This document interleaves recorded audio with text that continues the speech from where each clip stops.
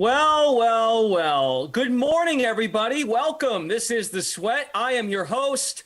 My name is Brendan Glasheen. I am new here. We know. At least it's been a while.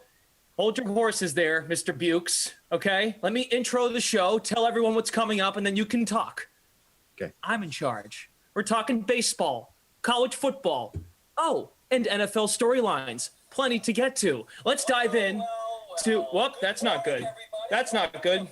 Already screwing up the show. Muted my YouTube. Okay, let's welcome in the MLB panel before things get any worse. Steve Buchanan's here. Nick Fryer's here. There is an 8-game night slate tonight in Major League Baseball. There is an afternoon game today, if that tickles your fancy. Let's get into Put Up Your Bukes. We talk about Steve Buchanan's favorite plays on tonight's slate.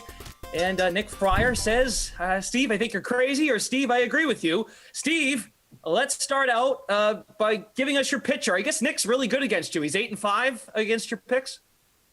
Yeah, I mean, nobody really cares about that. I mean, we're Why here not? to get information. You divulge into the information we give you. You choose to fade or follow. Like, that's just the name of the game.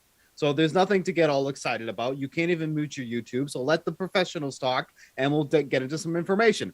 Let's start off with Sean Manaea. Quiet. Let's start off with Sean Manaea going against the Seattle Mariners. Seattle Mariners are going to win the AL West, but it doesn't mean they have to win every single game along the way. And they're in a tough spot tonight against Manaea, who scored 41 DraftKings fantasy points against them earlier this season. It was his best start of the season by throwing 9 shutout innings with 8 strikeouts against this team. He's also been slightly better on the road, 274 WOBA, 3.03 FIP. Some really good numbers when he's away from Oakland. So I think this is a great spot for him tonight against the Mariners, who, again, they're a fine team. They're still going to win the AL West, but they struggle against lefties and they strike out a lot. So there's a lot of strikeout upside with Manaea tonight. So he's my guy that I'm going to on this 8-game slate.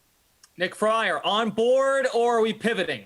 Well, I think Steve raises obviously an important point with what Manaea did last time out, but I'm actually not going with him tonight for Sean Manaea. As much as the Mariners have the 18th highest OPS against left-handed pitching this month, which is obviously not great. They are 7th in ISO against left-handed pitching in July, and they're middle of the pack in plate appearances per strikeouts. So as much as Manaea had success against them last time, it was a little while back, I'm not necessarily expecting him to go and be that dominant again. When you look at his price tag, I feel like you can save a little bit elsewhere or save with your pitching. And I like Blake Snell tonight, and I have a feeling Steve's going to laugh at that. Surprisingly, he hasn't already. 7.8K versus the Marlins tonight, and they're not good against left-handed pitching. Bottom of the barrel against OP in terms of ISO and OPS against left-handed pitching this month, and they are striking out more than anybody against left-handed pitching this month. I know Blake Snell has been frustrating for all of us this season who've backed him in DFS or whatever, but this is a start tonight where he should at least live up to his price tag.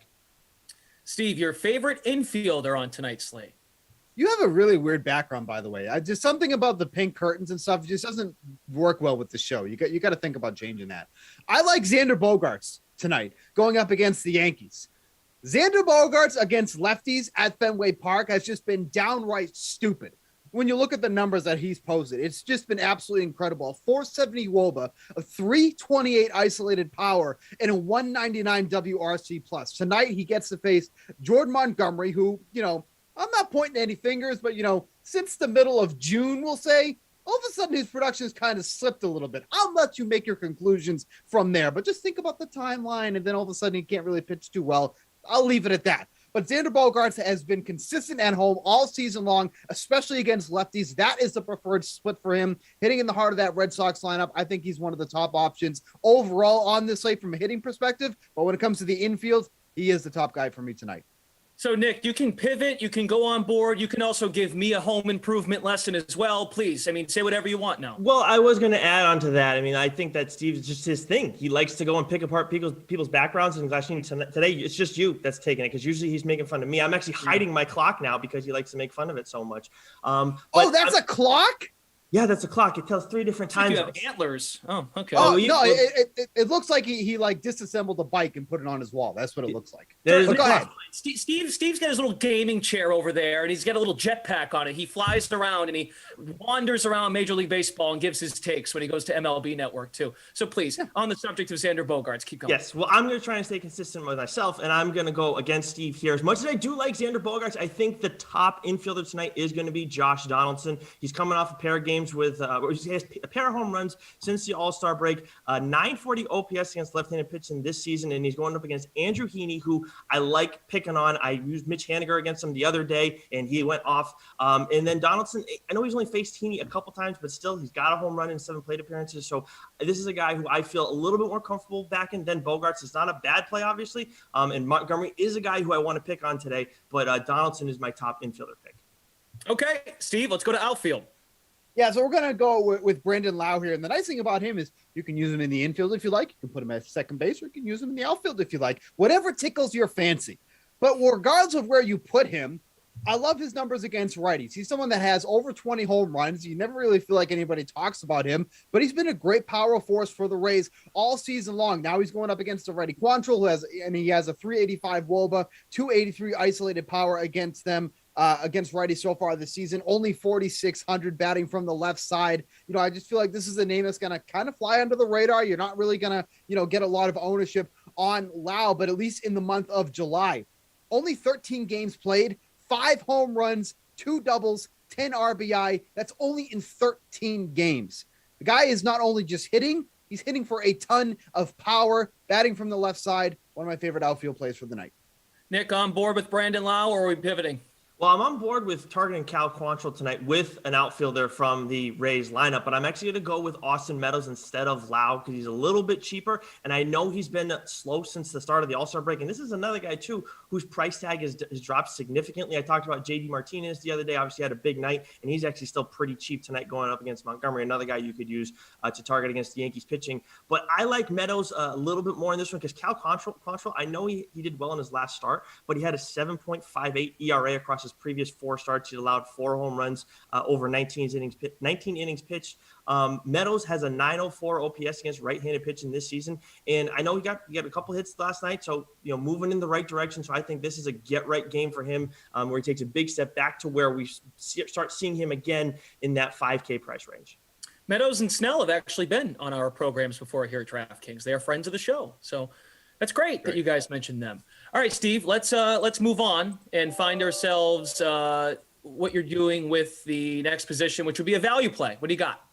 Can you just mute everything on your computer? Like, you're hosting a show. Stop with all these little nuanced sounds and everything. You're just trying to get attention. Let's talk about Dylan Carlson, who's only $3,100 tonight, going up against Adbert Alzolay. Let me tell you something about Alzolay.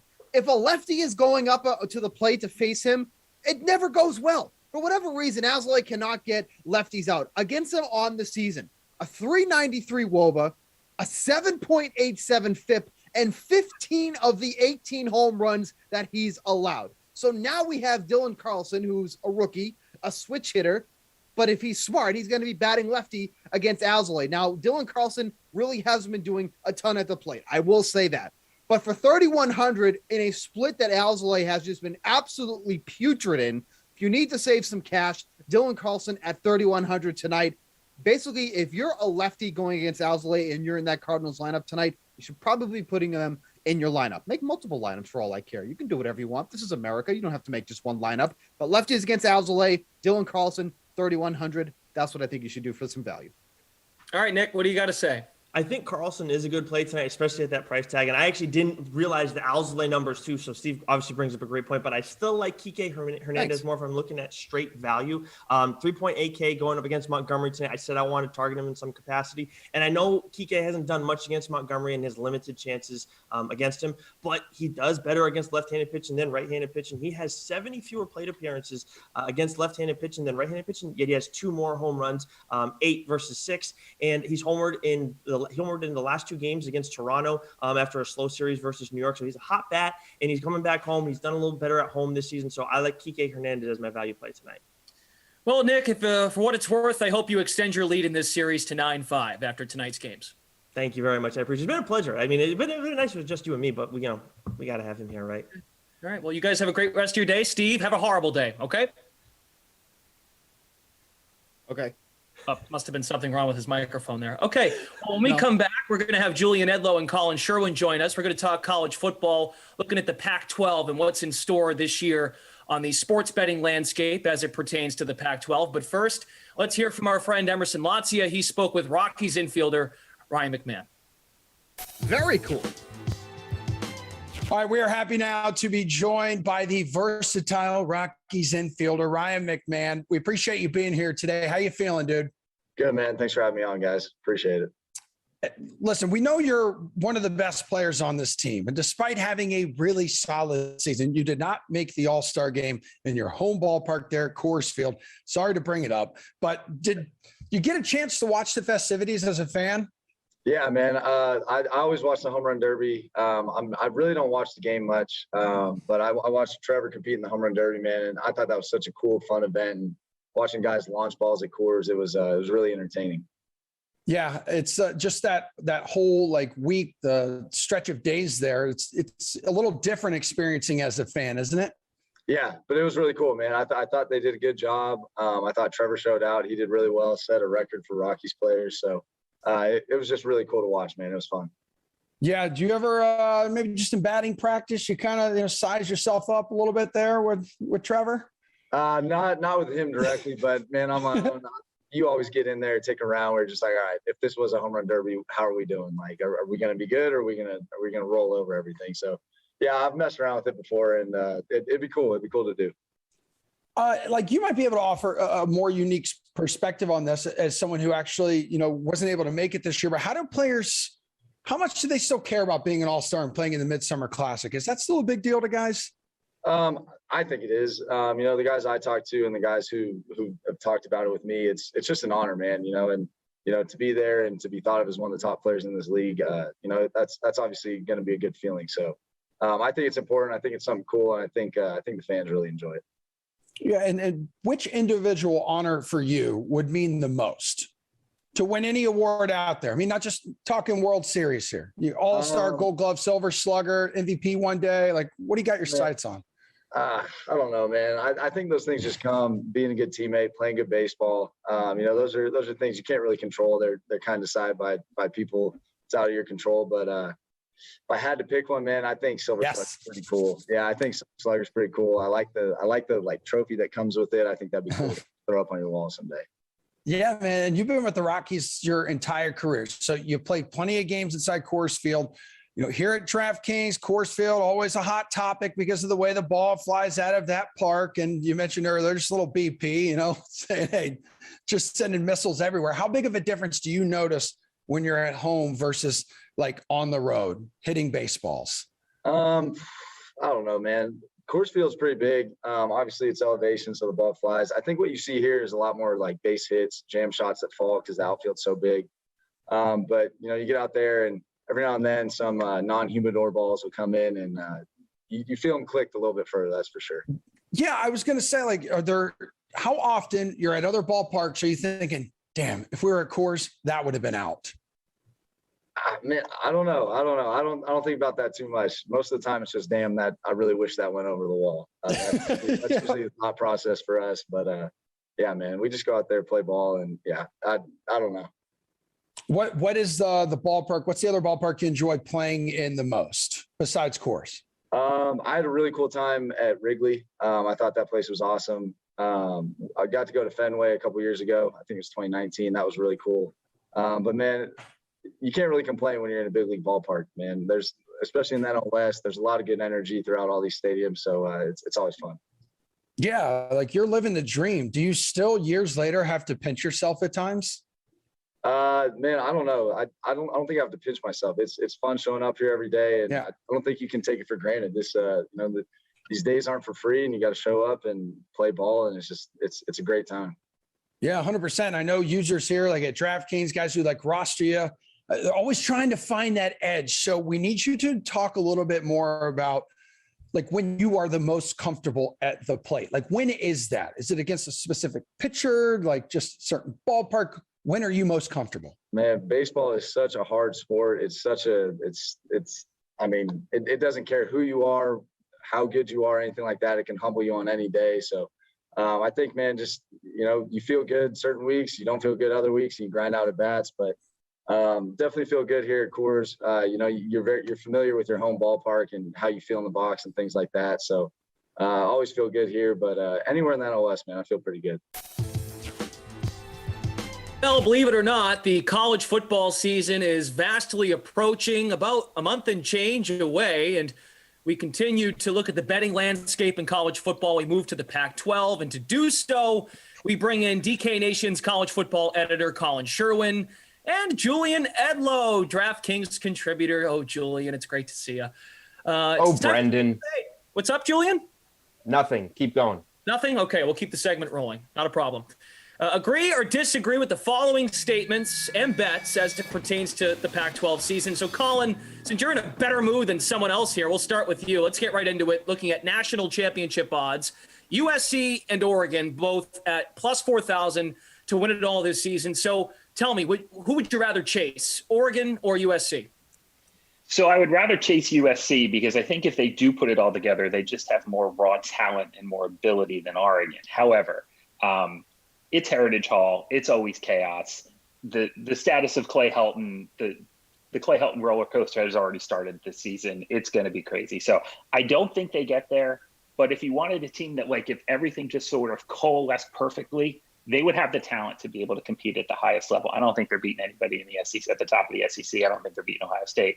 But if you had to pick one, I would take USC just because they have more raw, better players. But the chaos that comes with USC football is just going to be too much to overcome. Julian, you leaning Ducks or the Trojans?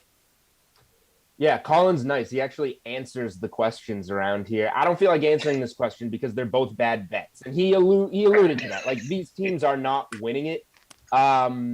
So let's put it this way. I have more faith in Oregon putting together a strong season in the Pac-12. So, like, the best bet between these teams, let's say, I'll take Oregon over the 9 wins. I feel like this is and you never, it stinks when you tie your money up for a season and get a push, but I feel like this is a push on 9 or a win on 10. I don't see an 8-4 loss if you take this total. So if you're betting futures, if you're betting win totals, you want to look at the worst outcome. Let's make Ohio State a loss. The Washington game, Washington's going to be a really competitive team that I like a lot in the Pac-12. Let's call that a loss, even though that's a pick'em game. Then there's a Utah game on the road there. That's a game Oregon should win, and you cash your 10 if they roll through the rest. If you lose it, you push on 9, you get to keep your money. Colin, was the question about winning the national title or win totals? I agree with everything Julian said. Okay. I think he's right. I mean, just firing 40-1 at either of these teams is just set money on fire. There's no point whatsoever. Oregon, I agree. I like Oregon a lot. Just because of returning talent. They return as much talent as anybody in the country this year. But they do lose Tyler Show, who decided to leave to go to Texas Tech, which must mean something is definitely wrong if you're leaving Oregon to go to Lubbock, Texas on purpose. So Anthony Brown's going to be the starter there. If they get anything out of the quarterback position, I really like Oregon. But either way, stay away from this. The title runs through the SEC and Ohio State this year. All right, fair enough. We tried.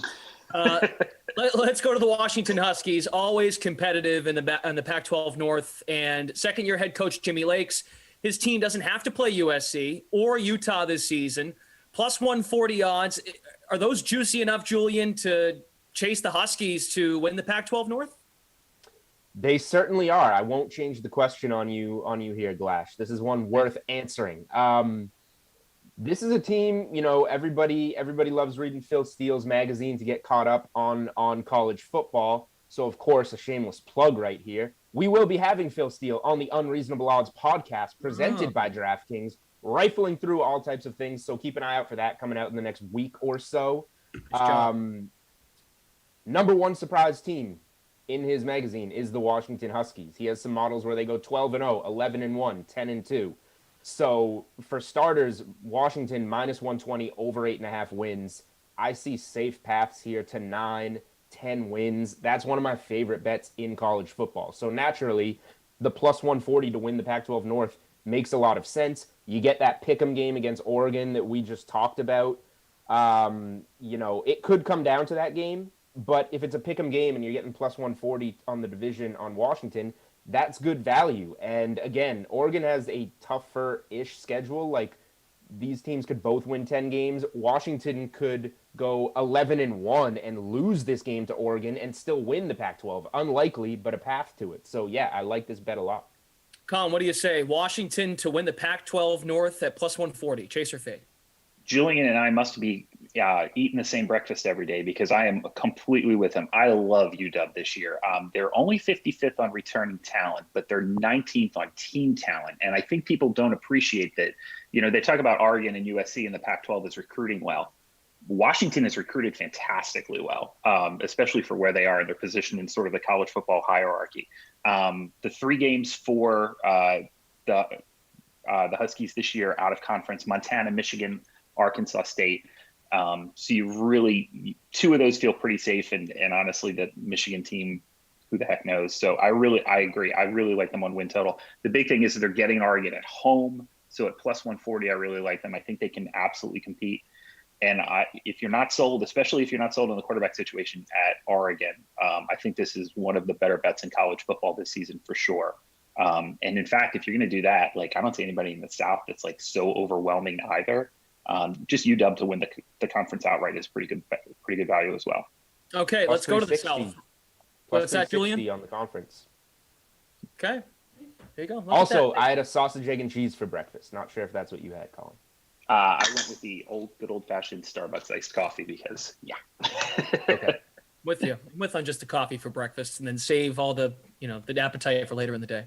Anyway, let's look at the South. Head coach Herm Edwards plays to win the game. He appears to be riding the ship at Arizona State after a few dismal seasons in the desert. DK Sportsbook has the Sun Devils at plus 220 to win the Pac-12 South. Are those odds, Colin, tempting enough to chase the Sun Devils? It is, and it's more of a fade of SC than it is a bet on Arizona State. Now, keep in mind that I think in the modern age of college football, we're going to see more and more issues creep up quicker because of the transferability of players. Arizona State's in a bunch of trouble with the NCAA for some things they did a year and 2 ago. They're probably going to get slapped down by the NCAA at some point. That tends to have a lingering effect, and especially with the transferability of players who want to compete and play right now, maybe you're going to see some midseason people leaving the program. You might not see as much motivation if they get caught a little bit behind early. But I still think at 220, there's value there. I really like Jaden Daniels. I know some of the scouts just think his accuracy is a major issue, but his athleticism is, and remember, this kid was just a freshman last year and showed flashes of like absolute brilliance on the field. So I really like ASU. But again, it's something where it's going to be, if they get off to a bad start, it could implode very quickly. But if they can manage to get through the first 3-4 weeks of the season, okay, I think there's some real value there. Julian, you're going to chase Arizona State at plus 220 to win the South? I'm actually going to, they're a good team, and Colin made a lot of good points. Where there's smoke, there's fire. Like, I don't want to get invested in a team that's in some trouble right now and could easily fall apart throughout the season. But I agree on the USC fade as well. And when we were talking about Washington, we were talking about their odds to just win the conference outright because there's not all that much in this division that scares you.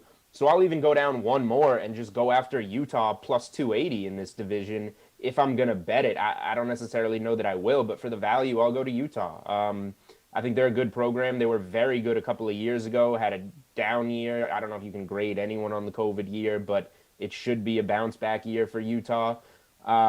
It just feels even with the rest of the field, and we're getting longer odds here. Like, Utah's win total set at 8.5. All these teams' win totals seem to be set around 8.5. But USC's plus 160, Arizona State plus 220, Utah plus 280. I'll just take the longer odds on what I think will be a solid bounce back team. Okay, this transitions into our next topic. Kyle Whittingham, he's the head coach at Utah, always has his program in the mix to win a conference title. This year's no exception, Jules. Utes win total set at 8.5. Chaser fade, Utah surpassing this mark. You like it? Yeah, I wish your transition could have been a little smoother, getting the words out of your mouth there. But you made it. So I kind of just gave my answer away. Yeah, you did. Again, nice job. Like, is it my strongest play on the board in the Pac-12 or in college football? No, I would probably rather just, like, if I'm gonna bet Washington, I'd rather just play like 2 units on Washington over 8.5 wins and just really focus in there.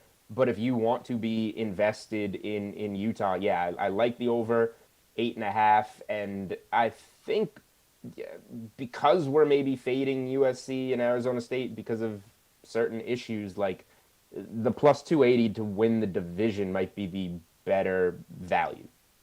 Okay. Colin, what do you think? 8.5 wins for the Utes. Over, under? Are we chasing the over? If you want to invest in Utah, buy Marriott stock. I am not big on this team at this win total. The Ohio State game is a loss. They do get 2 wins in Fresno and Stony Brook.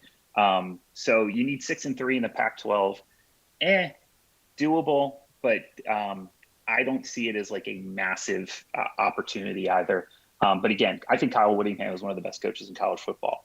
To be able to recruit to that place and be able to put out the kind of seasons that he does consistently, it's a tough place to win. And he's done a really, really nice job there. But I just don't think this is a team you need to be investing in early this season. But in the long run, I think Utah upside as a program as much as anybody in the country. This is a team that in the next 3 to 5 years, I think can be competitive at the top of the Pac-12. All right. The over's at minus 120, the under's at plus 100. So something to think about. Let's move on to UCLA. Last team we'll look at. Coming off 3 losing seasons to start his tenure in Los Angeles. Chip Kelly, desperate to give this program a jolt. DK Sportsbook has the Bruins with the 4th best odds to win the Pac-12 South at plus 600. Chase or fade, Colin, Chip and company have any shot winning the division? As a Philadelphia Eagles fan, I think I'm supposed to fade Chip Kelly here, but I kind of love this value at plus 600. UCLA is 31st on talent. He's recruited well, but the 92% return rate, they return top 10 team in the country, the number of players coming back. I love Dorian Thompson-Robinson. I think is a 19th year, MBA, ABD, I think he's got 2 doctorate degrees at this point, but that's a kid who can really play at this level. I love the price at 600. This is a team that can absolutely jump up and win this thing. So at plus 600, I like it. I wouldn't love it as much at 300, but I think there's value at 600 for sure. Julian? Value, sure, because we keep saying that this division is open. A bet I want to make, not necessarily. There's some talent there, but we just haven't seen it all come together for UCLA yet. We haven't seen Chip Kelly put it together anywhere for a while. Great work with what was it, New Hampshire, and then carrying it over to Oregon. UNH, but baby. It's been a while. Yeah, go UNH. I'm just not investing in Chip Kelly. I'm not investing in this roster. I'm interested to see a really good game, them hosting LSU in week 1. LSU, like Colin mentioned, a lot of starters coming back for UCLA. A lot of starters coming back for an LSU team that was pretty awful last year. That's going to be a telling game for UCLA. I will probably have my money on LSU minus 4.5, but we'll see. Yeah, Colin, see, Jules is a Rhode Island guy, so Chip Kelly, his roots at New Hampshire, it kind of rubs him the wrong way. So I kind of expected that. So. I do not care about UNH in any fashion, right. Unless they're threatening the Rhode Island Rams basketball team, which they're not. But we're going to get a no one cares thing because no one cares. Oh, look at you already predicting the animation. Okay. You should be a producer. Didn't happen. I feel like I know the producers pretty well. They didn't put it up. Okay. All right. You know what, Julian? You're off to a hot start today. Any bold predictions for the upcoming Pac-12 season? My bold prediction is going to be that Washington wins the conference and wins. Coming up with this on the fly. Let's call it 11 games. 11-1 for Washington. Wins the Pac-12. Cashes my win total bets and futures, and potentially some extra futures courtesy of the Unreasonable Odds podcast that will soon be posted to the DK Sportsbook. Isn't that exciting, Brendan? Yeah, it's very exciting. I mean, when you say soon, though, can you give us a time? Potentially around Monday, August 2nd. Jeez, that's like forever from now. You have to promo that now like every day. Anyway. Well, I'm promoting it right now. Okay, that's good. Washington at plus 360 to win the Pac-12 and be in winning the Pac-12 title. Colin, how about you? A bold prediction out of the Pac-12. So I like Julian's, by the way, as well. I do. Washington's just the best value. I think one of the top 5 values in college football this year. But let's get really nitty gritty on the prediction. So it's not if Clay Helton's going to be fired, it's when. So I'm going to take my shot at picking exactly when Clay Helton gets the gate this year. They get Utah at home week 6. This is the Clay Helton game that he absolutely needs to win, and they'll be down 17 sometime in the second half and will come out and win by a field goal. They can't fire him. Then they get a bye week. But then they go to Notre Dame week 8. And week 8 at Notre Dame, USC just gets their heads torn off. And that is when Clay Helton gets the gate. He gets tarmacked after week 8. In Arizona, week 9, you'll see a new head coach at the University of Southern California. Wow. Okay. And Colin, So anything does you want to USC go promote? under 8.5? Man, I want no part of this team. I don't think there's a team in it with a higher ceiling or a lower floor. I don't know. San Jose State, BYU to finish it might be the difference. I'm going to go under just because BYU to finish the season is such a weird game. Why would you play BYU in week 13? That just makes no sense, especially ahead of what theoretically could be a Pac-12 championship game. It's just I'm going to go under. Colin, anything you want to promote before you go? Yeah, check out all of our content at DK Nation. We are really into the Olympics right now. Get in there. A lot of medals bets out there, a lot of prop bets. We're really getting into things like basketball and soccer. So come on, check it out. I am going to be all over USA Volleyball, both men and women. I am excited. I think this might be the year the U.S. women finally get their gold medal. So we'll see. Very good. I'm a fair host. I want to give everyone a chance to promote their hard work at DraftKings. So Thank you for both. the chance Thanks, to Brendan. be here. Not a Wow. problem. Happy to be here. Okay, we're going to go back to Major League Baseball, as we mentioned off the top. 8-game slate, night slate tonight. Gary and Thorne will join us. RotoWire's Eric Halterman will join us. We'll look at the sports book.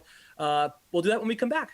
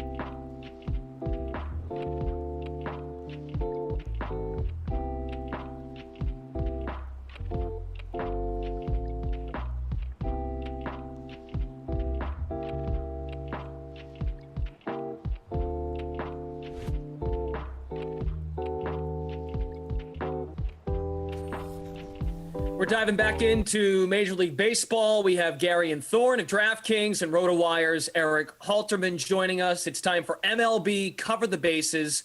These guys will give their favorite DK Sportsbook bets in the following categories for tonight's games. Garion, hello. Let's start first with run line or money line bet that you're interested in tonight. Yeah, probably not the best idea to be backing the Twins in 2021, but I really don't mind them being slight favorites on this slate going up against the Los Angeles Angels, specifically Andrew Heaney, who had an up and down season to begin with through the first 3 months of 2021, but his July has been atrocious. In fact, his last 4 starts, he's got a 9.33 ERA. He's giving up 2.9 home runs per 9. And the Twins happen to hit left-handed pitching very well. For all their faults, they still hit lefties to the 7th best OPS in all of baseball. So you've got Andrew Heaney on one side, and then you've got Kenta Maeda on the other for the Twins. And he is finally turning in to the Kenta Maeda we've known and have come to know for the past half decade. He's got a 1.69 ERA across his past 3 starts. His strikeout rate in that span is up over 40%. So I just think you have 2 pitchers heading in opposite directions here. The Angels offense has been scuffling a lot as of late. So I will take the Twins at home minus 140. Hi, Eric. Nice to meet you. My name's Brendan. It's our first time meeting and first time speaking to each other. How about a run line or money line you're interested in? Yeah, nice to meet you too. I'll hopefully give you a good pick, leave a good first impression here, but we'll check back on that tomorrow. I'm bad at first impressions too, so it's okay. All right. Well, here's a definitely incorrect pick to make you think less of me, and that's I like Atlanta at minus 135 over the Phillies tonight. 2 offenses are pretty similar. Atlanta's 14th on the season by WRC plus. Phillies are 17th, though of course Atlanta is not the same offense without Ronald Acuna Jr. there. So consider that close to a wash. But on the pitching side, I think the gap between Charlie Morton and Matt Moore is quite large. Charlie Morton looked like he was fading with age, as you'd expect for a guy in his late 30s last year. Saw his strikeout rate dip down to a roughly average, slightly above average, 24.7%. But that's up 3 whole ticks this season. Combined it with a league average walk rate and a better than average ground ball rate, leading to a well-deserved 3.69 ERA. On the other side, Matt Moore, he may once have been a better prospect than both Mike Trout and Bryce Harper, but that clearly has not been the case over his career. I think it was a decent punt by the Phillies to sign him for cheap over the offseason after he had a decent short season in Japan, but hasn't really shown that he learned something new and exciting to become a different guy than he's been for most of his career. Had a terrible start to the year, 9.82 ERA in 3 starts before hitting the COVID-19 injured list in mid-April. He does have a 3.24 ERA since then, but that's not backed up by his ERA estimators. XFIP has him more than a run and a half worse than that. And on the season, his 5.25 ERA looks well-deserved. He's just below average across the board, doesn't strike out enough guys, walks too many, doesn't keep the ball on the ground. So I think with a starter like Charlie Morton going for Atlanta, they should be much more than minus 135 against Moore. Okay, let's go to some game totals. Looking at the DK Sportsbook, ranging from as low as 7.5 runs total to 9.5 on tonight's slate. Gary, and what's a game total that intrigues you? Yeah, I think I'm going to look at Tampa and Cleveland. Right now, the game total is 9. I'm going to take the over. These are not 2 offenses that are, in any way spectacular, particularly Cleveland, who have not hit well and have struck out quite a bit so far in July. However, you've got 2 starting pitchers in this game who have been better when used in a different role, let's say. Luis Patino has been better as a reliever so far this season. He hasn't gotten a lot of run to begin with, but his last 2 starts in particular, 9 earned runs in those 2 games. He has just looked overwhelmed and overmatched at the major league level the last 2 times we have seen him. And then you have Cal Quantrill, who actually began the year as a really nice bullpen piece for Cleveland, and then suddenly he had to move to the rotation out of just sheer necessity, and he has struggled immensely in that span. 9 starts. He has an ERA of 5.68 as a starter, and his strikeout rate is just 15%. So I think you can project a lot of contact for Tampa Bay. And one thing we know the Rays are going to do is chalk that lineup full of left-handed bats. And Quantrill has struggled immensely within that split. So it just seems like the Rays could have an offensive field day here. So I'm going to take the over. Eric, how about a game total tonight? I'm going with the under in the Angels-Twins game that's set at 9.5. The teams are averaging 9.4 runs per game, so if they can exactly hit that number, we'll be safe by 1/10 of a run. Basically, all we need is better than average pitching tonight, and I think we're going to get that. Gary touched on the good things about Kenta Maeda. He had a really bad start to the season, but has looked much more like himself in his last few starts. Specifically, suddenly striking out the world, 42.4% strikeout rate over that stretch. I don't think he's going to be as good as he was last year when he was dominant out of nowhere, but he's been a quite good starter for most of his career. And then I have a little bit more faith, I think, in Andrew Heaney than Gary seemed to. On the season, a 5.56 ERA was clearly terrible, but most of the ERA estimators are like a full run and a half better than that. He has run into some bad form lately, which this year means you should check his spin rates, and they're not down much. They are a little bit down, I think, from May, but not far down from where he was in April. So unless he started using something for only a couple starts and then backed off again, I don't think he stands out to me as one of those very obvious guys where we shouldn't treat him like the same guy he was in the past. He's got a 28% strikeout rate and a 7.5% walk rate. That's guys like Lance Lynn, Charlie Morton, Joe Musgrove, all those guys are within 1 percentage point to both of those marks.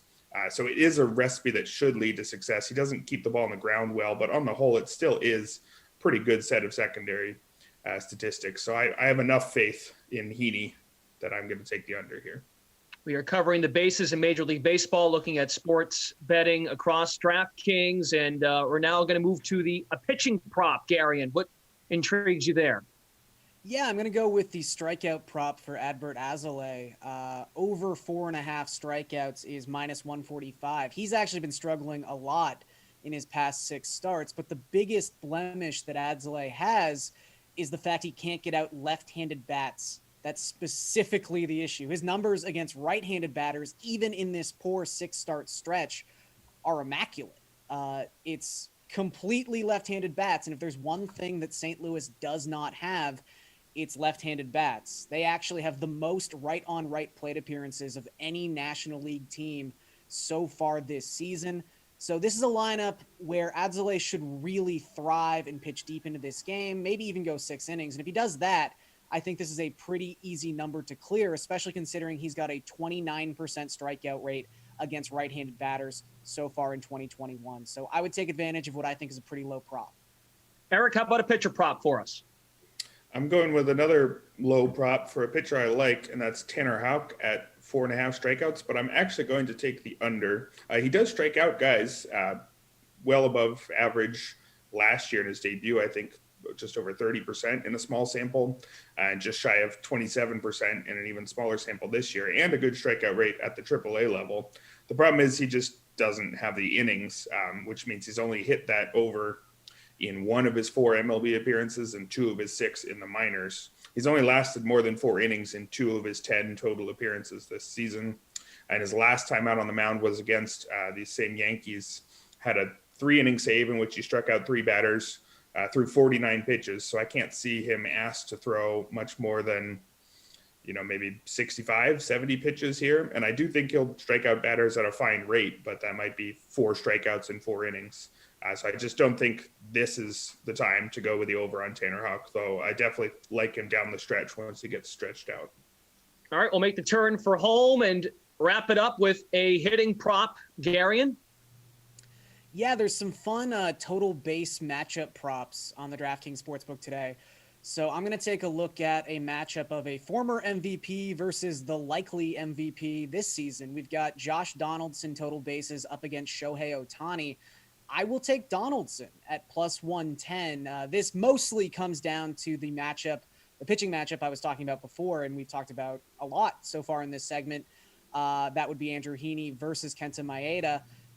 Donaldson, though, most of the headlines he's garnered this season have been like Garrett Cole adjacent, not really talking about his play all that much, but he's quietly been very good by most estimators. His expected WOBA is right up there with his best seasons in Toronto. And he's hit left-handed pitching exceedingly well. He's got a 288 average, a 550 slugging percentage within the split, and he's got a 153 WRC plus against lefties so far this season. Ohtani's amazing, obviously, but I think Kenta Maeda has been pitching really well. I think he can neutralize him, and I think Donaldson has a big day, so I will take that prop at plus money. Take us home here, Eric, a hitter prop for tonight. Yeah, looking at some home run props, I like throwing a dart at Ozzie Albies at plus 320. The main things I look for in a home run prop are a hitter-friendly park, which certainly describes Citizens Bank Park. I think it's the most hitter-friendly park on the slate. And then a pitcher who gives up a lot of contact and a lot of contact in the air, and that's Matt Moore, as I talked about earlier. He's got a below-average strikeout rate and ground ball rate. So he's definitely somebody you can hit homers off of. And Albies, while he's a switch hitter, he is far better against lefties. Over the course of his career, he slugs 567 against southpaws versus just 435 against righties. To put it another way, he homers in just over 5% of his plate appearances against lefties and just under 3% against righties. So he is a legitimate power bat when he's swinging from the right side, and he's got all the circumstances lining up perfectly to give him a good shot at a homer here. All right, gents, thank you. Good luck, and thanks for the advice. We will see how they unfold tonight. 9 games in the Major League Baseball, 1-day game, and then 8 games tonight. We will come back and wrap up this version of The Sweat, diving into the NFL. We'll go to NFL spin move Cam Akers injury news. Tom Brady, Aaron Rodgers making headlines, and training camps are underway in the National Football League. We'll dive into that next.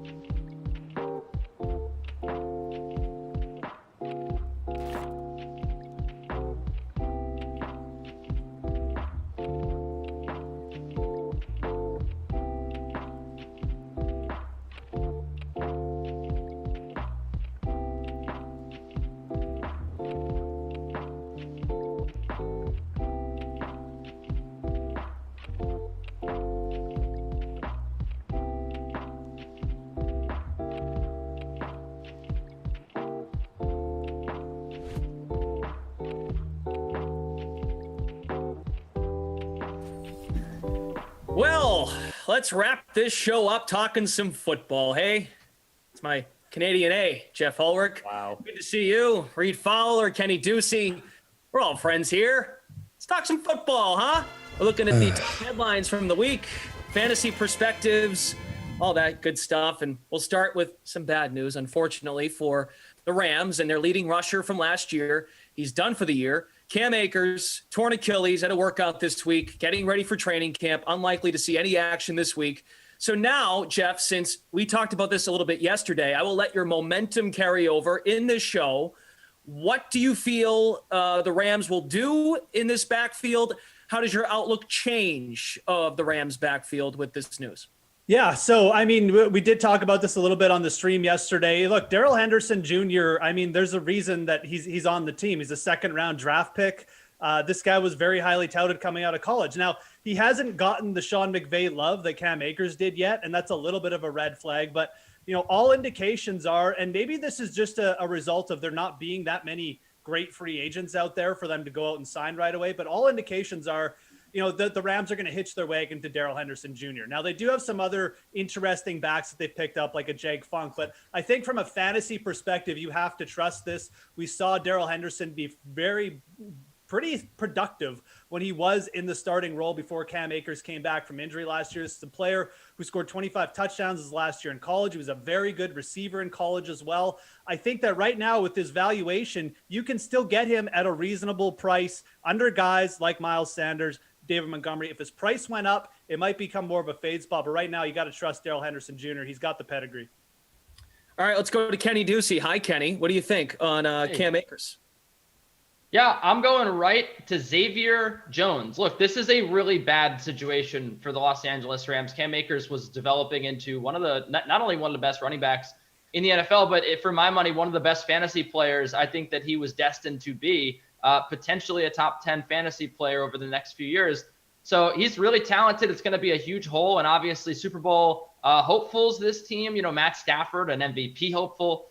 I think that the fantasy impact here, I think that they probably lean a little bit more on Matt Stafford and guys like Bobby Trees and Cooper Kupp. But if I'm looking at a guy to fill the void, yeah, Darrell Henderson, he's a good option, but he's going to be expensive in redraft leagues. I think that Xavier Jones, he's undrafted out of SMU. He's technically the backup running back now. It seems like this is a situation where they're at least going to give him a chance. They gave Darrell Henderson his chance last year. We heard all the praise for him going into the season, how talented he was. He was okay. He didn't really take the bull by the horns. He got beat out by Cam Akers. I think that we could see a repeat here. You got a youngster, 23-year-old Xavier Jones. Maybe he comes in here. Maybe he does something with his first few games and he takes over. And I don't think it's really going to cost you much in draft capital to get him. Reed, if only you ran into Kenyon Drake this week. He could have told them that he had a chance with the Rams, but he's with your Raiders, of course. How does your fantasy outlook change with the Rams with this Cam Akers news? Yeah, I believe it's Ducey to talk about Xavier Jones. Of course, UDFA, special teamer, not necessarily tested at all from an NFL standpoint. And that's, I think, the problem that we're going to get into, not just with the Rams running backs, but in fantasy football in general, is we're so infatuated by rookies and untested guys that there's so much upside, and it's true. And Darrell Henderson does have that upside, to what Jeff was saying, you know, above 19 points in 3 of his first 5 games, but the durability is an issue. I'm not going to be drafting Henderson, especially if you're doing redrafts now, you know, dynasties, whatever it may be now. I'm not touching him at all until I see who they sign. And it's going to be a Gurley, an AP, a Devonta Freeman, a Lev Bell, anyone like Lamar Miller if he gets cut, right? There's going to be a ton of guys that are going to come down the pike after training camps and the moves get made on all of these different teams. And I'm not even going to touch this Rams backfield. What I do like, though, is that this offense is great. This defense is probably even better. So they're going to lean on the running game more so than probably last year, or if they had Jared Goff coming into this year. So I do like the situation, but you got to see what comes down the pike first. The Aaron Rodgers saga continues. This week we found out from Adam Schefter he turned down a deal from the Packers that would have made him the top paid quarterback and player in the NFL. If you are drafting your fantasy team at this time of year, Kenny, what do you do with Rodgers and his uncertain future? I'm not drafting him. Look, this guy's built different. Okay, he is a vengeful man. I do believe that he would hold a chip on his shoulder and just retire from the National Football League if what has been reported is true. We don't know how bad it is between him and the Packers. It could just be something very minor that he gets over. That's the risk that we take here. But the risk that you take drafting him is that this is a bad schism and that Aaron Rodgers is very upset with the Packers. And if he is, I mean, this could be a Carson Palmer situation when he's like, look, man, if you're not going to trade me, I'm just not going to play. I'm going to retire from the NFL. I do believe that could happen. It's crazy because this guy is coming off an MVP year, but I don't think we've seen a guy hold a chip on his shoulder quite like Aaron Rodgers. He is still upset at the Niners for passing on him all these years later. He has not let anything go in his career. So why would he let this go in the span of a few months? If again, what we've been told is to be true. Also, I'm not drafting like these quarterbacks that high anyway. You generally overpay for quarterbacks, so no need to get Aaron Rodgers early. All right, Reed, you were shaking your head after Kenny's response. What do you have to say? Yeah, it's all true. But to not draft Aaron Rodgers, I think, is a fool's errand because everyone has a price, right? I mean, if he's going in the 6th round now, which is a guy who is routinely going as number 3 or 4 quarterback in redrafts, I think you're getting kind of a discount, and you want to play the discomfort that most people feel and the uncertainty that most people feel, because you're getting him around the same. If you're looking at mocks where these RB2s and these wide receiver 2s are going, like a Robbie Anderson, like some of these guys like Myles Gaskin, you're telling me that, yes, even though his touchdown rate was 9.1% last year and his career is like 6.3%, You're getting one of the best quarterbacks who, to your point, Kenny, is a vengeful man. Even if he retires and someone picks him up, even if, whatever the case may be, wherever he's going to be the guy. The offense is going to revolve around Aaron Rodgers. If the right price comes along, I'm going to be drafting him and then eventually draft future Hall of Famer Ryan Fitzpatrick in the last round. Jeff, it's not about the money. It's about sending a message. How do you feel about Aaron Rodgers? That's right. And look, I think Reed is onto something here. You got to play the valuations with the Green Bay Packers. You know, if people are going to send you a message, then you've got to listen to it. Look, if Devontae Adams and Tyreek Hill are both there at, like, say, pick 9 in your draft, I would lean Tyreek Hill just for the fact I don't want to deal with the Aaron Rodgers, you know, instability right now. I think that's fair. But if Devontae Adams suddenly drops to, like, you know, pick 17 or something because people are scared, yeah, you're going to take Devontae Adams. And it's the same thing with Aaron Rodgers. Play the valuations. If Tom Brady starts going over Aaron Rodgers for fantasy purposes, you'd be insane not to take Aaron Rodgers when he falls. So, yeah, you should play. You should be a little bit wary of the uncertainty. I don't think you need to go out and pay, you know, like take Devontae Adams with the 2nd overall pick, even though I think he's going to have another good year. But you've got to be mindful that there is a little bit of uncertainty here. And you could be left with a really bad situation if this thing falls apart, or like Kenny's, doomsday scenario comes true. So.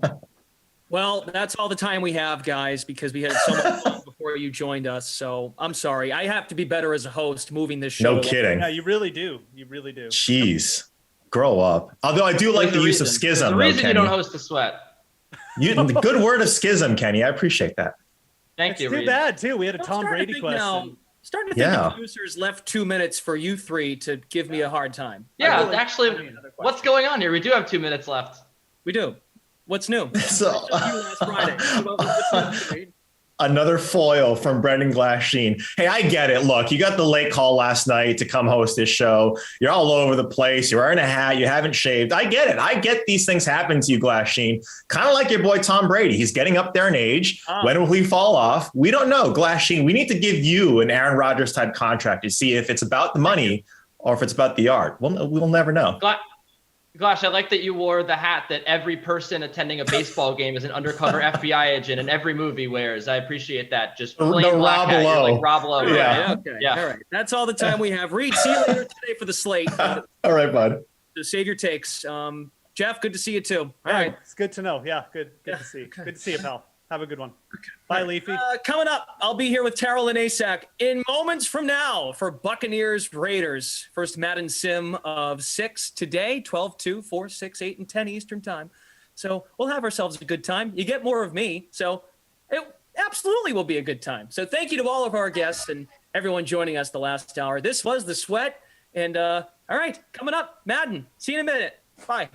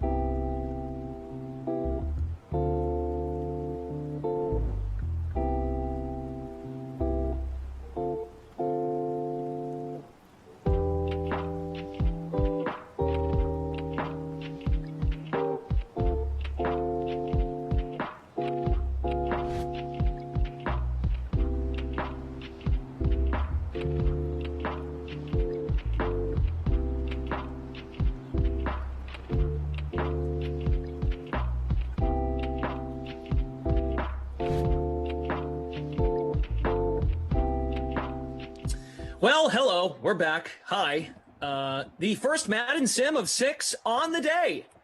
Brendan Glasheen. Terrellyn Asak is here. Hi, Terrellyn. How are you? Hey, you didn't even say hi to me before this game even started. You were being very rude. All you cared about was the bathroom and getting a drink. But hello, Glash, and hello, everybody else out there. It's what day is it? Thursday? Thursday. Wednesday? Thursday? Thursday. Thursday. We're doing well. See, you produced yesterday, right? And I made this point last night that, no, was it yesterday or the day before? It might have been the day before. Did you produce yesterday? I produced the last 2 days, so shoot.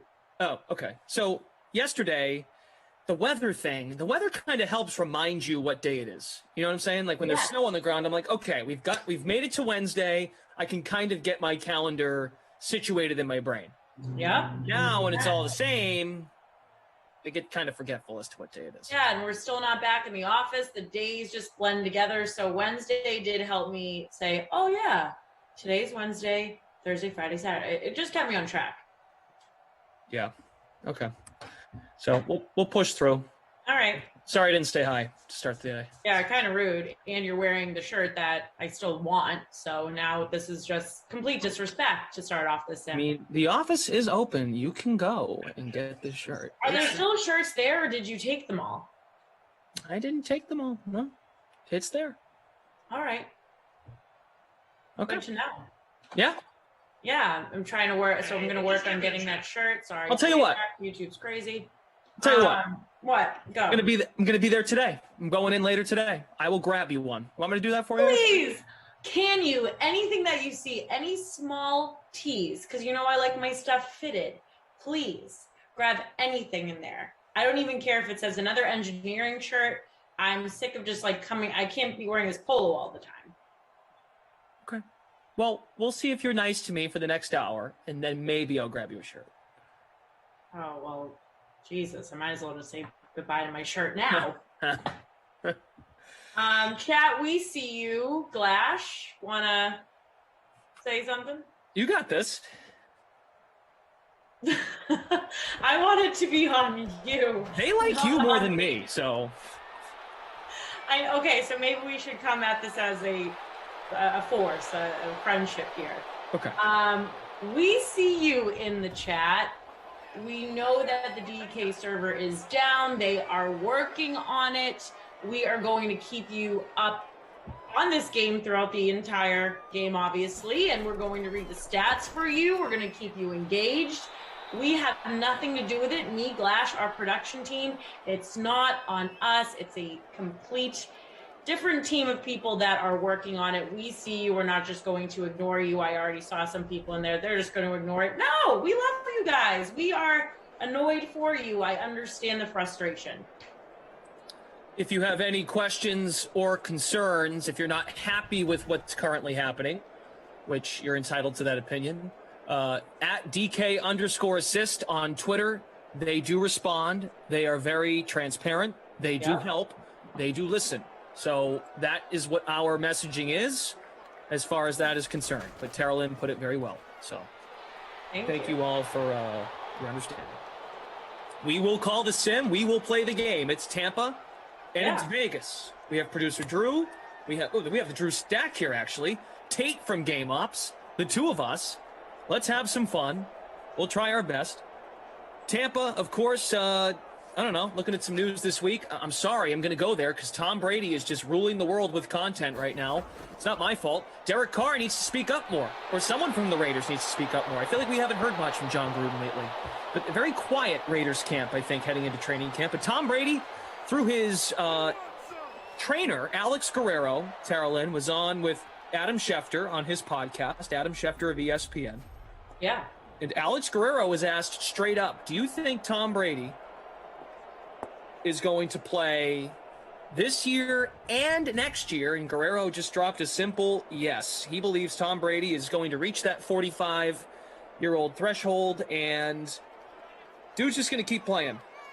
I believe that too. I think we're seeing a different Tom. I think we're seeing a cocky Tom.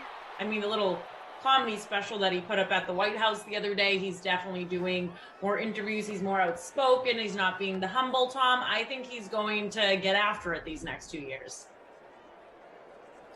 Yeah, I like this version of Brady too. It's really fun to watch. He's making up for lost time. He's like that kid. Really that, is. He's like that kid that finally moved out from his parents' house and gets to, like, not be naughty, but speak his mind and get into some trouble, and like, he's pushing some buttons. I just overheard too. I'm not sure. I mean, he's been doing so many interviews. I think this was when he was golfing. He was basically going through and thanking the people that's gotten him here, and then he was saying that he thinks that people learn from him. No, he learns from others. And he kind of really brushed over Belichick. And we know that narrative has been going strong about the feud of Belichick versus Brady, perhaps saying Brady's more of his son than anything, and all of it. But do you stand true with there's beef with Belichick and Brady? Or do you think that the media takes it and runs with it? I think they respect each other and what they do, but I think Tom doesn't like how Bill runs his operation. I think Bill, I take that back. Brady has respect for how Bill runs his operation. I think Bill helped mold Tom into the thinker, and his commitment level and the focus at hand of winning each and every week and the focus of winning games. But Tom did not like how the treatment of him did not change, or it wasn't molded to give Tom more credit for what he's done. It didn't feel like a partnership. Tom felt like he was still being treated like just another guy. So I think there's some legitimate beef there, but I think they have great respect for each other, like on the field. But I don't think they're friends. Like, I don't think they're best friends. Belichick's not best friends with anybody, really. No, I don't. Yeah, does Belichick even have a friend? He's got Nick Saban and Parcells, kind of. Him and Parcells did that documentary, and they kind of made up for it. But right. I think folks got to keep this in mind. Like, while they were together for 20 years, like, Bill is almost 70 and Tom Brady's 40. Like, I know he's old. Brady's older, but they're not like, he's a player, he's a coach. They have their own fraternities. It's very different. I understand that, but I mean, he really did brush over him. He couldn't have said his name quicker. He was like, and then I went on to work with Bill Belichick, and then there was just really kept it moving. I mean, he is so proud of Greg Harden. That's all he really kept mentioning. It's really the praise for Greg Harden and no mention of Belichick. I just really think that there must have been something explosive that happened that's kept under wraps. I understand that there's an age difference, coach, player, but the way that he brushes over Bill, there's something else there. So Carlson just hit a field goal from about 45 yards out to put the Raiders on the board. We have some messaging for all of you from our DraftKings CX team. They are on Twitter at DK_assist. Yeah. We are aware of site-wide DFS and SB issues resulting in the app and the full site not loading. We are working to have everything resolved and back to normal ASAP. Also, seeing some comments in here about refunds. We will not go that far, meaning we will not tell you something we don't know yet. So please understand we can't make those promises. On our side, as Tara Lynn said very well, we are completely separate from the operation in of itself. We are just a production team. That is the message we have. So we will keep you monitored. If we hear something, we will let you know. We certainly don't take it lightly. We understand that you guys are invested here, so we understand. So thank you for understanding and sticking with us. So first possession for Tampa, and Brady hits his binky, Rob Gronkowski, midway through this first quarter. So I learned yesterday that ZT has never sat in a stadium and watched an NFL game live. He's never done it. And I then asked him, I said, if you could go to any NFL stadium in this country and watch a game, which one would you pick? And then, of course, Professor ZT, being the professor that he is, went into this whole history explanation that I didn't ask for. I was just honestly asking for a stadium name. But he was like, there's no like the renaissance of Fenway Park and just went on. He's like, we don't have that in the NFL. And then he said, maybe kind of you could get that at Lambeau Field. And I said, no, you could get a cold there or strep throat or maybe hypothermia there. That's what you could get at Lambeau Field. But he said that he would love to go to Allegiant Stadium and watch a game at the Raiders home field. Yeah. What is it again? And the stadium Allegiant? is really cool. Allegiant Stadium, is that right? Allegiant? Yes. Okay. Allegiant. It looks badass. It looks so cool. I would love to check it out some point down the road. There's Gronk again. Brady's 4 for 5. Yeah, it looks really cool. The view, and I don't know. Like, I still don't necessarily fully get the football game day vibe being in Vegas. Like, Right. it would be very different. Like us going to Gillette, or like even going to like Buffalo or Pittsburgh. And notice I'm saying East Coast or Northeast places. But even LA's new stadium, SoFi Stadium, like that place looks incredible. I don't know, like it's gonna work though, because the Las Vegas Golden Knights, their new having a team in Vegas ended up working. They've been very good, which helps. They've been competitive. They've been in a cup final. So I think there's going to be a great turnout there. I just don't know. I don't think you're going there for the football experience. You're going for the Vegas experience, and then the football is secondary. Yeah, and football's a little sprinkle on top of it. Yeah. So I think it's definitely worth like you make your trip to Vegas, and it's like, ooh, let me check the schedule and see if the Raiders are in town. I bet you bachelor parties will take full advantage of that. Yeah. If that's still happening in the fall. Yep. No question. Would be cool. Yeah. I'd be in. From the 40-yard line, Shady McCoy, who is the third down back, brings the Bucks to the Raiders 34. Carlson has the field goal. This is the first offensive drive for the Bucks. Training camp starting up this week in the NFL. We did a little NFL segment at the end of the sweat. We only got to a couple questions because we were having so much fun before. You know, Tara Lynn, Tara Lynn, did you watch any of the sweat this morning? You can say no. It's okay. No, I'm waiting for you guys to call me up from the bench to be on the sweat. So just waiting over here. out here in the field, just waving my arm. Rolling away. See? You would have really enjoyed the first segment. I left my YouTube volume up by mistake. So when we started talking, Steve Buchanan just jumped all over me, of course. He made me feel awful about myself. And then Julian was crapping on me. Garion was nice. And then at the end, it wasn't even fair. It was 3 against 1 at the end. It was Kenny, Jeff, and Reed all just coming at me. Oh my God. Yeah. And now I have to work with you, so it's not getting any better. It's really, your day is just going downhill. There's a chance I might work with like every analyst we have, every host analyst we have here at DraftKings today. Why? What are you doing today? Well, because then I'm with ZT on the next sim, and then me and Reed are together at 5, or whatever time it is, after the 4 o'clock sim. Yeah, so just a lot going on today. Yeah, but then you're going into the office, you said. Right, I'm going into the office to do the slate because I need to be closer to... It's kind of weird. I'm trying to go to the office to be closer to Dorchester, then go to the Sports Hub after. Sports Hub, are they just going to make you like full time there? I feel like that's happening for you. I can actually feel it. I'm going to sage for you. Well, I still want you to work here, obviously. But I feel like you've been getting a lot of extra time at the Sports Hub. I hope our little family over there. Oh, we're on camera. Hey, Sim fam. I hope you guys pay attention to everything that Glash has been doing. Again, I'm talking you up.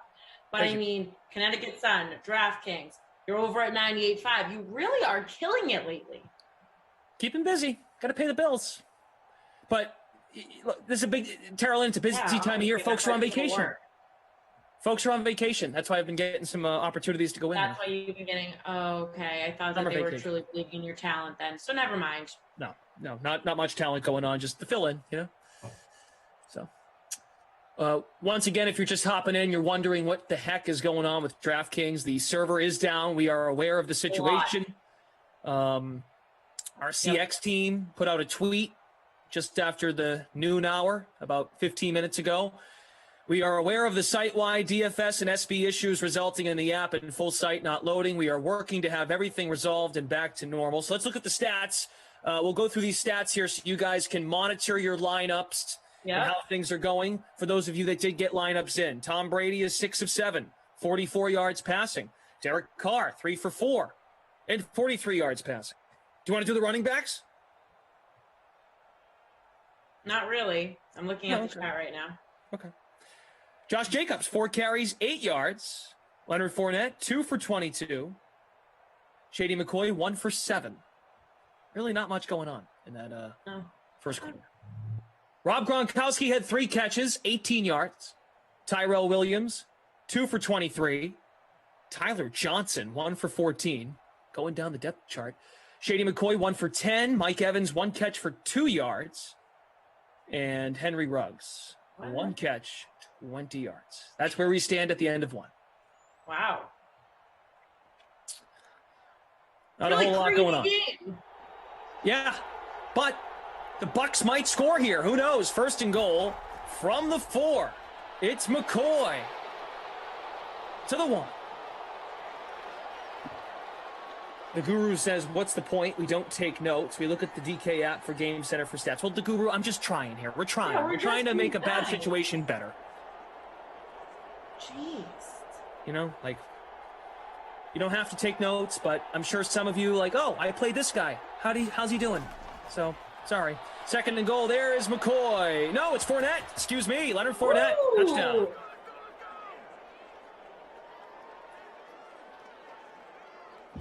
All right.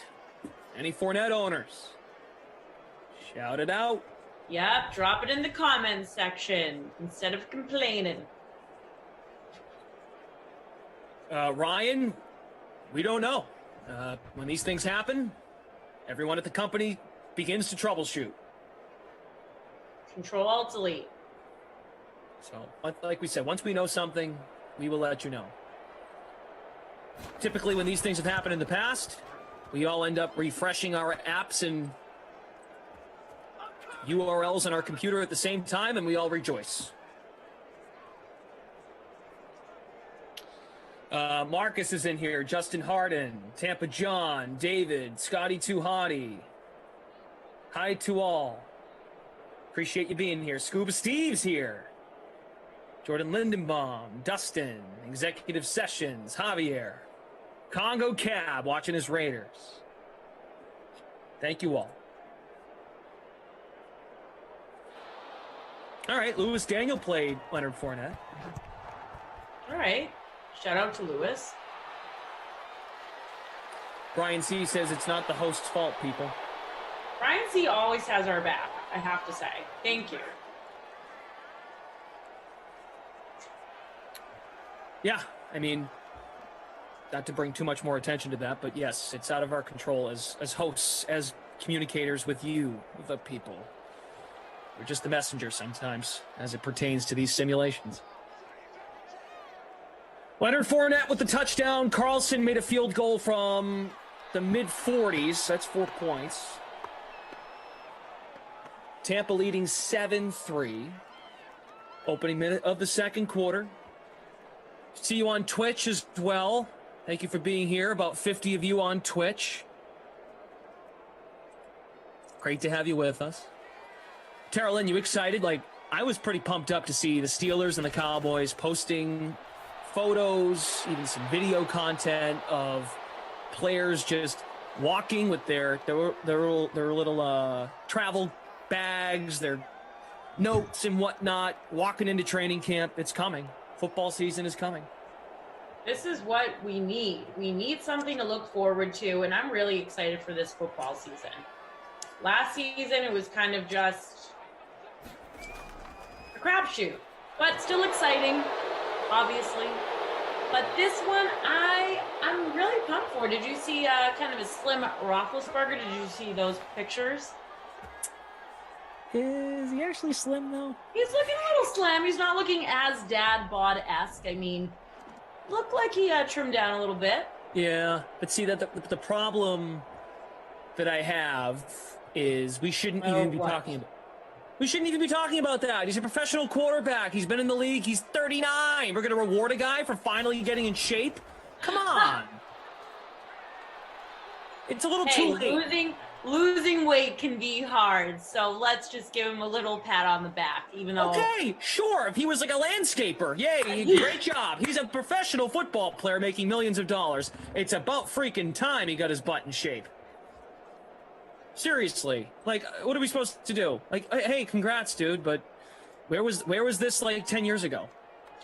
You know, maybe since he had the elbow surgery, and then he was like, let me just get more up on cutting on down on the burgers and the donuts, you know? He's just slimming down. But you're not going to give him credit. No, I will, but his occupation, he should have been in shape a long time ago. See, he got away with it in previous years because he used his big build to avoid sacks and pretty mobile for a big guy. He's listed at 6'5", 240 on Pro Football Reference. I mean, Big Ben is a rare... He's someone we might never see again in terms of how big he is, because now it's all about what Tom Brady's been doing. Pliability and being mobile, which Ben was in a different way years ago for a long time. But now it's like, all right, like we're supposed to believe that he chops off some pounds and that's going to change everything about him. I think it's a little too late. I don't think we're going to that extent. I think people are just noticing, hey, he's a sleeker Big Ben. I don't think why? Have you been hearing people that are like, oh, Big Ben is going to be the next big thing this season? They didn't draft, I mean, okay, Mason Rudolph is their plan, or Dwayne Haskins. They don't have a plan. Big Ben also agreed to take a pay cut, which is why it's like, oh, look, he's putting the team first. He took a pay cut and he lost some pounds. It might be Big Ben's probably last season, so he's going out with a bang, wanting to lose some weight. So he just doesn't totally plummet in his last season. Well, I don't know if that's going to prevent him from plummeting, to be honest. Well, I guess we'll have to see. Maybe we'll make a bet on it. Oh, yeah? What do you want to do? Well, I'm sick of your stupid pizzas. I'm definitely going to get a shirt, so I'm not betting on that. What else do I got working for me here? Oh, I already persuaded Shrog to get his backdrop because he said he's going to get a new one. Okay. So not much I can bet on. I mean, I can drive myself to get Chick-fil-A. I don't understand why our coworkers have you doing it. Yeah, that's true. I'm a nice guy. You don't do it for me, so the least you can do is get me a shirt. Do you want that shirt? Yes, I want the DraftKings Dream Stream shirt. You're losing. Because you know what? You know what I do, unlike you bozos?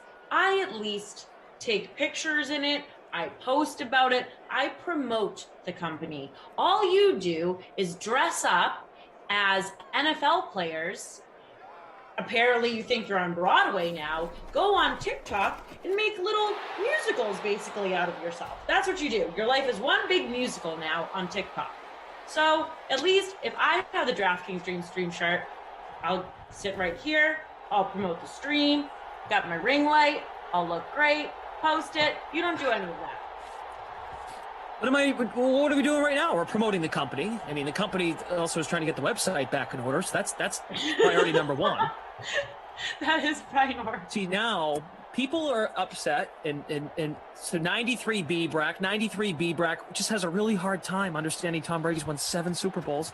Glash craps on Big Ben, getting credit for pay cut and diet, yet will praise Tom for his pay cuts and the fact he hasn't had a strawberry in 20 years. Clown fanboy. Wait a minute. Wait, hold on a second. I want to get that hashtag. Clown fanboy. Big Ben's been out of shape for years. That's not my fault. Tom Brady stays in shape. Pliability, man. Took pay cuts over the years. Great.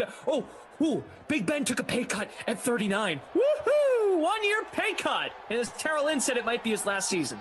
So he waited till now to take a pay cut. Good. Congratulations, Ben. You waited till 39 to take a pay cut. You're a hero. Here comes the Super Bowl. And guess what? I'm not saying that Big Ben looks skinny. I'm just saying that he looks noticeably a little bit leaner. I know, choke on funny. This comment's actually hilarious. I'm the biggest Steeler fan in the world, and I love Ben, but he still looks like a doughy fud. His body always looked like it was sculpted out of Play-Doh by a 5-year-old, but he wins. Tate from Op says it's cutting season. Yeah, cutting season. And then it gets into cuffing season, so it's a lot of seasons. Hot girl summer, cutting season. Lots going on here. Big Ben is just trying to go out with a bang and drop. I don't know. He just doesn't look as puffy in the face. Yeah, because he cleaned up his beard. Good for him. He has good hygiene.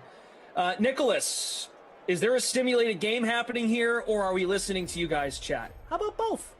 Yeah, how about both? A little bit of both, because this is a simulated game, Nicholas. We like to have a little fun with it. We're not calling an actual game, so we like to talk about the game, and then we talk about a little bit of whatever we want to talk about. Sure. Whatever you guys drop in the chat. Sometimes we go off of that. Sometimes we go out of what annoys each other. Like, oh, Flash is annoying me today. I'll go on a tangent about it. I'm complaining, I'm being a diva. Flash will go off about it. It's crazy here in SimWorld. Mm-hmm. I detect no lies. 7-6 is our score, Nicholas. Fournette has the touchdown, and Carlson's hit a couple field goals. So, Nicholas, I don't think anything here has been awkward. Your words, not mine. We can talk about the game. We can do that. Yeah, let's talk about the game. Yeah, Tampa and Vegas met a couple times. They met once last year, and Tampa completely destroyed them because Tom Brady's in shape and has a good diet. Pittsburgh, what did Pittsburgh do? Oh, that's right. They started 11-0 and fell apart because their quarterback's arm is falling off. It has really nothing to do with his weight, the more you think about it. Big Ben had an AC joint sprain with torn ligaments in his throwing shoulder. That was the latest we heard on the injury was in June. In terms of what he's doing to recover. That Pittsburgh team had the shoulder sprain in 2016. Yep. The injury history is not good. The elbow was, of course, in 2019, September 2019. He had season-ending surgery, came back, and we were really nice to him here at Madden 20. We all gave him the benefit of the doubt. Let's see how it looks. Let's see what it looks like. Love to see it. Chris Godwin, sorry guys, my feed went out for a second. Chris Godwin touchdown. All right. Nice catch. He used his healthy elbow to lean the football up against him and catch that pass. You did indeed, Flash. Now Tampa up 13, Raiders 6. So speaking of a coach that actually gets along with his player and they're actually BFFLs, unlike the dramatics of Brady and Belichick, I know there's something out there with them. We're going to hear a story probably when Brady retires. Can't wait. But until then, let's talk about a coach and a player that are actually friends. So it just came out that Gruden and Derek Carr are actually BFFLs on the field and off the field. You think that's a lie? Yes, this is lying season, Carolyn. This is lying season. Just then you're in a star of it. You took the cheese. And if you don't give me my shirt, you will be the biggest liar of them all. Carolyn, let me help you here for a second. You took the cheese. I don't need your help. You took the cheese. You went on Twitter, and you saw the Steelers start this propaganda. Oh, look, the quarterback, he looks lean. I looked at a bunch of pictures of him. I do think he looks lean. And coming from me, who judges men a lot, I would say he looks a little lean. Yeah, but you're taking That's just, how about, okay, you take I photos. didn't say, oh, Roethlisberger's so skinny. Everybody watch out for Roethlisberger this Angle year. is He's really gonna important. come out and just start slinging. Look at that signal collar. He's gonna be crazy. I never said that. I said the man looks a little bit leaner. I think maybe he stopped pounding back the Chick-fil-A. I don't know. So how are they going to be this year? But you went as far as to say that they're going to have a better season because of it. I think they will have a little bit better of a season than their absolute bleep show last season. Yes. Because he had a few less burgers. I think he had a few less burgers, and I think that we're going to see that this is Roethlisberger's last year playing. And you know that there's a total mentality when it goes into, this is my last year, let me put everything and leave it all on the field. Yeah, that worked for Peyton Manning. Yeah, sure did. His arm fell off too. Oh, they won the title. Their defense carried him that year. And Manning's fine now, so it's fine. Yeah, he's doing fine. He's doing TV. He's still doing commercials. He's He's great. fake He's funny. smart. Unbelievable.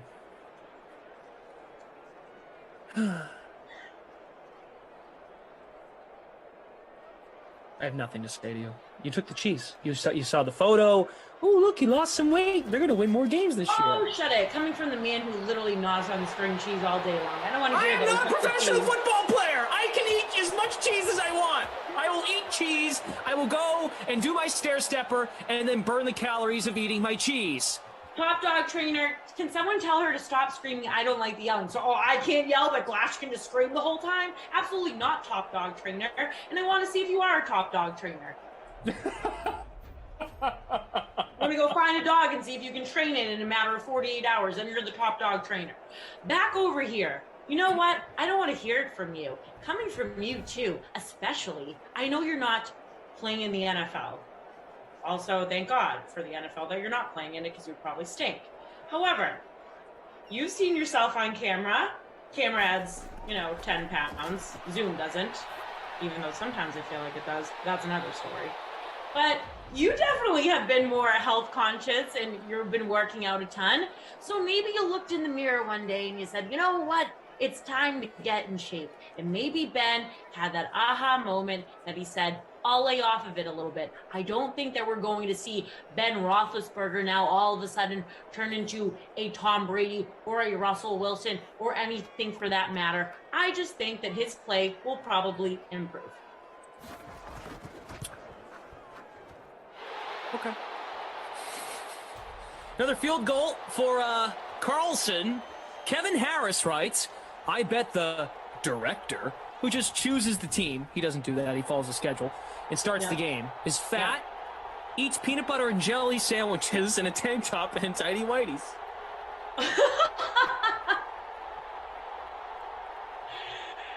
That comment is killing me. Kevin, your description, I wish was accurate, but it's not. In this particular case. Top dog trainer, if you're the best dog trainer around, tell me the top 3 dogs that you have trained. DeAndre says, Glash, you are going to stop talking about my Steelers. Why? I find that funny. So we go on about Tom Brady, we go on about the Patriots. Too many Boston people on these streams. So we give the Steelers some attention. Yeah, I want to while it was negative from my standpoint, still giving them attention. So we've just come to find out as hosts we can't win. Doesn't matter what we talk about. 14-9 our score. We're at the half. Hey, Tom, looking good, looking slim. Nice job. No, you're right. Carolyn, I'll be fair. You didn't go that far, but it just kind of feels like you're into the Steelers now because you saw a couple photos. I'm definitely not into the Steelers. I'm not into even Philadelphia as a whole and then Pennsylvania as a state. I don't like anything that has to do with Pennsylvania. I think the fans there are absolutely out of their minds. Ooh, okay. Hot take. All right, let's talk about Derek Carr. Read the stats. You want to read some or no? No, I want you to read them. I'll let you know when I want to read them. You know why? I don't like when you tell me what to do. It was more of a question. It said, do you want to read the stats? No, I think it's more of I'm going to direct her into doing what I want her to do because I want to sit here and I asked a question. I wasn't demanding anything. Putting words in my mouth. Anyway, fine. Derek Carr, 12 of 13, Terrell Lynn, for 134 yards, no touchdowns, no picks. Let's go to the quarterback who has been in shape for 20 years. Kind of 20 years, 15. And has a TD. 11 of 12. Yeah. Do you want to read them or not? What are we doing here? Tom Brady, 11 of 12, 117 yards and a touchdown. Grinding your gears is just too funny. It's chef's kiss. Try to be a nice guy. I get backfires. Can't do anything right. Josh Jacobs, 15 yards rushing. Leonard Fournette, 24 yards rushing and a touchdown. Shady McCoy, 2 for 9. Jalen Richard, 2 for 25. Tom Brady has carried the ball once for -1 yards. His blazing speed. It's too bad. Crazy. We move now to receivers. I'll do it. Williams. Okay, you got it. 4 for 38 yards. C. Godwin, as we just saw, 3 for 37. 1 tutty for him. Ruggs, 3 for 37. Gronk, 3 for 18. Richard, 2 for 10. Miller, 2 for 36. And Waller, 2 for 40. No TDs for any of them. Okay, and them's the stats. Thank you. R.I.P. We see you guys on Twitch. We see you on YouTube. Twitch. Once again, we can go back and forth with you as a family here, the chat, and we give each other a hard time sometimes. I know I come off like a mean guy sometimes. I'm really not, but here... we're just being goofy. We're honestly probably the two... Well, besides Emerson, we're like the goofiest host, I would say. Yeah, very goofy. Don't take ourselves too seriously. Yeah, that's us. Even though it comes off that way sometimes. On a more serious note, yes, DraftKings, the website is down. The server is not working. We have nothing to do with that. We are just passing along the message because we get it. It's annoying, and you're like, what the heck? I want to see my lineup. I didn't get my lineup in, etc. Right. Message from the DraftKings CX team. We are aware of the site-wide DFS and SB issues resulting in the app and full site not loading. We're working to have everything resolved and back to normal ASAP. So once again, if you're just hopping in, you're like, what's happening? Why is nothing working? We will keep you posted. So that's all I can say. Thank you. We appreciate it. Seriously. Okay, here we go. Second half. 2 touchdowns for Tampa and 3 field goals for Vegas. Unfortunately, for Vegas, you don't get more points for field goals than touchdowns. You got to score touchdowns. Folks, we cannot give you fantasy point totals because we do not have access to the server as well. We just see the Madden stats. We don't have... we don't, like, as a production side note here, and even Tate from Ops, we don't have this special access to a game center. If the server's down, it's down for all of us. We're all in this together. But it's a fair question. Because you might be thinking, oh, maybe they have access. But I can't. I know. Oh, wait a minute. Oop. I'm refreshing my browser here. I think we're having some luck. Go. Come on. Nope. That went back to server unavailable. That's all right. Well, way to tease us and do that. What the heck? Also over here, I'm seeing people blaming Glash. It's okay. You can blame me. We'll fix the problem. Top Dog Trainer wants a refund for the yelling. He doesn't even care about the app, so that's wild. We're gonna have to get Top Dog Trainer some earmuffs or some earplugs. I'm gonna whisper like this. Somebody said maybe my nose has something to do with it. That's a different take. Yeah, I get a big snoz. What's up? Don't really care. Got over that, I think, in the 8th grade. So it's probably like one of my middle school haters hiding behind a little YouTube name there. Thank you so much for bringing that up on a Thursday, baby. Okay, so it seems the app is working. Folks are chiming in the chat that the app is working. It's not working on my browser. Yep. Okay. But once again, even though you might have access to the app, I don't mean to burst everyone's bubble, but our man Tate here, to input scores, he probably needs it on his browser. Yep. So now you got to hang tight for score Harris, updates. Kevin Harris, I will say your name. Thank you. Doesn't that crack you up how people think like we're afraid to like read their name and stuff? Yeah, I really don't care. They're Kinda like, fun. she won't say my name. I'm like, Kevin. She read this Harris. comment. I insulted her. She won't read it. No, I honestly just forgot. How about this? This will be a fun exercise. If you entered our free contest, Glash and Terrell-Lynn, please be nice to me. If you don't have access to the app, I will remind you who you played. Shout out your username, and I will come find it. Yeah. I will find it, and I'll shout you out. I'll give you an example. Drop it in there. Jordan Lindenbaum. He's here all the time. Jordan played Godwin and the captain, Mike Evans, Henry Ruggs, Rob Gronkowski, Tyrell Williams, and Scotty Miller.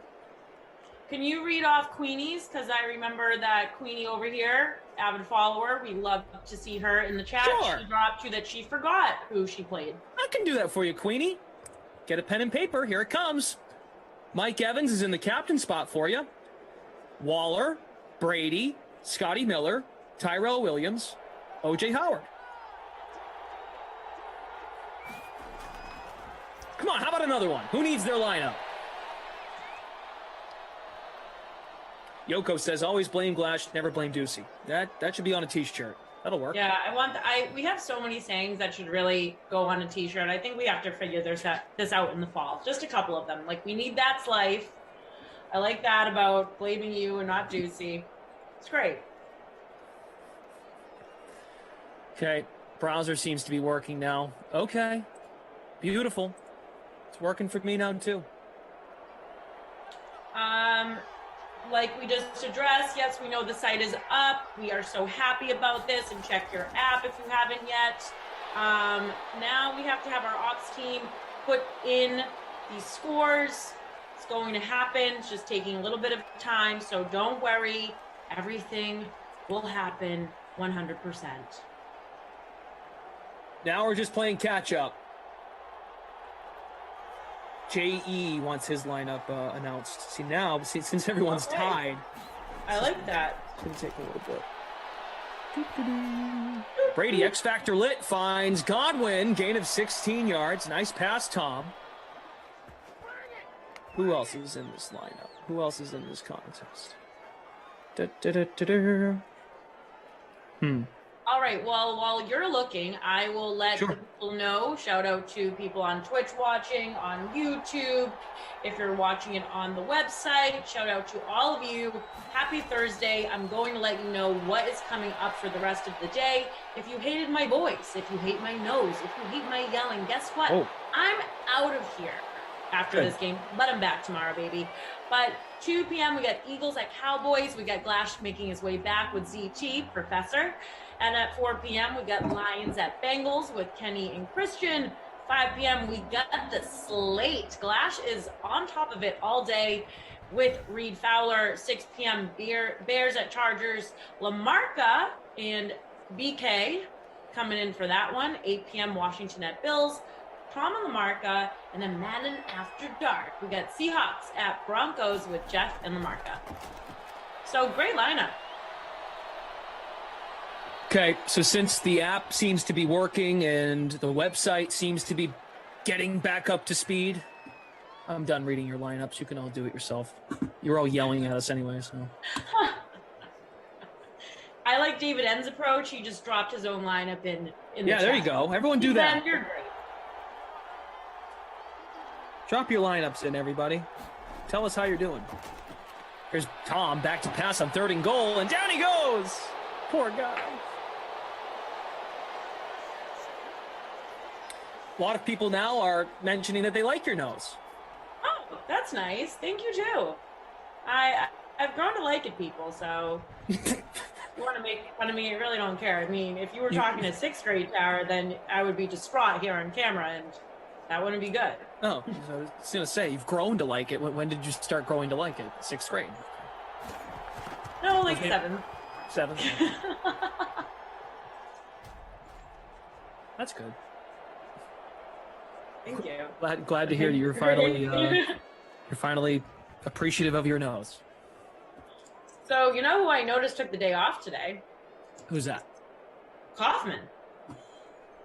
So this is when now you're trying to bait me into saying something, and then you'll be able to say, Clash, you always come on here and you start whining about everybody else and blah, blah, blah. So I'm not taking the bait. Oh my God, do I sound like an old dirty man?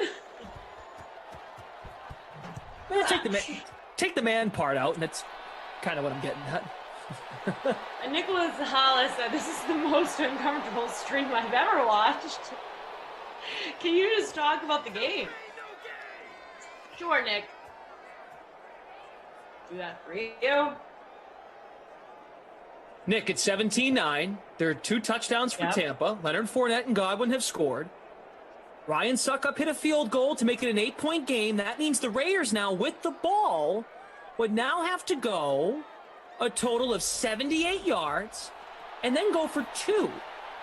That's how football works. There's Hunter Renfrow with the catch.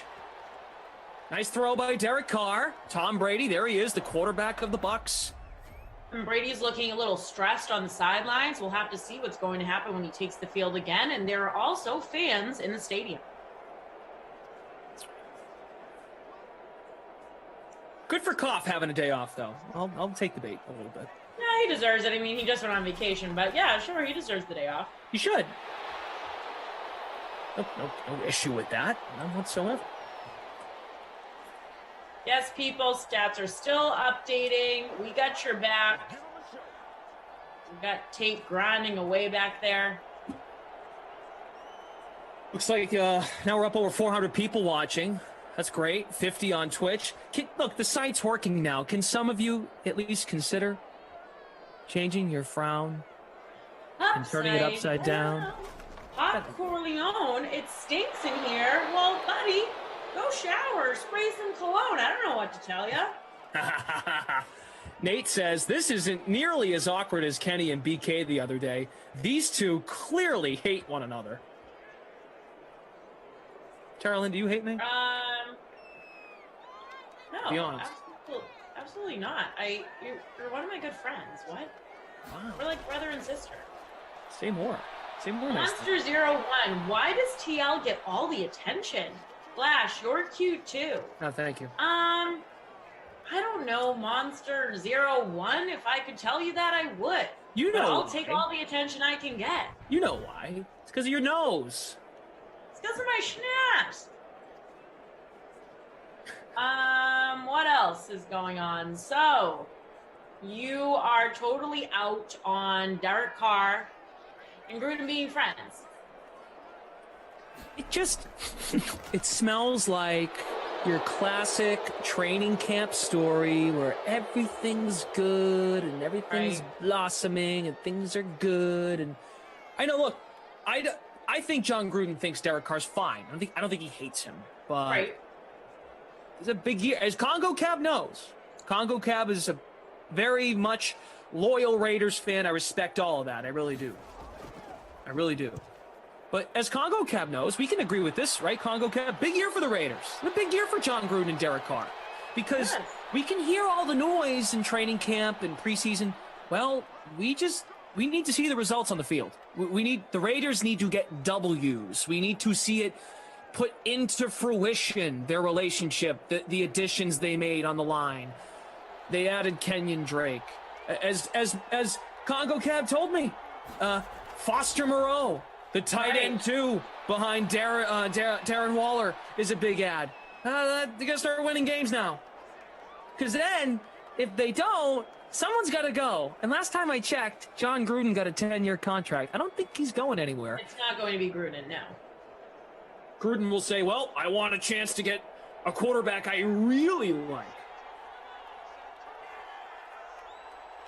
What are you expecting to see from Carr this year? Obviously, last year, great year for Carr. Even the season before that, great. He's basically had a rebirth of his career, but what are you expecting? They're in the new stadium. They're going to have the fans. I expect Derek Carr to be a top For Raiders fans' expectations, he should be a top 15 quarterback, do just enough to keep you in games. Unfortunately, I don't know if I think he's fine. I don't hate Derek Carr. He's getting better. Sure, but he's 30, which is still pretty young, as we've come to find out at that position in the NFL. Yeah. Congo Cab, it's a big year that nobody's going to see coming. And look, that's true. Like, if the Raiders have a really good year, no one's predicting that. So you might be right. It. Raiders really aren't getting even that much talk about, even podcast, on the media. No one's really talking about the Raiders. Oh, can we go back to the quarterbacks? So we should do the stats, just in case some folks don't have their lineups in front of them. Yeah, if we could go back to Brady and Carr. Brady and Carr. Brady and Carr. Brady and Carr. Brady and Carr. Brady and Carr. Take it back. Can you stop, please? I really don't like when you do that. Can you just stop existing? Well, I want it, now they're on camera, I wanted to make it look like we hate each other, because that's what people think. Oh, okay. All right? So enough, please. Actually, not please. Tom Brady, 17 of 21 passing, everybody. 196 yards and a touchdown for Tom. Derek Carr, Congo Cabs quarterback. 14 of 16, 160 yards, no touchdowns, no picks. Let's move on, shall we? Yeah, we shall. We might have missed running backs, right? Okay, we can do the receivers first. It's fine. Rob Gronkowski, 5 for 31. Tyrell Williams, 5 for 49. Chris Godwin, 4 for 53 and a touchdown. Mike Evans, 3 for 44. Henry Ruggs, 3 for 37. Scotty Miller, 2 for 36. Darren Waller, 2 for 40. Hunter Renfrow, 2 for 24. Jalen Richard, 2 for 10. Shady McCoy, 2 for 18. Tyler Johnson, 1 for 14. A lot of twos. A lot of guys getting involved here. Tate is doing his thing, updating the scores, which is great to see. The Drew Stack has everything under control from behind the scenes. That's good as well. Love to hear As far that. as us two, we're not very much in control sometimes. That happens. And them's the stats. Chad is very passionate right now. Love it. Really We're almost at passionate. 100 likes. A lot of This stream is action, turned Chad. around. Oh, yeah. Tampa John, my app is back. Yay. I feel the enthusiasm. Can you shed any light on this? Expected value says, I bet TL takes her DK shirt off as soon as the stream is over and Glash wears his for the rest of the day. Honestly, no. I've even gone out, not in my polo, but I've gone out in my DK tees and stuff. I like our gear. I need some more. AKA, why are you getting me a shirt today at the office? Thank you. You want this one or the black one? I said whatever you can grab for me. Okay. Are you a big Hard Knocks guy? Not really. Why? Because I think it's just a lot of noise. I think it was really good last decade, but I realize now we're in a new decade, but I don't know. No. I feel like it's been kind of a product the last few years. I guess maybe I'll be a little more interested with the Cowboys being on it this year. Yeah, I'm excited. August 10th premiere of Hard Knocks for all of you people that like Hard Knocks, you hate Hard Knocks, maybe you love the Dallas Cowboys, America's team. I think it's going to be super interesting. And then obviously, there's speculation. Are the Cowboys going to do better this year since they are the stars of Hard Knocks, since they're getting featured? And there have been different NFL players that come out and say, oh, actually, I perform better on the field when there's a camera watching me at all times. You have more pressure on yourself, obviously, just like us. I mean, when you're reporting or you're giving a stat or you're talking to people, a lot of pressure because all eyes are on you.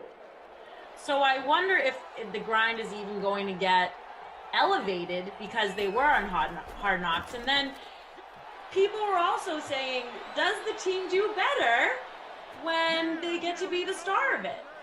That's no. Raiders obviously didn't. I think there was something that they end up making it at least to the playoffs. There hasn't been a team, though, that's been starred on Hard Knocks that has won a Super Bowl, though. You got to go back a bit. And we did this when the news came out that Dallas would be on Hard Knocks. And by the way, I want to reference something real quick before I forget. Congo Cab, you are right. Derek Carr, and this is from Jeremy Fowler, ESPN. This was right around the holiday, so that's maybe why I missed it. Yep. Reports are indicating that the Raiders and quarterback Derek Carr have begun contract extension talks since he has 2 years and $50 million left on his contract. Interesting. Okay.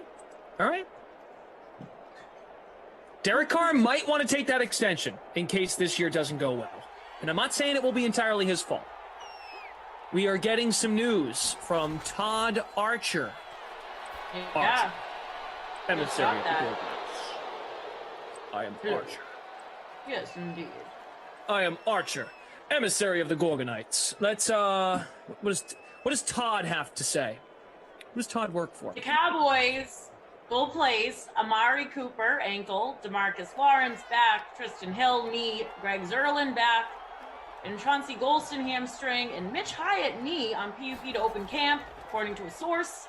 Hill and Hyatt likely need the most rehab time compared to the others.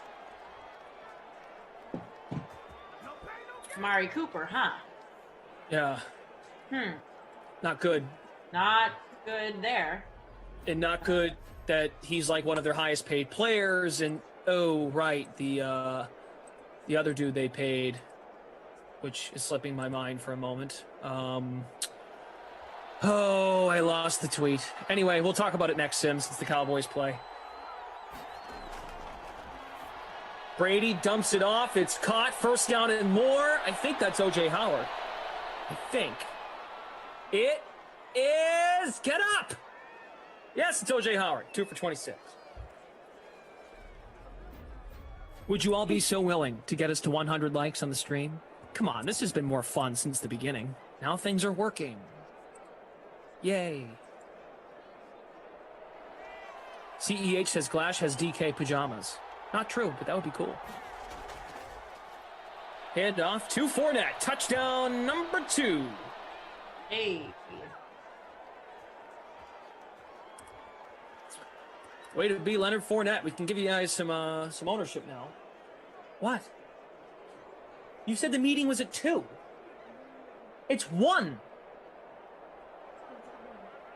You didn't say that. I'm getting yelled at because Sarah has a meeting in 2 minutes. So she said, can you take it from a here to a here? Well, I have a job too. Sarah and Top Dog Trainer do not like the yelling today. No one likes me. No one. Say I've been getting yelled at since 11 o'clock this morning. Sarah has a meeting. I don't blame her.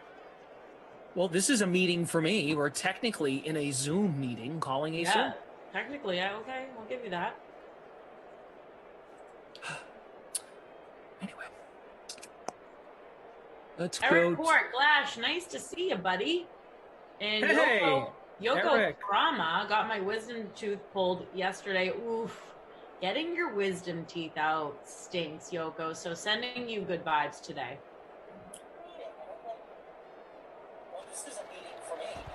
Oh, stupid volume.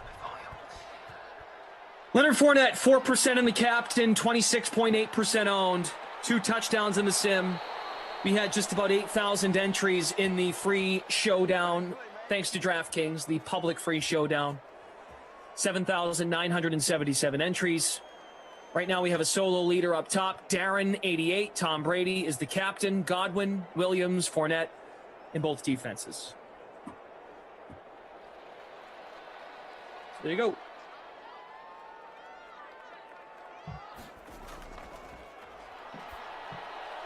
Here is a dump off. It worked out for Carr. So, yeah, Congo Cab, I guess I'll walk it back a little bit. But Congo Cab, here's my question to you. Are you ready to give Derek Carr an extension? Because once you do that, you're kind of trapped. Like, that's your team going forward. Right. On Gruden and Derek Carr. That's the marriage going forward. Guys. So that's the producer Drew. I am a little bit in Goff land. I sure am, because Jared Goff got paid. Now, a little different because Carr's much older. He's 30. He's been in the league a long time. But once you make that commitment, you might look at what the Vikings did with Kirk Cousins. You might get stuck. You might then realize, oh, do we have the right quarterback? Do we have the right quarterback to win the whole thing? Do we have the right quarterback when we have Justin Herbert and Patrick Mahomes to go through in our division? Denver, forget it. I think Derek Carr's much better than whatever Denver has. I mean, I think Carr's done everything he can to prove that he's the right quarterback for that team. It's not like he's slowing down by any means. He's getting better each season. You're a little negative today from you. Who, me? Yes. You're I'm a just quarterback looking out- hater today. All you need today is the quarterback. I am looking out for everyone's best interests. Doesn't necessarily sound nice. Well, okay, what good does it do if we come on here and go, yeah, he's really good, they're going to be fine? I don't think they're going to be fine. They have to go through Patrick Mahomes and Justin Herbert. 4 times total. Each team twice. So you make that commitment, that's your squad. So Congo Cab, if they move on from Derek Carr, say they do at the end of next year, you're going to have to come back here and tell all of us the Raiders are making a mistake. Right? Congo Cab will do it. You'll have to say the Raiders are making a mistake. But what if they get off to a slow start? Are you in on them like, not, well, I guess I'm going to go there. What if they tank and then get a high draft pick and draft a guy? Would you be in on that? Pat says Derek is way too mediocre and I own his jersey.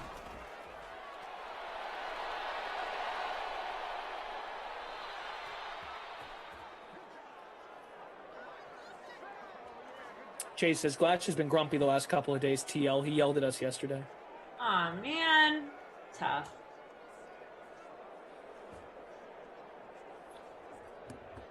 That could be better, I suppose. 2nd and 22, 2 minutes to go. At this point now, we're just hoping for points in the contest, or if you rostered a defense, you're hoping for stops, and down goes Carr. It's also like we're having this conversation.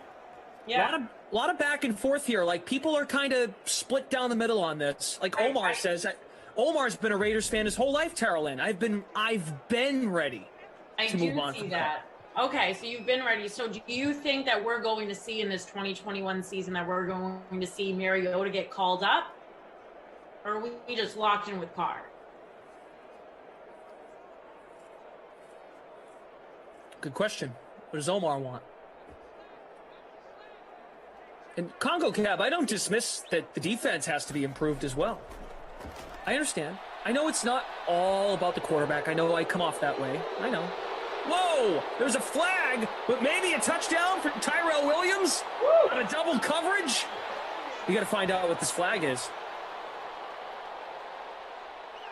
Is it coming back? Oh, it's coming back. Holding. Good grief. Oof. Trent Brown. Here we go. Denver Dunbar, Glash is mean and unfair. I am very fair. I can be mean, I guess, but I'm fair. I am a fair host. All right, well, Pat Corder put Mariota, exclamation, exclamation, exclamation, blah, blah, blah, blah. And then Pat Corder goes, Carr has to break his leg for Mariota to get the nod. The Raiders just converted a 3rd and 46. The Raiders just converted a 3rd and 46. I have to get excited. I'm calling a game. I just got yelled at. If someone converts a 3rd and 46, that is warranted to yell. Flash. I can't win. I should go back outside and call the game. That would be fun. And it's a beautiful day to go outside and call the game. Maybe you have to do that for the next game with the Cowboys. I wish I could, but my Wi-Fi is not strong enough to go outside. Stings for you. You don't have a hotspot? No. I'm caught up in the moment of the game. The Raiders just converted a 3rd and 46, and I yelled, and I get yelled at back. Can't even get excited for my own job. Now Derek Carr, he's like backing up more. That's a touchdown. Wow. That was awesome. Wow. And they called back a touchdown on 3rd and forever earlier due to holding, and Tyrell Williams gets his chance. Touchdown, Tyrell. Woo-hoo. Quiet voice. Sarah was not happy. I might get kicked out today. Is anyone willing to bring me in? Can someone give me a home? I don't know who would be. Maybe Emerson. Emerson went golfing today. That's why I had to do the show. So he's useless right now. Okay, well, you got to do the show, though, so that's great. No, I know, but I can't call him. Like, how can I be sure he's home? Can someone help me? I need a home. I need a studio. Maybe I should go to the studio earlier than I was scheduled to. Yeah, go camp out there.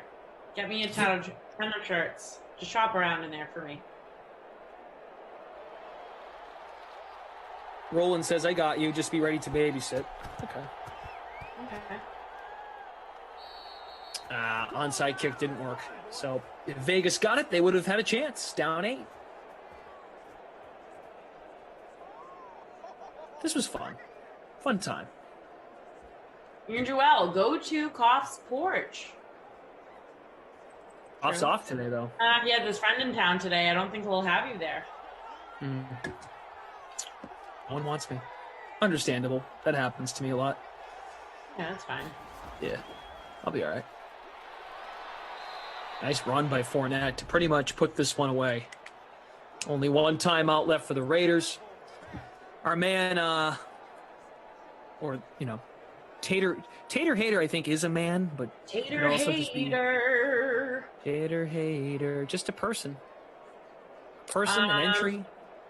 Oh, you can stay at producer Drew's house. So at least one person's willing to take you in. Terrific.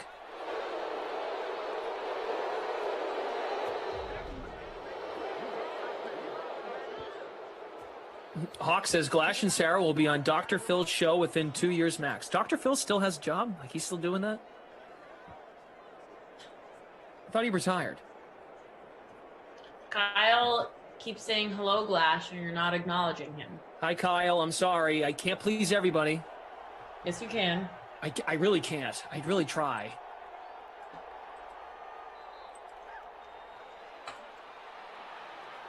Great day here in Simland. Honestly, the energy in Simland has turned completely around. It was dark. It was scary for a while there. It got a little evil, but I'm really liking the commentary that we're seeing. And we need that, though. We needed to end the game strong. You sure did. I think you and I, we're in a better place now after this last hour. Yep. And that will do it, you know? After serious thought and consideration, I will pick you up a shirt at the office later on. Yes. Thursday ever. Yeah. So we'll figure that out, how to get it to you, but I can do that. I'll be there today. I will be sure to grab a couple of small tees for you. Yep. Okay. Great. All right. Well, since the site is back up, just keep your eyes on the game center to look at the stats. We should do player of the game and not my kid award. I'm trying to give it some thought here.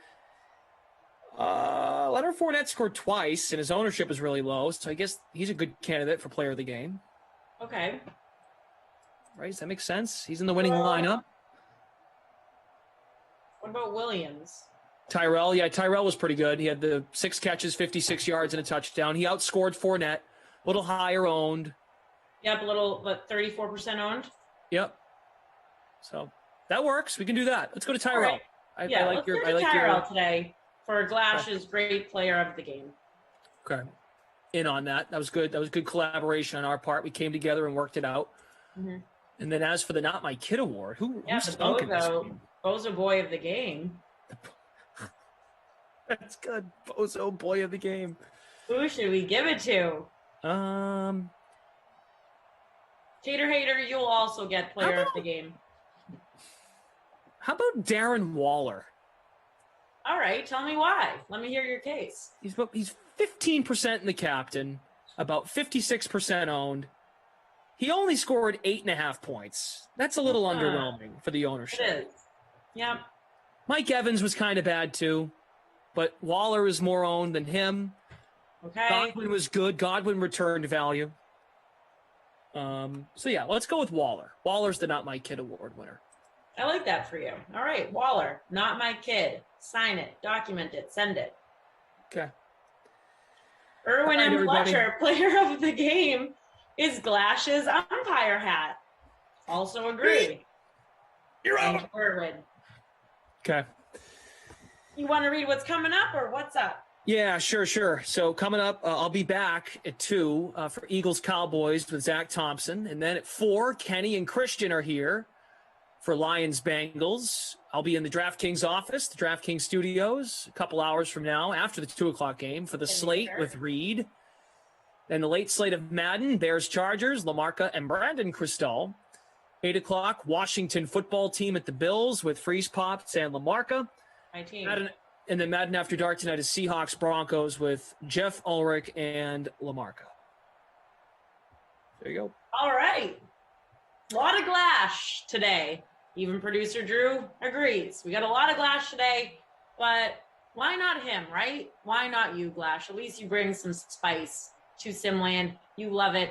You die for it. Great day.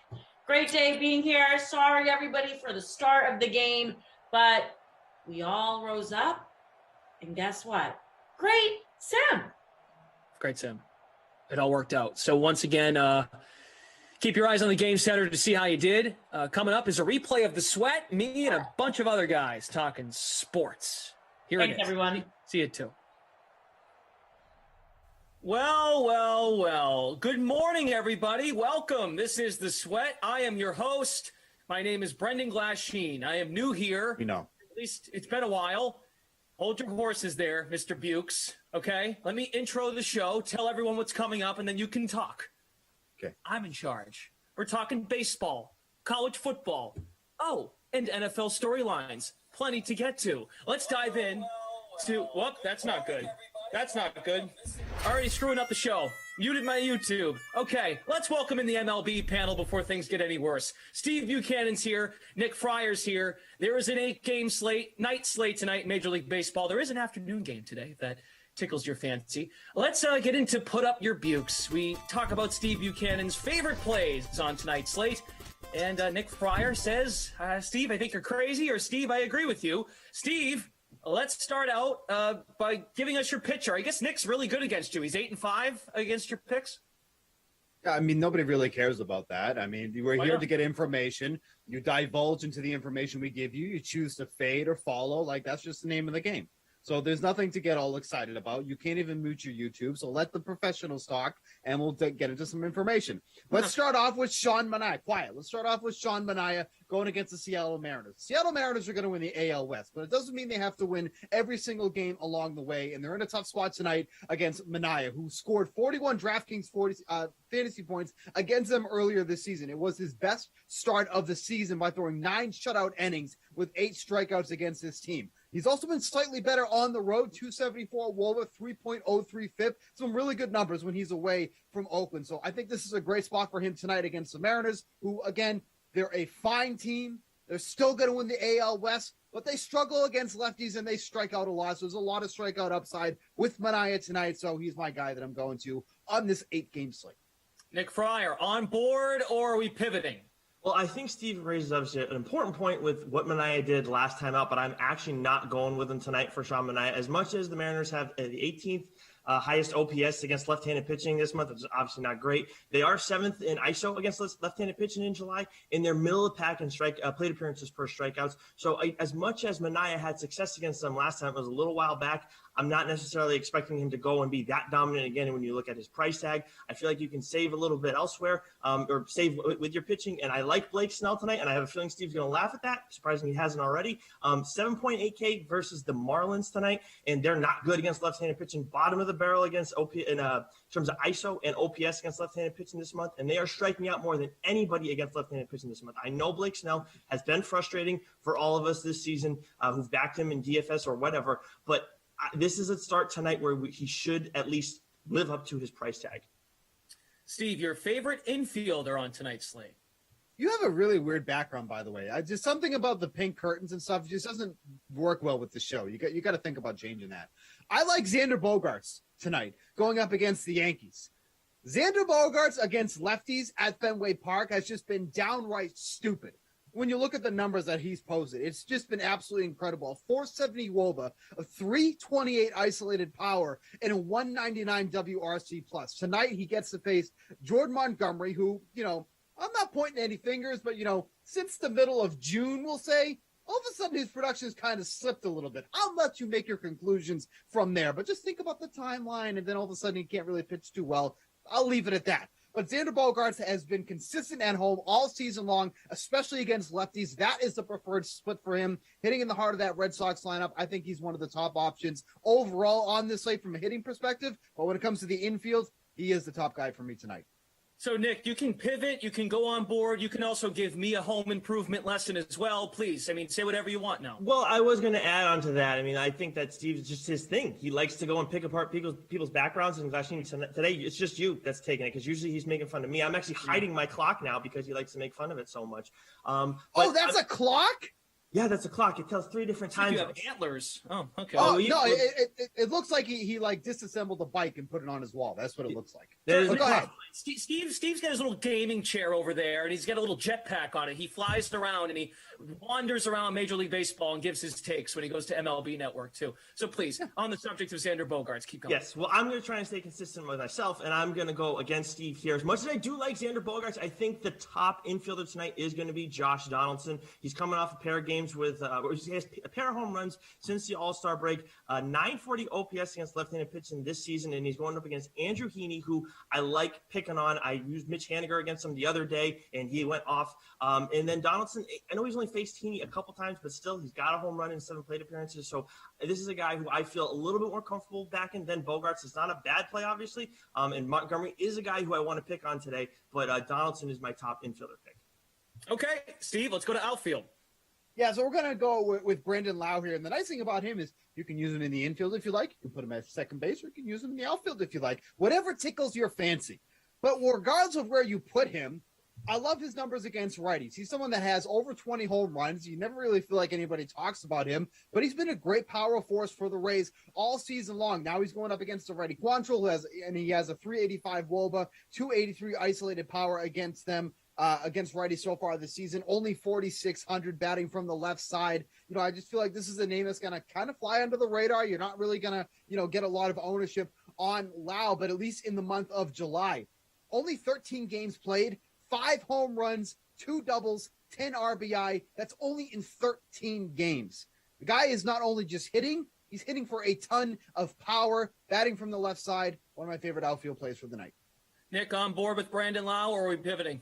Well, I'm on board with targeting Cal Quantrill tonight with an outfielder from the Rays lineup, but I'm actually going to go with Austin Meadows instead of Lau because he's a little bit cheaper, and I know he's been slow since the start of the All-Star break, and this is another guy, too, whose price tag has dropped significantly. I talked about J.D. Martinez the other day. Obviously had a big night, and he's actually still pretty cheap tonight going up against Montgomery, another guy you could use to target against the Yankees pitching. But I like Meadows a little bit more in this one because Cal Quantrill, I know he did well in his last start, but he had a 7.58 ERA across his previous 4 starts. He allowed 4 home runs over 19 innings pitched.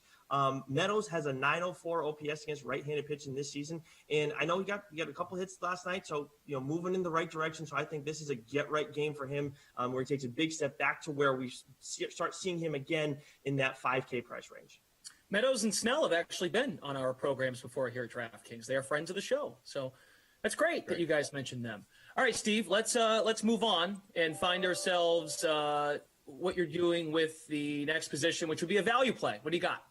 can you just mute everything on your computer? Like, you're hosting a show. Stop with all these little nuanced sounds and everything. You're just trying to get attention. Let's talk about Dylan Carlson, who's only $3,100 tonight, going up against Adbert Alzolay. Let me tell you something about Alzolay. If a lefty is going up to the plate to face him, it never goes well. For whatever reason, Alzolay cannot get lefties out. Against him on the season, a 393 WOBA, a 7.87 FIP, and 15 of the 18 home runs that he's allowed. So now we have Dylan Carlson, who's a rookie, a switch hitter, but if he's smart, he's going to be batting lefty against Alzolay. Now, Dylan Carlson really hasn't been doing a ton at the plate. I will say that. But for 3,100 in a split that Alzolay has just been absolutely putrid in, if you need to save some cash, Dylan Carlson at 3,100 tonight. Basically, if you're a lefty going against Alzolay and you're in that Cardinals lineup tonight, you should probably be putting them in your lineup. Make multiple lineups for all I care. You can do whatever you want. This is America. You don't have to make just one lineup. But lefties against Alzolay, Dylan Carlson, 3,100. That's what I think you should do for some value. All right, Nick, what do you got to say? I think Carlson is a good play tonight, especially at that price tag. And I actually didn't realize the Alzolay numbers too. So Steve obviously brings up a great point, but I still like Kike Hernandez more if I'm looking at straight value. 3.8K going up against Montgomery tonight. I said I want to target him in some capacity. And I know Kike hasn't done much against Montgomery in his limited chances against him, but he does better against left-handed pitching than right-handed pitching. He has 70 fewer plate appearances against left-handed pitching than right-handed pitching, yet he has 2 more home runs, 8 versus 6. And he's homered in the last 2 games against Toronto after a slow series versus New York. So he's a hot bat, and he's coming back home. He's done a little better at home this season. So I like Kike Hernandez as my value play tonight. Well, Nick, if for what it's worth, I hope you extend your lead in this series to 9-5 after tonight's games. Thank you very much. I appreciate it. It's been a pleasure. I mean, it's been nice with just you and me, but we got to have him here, right? All right. Well, you guys have a great rest of your day. Steve, have a horrible day, okay?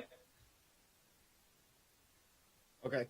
Oh, must have been something wrong with his microphone there. Okay, well, when we come back, we're going to have Julian Edlow and Colin Sherwin join us. We're going to talk college football, looking at the Pac-12 and what's in store this year on the sports betting landscape as it pertains to the Pac-12. But first, let's hear from our friend Emerson Latzia. He spoke with Rockies infielder Ryan McMahon.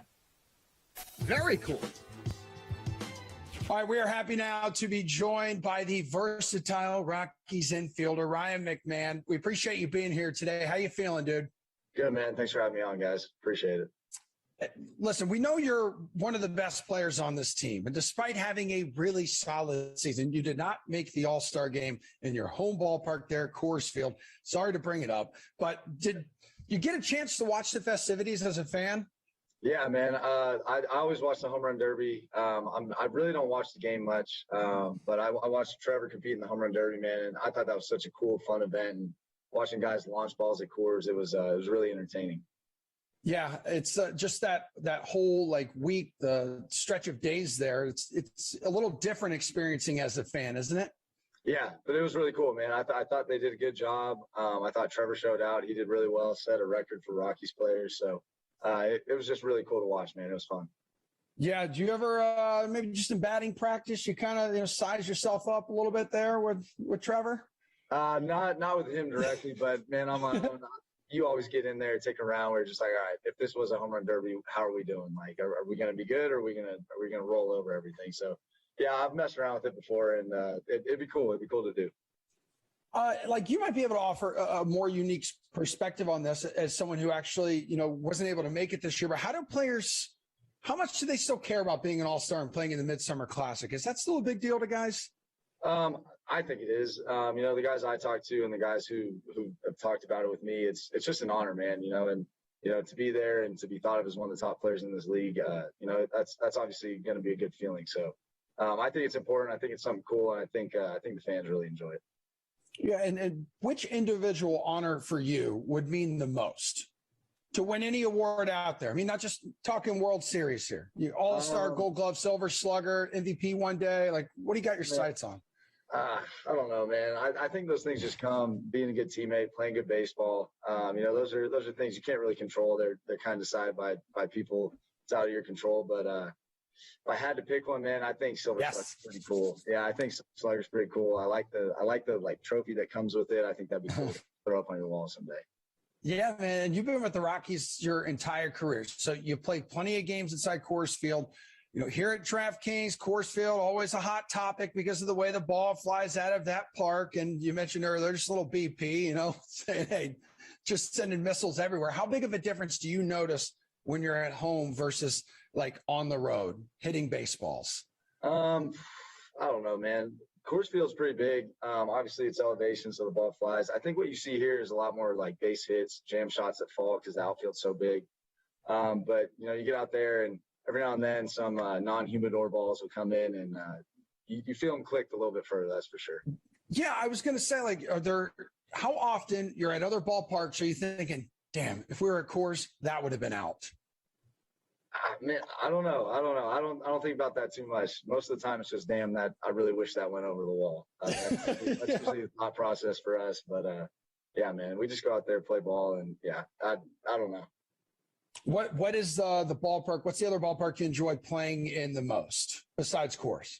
I had a really cool time at Wrigley. I thought that place was awesome. I got to go to Fenway a couple years ago. I think it was 2019. That was really cool. But man, you can't really complain when you're in a big league ballpark, man. There's, especially in that NL West, there's a lot of good energy throughout all these stadiums. So it's always fun. Yeah, like you're living the dream. Do you still years later have to pinch yourself at times?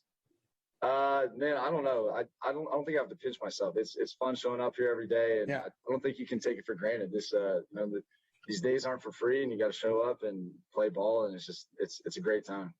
Yeah, 100%. I know users here, like at DraftKings, guys who like roster you, they're always trying to find that edge. So we need you to talk a little bit more about like when you are the most comfortable at the plate. Like when is that? Is it against a specific pitcher, like just certain ballpark? When are you most comfortable? Man, baseball is such a hard sport. It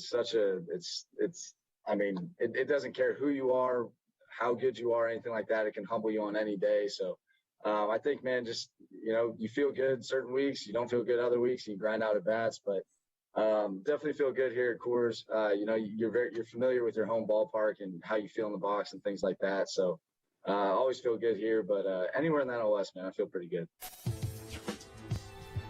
Well, believe it or not, the college football season is vastly approaching, about a month and change away, and we continue to look at the betting landscape in college football. We move to the Pac-12, and to do so, we bring in DK Nation's college football editor, Colin Sherwin, and Julian Edlow, DraftKings contributor. Oh, Julian, it's great to see you. Brendan. What's up, Julian? Nothing. Keep going. Nothing? Okay, we'll keep the segment rolling. Not a problem. Agree or disagree with the following statements and bets as it pertains to the Pac-12 season. So, Colin, since you're in a better mood than someone else here, we'll start with you. Let's get right into it, looking at national championship odds. USC and Oregon both at plus 4,000 to win it all this season. So tell me, who would you rather chase, Oregon or USC? So I would rather chase USC because I think if they do put it all together, they just have more raw talent and more ability than Oregon. However, it's Heritage Hall. It's always chaos. The status of Clay Helton, the Clay Helton roller coaster has already started this season. It's going to be crazy. So I don't think they get there. But if you wanted a team that, like, if everything just sort of coalesced perfectly, they would have the talent to be able to compete at the highest level. I don't think they're beating anybody in the SEC at the top of the SEC. I don't think they're beating Ohio State. But if you had to pick one, I would take USC just because they have more raw, better players. But the chaos that comes with USC football is just going to be too much to overcome. Julian, you leaning Ducks or the Trojans? Yeah, Colin's nice. He actually answers the questions around here. I don't feel like answering this question because they're both bad bets. And he alluded to that. Like, these teams are not winning it. So let's put it this way. I have more faith in Oregon putting together a strong season in the Pac-12. So, like, the best bet between these teams, let's say, I'll take Oregon over the 9 wins. I feel like this is and you never, it stinks when you tie your money up for a season and get a push, but I feel like this is a push on 9 or a win on 10. I don't see an 8-4 loss if you take this total. So if you're betting futures, if you're betting win totals, you want to look at the worst outcome. Let's make Ohio State a loss. The Washington game, Washington's going to be a really competitive team that I like a lot in the Pac-12. Let's call that a loss, even though that's a pick 'em game. Then there's a Utah game on the road there. That's a game Oregon should win, and you cash your 10 if they roll through the rest. If you lose it, you push on 9, you get to keep your money.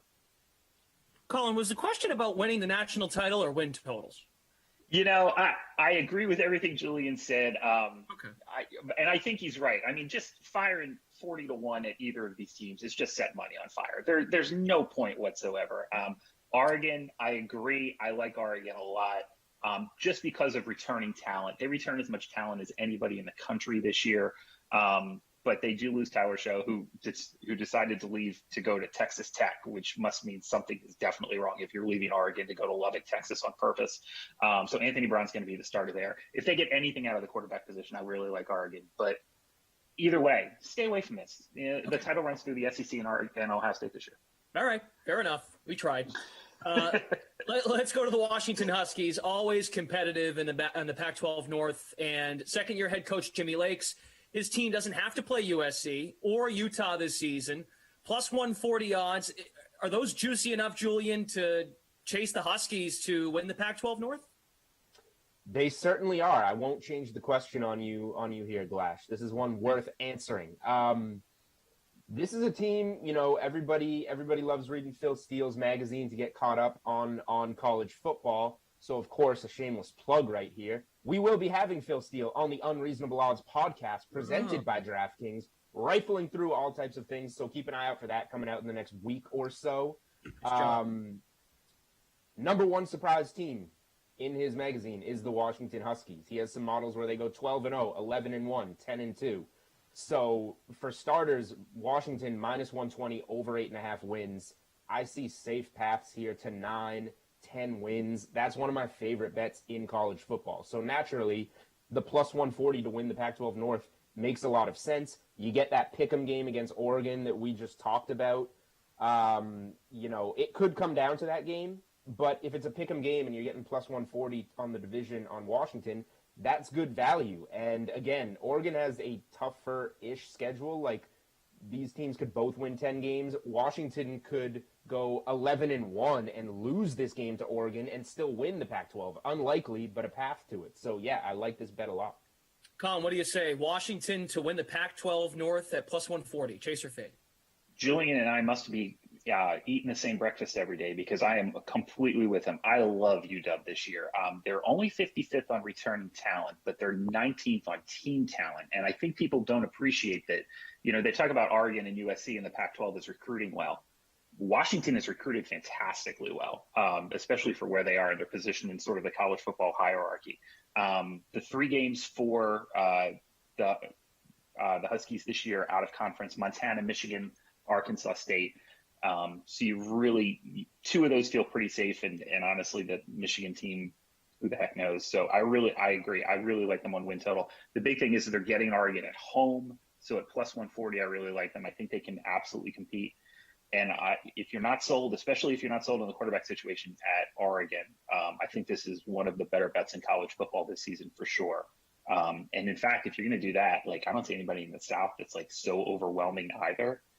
Just UW to win the conference outright is pretty good value as well. Okay, Plus let's go to the South. What's that, Julian? On the conference. Okay, there you go. Also, I had a sausage, egg, and cheese for breakfast. Not sure if that's what you had, Colin. I went with the good old-fashioned Starbucks iced coffee because, yeah. Okay. With you. I'm with on just the coffee for breakfast and then save all the appetite for later in the day. Anyway, let's look at the South. Head coach Herm Edwards plays to win the game. He appears to be riding the ship at Arizona State after a few dismal seasons in the desert. DK Sportsbook has the Sun Devils at plus 220 to win the Pac-12 South. Are those odds, Colin, tempting enough to chase the Sun Devils? It is, and it's more of a fade of SC than it is a bet on Arizona State. Now, keep in mind that I think in the modern age of college football, we're going to see more and more issues creep up quicker because of the transferability of players. Arizona State's in a bunch of trouble with the NCAA for some things they did a year and 2 ago. They're probably going to get slapped down by the NCAA at some point. That tends to have a lingering effect, and especially with the transferability of players who want to compete and play right now, maybe you're going to see some midseason people leaving the program. You might not see as much motivation if they get caught a little bit behind early. But I still think at 220, there's value there. I really like Jaden Daniels. I know some of the scouts just think his accuracy is a major issue, but his athleticism is. And remember, this kid was just a freshman last year and showed flashes of like absolute brilliance on the field. So I really like ASU. But again, it's something where it's going to be, if they get off to a bad start, it could implode very quickly. But if they can manage to get through the first 3-4 weeks of the season, okay, I think there's some real value there. Julian, you're going to chase Arizona State at plus 220 to win the South? I'm actually going to, they're a good team, and Colin made a lot of good points. Where there's smoke, there's fire. Like, I don't want to get invested in a team that's in some trouble right now and could easily fall apart throughout the season. But I agree on the USC fade as well. And when we were talking about Washington, we were talking about their odds to just win the conference outright, because there's not all that much in this division that scares you.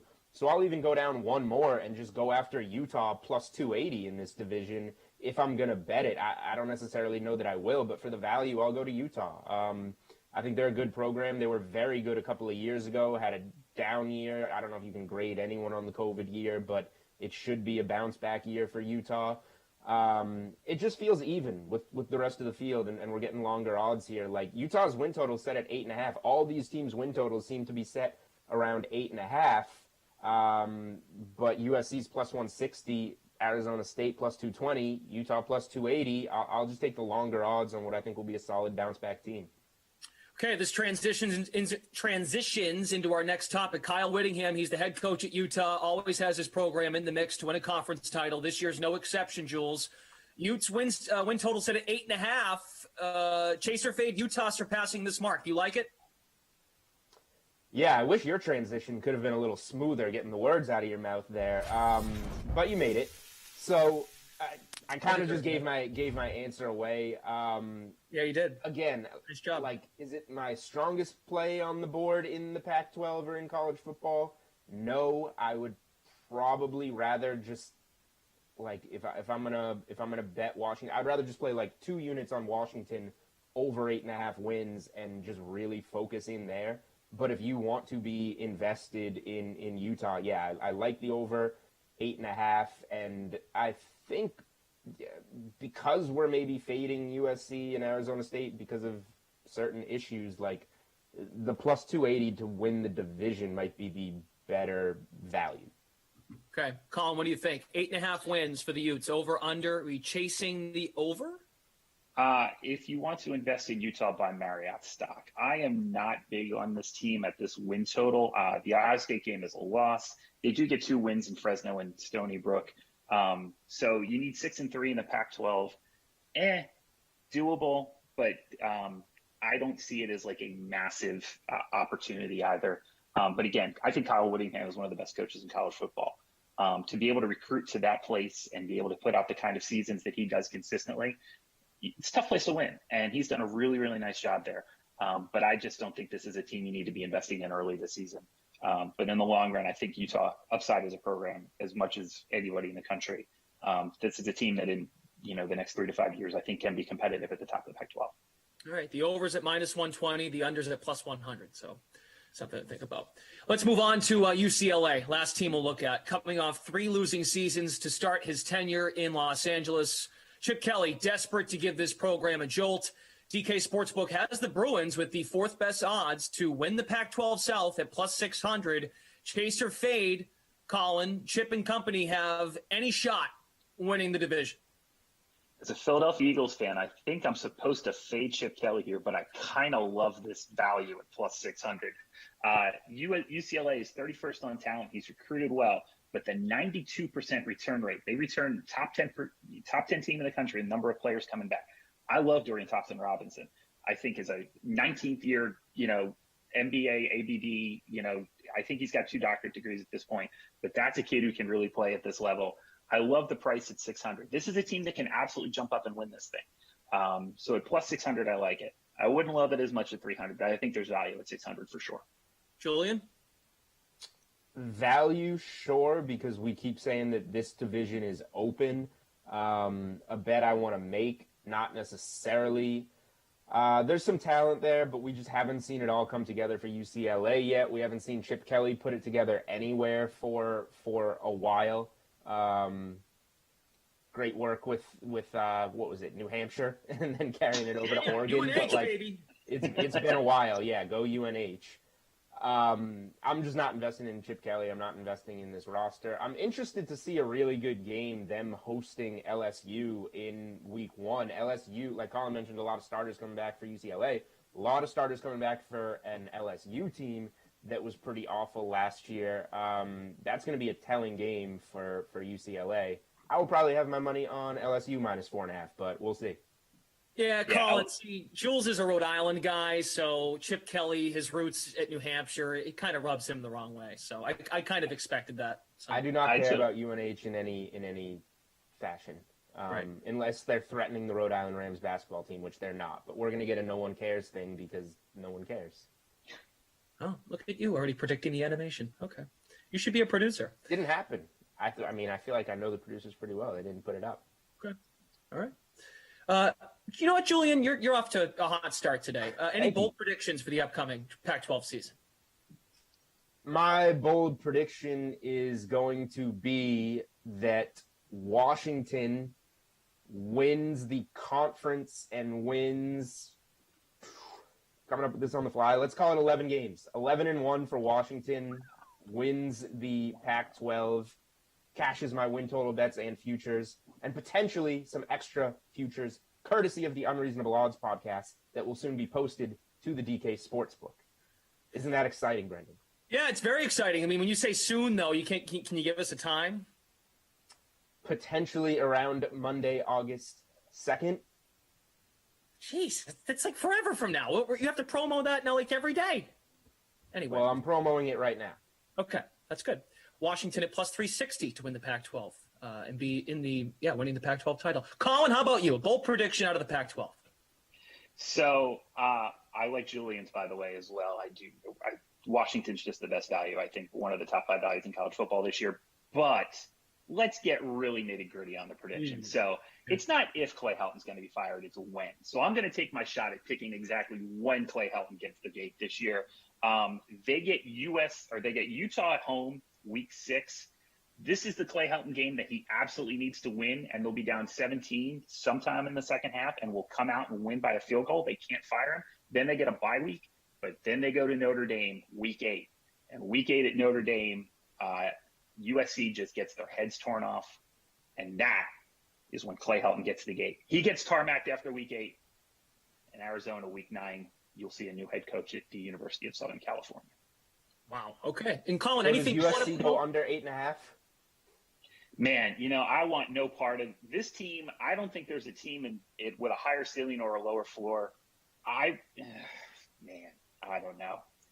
San Jose State, BYU to finish it might be the difference. I'm going to go under just because BYU to finish the season is such a weird game. Why would you play BYU in week 13? That just makes no sense, especially ahead of what theoretically could be a Pac-12 championship game. It's just I'm going to go under. Colin, anything you want to promote before you go? Yeah, check out all of our content at DK Nation. We are really into the Olympics right now. Get in there. A lot of medals bets out there, a lot of prop bets. We're really getting into things like basketball and soccer.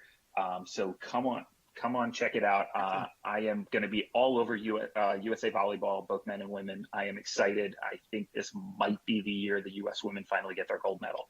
So we'll see.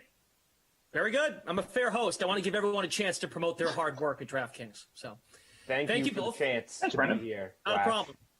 Happy to be here. Okay, we're going to go back to Major League Baseball, as we mentioned off the top. 8-game slate, night slate tonight. Gary and Thorne will join us. RotoWire's Eric Halterman will join us. We'll look at the sports book. We'll do that when we come back.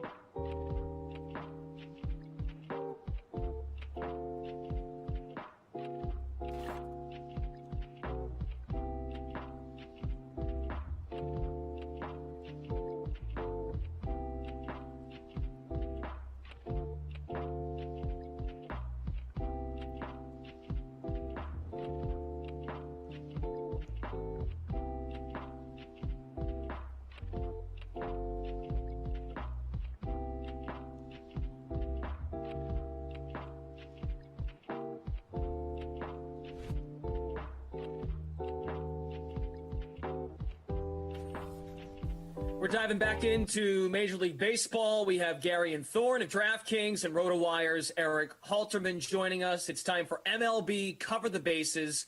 These guys will give their favorite DK Sportsbook bets in the following categories for tonight's games. Garion, hello. Let's start first with run line or money line bet that you're interested in tonight. Yeah, probably not the best idea to be backing the Twins in 2021, but I really don't mind them being slight favorites on this slate going up against the Los Angeles Angels, specifically Andrew Heaney, who had an up and down season to begin with through the first 3 months of 2021, but his July has been atrocious. In fact, his last 4 starts, he's got a 9.33 ERA. He's giving up 2.9 home runs per 9. And the Twins happen to hit left-handed pitching very well. For all their faults, they still hit lefties to the 7th best OPS in all of baseball. So you've got Andrew Heaney on one side, and then you've got Kenta Maeda on the other for the Twins. And he is finally turning in to the Kenta Maeda we've known and have come to know for the past half decade. He's got a 1.69 ERA across his past 3 starts. His strikeout rate in that span is up over 40%. So I just think you have 2 pitchers heading in opposite directions here. The Angels offense has been scuffling a lot as of late, so I will take the Twins at home minus 140. Hi, Eric. Nice to meet you. My name's Brendan. It's our first time meeting and first time speaking to each other. How about a run line or money line you're interested in? Yeah, nice to meet you too. I'll hopefully give you a good pick, leave a good first impression here, but we'll check back on that tomorrow. I'm bad at first impressions too, so it's okay. All right. Well, here's a definitely incorrect pick to make you think less of me, and that's I like Atlanta at minus 135 over the Phillies tonight. 2 offenses are pretty similar. Atlanta's 14th on the season by WRC+. Phillies are 17th, though, of course, Atlanta is not the same offense without Ronald Acuna Jr. there. So consider that close to a wash. But on the pitching side, I think the gap between Charlie Morton and Matt Moore is quite large. Charlie Morton looked like he was fading with age, as you'd expect for a guy in his late 30s last year. Saw his strikeout rate dip down to a roughly average, slightly above average, 24.7%. But that's up 3 whole ticks this season. Combined it with league average walk rate and a better than average ground ball rate, leading to a well-deserved 3.69 ERA. On the other side, Matt Moore, he may once have been a better prospect than both Mike Trout and Bryce Harper, but that clearly has not been the case over his career. I think it was a decent punt by the Phillies to sign him for cheap over the offseason after he had a decent short season in Japan, but hasn't really shown that he learned something new and exciting to become a different guy than he's been for most of his career. Had a terrible start to the year, 9.82 ERA in 3 starts before hitting the COVID-19 injured list in mid-April. He does have a 3.24 ERA since then, but that's not backed up by his ERA estimators. XFIP has him more than a run and a half worse than that. And on the season, his 5.25 ERA looks well-deserved. He's just below average across the board, doesn't strike out enough guys, walks too many, doesn't keep the ball on the ground. So I think with a starter like Charlie Morton going for Atlanta, they should be much more than minus 135 against Moore. Okay, let's go to some game totals. Looking at the DK Sportsbook, ranging from as low as 7.5 runs total to 9.5 on tonight's slate. Gary, and what's a game total that intrigues you? Yeah, I think I'm going to look at Tampa and Cleveland. Right now, the game total is 9. I'm going to take the over. These are not 2 offenses that are, in any way spectacular, particularly Cleveland, who have not hit well and have struck out quite a bit so far in July. However, you've got 2 starting pitchers in this game who have been better when used in a different role, let's say. Luis Patino has been better as a reliever so far this season. He hasn't gotten a lot of run to begin with, but his last 2 starts in particular, 9 earned runs in those 2 games. He has just looked overwhelmed and overmatched at the major league level the last 2 times we have seen him. And then you have Cal Quantrill, who actually began the year as a really nice bullpen piece for Cleveland, and then suddenly he had to move to the rotation out of just sheer necessity, and he has struggled immensely in that span. 9 starts, he has an ERA of 5.68 as a starter, and his strikeout rate is just 15%. So I think you can project a lot of contact for Tampa Bay. And one thing we know the Rays are going to do is chock that lineup full of left-handed bats, and Quantrill has struggled immensely within that split. So it just seems like the Rays could have an offensive field day here. So I'm going to take the over. Eric, how about a game total tonight? I'm going with the under in the Angels-Twins game that's set at 9.5. The teams are averaging 9.4 runs per game, so if they can exactly hit that number, we'll be safe by 1/10 of a run. Basically, all we need is better than average pitching tonight, and I think we're going to get that. Garion touched on the good things about Kenta Maeda. He had a really bad start to the season, but has looked much more like himself in his last few starts. Specifically, suddenly striking out the world, 42.4% strikeout rate over that stretch. I don't think he's going to be as good as he was last year when he was dominant out of nowhere, but he's been a quite good starter for most of his career. And then I have a little bit more faith, I think, in Andrew Heaney than Garion seemed to. On the season, a 5.56 ERA was clearly terrible, but most of the ERA estimators are like a full run and a half better than that. He has run into some bad form lately, which this year means you should check his spin rates, and they're not down much. They are a little bit down, I think, from May, but not far down from where he was in April. So unless he started using something for only a couple starts and then backed off again, I don't think he stands out to me as one of those very obvious guys where we shouldn't treat him like the same guy he was in the past. He's got a 28% strikeout rate and a 7.5% walk rate. That's guys like Lance Lynn, Charlie Morton, Joe Musgrove, all those guys are within 1 percentage point to both of those marks. So it is a recipe that should lead to success. He doesn't keep the ball on the ground well, but on the whole, it still is a pretty good set of secondary statistics. So I have enough faith in Heaney that I'm going to take the under here. We are covering the bases in Major League Baseball, looking at sports betting across DraftKings, and we're now going to move to a pitching prop, Garion. What intrigues you there? Yeah, I'm going to go with the strikeout prop for Adbert Azalea. Over 4.5 strikeouts is -145. He's actually been struggling a lot in his past 6 starts, but the biggest blemish that Azalea has is the fact he can't get out left-handed bats. That's specifically the issue. His numbers against right-handed batters, even in this poor 6-start stretch, are immaculate. It's completely left-handed bats, and if there's one thing that St. Louis does not have, it's left-handed bats. They actually have the most right-on-right plate appearances of any National League team so far this season.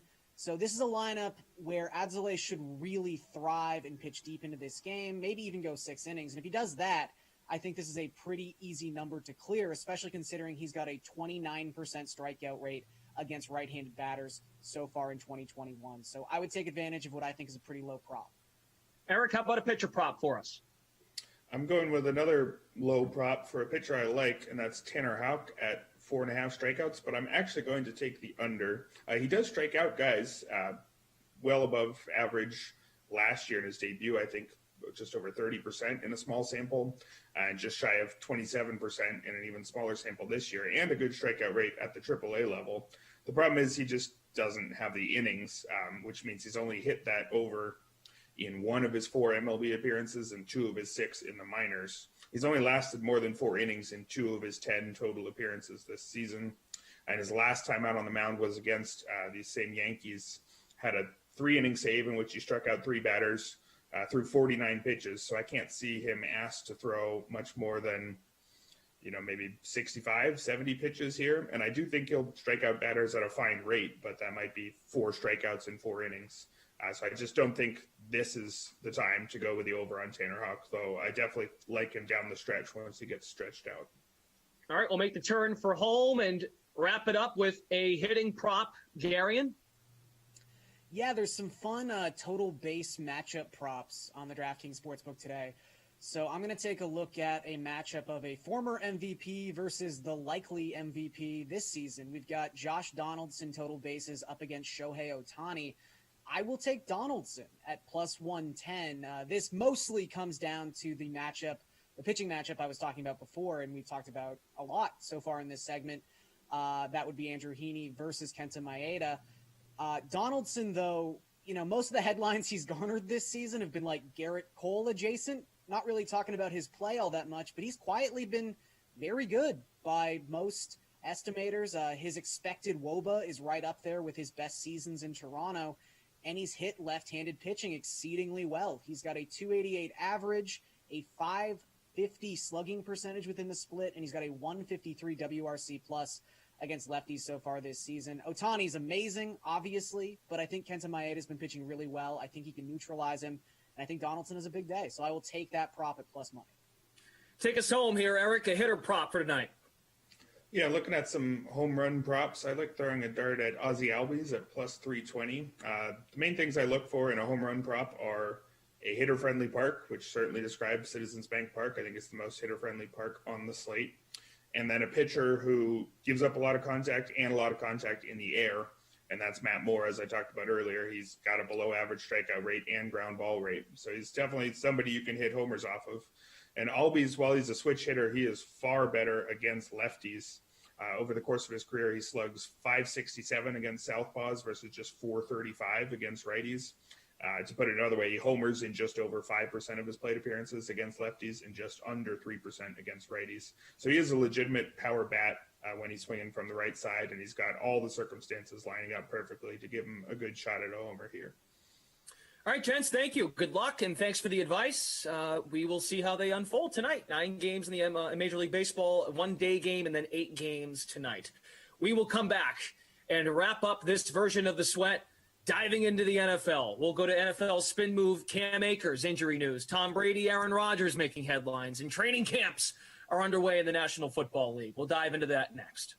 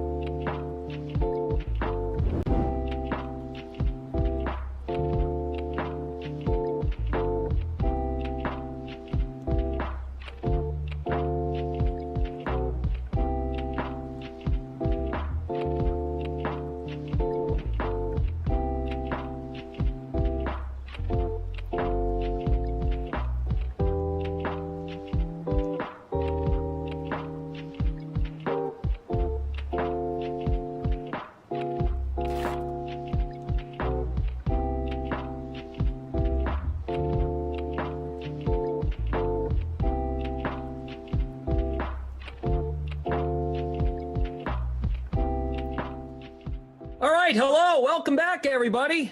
I'm feeling good. Had a little bit of lunch. ZT, how are you? How you been? I'm doing very well. How are you? Glad you got some lunch. Yeah, had Let's a salad. get another sim in here, huh? Under sim. Had the sweat earlier. Very busy, glashy Nice. day. It's been good. Yeah. All glash all the time. It's what the people demand. We'll see what happens at the end of the day. They might say, I've had enough of that guy. And that's totally fair. I can totally understand that. We made a contest. Hopefully, folks got lineups in. I know we had some issues with the site earlier. And thank you all as DraftKings customers and DraftKings consumers of these streams. We certainly appreciate all of you and your dedication to watching the Madden Sims and playing them. Zach Thompson, did you get a lineup in for this particular matchup between the Eagles and Cowboys? I did. I went ahead and built around Zeke as my captain. A probably pretty chalky play. We don't have ownership numbers yet, but I'm assuming that's going to be pretty chalky. He's been so good lately, and especially against this Eagles run defense, which is not so good. So I actually have him, and I have his counterpart on the Eagles, Miles Sanders, in one of my flex spots. Zach Ertz and Marquise Goodwin also joining him from the Eagles in my flex spots. And then to round things out, Amari Cooper, the wide receiver 1 for the Cowboys, and Greg the Leg, the kicker from Dallas, who pushed them into the playoffs with a long field goal at the end of the simulated season. I don't know if you were on that game, but it was a very exciting finish. He hit the long field goal that helped the Cowboys win the NFC East. They went to the playoffs while the Eagles went home. It's true. It's a good call out there. Good point. There was some news. I guess this is a revenge game for the Eagles since, Dallas knocked them out of the playoffs in the simulated season. If that matters to anyone ever. I like it. It's a narrative. I can appreciate it. Cool. We'll Into go with it. Who do you have? And then we can hit the news. But you want to go first? Yeah, sure. Who do you have in your lineup? I went very heavy Cowboys. Okay. I played Amari Cooper and the captain. I rostered Dak, Zeke, Gallup, and then my 2 Eagles, Miles Sanders and Dallas Goedert. Oh, nice. So you got a little bit of a punt play, but yeah, you've got all the Cowboys basically in your lineup. CeeDee Lamb, really the only one they can get points from that won't help you. So that's awesome. Good for you. Hopefully they run away with this one. We've seen these games between the Cowboys and Eagles. Obviously, we've seen it a bunch because they're in the same division. They play regularly. We've seen them go both ways, right? We've seen low-scoring close games. We've seen a couple of high-scoring close games. And then the Cowboys did blow the doors off the Eagles at one time. It wasn't even close. All right, here we go. Dallas ball to get us started. Do it. In their most recent matchup, they actually played twice right towards the end of the season, and Dallas did win both of those. Yep. Fun times. Glash and ZT, the Drew Stack, and Tate, a veteran lineup here for this 2 p.m. sim. It seems our site issues at DraftKings are behind us. I see some of you in the chat have mentioned you may have ran into some trouble right before this sim started. I think Zach and I both got our lineups in, so hopefully you all found some success before lineups locked. And just in case, our CX team is aware of the problems. We thank you for sticking with us. That is their message. They are aware, and they are working on having everything resolved and back to normal ASAP. Yep. If you have any other questions about your specific issues that you may have had, send them to DK_assist. DK_assist. That is the DraftKings customer service Twitter account. So hit that up. They're pretty good about responding very quickly and helping you out with whatever they can. Zeke with a 7-yard carry and then another 8-yard carry there. He is off to a fast start. Sure is.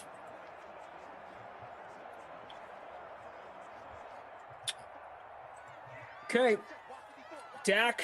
So a little bit of ownership numbers here, and then we can dive into the Cowboys news here. Zeke with another carry there. He is owned in 77.4% of lineups in the free showdown. Dak 48% owned. Zeke is captained in 32% of lineups, and Prescott in 6.8%. So about a third of teams captaining Zeke, which is what I ended up doing. I differentiated a little bit in my lineup by going with Greg the League. I would imagine he was more expensive. He was more expensive than Elliott, right? Yes, he was. He was a little bit more expensive. Not a lot, but a little bit. And I had the money, so I went with him. Dak almost stayed up, but goes down. Maybe they'll convert a 3rd and 10. We saw a 3rd and 46 converted. Yeah, you were talking about that. That is cool. That is very cool. Sorry you got in trouble for it, but it's cool that you got to see it. I have a job to do too, you know, ZT. As you know, we have to call the Sims. We can't just stop calling the Sims for graphic design meetings. Hope you can hear me out there. Cannot. Oh, you're leaving. Perfect. You want to say something? Want to state your case to the people real quick? Come on over. Why don't you give your side of the story? I present in meetings. It sounds like a madman is behind me. This is for football. This is for fake football, actually. Yeah, this is for a video game. Yeah. That's for content. People are playing money on these, you know. This is important. It's still a video game. Wow. This might be the worst thing you've ever said to the DK Sim fan. You should apologize. They're going to hate you. Love you. Bye. I don't think they're going to hate her. Yeah, you might be right. They'll just blame me. No, but it's your fault somehow. Yeah, that's fair. Not pretty sure how, but it will be. Big completion there. I believe that was Blake Jarwin with the catch as the Cowboys pick up another first down. Yeah, I mean, 3rd and 46 seems like you should be able to call that. I will say the other day I was talking to my son after the game, and he was like, "So who fumbled for the Browns?" I was like, "What? What are you even? What?" I had no idea what he was talking about. I thought he was talking about like when they played the Chiefs, you know, like in real life, and Higgins fumbled at the goal line. Yeah. He was talking about our sim. I was yelling about a fumble apparently, and he was trying to figure out who fumbled. It was Jarvis Landry, in case anyone cares. But yeah, your son's invested. Yeah, he was like, "What is going on? Why are you yelling?" So love that. You're not the only one. He was not presenting on a call though, so I get it. Yeah. I kind of get it. Brody in the YouTube chat. Are you guys doing this with Madden 22 too? That's the plan. That is the plan.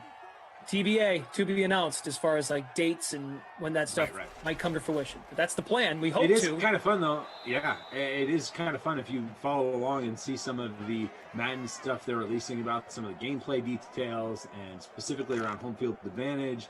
There's going to be some cool new stuff in the game, and I look forward to analyzing how that'll affect these sims and then seeing some of the sims, the new players on the new teams.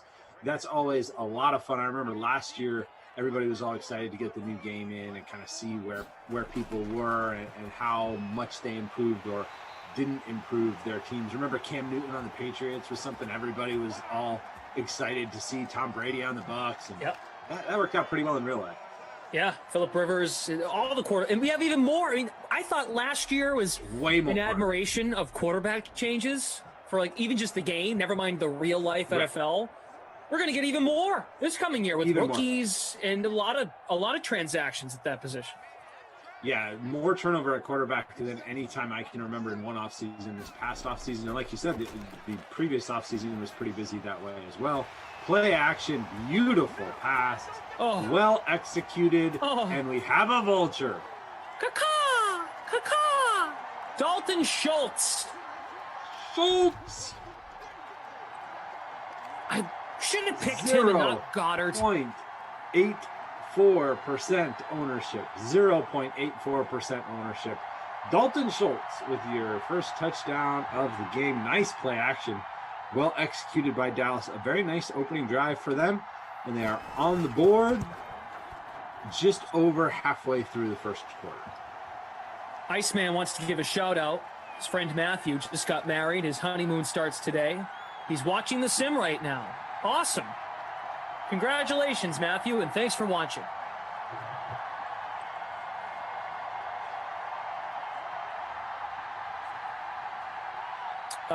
What was I going to say? Oh, there was news, CT, on the... Yes, there was. On the front of the Cowboys. They placed Amari Cooper, DeMarcus Lawrence, Tristan Hill, Greg Zuerlein, Chauncey Golston, Mitch Hyatt on the PUP list to open camp. That's not good. Yeah. I mean, No, is it not good, time to hit the good. panic button? Sorry. I don't think so. I was saying yes to the news, not to the that's yeah, that's great. No, that's not good at all. It is early though, and camp just opening. It's probably nothing, but it probably will be nothing, I guess is what I would say. But it's something to keep an eye on for now, especially with Cooper and Lawrence are the bigger names there. I mean, Greg the Leg is important if your league plays kickers. Remember when kickers were a thing on DraftKings back in the day? Yeah. You had to play kicker in all your classic lineups. You're pretty passionate about this topic. Yeah. I am. In the sense that you've always, when I work with you, every once in a while you remind me of that. You're my friendly reminder as to that used to be a thing. It did used to be a thing for sure. Now you can use them in Showdown, but that's all.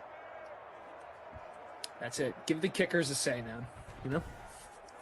They're fun to use in Showdown. They're actually sometimes really good value in Showdown, depending on how the game plays out.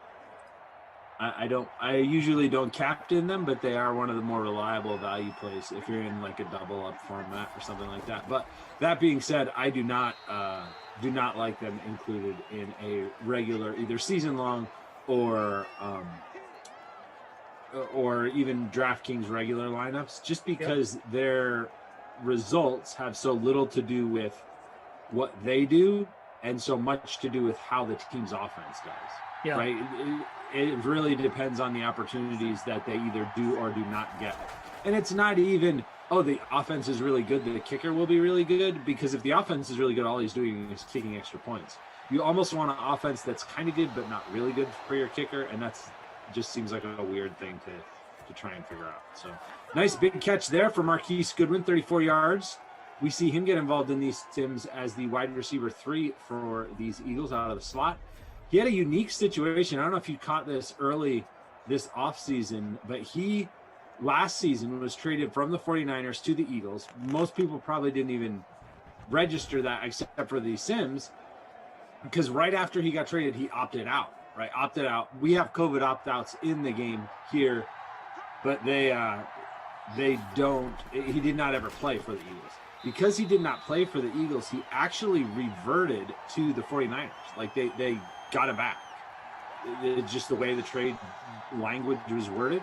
So he went back to the 49ers, who immediately reached a buyout agreement and got rid of him. And then he signed with the Bears. So now he's on the Bears via the 49ers trading him to the Eagles and him going back to the 49ers, and now he's in Chicago.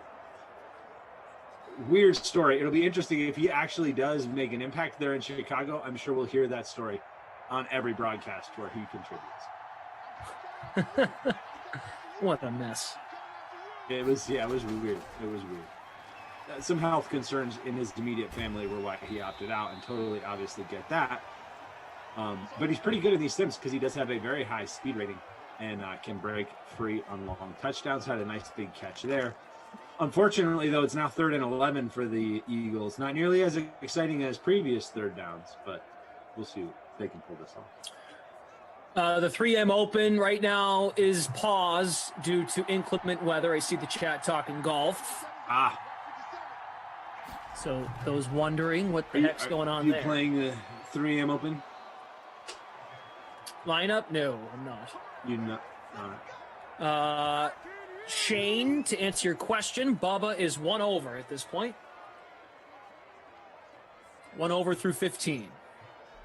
Yeah, I think the big story of the day so far is Ricky Fowler, right? Ricky Fowler up in 2nd place after the struggles that he has had. That's fun to see as somebody who enjoys, just the energy and the fresh approach that he brings and the fans that he draws to golf. Having him up in 2nd place is kind of cool. He's 7 under through 15. That course there in Minneapolis definitely gives up some very low scores, and the 3M Open usually turns into a birdie fest. Scott Stallings actually out front. He's 8 under with 1 hole still to play when they resume after the weather delay.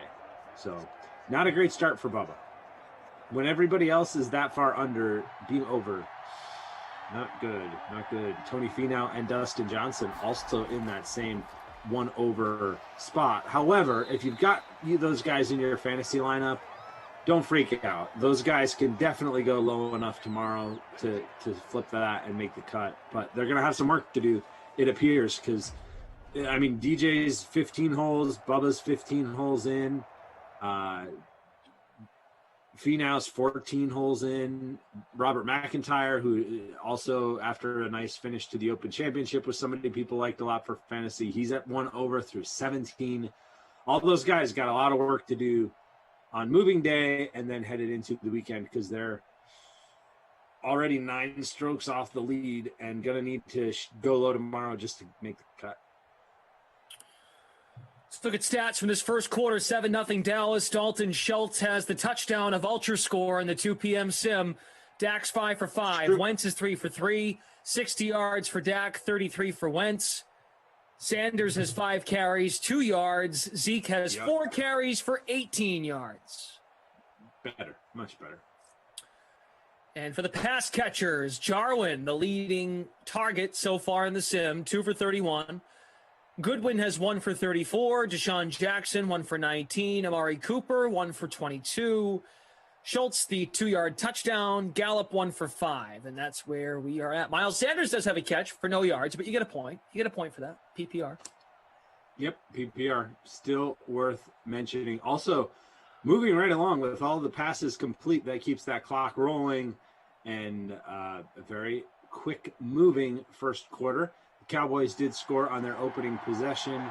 The Eagles trying to answer that on their first possession of the game. A long, methodical drive for both teams. Another complete pass. Miles Sanders is going to take this one for a first down. I think they're going to give it to him, and they're going to convert on 3rd and 8. ZT, you want to take some questions here from Twitch? First time playing Fortnite has a couple. First off, who is your favorite season-long or best ball dark horse? What do you, I guess, what do you mean by dark horse? Like somebody you're taking at the very end who could emerge? And at what position are you asking specifically? Okay. Sorry for the follow-up questions. But, there's a lot of people I like a lot. So let me pull up my rankings here, and we can definitely talk through some of that. It is definitely getting close enough to fantasy football draft season that you can start bringing these questions. I love it. It's a great time of year. Love breaking it all down and trying to find some of those dark horses who are primed to step into a big role.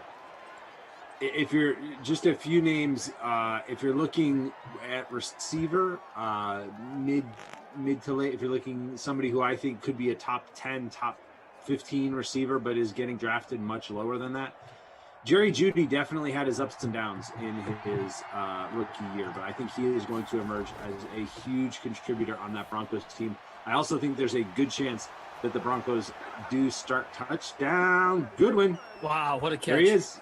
What a catch. Very nice catch. A very nice catch out of him. But I just Jeudy is one that I think could kind of break out in that next group into a very, very useful receiver.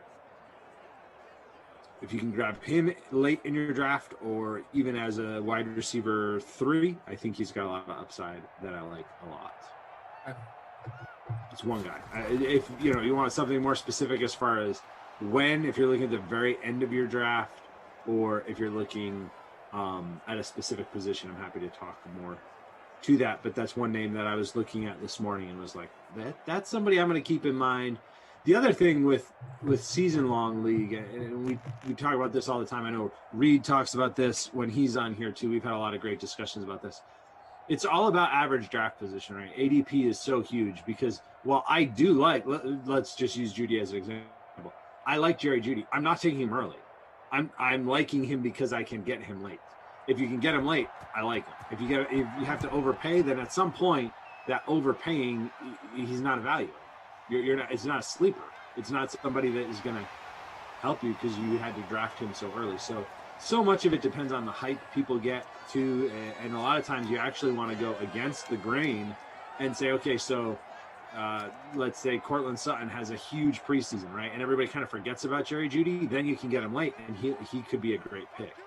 Conversely, if Jerry Jeudy goes off and has a great preseason, then you might want to look at Cortland Sutton because you can probably get him much cheaper. So it's important to kind of read and react to those ADPs. There's a couple great places you can get those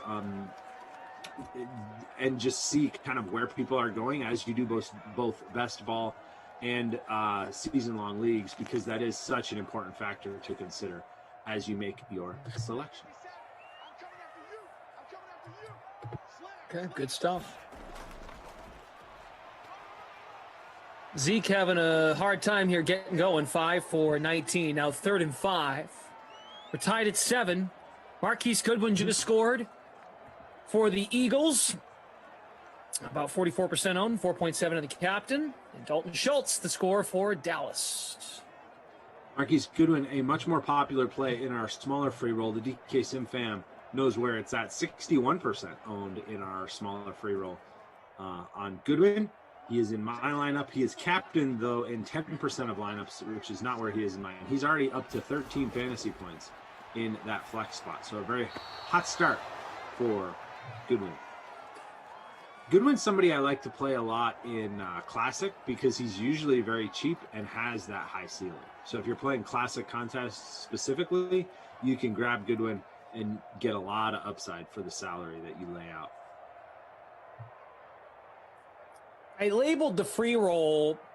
Who is actually looking forward to the NFC East? Is it fair to say that this division, while it can be really thoroughly entertaining for how bad it can be? Because, look, I mean, I know the AFC East hasn't been much better over the years, but are we at a point now where the NFC East is the worst division in football? Is that fair? Fair or unfair? So it's tricky, and here's why. Because worst, are we talking just quality of the teams? I think the answer is probably yes. But if we're talking worst as in most boring or one I least want to watch, definitely not. They're wildly entertaining to watch because they're so overrated in general. And they're all very close, right? They're very competitive. The Giants, Cowboys, Eagles, Washington, like they're all relatively close, and I feel like any one can beat any other one on any given Sunday or any given sim day, and as a result, they're very entertaining to watch. I do think that there is some interesting things happening in the division with Fitzmagic coming into Washington. That team could be pretty good. Mm-hmm. Dallas, they got to fix that defense, man. That defense was brutal last year, even before Dak got hurt. I'm not convinced Dallas is ready to take a huge leap. Hurts is interesting for Philadelphia, but I think they're kind of in a rebuild year, a down year for them, and trying to build for the future. I know they've got draft picks and stuff upcoming. I'm not hating the process that they're going through there, but I don't think this year is supposed to be a year where they seriously contend. The Giants, I think, are solid too. I know I think it was Rossi who likes them as kind of his breakout under the radar team that he thinks they could break out and have a good year. I'm not sure I'm ready to say that about them. I think that they improved a lot last year, and Joe Judge seems to have them headed a good direction. To me, it's the two teams we're not looking at in this sim that will probably lead the division. It is Washington and the Giants, and I think Washington's probably the best of the bunch there. If you made me pick a winner, I would pick Washington of the NFC East. Would you agree with that, or would you take one of the other three? Washington, outside of, and I love like Ryan Fitzpatrick is going to boost the entertainment value of that division, no question, because he's kind of polarizing. Like, I enjoy watching him play just because I think it's a blast to see how he's wandered through the league and still finding a way to get jobs and yada yada. But no disrespect to Fitz, but it's a weakness in terms of their build as a team. him as the quarterback. I say all that. I feel like their team is the most complete of any. Yeah, and they stay healthy. Like if they can stay healthy, they're in good shape. Which that's the key for any team. And I think too, because of their depth, they're actually maybe built to stay healthy a little bit more. Like one injury isn't going to totally derail them as much as like a Dak injury did to Dallas last year. Right. Where they could, or Saquon did to the Giants too, if you want to include that in there. But if another nice catch from Goodwin over the middle, getting heavy work today. Lots of catches out of the slot. That's 6 on the day already. Did you see also, and I actually had this flag to bring up on my other sim the other day, and we didn't get to it because I was on Washington's sim. They came out with a list of potential names for the Washington football team. I didn't see this. So they came out with a list on the Washington football team Twitter account, just getting fan reaction. And we can run those down after we talk about Miles Sanders getting the touchdown to put the Eagles up in this one. He is 57% owned, 13% in the captain. Usually a highly owned guy, and Sanders delivers to give the Eagles They've had the ball twice. The lead. Yep. And they've scored both times. Yeah, so Washington football team put out this tweet that had a bunch of names, not saying necessarily that these are the finalists or that these are the only options they are considering. One of them, they've already actually said they will not be going with, and that is the Washington Warriors. That was on there and apparently got a negative reaction, so they're not going to go with that one. But I'm trying to see if I can find the original tweet to post here. But some of the other names that jumped out to me as ones I liked Washington Red Wolves. I thought that one was kind of cool. What do you think of that one? Yeah, I'd be interested to see what a logo would look like. I don't know. I don't putting a color. Okay. Is there another team in the NFL that puts a color next to their name? I could be missing an obvious one, so I apologize. You know what I'm trying to say? Like, I mean, Blackhawks is hockey. Right. I'm trying to think of another NFL team. I don't think the NFL really does that. Like, they're not NHL the Philadelphia Golden Purple Knights, Eagles. Yeah, that would be weird. I'm trying to think. Golden Knights is another good one. Good example there. I don't know. Like, I can't find the original tweet, but here's. I kind of appreciate the simplicity with the NFL names. Yeah. So what do you think of DCFC? That's one that also has been floated around there. Washington, D.C. Football Club, and they just go DCFC. I don't know. It's different for sure. Feels almost soccerish when you go football club to me. Washington Aviators, I think that's kind of cool. Washington Demon Cats was one that was on there that I had not heard that one, and it kind of came out of nowhere. Like, what? Where did that come from? Like, just to list somebody. Oh, boy. Oh, 78 yards, Amari! Touchdown. Amari Cooper, 78 yards, tied up, 44.5% owned in the free showdown, 9.2% in the captain spot. Yeah, they put a ton of names out there. And it was not, they said, this is not a final survey. This is just to get your read and reaction to these. And obviously they're still going through the process. This year, they will again be the Washington football team. They're looking to get a team name possibly in place before the following season, the 2022 season. I kind of liked Washington Armada. That kind of felt kind of cool. Yep. The chat bringing up the Browns as a team that has a color. I meant more like pre the actual noun, like as a Spanish Armada. Yes, very well done. The Green Bay Packers. That doesn't really count, but I get it. It's a city name. Right. That's a city name. Yeah. No, it's not. Right. There was just a color. A descriptor or an adjective. Thank you. That was what I was looking for a word. Am I in the minority? Washington Rubies is another Zach, one that was on there that I was like, what? Am I in the minority? I kind of like the Washington football team. Like, the more and more we say it, and the more and more we get used to it, I actually kind of like it. I don't mind it.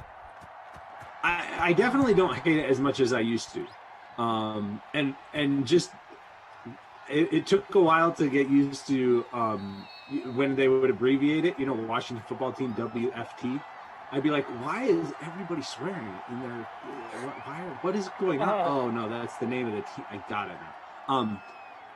Because dyslexia or something. But it took a while for me to get used to it, but I do like it. I don't think they should keep it, but I don't hate it as much as I used to, which either speaks to the fact that whatever they pick, I might hate it first, but it'll become normal, or the fact that it's not as bad as I thought it was. I thought it was awful. When they went to it, I was like, this is ridiculous. You cannot just call your team the football team. Yeah. But it kind of works. It kind of works. I mean, maybe it's from doing these sims. Maybe it's from, all the other write-ups and stuff. It just has become very normal. It's a little tricky because it's singular and so many NFL team names are plural. Like, we're watching the Cowboys and the Eagles, both plural. Washington football team is singular. So when you're writing, you just have to kind of keep that in mind, make your verbs match your nouns, but it's all good. Emerson's Peloton says the Washington Glassines. There we go. I'd be honored. Should I take all of my DK crowns that I get paid in? That's how I get paid at DraftKings, crowns, and I just buy the football team and call them the Washington Glassines. Washington Browns. Oh, the Washington Browns. Might be too close to the Cleveland Browns. They might not like that. Yeah, that's true. Big 3rd and 5 here, tied at 14. Wentz, right side. Got him. Oh, he was out of bounds, I think, ZT. Oh, he was out of bounds. Nice catch by Jackson. Just couldn't get those feet down. Deshaun Jackson now with the Rams for this upcoming season. Be interesting to see where he slots in on their depth chart, at least in Madden. If he becomes that wide receiver 3, could be interesting as a speed guy for them. So Josh Reynolds moving on. Plus, they're located, not technically, they're in Landover, Maryland, but they're so nearby the nation's capital that I don't mind like them being the football team. I don't know. That's like how I the kind of look at it. nation's football team. Yeah. I like pilots. Of your list, I like pilots. I think that one's pretty cool. Okay, whoa. It's not my list. This is the list that they put out on Twitter. Yes. Okay, thank you. This is not like a list I just came up with. I would not be this creative. But Washington Pilots, I like that one as well. Wasn't there a baseball team? Weren't the Mariners the Seattle Pilots before? I feel like there might have been. That Seattle sounds Pilots right. feels right to me. Okay, so yeah, it was the Mariners before they were the Mariners. Oh, you got to be kidding me. He's going to do it again. He's going gone. to do it again. Amari!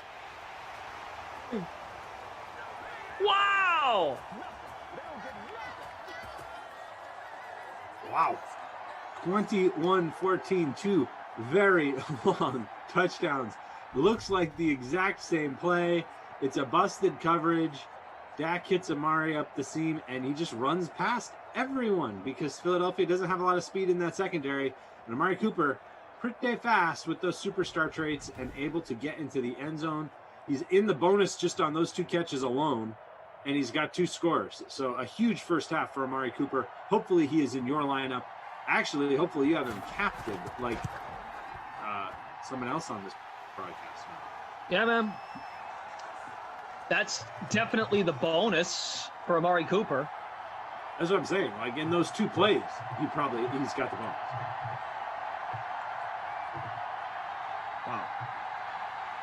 Wow. Impressive. I think producer Drew's right. It looked like the same play. It 100% looked like the same play. Yeah, he's at 161 yards already. So I think it's safe to say he's in the bonus. I don't think he's going to lose 62 yards. I just don't see it happening. 34 fantasy points in the first half for Amari Cooper in your flex spot. What does he have in your captain spot? 51. Lineup right there? 51.15. That is it's the solid first half. If you own Amari Cooper, which almost half of you do, hit that like button. Good stuff. Hit it too if you captained him. 93 B-Brack, and there goes classic for anyone without Amari Cooper. Yeah, it kind of feels that way. That is the way this is going. You never know who else might have a monster game, but yeah, Cooper obviously off to a great start here. 34 fantasy points. Goodwin on the other side has 21, so both those guys actually great plays in classic to this point. Zach Ertz with a couple catches here. That's Goodwin with another catch. He's been very, very involved. Does have the one receiving touchdown for the Eagles. The other touchdown for Philadelphia, Miles Sanders rushing score. On the Dallas side, we've got the two long Amari Cooper touchdowns and then a touchdown by the one, the only Dalton Schultz. Dalton Schultz made NFL history last year when he became the first ever pass catcher to catch a touchdown pass from a quarterback whose last name was the same as his first name. Andy Dalton to Dalton Schultz. Had never happened before. Happened for the first time in NFL history this last season. Won't happen this year since Andy Dalton is now in Chicago. That's fantastic. I never knew that. Yeah, that makes sense. 13 seconds, no timeouts. Carson Wentz dumps it to Sanders, and that's the last play of the half. Okay, another good scoring PPR sim here point for Sanders. That's about it on that one. But yeah, great scoring sim so far, especially if you've got Cooper or Goodwin in your captain spot. They're off to big starts. Sanders has a touchdown. So there's been plenty of points to go around so far in this one, 21-14. At halftime, Dak's got 3 passing scores, so he's off to a good start as well. Dak can be kind of hit or miss in these sims, but definitely looking strong in this one. 221 passing yards and 3 touchdowns for Dak. A very good beginning. We'll see if he can get to the bonus. One would think so, especially since it's a close game.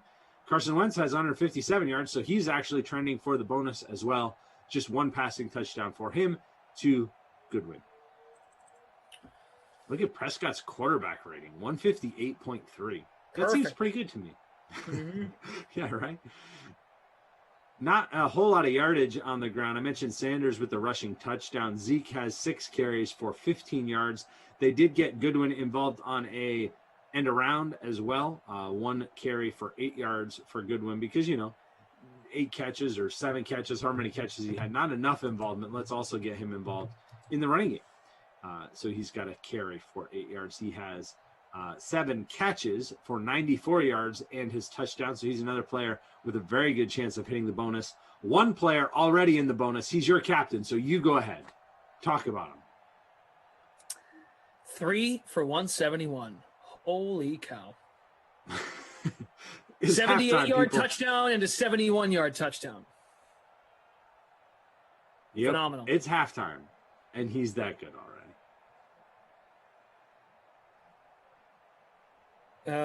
What else we got here? Gallup 1 for 5. I played Gallup. That's what's doing me in right now. I think if Gallup had a little bit more going for me, I'd be in a better spot. But right now I'm sitting in 23rd.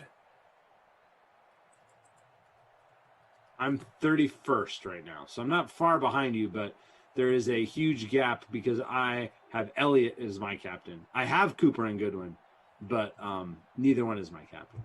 And Zeke needs to be better. Yeah, for sure. Austin Caldwell in the YouTube chat says, I have Giannis at captain. Always a good call. Always a good call.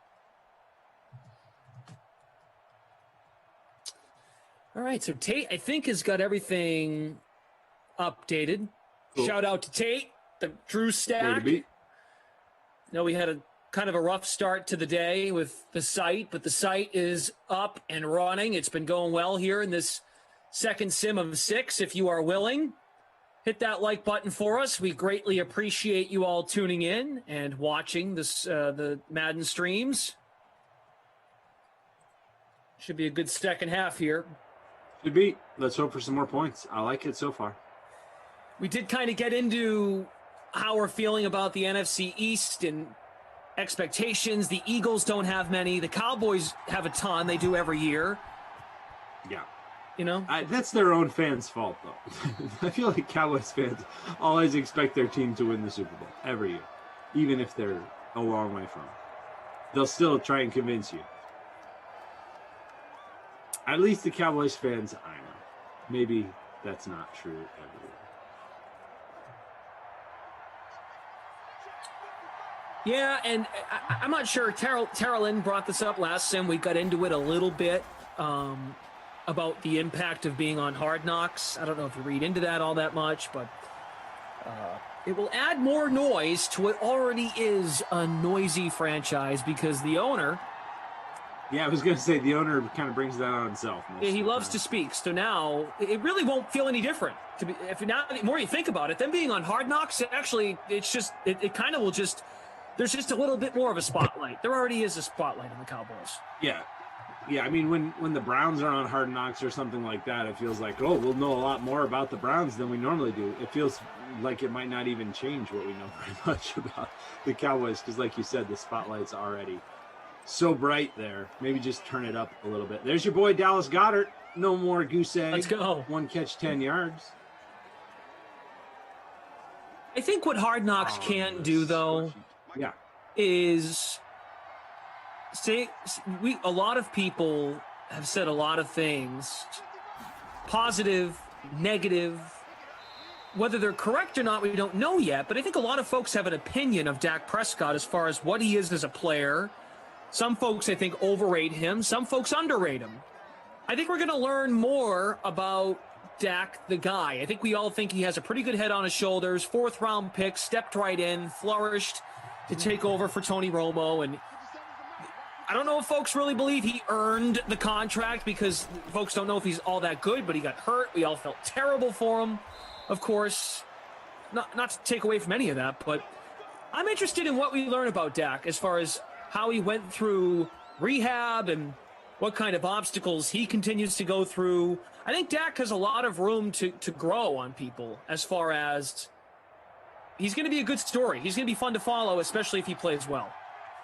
Yeah, for sure. And some of the stuff that he has done as far as even some of his mental health awareness. True, good call. That's a great call. For that kind of thing has been really, really meaningful. And I know Tara Lynn and I talked about that the last time we were on a Cowboys game together, and some of the stuff he's done around that is very commendable, very applaudable. You know, we appreciate that, and he's been very transparent, very real. He is an easy guy to like as a person. It's a little tricky because there's those loud Cowboys fans that want to tell you that he's the best quarterback in the league, and I feel like that might be a little bit of a stretch. I'm not sure he's on that level yet. It doesn't mean he can't get there. Or that I don't want him to get there. It just means that I think, not by any fault of his own, just by the nature of the position he plays for the team that he plays for, right? There are polarizing opinions on it, right? Some people will hate the Cowboys quarterback no matter what, and some people will hype the Cowboys quarterback no matter what, on both extremes. I feel like he's on neither extreme yet. I'm high on him, but I'm not drafting him very often because there's somebody in most of the leagues that I play in that takes him what to me is too early. Oh boy, we've got more points. Oh yeah. Marquise Goodwin did hit the bonus. That was a few plays ago.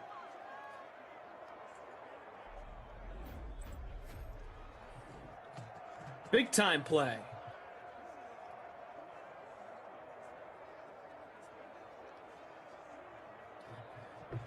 Did you read up on any of this Tom Pelissero news over the last couple hours? I did actually a little bit. Pretty crazy, huh? I mean, yeah, massive stuff. They're not messing around, huh? No. Basically, in case you missed it, I will try and summarize it, and then you can clarify if I get anything wrong, because I didn't exhaustively research. But basically, if any team is responsible for a game not being played during the regular 18-week season, they forfeit. They lose. That's the long and the short of it. They are not going to add a 19th week to the season. They are going to get it all in, and if not,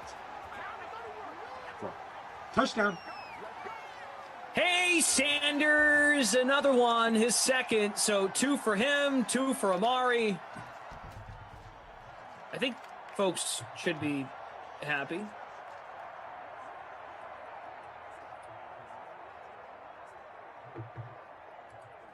Happy about Miles Sanders' touchdown? Yes. I'm happy. He's in my lineup. As a reminder on his ownership, he's 57% owned, just shy of 57%, 13% on the captain spot.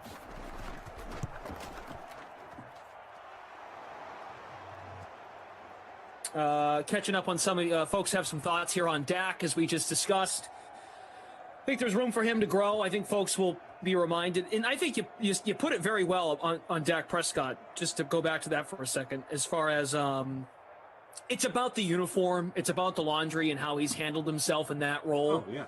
So he might not be the best at his position, and you folks might overrate him, underrate him on the field, but just the way he carries himself in that kind of environment with the expectations, I think elevates him. I think it actually is worth overrating him a little bit.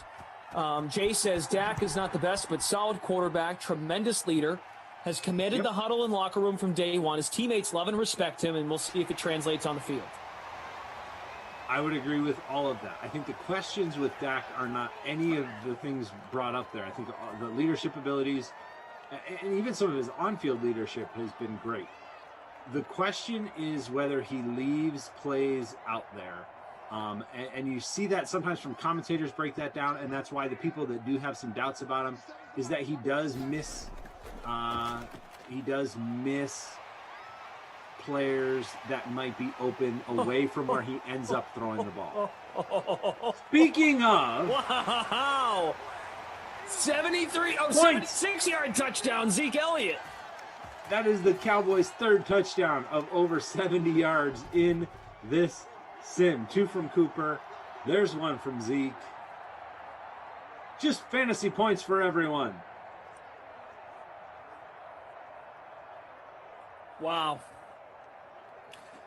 Wow. Big scoring plays, baby.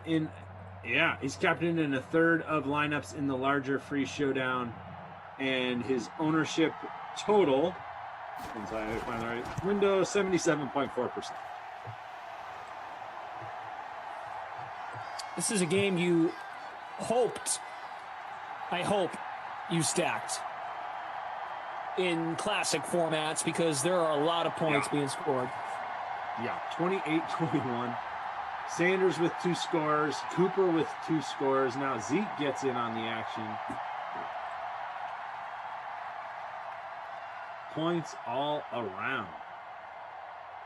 So just to wrap the Pelissero, here's the NFL informed clubs that if a game cannot be rescheduled during the 18-week season due to a COVID outbreak among unvaccinated players, the team with the outbreak will forfeit and be credited with a loss for playoff seeding per sources. That's from Pelissero. And then he went on to describe it a little bit more. But yeah, they are not messing around. If it is your fault, you lose. Yep. So we'll see how that shakes out. And that's still, a few months away, but something to keep in mind. And just to clarify that a little bit further, as we see a fumble here, scoop up, and a flag, which I think is going to be after the fumble. I think. Yeah, so the penalty was actually on the Eagles. It was before the fumble, but the penalty was on the Eagles, so that is declined. Cowboys get the ball. They can't have a 70-plus yard touchdown, though, from here. I'm a little disappointed. The other interesting part of that, right, and this is that the players will not get paid for that game. Like, if the game is canceled and cannot be rescheduled, neither team's players will receive their weekly salary for that game. So, hello. NFL does not want to be rescheduling things, and they're basically going to make the players own that.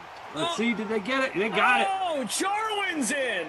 Jarwin is in on the action. That is the 4th passing touchdown for Dak.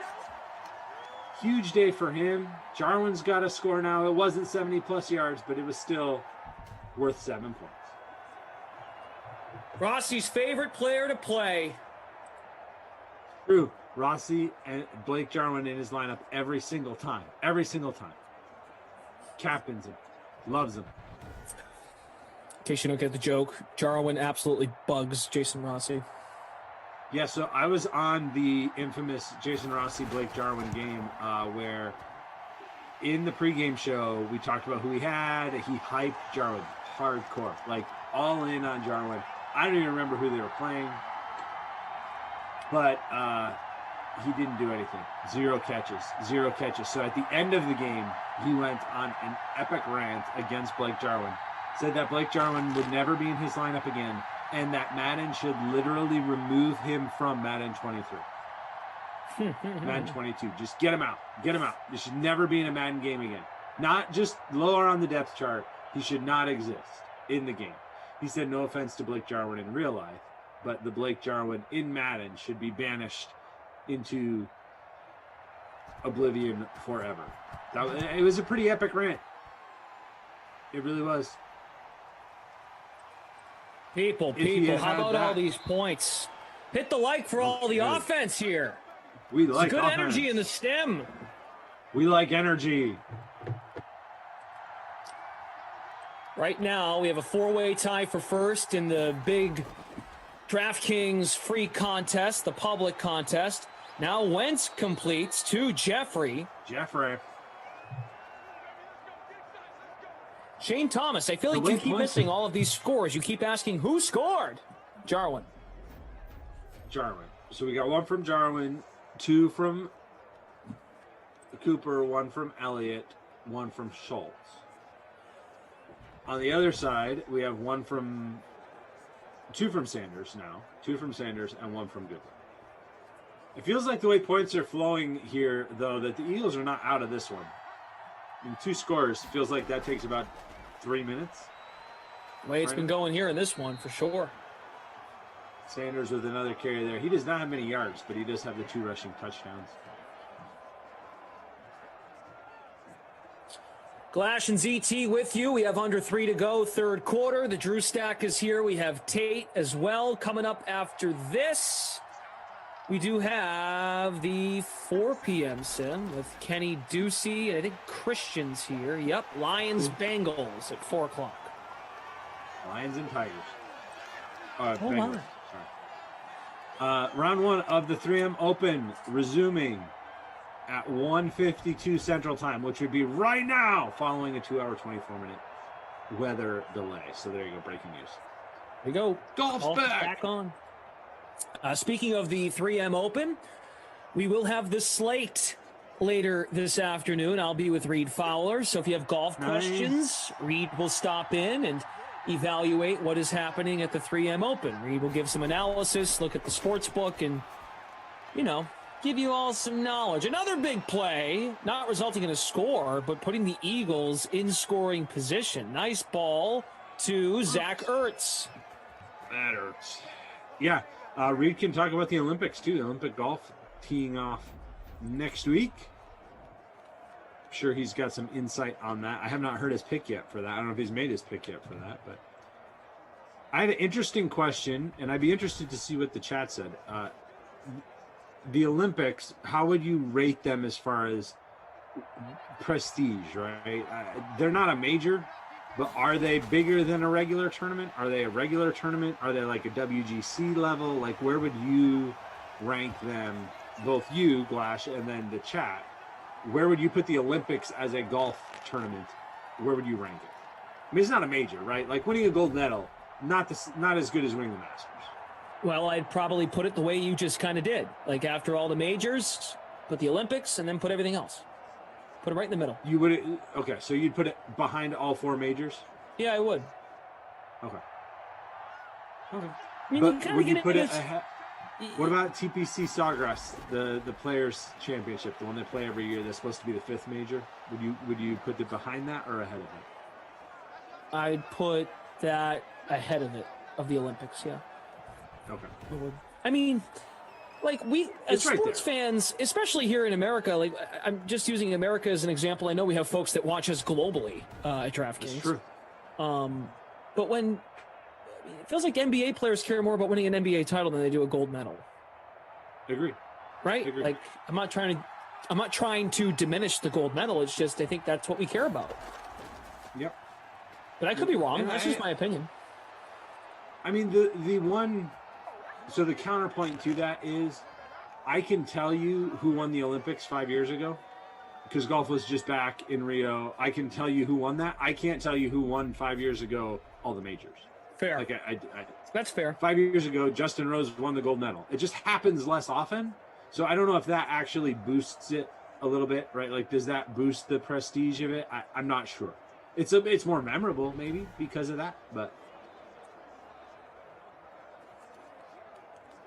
there is if you're into the Cowboys, like if you're a Cowboys fan watching this, there's a lot to love today on Twitter. Cowboys Twitter is on fire today, as is Steelers Twitter, because camp opened for those two teams today, and there's highlights of Dak throwing a CD, Lamb, and everybody's all excited. And Throwing a Blake Jarwin, 2 injured dudes catching back up. Yep. Yep. It's just the time of year to get really excited because your football team is back out there in shorts and shells and catching passes. And it's cool. Yep. It's like spring training, but for football. Everybody is undefeated. Hope springs eternal. It's that time of year. Although it feels like already we've started everybody starts so optimistically. It feels like we already had our first downer because Cam Akers got hurt, right? Like it was everybody's back. It's going to be and we already had our first injury. Carson Wentz is in the bonus. That's great for his owners. 306 yards passing with his 1 touchdown. Dak Prescott not in the bonus, 251 passing yards, but he has 4 tutties. Pretty solid. Pretty impressive. Look at Zeke. Zeke's right on the edge of the bonus too. 94 yards on the ground. Most of that on that 170-plus yard run. He has 1 score. Sanders has 2 scores, 29 yards rushing. Crazy. Marquise Goodwin has the bonus. So does Amari Cooper. Cooper did nothing in the third. He could do nothing for like the next 3 sims. This would be plenty if they carried over. But that's not how this works. That's also true. 3 for 171. Jeffrey has 2 for 79. Ertz 5 for 63. Jarwin 3 for 61. Rossi and a touchdown. Rossi. Deshaun Jackson 2 for 25. Did you at Rossi and send him the Jarwin highlight? Did you do that yet, or you say you're going to do that later? I did. I just added him. Okay, good. I'm sure he'll be very excited. Yeah. He'll like that. He will. Yeah. He's a big Blake Jarwin fan. Michael Gallup letting you down so far. 1 catch for just 5 yards for the Cowboys wide receiver, 2. Does that hurt more with all these points? Like the fact that the Cowboys offense has gone off, but Michael Gallup has been nothing. Yeah. I mean, we still got time. But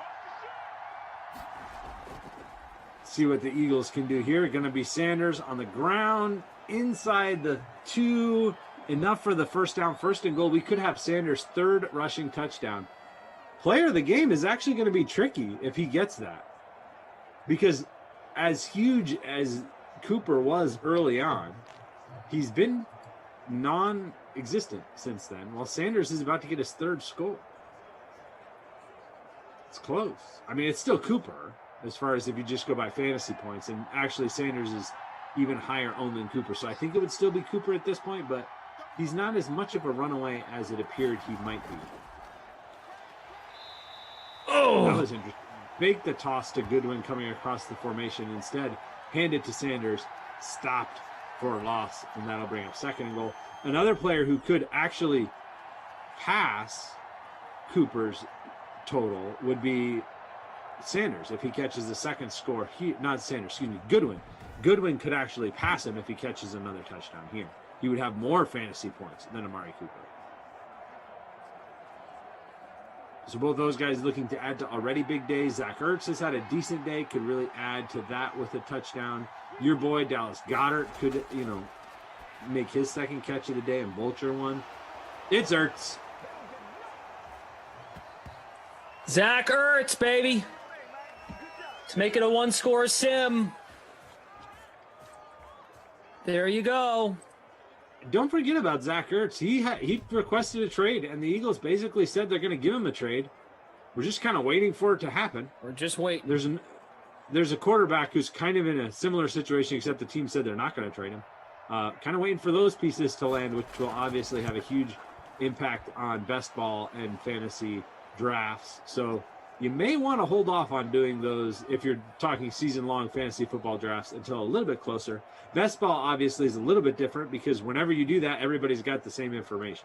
Right. And you're drafting. You can do that really anytime, and that you just have to figure in, right? Like you have to figure in. Zach Ertz he has a very high ceiling if he ends up on a team that uses the tight end a lot, or if he ends up in Buffalo where they've got a great offense but no tight end, or he could end up not there. He could end up in a much worse situation. So you kind of have to just figure that into your ranking for Ertz if you're doing best ball at this point.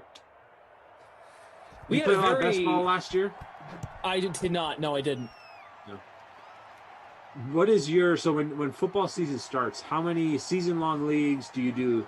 Strictly DFS?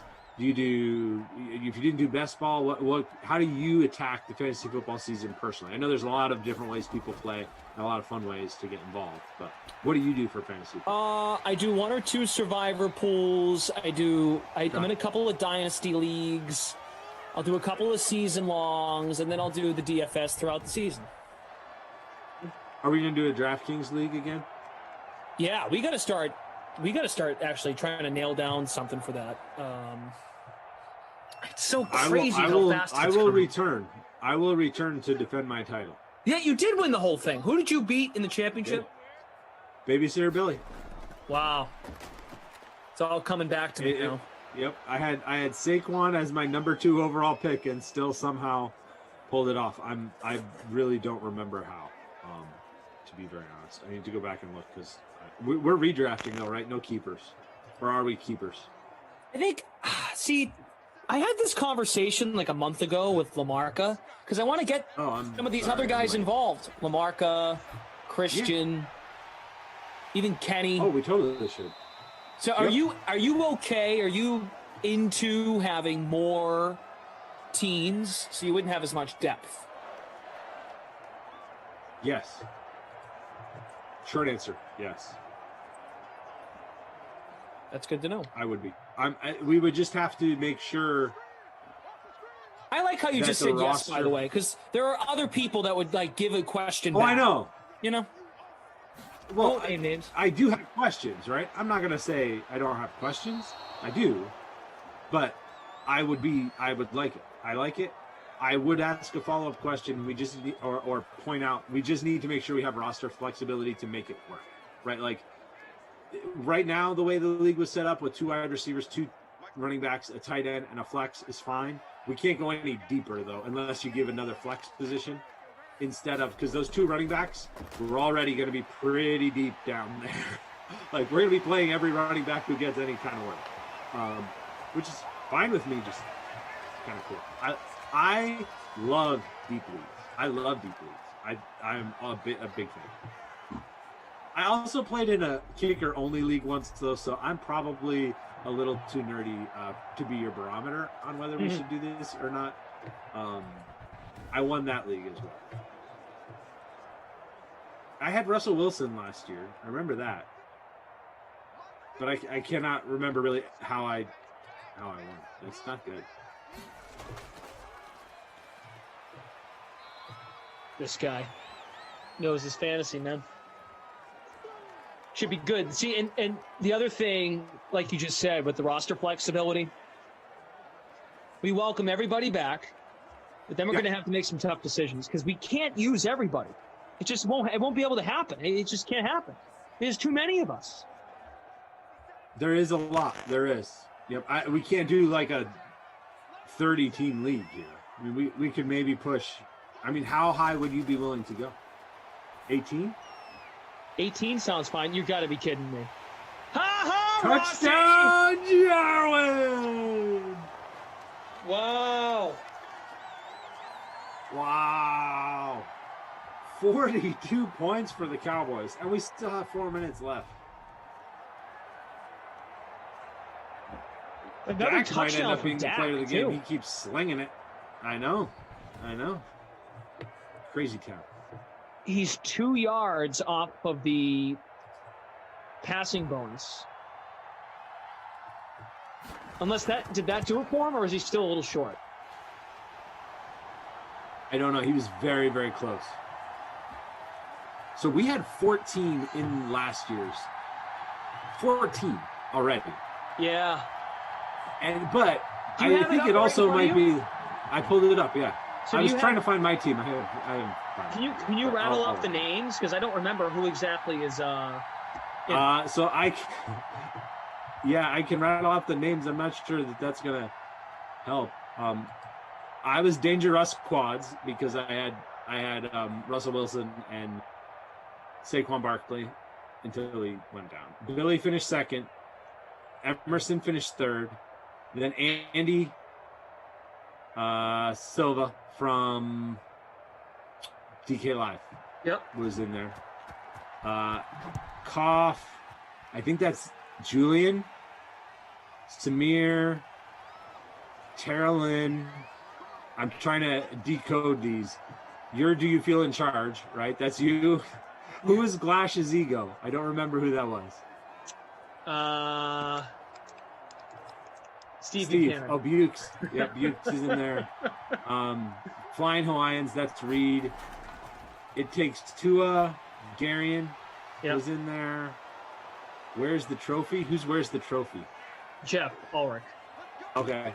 And Thor's mom, which was Jessie. So Jessie kind of abandoned her team. I don't know if we got to encourage her to be a little more involved this year. We're going to have tryouts. So. But here's the other thing, Glash. Like, as somebody who's in this league, it's going to be competitive enough. Like, if she checks out, okay. And one less team, right? Like, at what point is it okay? Wow, love that. Lamarca, Christian. So Lamarca, Christian, Kenny. I mean, you can get to 18. Kenny. You can get to 18 real fast. That's 18 already. Right there. Lamarca, Christian, BK, Kenny. What about Rossi? Rossi's not in. I feel bad. You can't leave Rossi out. No, you can't leave Rossi out. Drew or Andrew, you guys want in? Freeze Pops, Tommy another Freeze one. Pops. Crap. See, we might have to make just a second league, Glash. We might just have to double up and go with like I'm sorry. AFC, NFC. We may need to kick out. I think we might have to kick out Billy. And we're just voting people off the island. This is exactly the conversation that Lamarca and I had like a month ago, trying to figure out who should stay, who should go, or should we do 2 leagues? So here's the other question then, right? Are you cutting people based on the results of their team? Or are you cutting people based on their involvement in the Sims? Or are you just cutting people because you're the commissioner and you can't? Like, just go. Well, yeah, that. It's more that. The latter. Okay. Okay. Well, Lamarca and I went this far. We should just cut people based on their involvement with the Sims. Right. Like, I mean, Steve, Reed, Julian, bye. Garion, bye. Jesse, bye. Well, but see, they're all active on the Dream stream. But they're all active on the Dream stream. I know. Yep. That's why I think that's not being fair. They should stay. So the other thing you can do, and I've only done this one other time, and this takes some doing. So as the commission, you might be like, no, that's too much work. But you can actually run 2 concurrent leagues where the champions face off, right? So you basically have an AFC and an NFC, and every player can be owned in both, right? So like, if I was in the AFC and you were in the NFC touchdown, we could both have Zach Ertz, who just had his second touchdown. Right, like we could both have Zach Ertz. So in your championship game, you just might have duplicate players, right? Like if both teams ride a huge year from Zach Ertz to the championship of their separate leagues, then you can have them meet in the Super Bowl. It's complicated, but I have done that at a past company that I worked with where we had 20 plus people that all wanted in. We ran a super league where basically there was 2 10-team leagues, champions faced off in week 16. Yeah, you could. That is true. Producer Drew with a good point. You could have 2 exact same teams meet. It's unlikely, but you could. It does make a nice. So we did a write up on it. We would do a weekly recap of it, and it was kind of fun because you could see and compare even in the drafts, right? Like, oh, in this draft, Glash got Zach Ertz in the 5th round, but then Reed got him in the 8th round of the same league on the other side. You can kind of compare those things. It's kind of fun. I like that. I'm interested in that. 42-35. I'm interested in all the points in this sim. We're looking at 77 real life points, fantasy points all around. We've got multiple touchdowns for Zach Ertz, Miles Sanders, Amari Cooper. We've got Zeke in the bonus. We've got, I think, both quarterbacks in the bonus. We've got Zeke with another long run there. All kinds of fantasy goodness going on here. Where are you in the contest right now? I have moved up to 13th. I'm just behind Andrew, who's in 10th.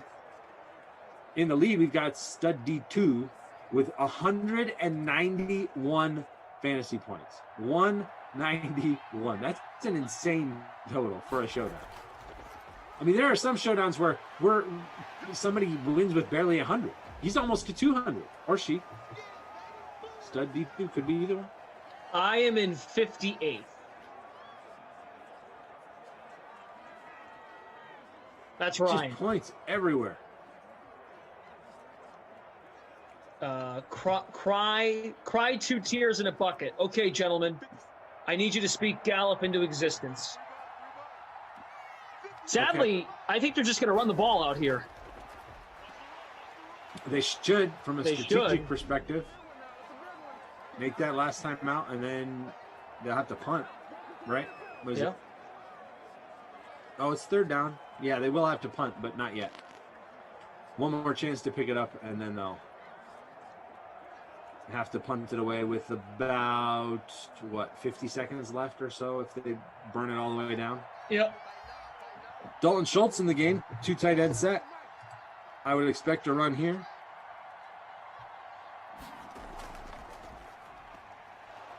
Oh, Zeke. Amazing sim for him. Still well into the bonus. Jarwin and Ertz both with 2 touchdowns. Cooper had 2 touchdowns. Sanders had 2 touchdowns. Am I missing anything? Zeke hit the bonus. Everybody gets a touchdown. Zeke's in the bonus. Both quarterbacks in the bonus. Goodwin in the bonus. He's been a little quiet here in the 4th quarter, but they're getting the ball back now. You know Cooper, who the leading fantasy point scorer is at this point, at least from what I've seen so far? It's Ertz. Ertz has 10 catches to go with his 2 touchdowns and 128 yards. Wow. So he has 37. Cooper, who's been very quiet, 35.1. So correction. Thank you, Tate. I said, and I was wrong, that Dak is in the bonus. He is not in the bonus. He has, 5 passing touchdowns, but he is not in the bonus. Sorry about that. I was trying to give it to him, but, the actual numbers say that he's not there. And won't get there because this is probably... That's it. That's it right there. That's it. The end. All right, so you got to make a call here. This is a tough call.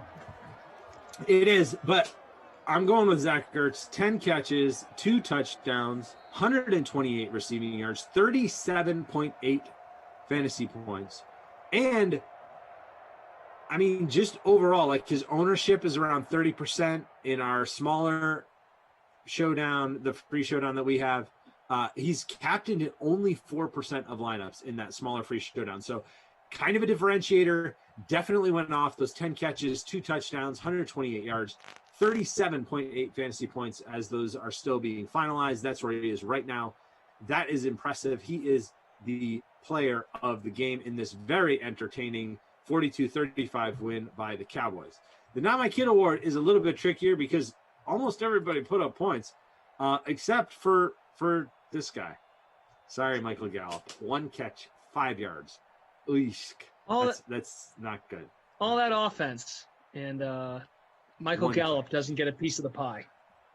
No, I mean, Deshaun Jackson's close. 2 for 25, but 1 catch for 5 yards. Michael Gallup, where do you at? Right? Not involved. Sorry. He even got outscored by CeeDee Lamb, who had 1 catch for 6 yards. So, huge game for almost everybody. Gallup, the one exception. He's the Not My Kid Award winner. But all those multi-receiving touchdowns, we have multiple receiving touchdowns from Ertz, from Jarwin, from Cooper. Huge day for Dak. That was a lot of fun. Tons of points. Tons of points. All right, we need to go since this one went a little long. I'll be back later on for the slate with Reed. You're on right now, too. Because it's the sweat replay coming up next. Oh, God. More back. sweat replay. This is 5 straight hours of Brendan Glass. Yeah. That's awful. Glash, all the time. This will never happen again. People will complain and say, this is too much. Way too much of this guy. The next sim is at 4 Eastern. Kenny and Christian. Lions, Bengals. ZT, you have a great rest of your day. You do the same. Is there something I can help you with? I didn't mean to talk to my Apple Watch there, but that happened. Thanks to the Drew Stack and Tate. She wants to help. See you all right now, I guess. This is weird. Here's the sweat.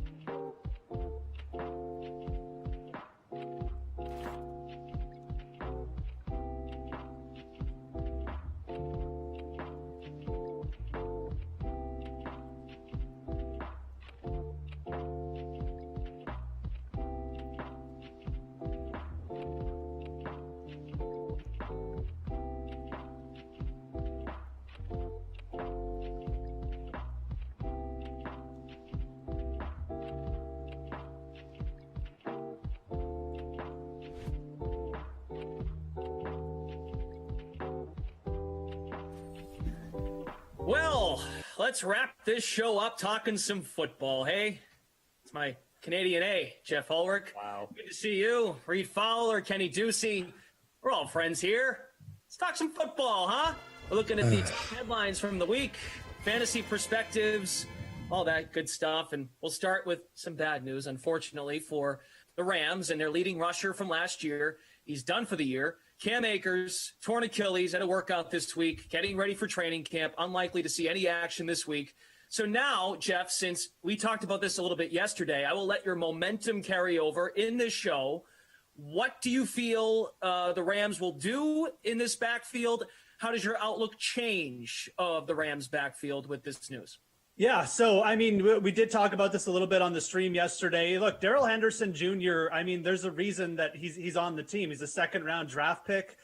This guy was very highly touted coming out of college. Now, he hasn't gotten the Sean McVay love that Cam Akers did yet, and that's a little bit of a red flag. But, you know, all indications are, and maybe this is just a result of there not being that many great free agents out there for them to go out and sign right away, but all indications are, you know, the Rams are going to hitch their wagon to Darrell Henderson Jr. Now, they do have some other interesting backs that they've picked up, like a Jag Funk, but I think from a fantasy perspective, you have to trust this. We saw Darrell Henderson be very pretty productive when he was in the starting role before Cam Akers came back from injury last year. This is a player who scored 25 touchdowns his last year in college. He was a very good receiver in college as well. I think that right now with his valuation, you can still get him at a reasonable price under guys like Miles Sanders, David Montgomery. If his price went up, it might become more of a fade spot. But right now, you got to trust Darrell Henderson Jr. He's got the pedigree. All right, let's go to Kenny Ducey. Hi, Kenny. What do you think on Cam Akers? Yeah, I'm going right to Xavier Jones. Look, this is a really bad situation for the Los Angeles Rams. Cam Akers was developing into one of the, not only one of the best running backs in the NFL, but for my money, one of the best fantasy players. I think that he was destined to be potentially a top 10 fantasy player over the next few years. So he's really talented. It's going to be a huge hole. And obviously Super Bowl hopefuls, this team, Matt Stafford, an MVP hopeful. I think that the fantasy impact here, I think that they probably lean a little bit more on Matt Stafford and guys like Bobby Trees and Cooper Kupp. But if I'm looking at a guy to fill the void, yeah, Darrell Henderson, he's a good option, but he's going to be expensive in redraft leagues. I think that Xavier Jones, he's undrafted out of SMU. He's technically the backup running back now. It seems like this is a situation where they're at least going to give him a chance. They gave Darrell Henderson his chance last year. We heard all the praise for him going into the season, how talented he was. He was okay. He didn't really take the bull by the horns. He got beat out by Cam Akers. I think that we could see a repeat here. You got a youngster, 23-year-old Xavier Jones. Maybe he comes in here. Maybe he does something with his first few games and he takes over. And I don't think it's really going to cost you much in draft capital to get him. Reed, if only you ran into Kenyon Drake this week. He could have told them that he had a chance with the Rams, but he's with your Raiders, of course. How does your fantasy outlook change with the Rams with this Cam Akers news? Yeah, I believe it's Ducey to talk about Xavier Jones. Of course, UDFA, special teamer, not necessarily tested at all from an NFL standpoint. And that's, I think, the problem that we're going to get into, not just with the Rams running backs, but in fantasy football in general, is we're so infatuated by rookies and untested guys that there's so much upside, and it's true. And Darrell Henderson does have that upside, to what Jeff was saying, above 19 points in 3 of his first 5 games, but the durability is an issue.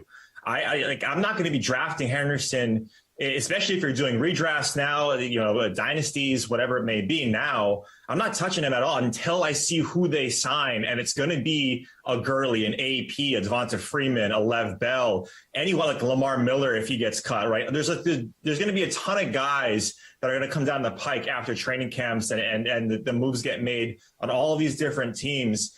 And I'm not even going to touch this Rams backfield. What I do like, though, is that this offense is great. This defense is probably even better. So they're going to lean on the running game more so than probably last year, or if they had Jared Goff coming into this year. So I do like the situation, but you got to see what comes down the pike first. The Aaron Rodgers saga continues. This week we found out from Adam Schefter he turned down a deal from the Packers that would have made him the top-paid quarterback and player in the NFL. If you are drafting your fantasy team at this time of year, Kenny, what do you do with Rodgers and his uncertain future?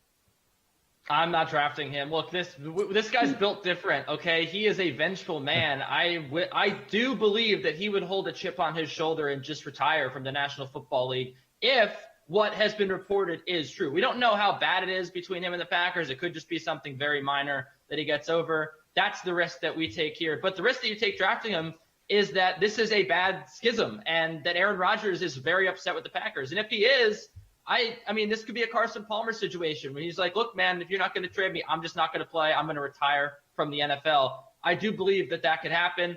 It's crazy because this guy is coming off an MVP year, but I don't think we've seen a guy hold a chip on his shoulder quite like Aaron Rodgers. He is still upset at the Niners for passing on him all these years later. He has not let anything go in his career. So why would he let this go in the span of a few months? If again, what we've been told is to be true. Also, I'm not drafting like these quarterbacks that high anyway. You generally overpay for quarterbacks, so no need to get Aaron Rodgers over. All right, Reed, you were shaking your head after Kenny's response. What do you have to say? Yeah, it's all true. But to not draft Aaron Rodgers, I think, is a fool's errand because everyone has a price, right? I mean, if he's going in the 6th round now, which is a guy who is routinely going as number 3 or 4 quarterback in redrafts, I think you're getting kind of a discount, and you want to play the discomfort that most people feel and the uncertainty that most people feel, because you're getting him around the same. If you're looking at mocks where these RB2s and these wide receiver 2s are going, like a Robbie Anderson, like some of these guys like Myles Gaskin, you're telling me that, yes, even though his touchdown rate was 9.1% last year and his career is like 6.3, you're getting one of the best quarterbacks who, to your point, Kenny, is a vengeful man. Even if he retires and someone picks him up, even if, whatever the case may be, wherever he's going to be the guy.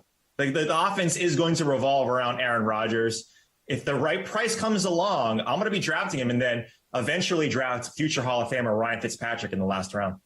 Jeff, it's not about the money. It's about sending a message. How do you feel about Aaron Rodgers? That's right. And look, I think Reed is onto something here. You got to play the valuations with the Green Bay Packers. You know, if people are going to send you a message, then you've got to listen to it.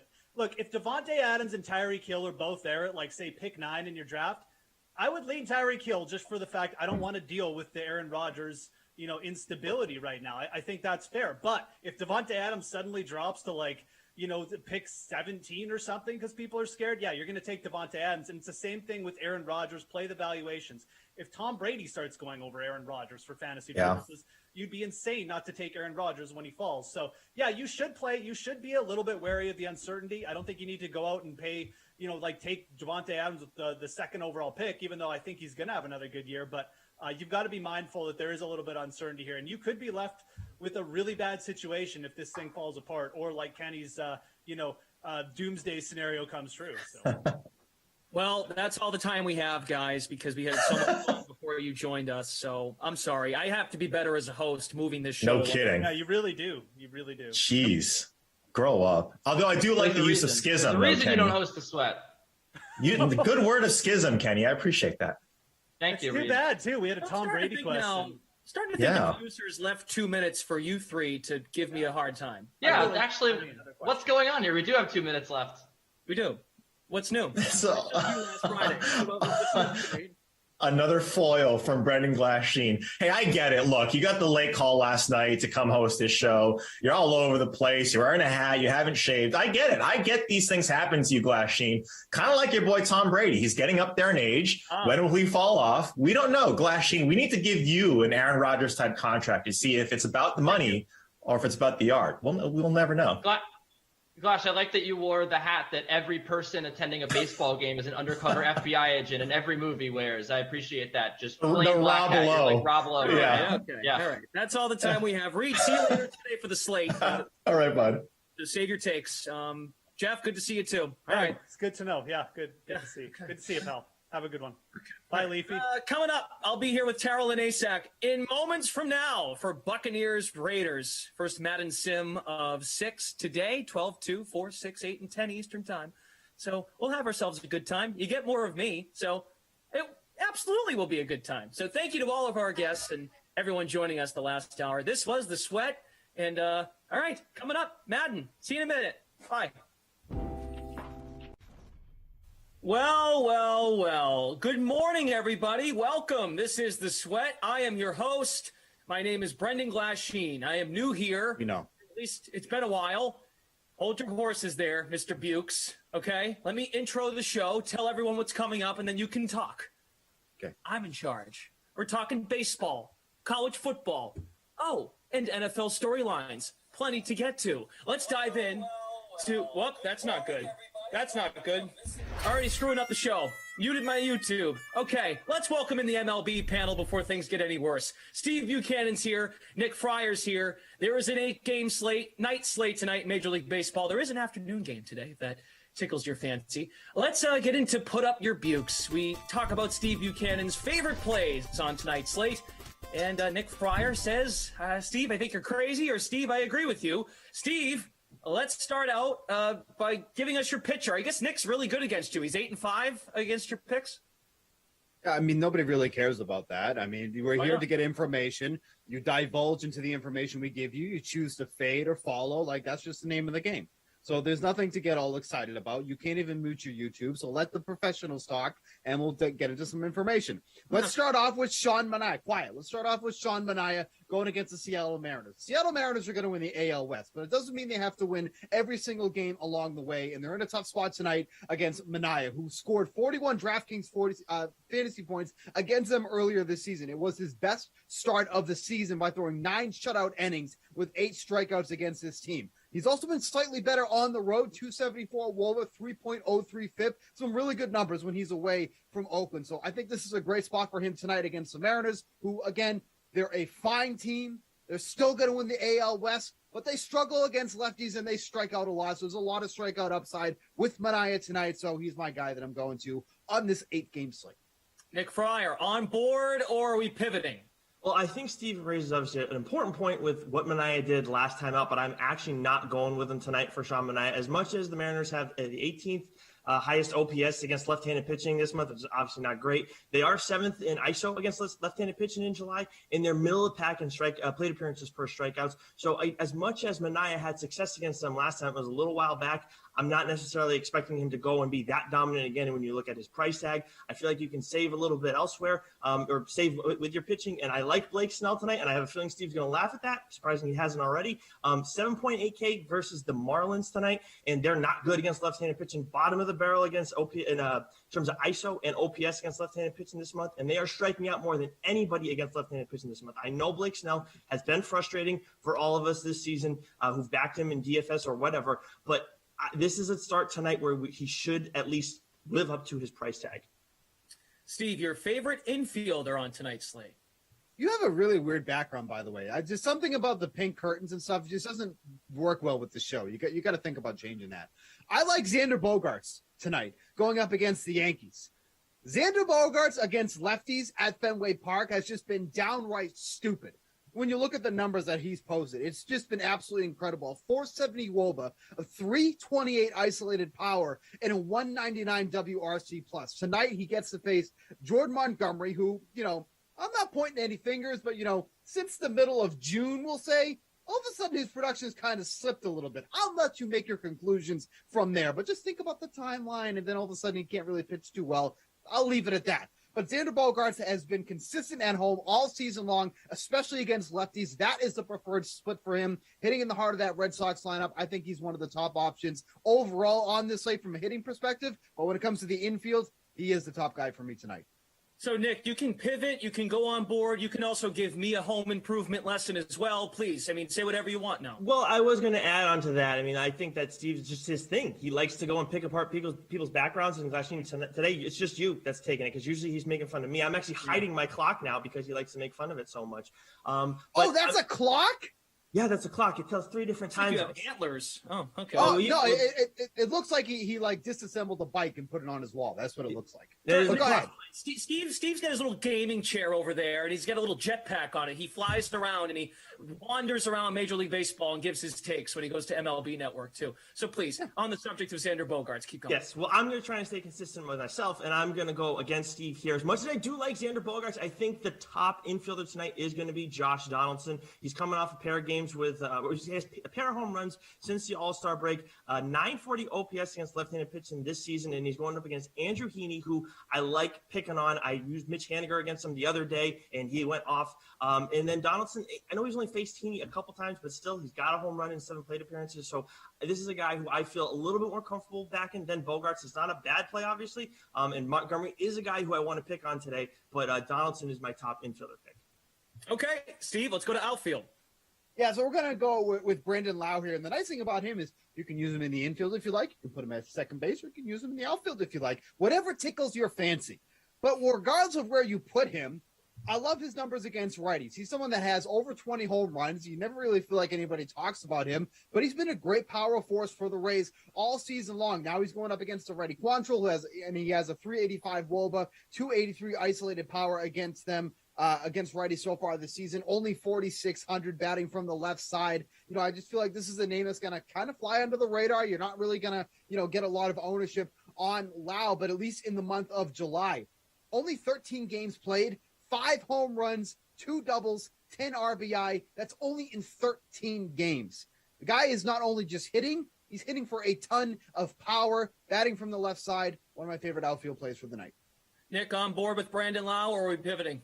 Well, I'm on board with targeting Cal Quantrill tonight with an outfielder from the Rays lineup, but I'm actually going to go with Austin Meadows instead of Lau because he's a little bit cheaper, and I know he's been slow since the start of the All-Star break, and this is another guy, too, whose price tag has dropped significantly. I talked about J.D. Martinez the other day, obviously had a big night, and he's actually still pretty cheap tonight going up against Montgomery, another guy you could use to target against the Yankees pitching. But I like Meadows a little bit more in this one because Cal Quantrill, I know he did well in his last start, but he had a 7.58 ERA across his previous 4 starts. He allowed 4 home runs over 19 innings pitched.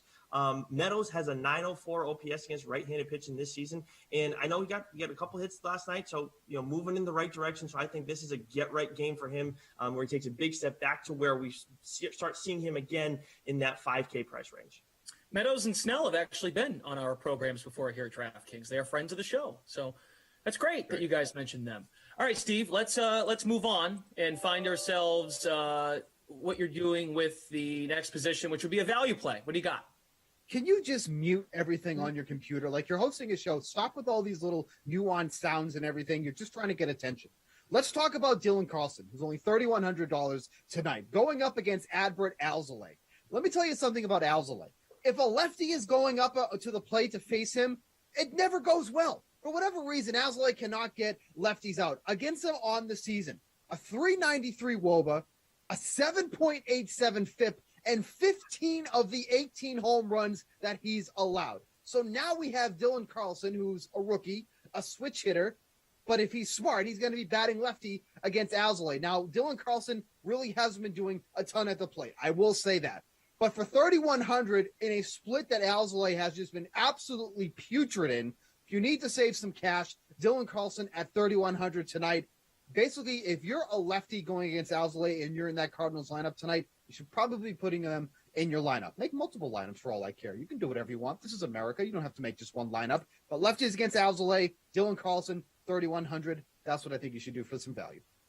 All right, Nick, what do you got to say? I think Carlson is a good play tonight, especially at that price tag. And I actually didn't realize the Alzolay numbers too. So Steve obviously brings up a great point, but I still like Kike Hernandez more if I'm looking at straight value. 3.8K going up against Montgomery tonight. I said I want to target him in some capacity. And I know Kike hasn't done much against Montgomery in his limited chances against him, but he does better against left-handed pitching than right-handed pitching. He has 70 fewer plate appearances against left-handed pitching than right-handed pitching, yet he has 2 more home runs, 8 versus 6. And he's homered in the last 2 games against Toronto after a slow series versus New York. So he's a hot bat, and he's coming back home. He's done a little better at home this season. So I like Kike Hernandez as my value play tonight. Well, Nick, if for what it's worth, I hope you extend your lead in this series to 9-5 after tonight's games. Thank you very much. I appreciate it. It's been a pleasure. I mean, it's been nice with just you and me, but we got to have him here, right? All right. Well, you guys have a great rest of your day. Steve, have a horrible day, okay? Okay. Must have been something wrong with his microphone there. Okay, well, when we come back, we're going to have Julian Edlow and Colin Sherwin join us. We're going to talk college football, looking at the Pac-12 and what's in store this year on the sports betting landscape as it pertains to the Pac-12. But first, let's hear from our friend Emerson Latzia. He spoke with Rockies infielder Ryan McMahon. Very cool. All right, we are happy now to be joined by the versatile Rockies infielder, Ryan McMahon. We appreciate you being here today. How you feeling, dude?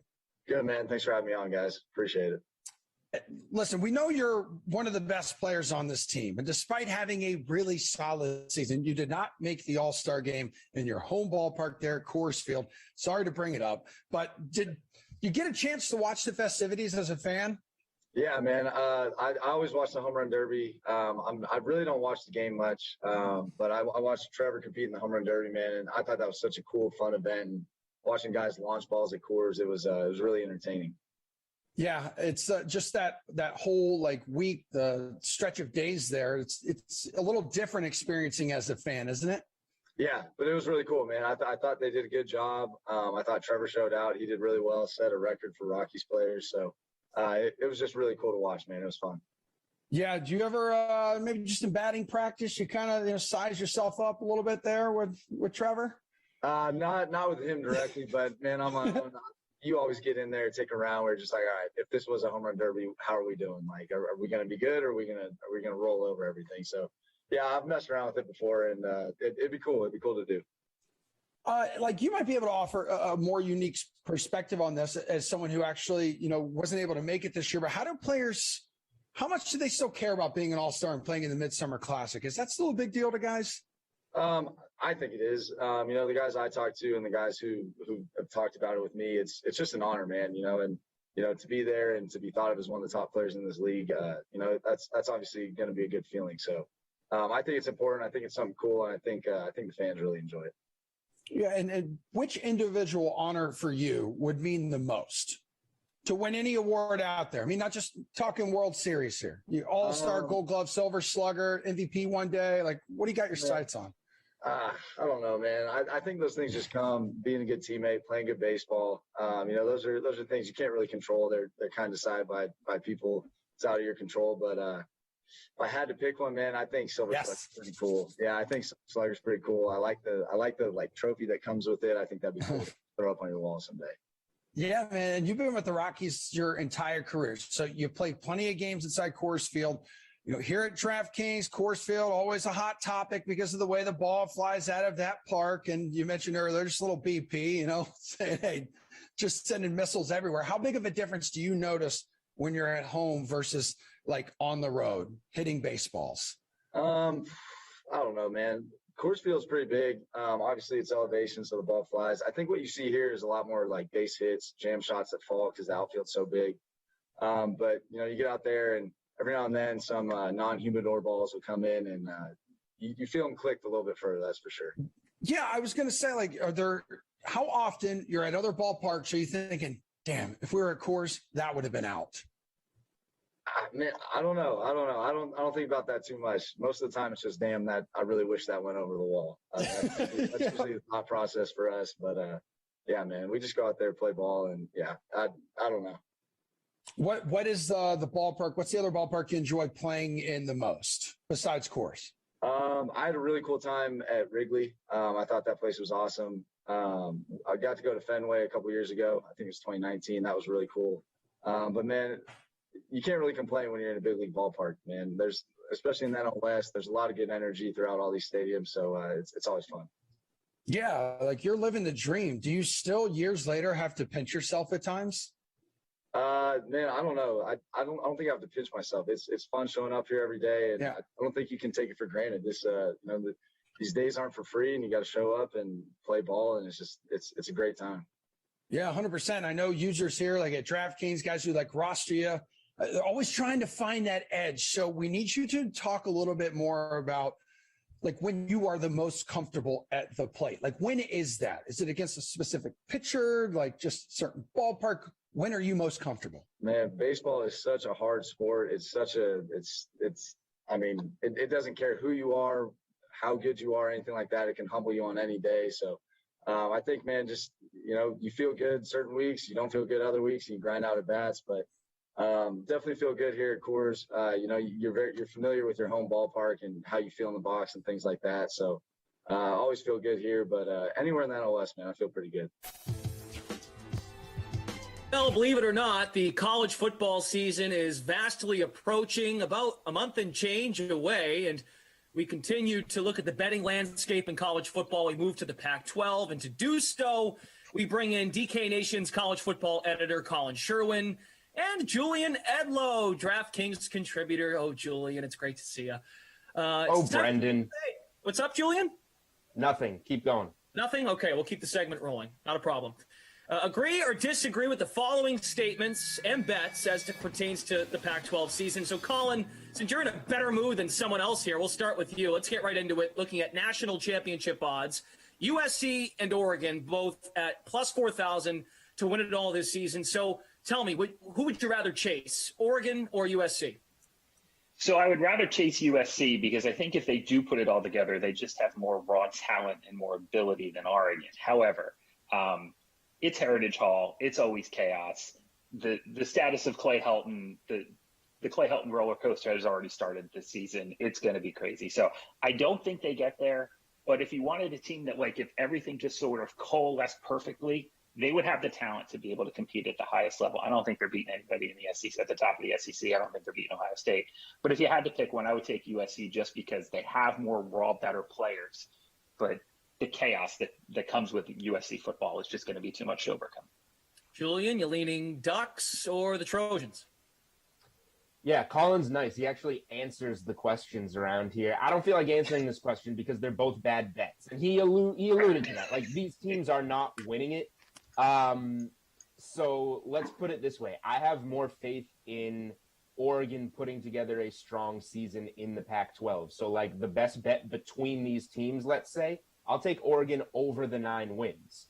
I feel like this is and you never, it stinks when you tie your money up for a season and get a push, but I feel like this is a push on 9 or a win on 10. I don't see an 8-4 loss if you take this total. So if you're betting futures, if you're betting win totals, you want to look at the worst outcome. Let's make Ohio State a loss. The Washington game, Washington's going to be a really competitive team that I like a lot in the Pac-12. Let's call that a loss, even though that's a pick'em game. Then there's a Utah game on the road there. That's a game Oregon should win, and you cash your 10 if they roll through the rest. If you lose it, you push on 9, you get to keep your money. Colin, was the question about winning the national title or win totals? I agree with everything Julian said. Okay. And I think he's right. I mean, just firing 40-1 at either of these teams is just set money on fire. There's no point whatsoever. Oregon, I agree. I like Oregon a lot. Just because of returning talent. They return as much talent as anybody in the country this year. But they do lose Tyler Show, who decided to leave to go to Texas Tech, which must mean something is definitely wrong if you're leaving Oregon to go to Lubbock, Texas on purpose. So Anthony Brown's going to be the starter there. If they get anything out of the quarterback position, I really like Oregon. But either way, stay away from this. The title runs through the SEC and Ohio State this year. All right, fair enough. We tried. Let's go to the Washington Huskies, always competitive in the Pac-12 North. And second-year head coach Jimmy Lakes, his team doesn't have to play USC or Utah this season. Plus 140 odds. Are those juicy enough, Julian, to chase the Huskies to win the Pac-12 North? They certainly are. I won't change the question on you here, Glash. This is one worth answering.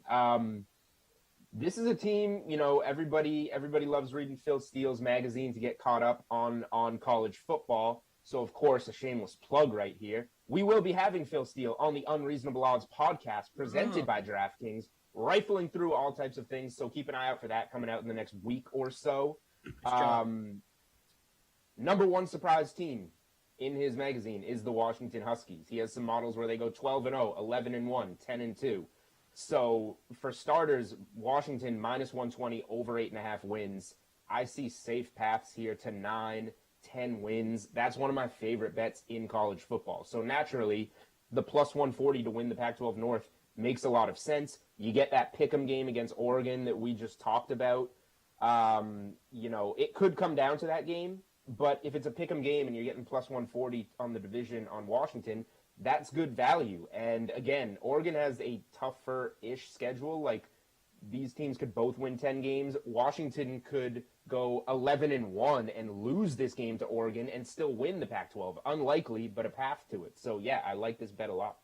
Colin, what do you say? Washington to win the Pac-12 North at plus 140. Chase or fade? Julian and I must be eating the same breakfast every day because I am completely with him. I love UW this year. They're only 55th on returning talent, but they're 19th on team talent. And I think people don't appreciate that.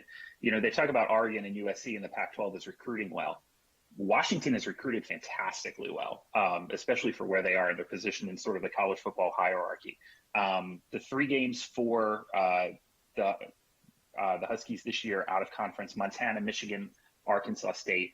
So you really, 2 of those feel pretty safe, and honestly, the Michigan team, who the heck knows? So I agree. I really like them on win total. The big thing is that they're getting Oregon at home. So at plus 140, I really like them. I think they can absolutely compete. And if you're not sold, especially if you're not sold on the quarterback situation at Oregon, I think this is one of the better bets in college football this season for sure. And in fact, if you're going to do that, I don't see anybody in the South that's so overwhelming either.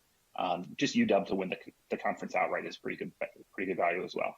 Okay, let's go to the South. What's that, Julian? On the conference. Okay. There you go. Also, I had a sausage, egg, and cheese for breakfast. Not sure if that's what you had, Colin.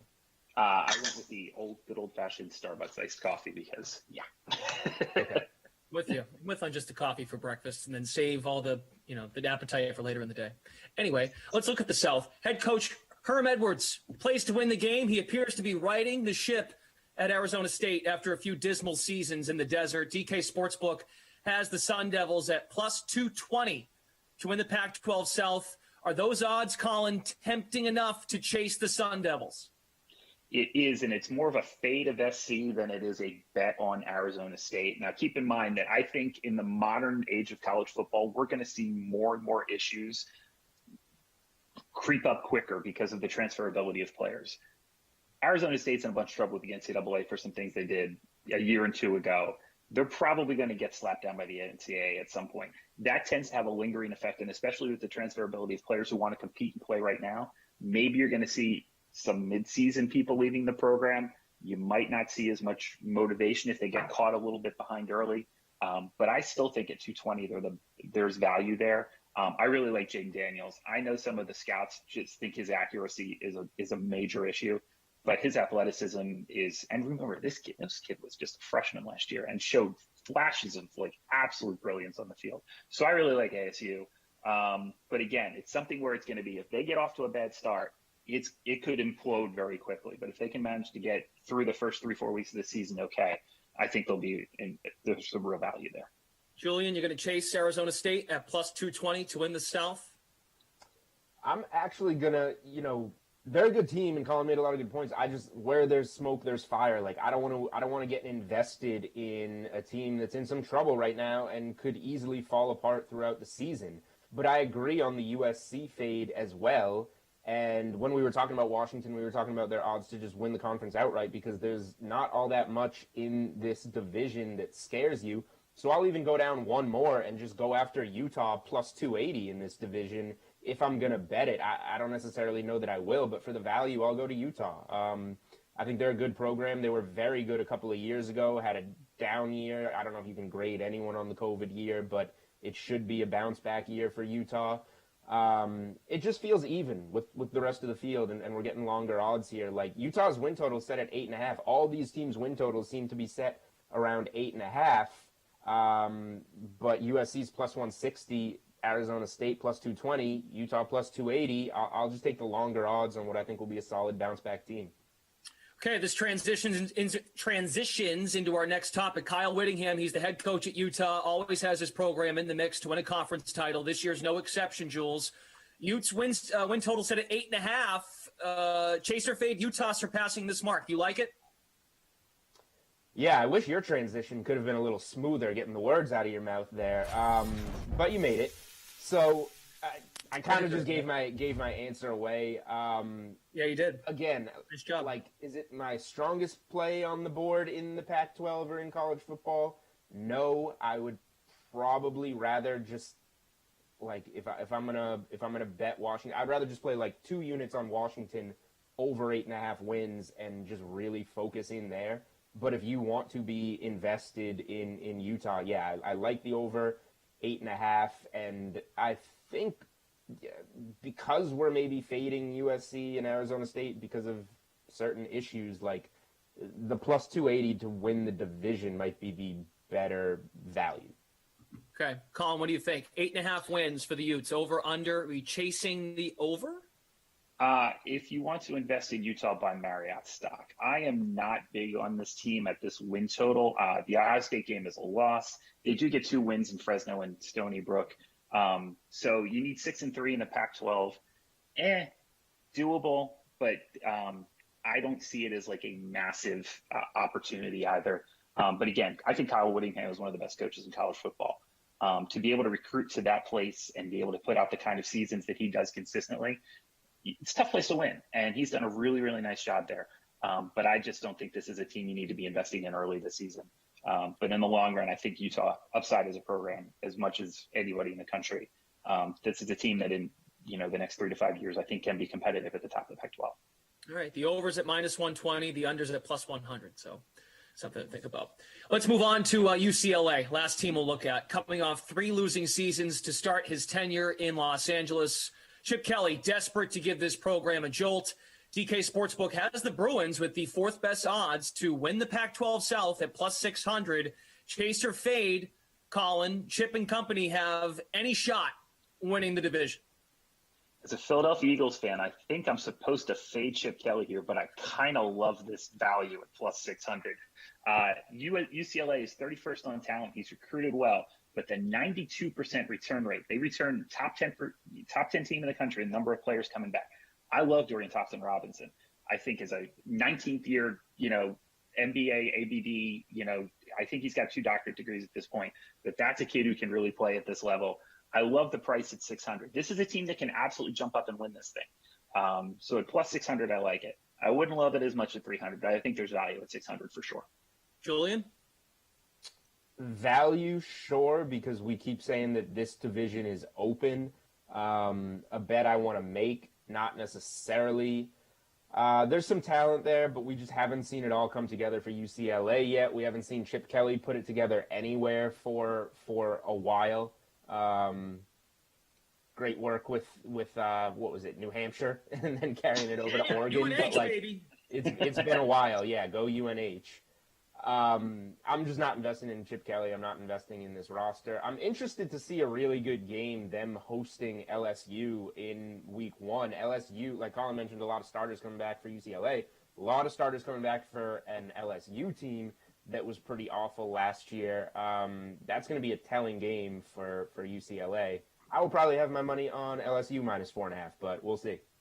Yeah, Colin, see, Jules is a Rhode Island guy, so Chip Kelly, his roots at New Hampshire, it kind of rubs him the wrong way. So I kind of expected that. So. I do not care about UNH in any fashion, unless they're threatening the Rhode Island Rams basketball team, which they're not. But we're going to get a no one cares thing because no one cares. Oh, look at you already predicting the animation. Okay. You should be a producer. Didn't happen. I feel like I know the producers pretty well. They didn't put it up. Okay. All right. You know what, Julian? You're off to a hot start today. Any bold predictions for the upcoming Pac-12 season?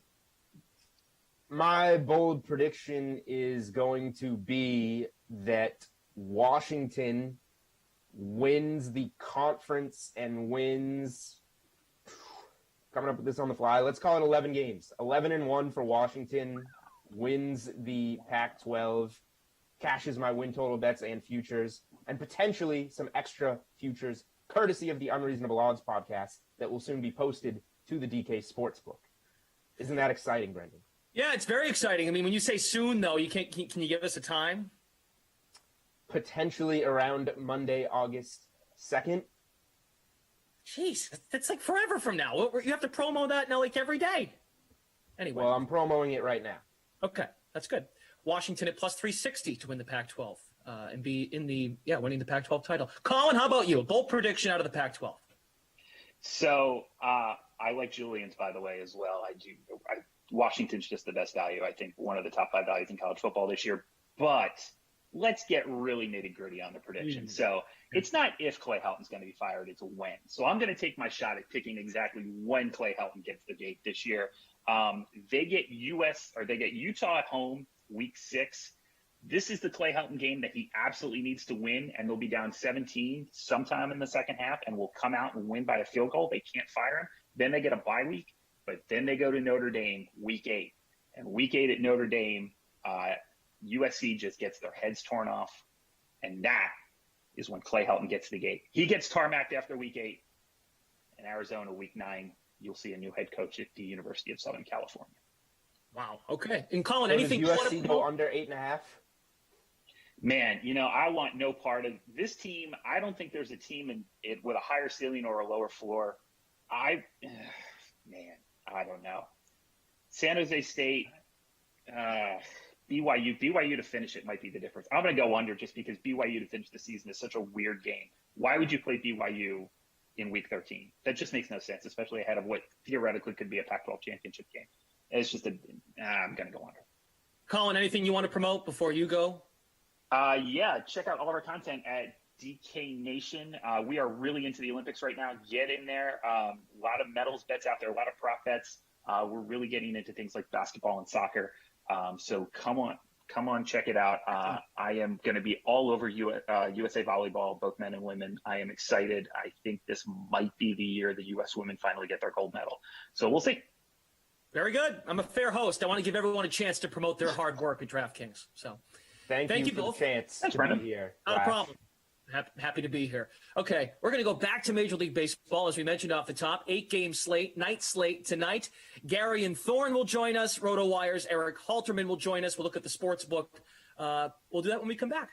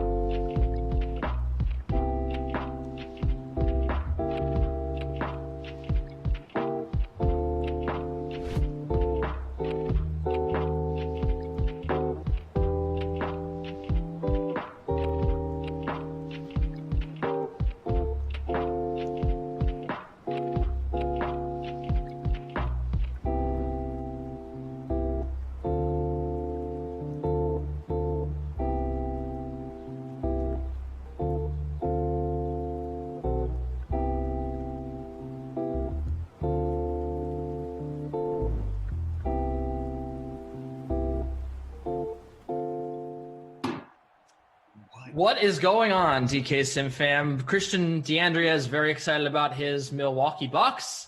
I am just excited to be here. It is the 4 p.m. sim. We have Lions Bengals sim. I actually was made my lineup, but then I was connected to a VPN, so it wouldn't let me enter it. So no lineup. But I did have Marvin Jones Jr. in my captain spot. I was very excited about the lineup. I just completely faded the Bengals. So you know what's going to end up happening is we're going to get a contest, which is all Bengals. Christian, how you doing? Very possible, Kenny. These are two bad defenses, so it could really go either way. Kenny, I am great. The sun's out in Wisconsin. The guns are out in this living room. And the stars are out because the Bucks had their championship parade across the lovely city of Milwaukee, not just honoring this year's team, but some of the greats from the back. Can you see Michael Redd was there? Brandon Jennings was there. Brandon Jennings, one of my favorite players of all time. Yeah, just a lot of guys who maybe you forgot about. Maybe they were stars on terrible teams, but made the trip back to Brew City to enjoy a little championship parade. I was a little bummed that it was on Thursday instead of a Friday or Saturday, but I get it. I mean, it's a little bit easier that way. Plus, two of your biggest stars got to get on a plane, get out to Tokyo immediately. So, that way, Drew and Chris, two massive cogs in the championship machine, still got the chance to take part and enjoy the festivities and see the adoring fans in and around the Deer District. So a lovely parade. If you missed it, a wonderful, wonderful experience for the Bucks fans who'd waited 50 years for this. Yeah, it's been a long time. I imagine it's going to feel the same way when the Jets finally win the Super Bowl or the Knicks finally win the finals for me. Sorry, I had to sneeze. That was what the Bucks did to me. That was real tight muting, though. We can. Thank you. We can talk about the finals as we go on in this sim. I have lots of thoughts. Probably thoughts you don't want to hear, but I do think that the overwhelming thing everyone can agree on, and that we can agree on, is that it was amazing to see Giannis Antetokounmpo win the NBA Finals. He deserved it. He scored 50 points in the decider, 17 free throws, most impressively. Yeah. Incredible scenes, incredible performance, incredible game and series for him, and we'll get to see many more memorable performances from Giannis if I had to guess. So, we had a local bar, not in Milwaukee, but in a suburb out there that was like, you know what, free shots anytime Giannis makes a free throw, and I'm pretty sure. Yeah, I saw that. I saw a screenshot from a Facebook post or something about that. From a bar, and I can't believe that they did that, frankly. Yeah. Because that's like a big Wisconsin thing. Like it's a very obviously the culture is ingrained here, and like we used to go to a place and there were a whole bunch of them. The Packers score, you get a green Jello beverage, and I feel like even if these were very very light, people were leaving that bar room very tipsy, and no one should have driven home from that bar after the night Giannis had. Yeah. Well, we do have a game to commentate. So, yeah, 1st and 10 run for the Detroit Lions. So, yeah, what I wanted to say that's probably not going to jive well with you is that I think that essentially no one on the Bucks or Mike Budenholzer deserved to win the NBA Finals, and Giannis carried them all the way there. Just wasn't. I mean, Chris Middleton had like one out of every 3 games was great for him, and he was not consistent. Nor was Drew Holiday. I was Drew Holiday's biggest supporter coming into the series, and he just stunk. These guys just got carried to the title by Giannis. Yeah, and undeniably so. But we always knew that was going to be the case with this team. And I think if you're saying Holiday was inefficient on offense, certainly, but his defense was extremely notable. Without Holiday, you get Booker and Paul going off at the same time, which is what happened early in that series, and it was an issue. Holiday switches off, goes from Booker to Paul, limits the production at the point of contact, and he was invaluable. I mean, you needed that guy on the team to win this title. I think you might be underselling Holiday's contributions a little bit there. I mean, he was fantastic all postseason long. It's just about the finals. And I he played defense, okay, but I mean, aside from that, you know, in the scoring department, he didn't get it done. He didn't get to the free throw line. I suppose he had some decent upside with his assists, but yeah, I don't know, man. I don't know if I can like confidently say I'm happy that, you know, Drew Holiday won the finals, or not that I'm happy. I am happy, but I just don't think that, you know, these guys really pushed the Bucks over the finish line. If you look at like the Kawhi year with the Raptors, you know, that was a situation where those guys deserved to win the finals. Fred VanVleet played super well. You had, you know, Kyle Lowry giving a lot, and that was just a good whole team that Kawhi was just, you know, pushing towards the top. But like, I don't know, man. Like, what? Oh, what a catch! What a catch there! I believe that was DeAndre Swift. Yeah, tip drill is Swift or Johnson? It's Johnson. It is Swift. You're right. Who gets the doink? Not for any meaningful gain, and it still will be a punt here, but at the very least, a fun little pinball play to cap off this Dolphins drive. Look at that doink. That's what you come to see with the Madden Sims. Yeah, I think that was Swift.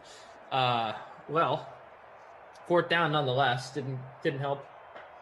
Didn't help whatsoever. So this one disagreeing, saying, okay, if Holiday or Middleton were out, they would lose. I think I actually agree with that. Middleton, you needed his clutch shooting late, and he was very, very streaky. But when it came to those, you know, mid-range jumpers, those inefficient long twos, the old Kevin Garnett style long twos, late in the game, he was there for him. He was the guy making those shots, sealing the game.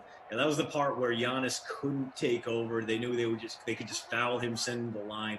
You got it in Chris Middleton's hands. You can't foul him, and he takes bad shots and he makes them work. So I will agree, Middleton was vital. In Holiday, again, that defense. Without that defense there, you saw what it was like when you downgraded from Holiday to Jeff Teague in the backcourt. It was a disaster. So a very, very... Yeah, but I mean, Jeff Teague is really bad. Like, you know, I'm not talking about Holiday to Teague. You're talking about like Holiday to, I don't know, average point guard. It doesn't have to be the comparison. Yeah, but I mean, you've seen what this happened for with an average point guard. That was Eric Bledsoe, who had good D, but wasn't quite on Holiday's level and would turn into a pumpkin every playoff. So it was again, but we're comparing Drew Holiday to Eric. I'm just saying, I'm comparing Drew Holiday to, you know, Kyle Lowry, and I'm comparing that team to the Raptors team, who had an overwhelming force, you know, like one of the greatest players in the league, leading them to a finals seemingly all by himself, and they still had plenty of redeeming qualities. You know, they had a great shot maker in Fred VanVleet, a tough player. I don't know. I just feel like Chris Middleton would be there, and then for 2 games he wouldn't be. It was just hard for me to get excited about the Bucks role players. I just didn't feel like they were good. And look, and it doesn't even have to do with. It's more so the Mike Budenholzer thing, where I mean, objectively, you watched him coach so many games. He was not a good coach. He should not have won the NBA Finals. He might be one of the worst coaches ever to win an NBA Finals. And I wouldn't blame the Bucks for firing him. Like it doesn't. They won in spite of Mike Budenholzer. Now, going into next year with the Nets, their big 3 fully healthy, at least you would think, during playoff time, you're going to need your best punch if you want to repeat as champions. And that means getting a good coach. And Mike Budenholzer held them back significantly in that postseason. You know what I mean? You know it. You saw it against the Hawks. You saw it against the Nets. And in this series as well, like, there was a lack of motivation at times. The out-of-timeout plays were bad. And this team would just, what happened all season long was they went out in transition. They were one of the top teams in transition, one of the top teams in pace, and they were amazing, right? Using that athleticism, using that speed, Dante DiVincenzo, Giannis, and when it came to the postseason and they had to play half-court sets, they were so lost on offense. They had the good game 5 when they performed at an above-average rate against the Suns team that was 4th best in the league when it came to but the Suns defense was by the efficiency numbers bad all postseason long, if not just average. The Bucks offensive ratings in the postseason were consistently very underwhelming, and that anyway is my bottom line. Is they're consistently their defense was great. The Bucks had one of the best defenses in the NBA playoffs, but their offense lagged behind so far. And like, if you're again trying to raise your level to the Nets standard next year, and maybe you keep Drew Holiday, you keep Chris Middleton, you need a good coach or another good offensive player to get you to really achieve like that elite status in terms of the Suns aren't that great. And like I think that the Bucks would have lost to a Clippers team with Kawhi. They probably would have lost to the Lakers if they were fully healthy. They definitely would have lost to the Nets in the Eastern Conference Finals if the Nets had all 3 guys healthy, because Durant almost beat him by himself. And anyway, good for the city of Milwaukee. Good for Giannis. I just I hope for their sake that they get a good coach and that they're motivated to do it, because right now obviously there's no reason. You just won the finals, but I think they'll see next year, at least in the playoffs, that it's a little tougher once the Nets are healthier. And look, I hate the Nets. I was really rooting for the Bucks in that series, and I'm happy they won. I just I feel like they need maybe not another offensive player, but maybe a better coach, maybe a better imagination on offense. Or maybe they just need Dante DiVincenzo to be healthy again. The encouraging thing for me was that they made the adjustments that we thought Bud couldn't make. So, he is a guy who looks overwhelmed at all times. I think Roger Sherman said it best. He looks like a guy who bet way too much money on a casino game he doesn't fully understand. He's always got those dish saucer eyes. But at the same time, he made the adjustments that he hadn't been making previously, which suggests there's a little bit more room for growth there than we thought. And he did take this season. He experimented with his rotations. He figured out what works. And he was a lot more flexible this year than he had been in years past. And that's what's encouraging for me. That's what makes me think that Bud can do it again. I feel like there's a lot more juice left in the orange to be squeezed out here. And the core is going to be back together. I mean, maybe you can't do it without Bobby Portis. We'll wait and see. But the Bucks, I don't know. I was very impressed with the improvements they made. I was very impressed with how they responded to adversity. Did they get lucky? Yes. But getting lucky only presented them opportunities. They still had to take advantage of them. You go down 0-2, 0-1, 0-2, and you still win an NBA title. That is some resiliency. That is more than just a one-man show. And I feel like there were contributions across the board that made that happen.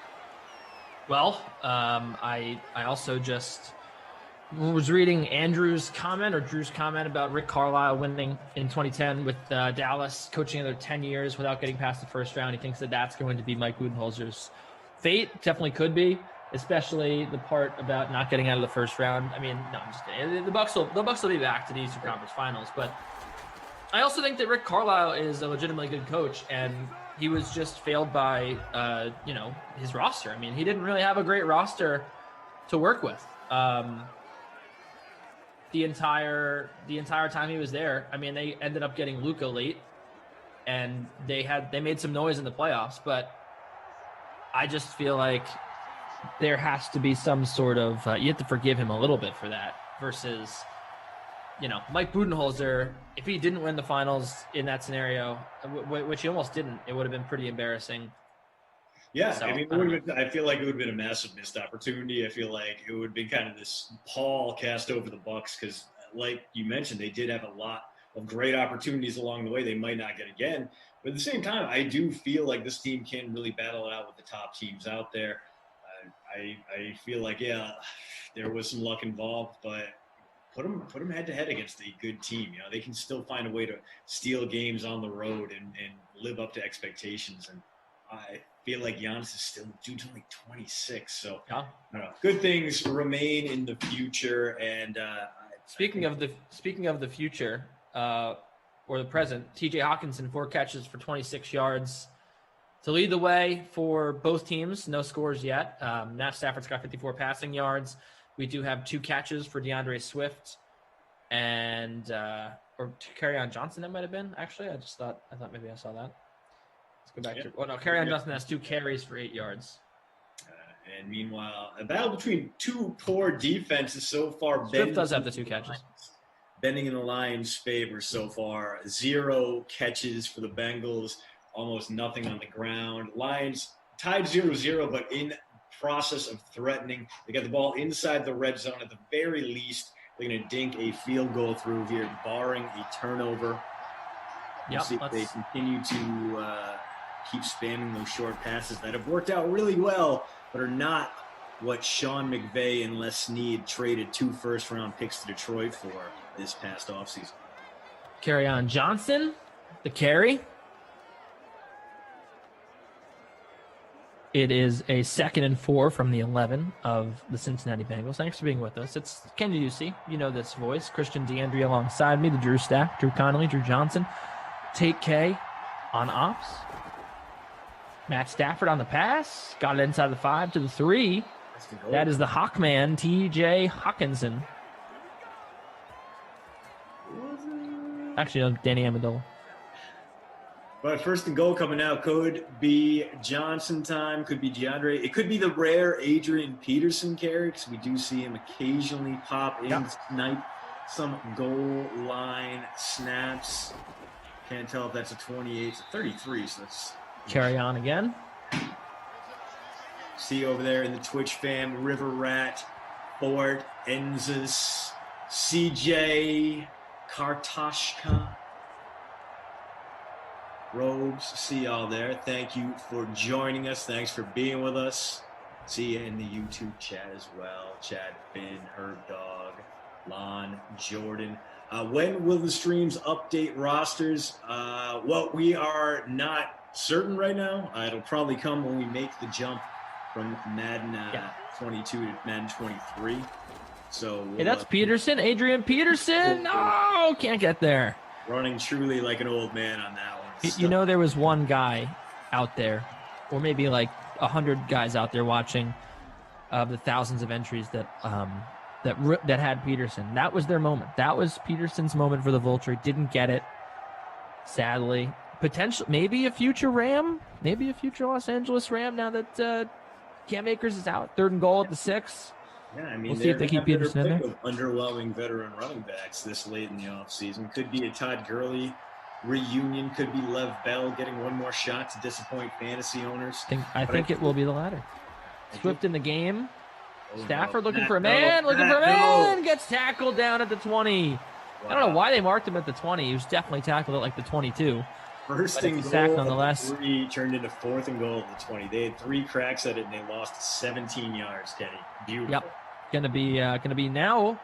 You can rejoice if you are an owner of Matt Prater here, because what was looking like maybe like a 29-yard field goal has turned into a 37-yard field goal. So 37, so you're still not going to get if Stafford could have lost 3 more yards there. Which I feel like he did. Yeah. I feel like he definitely did.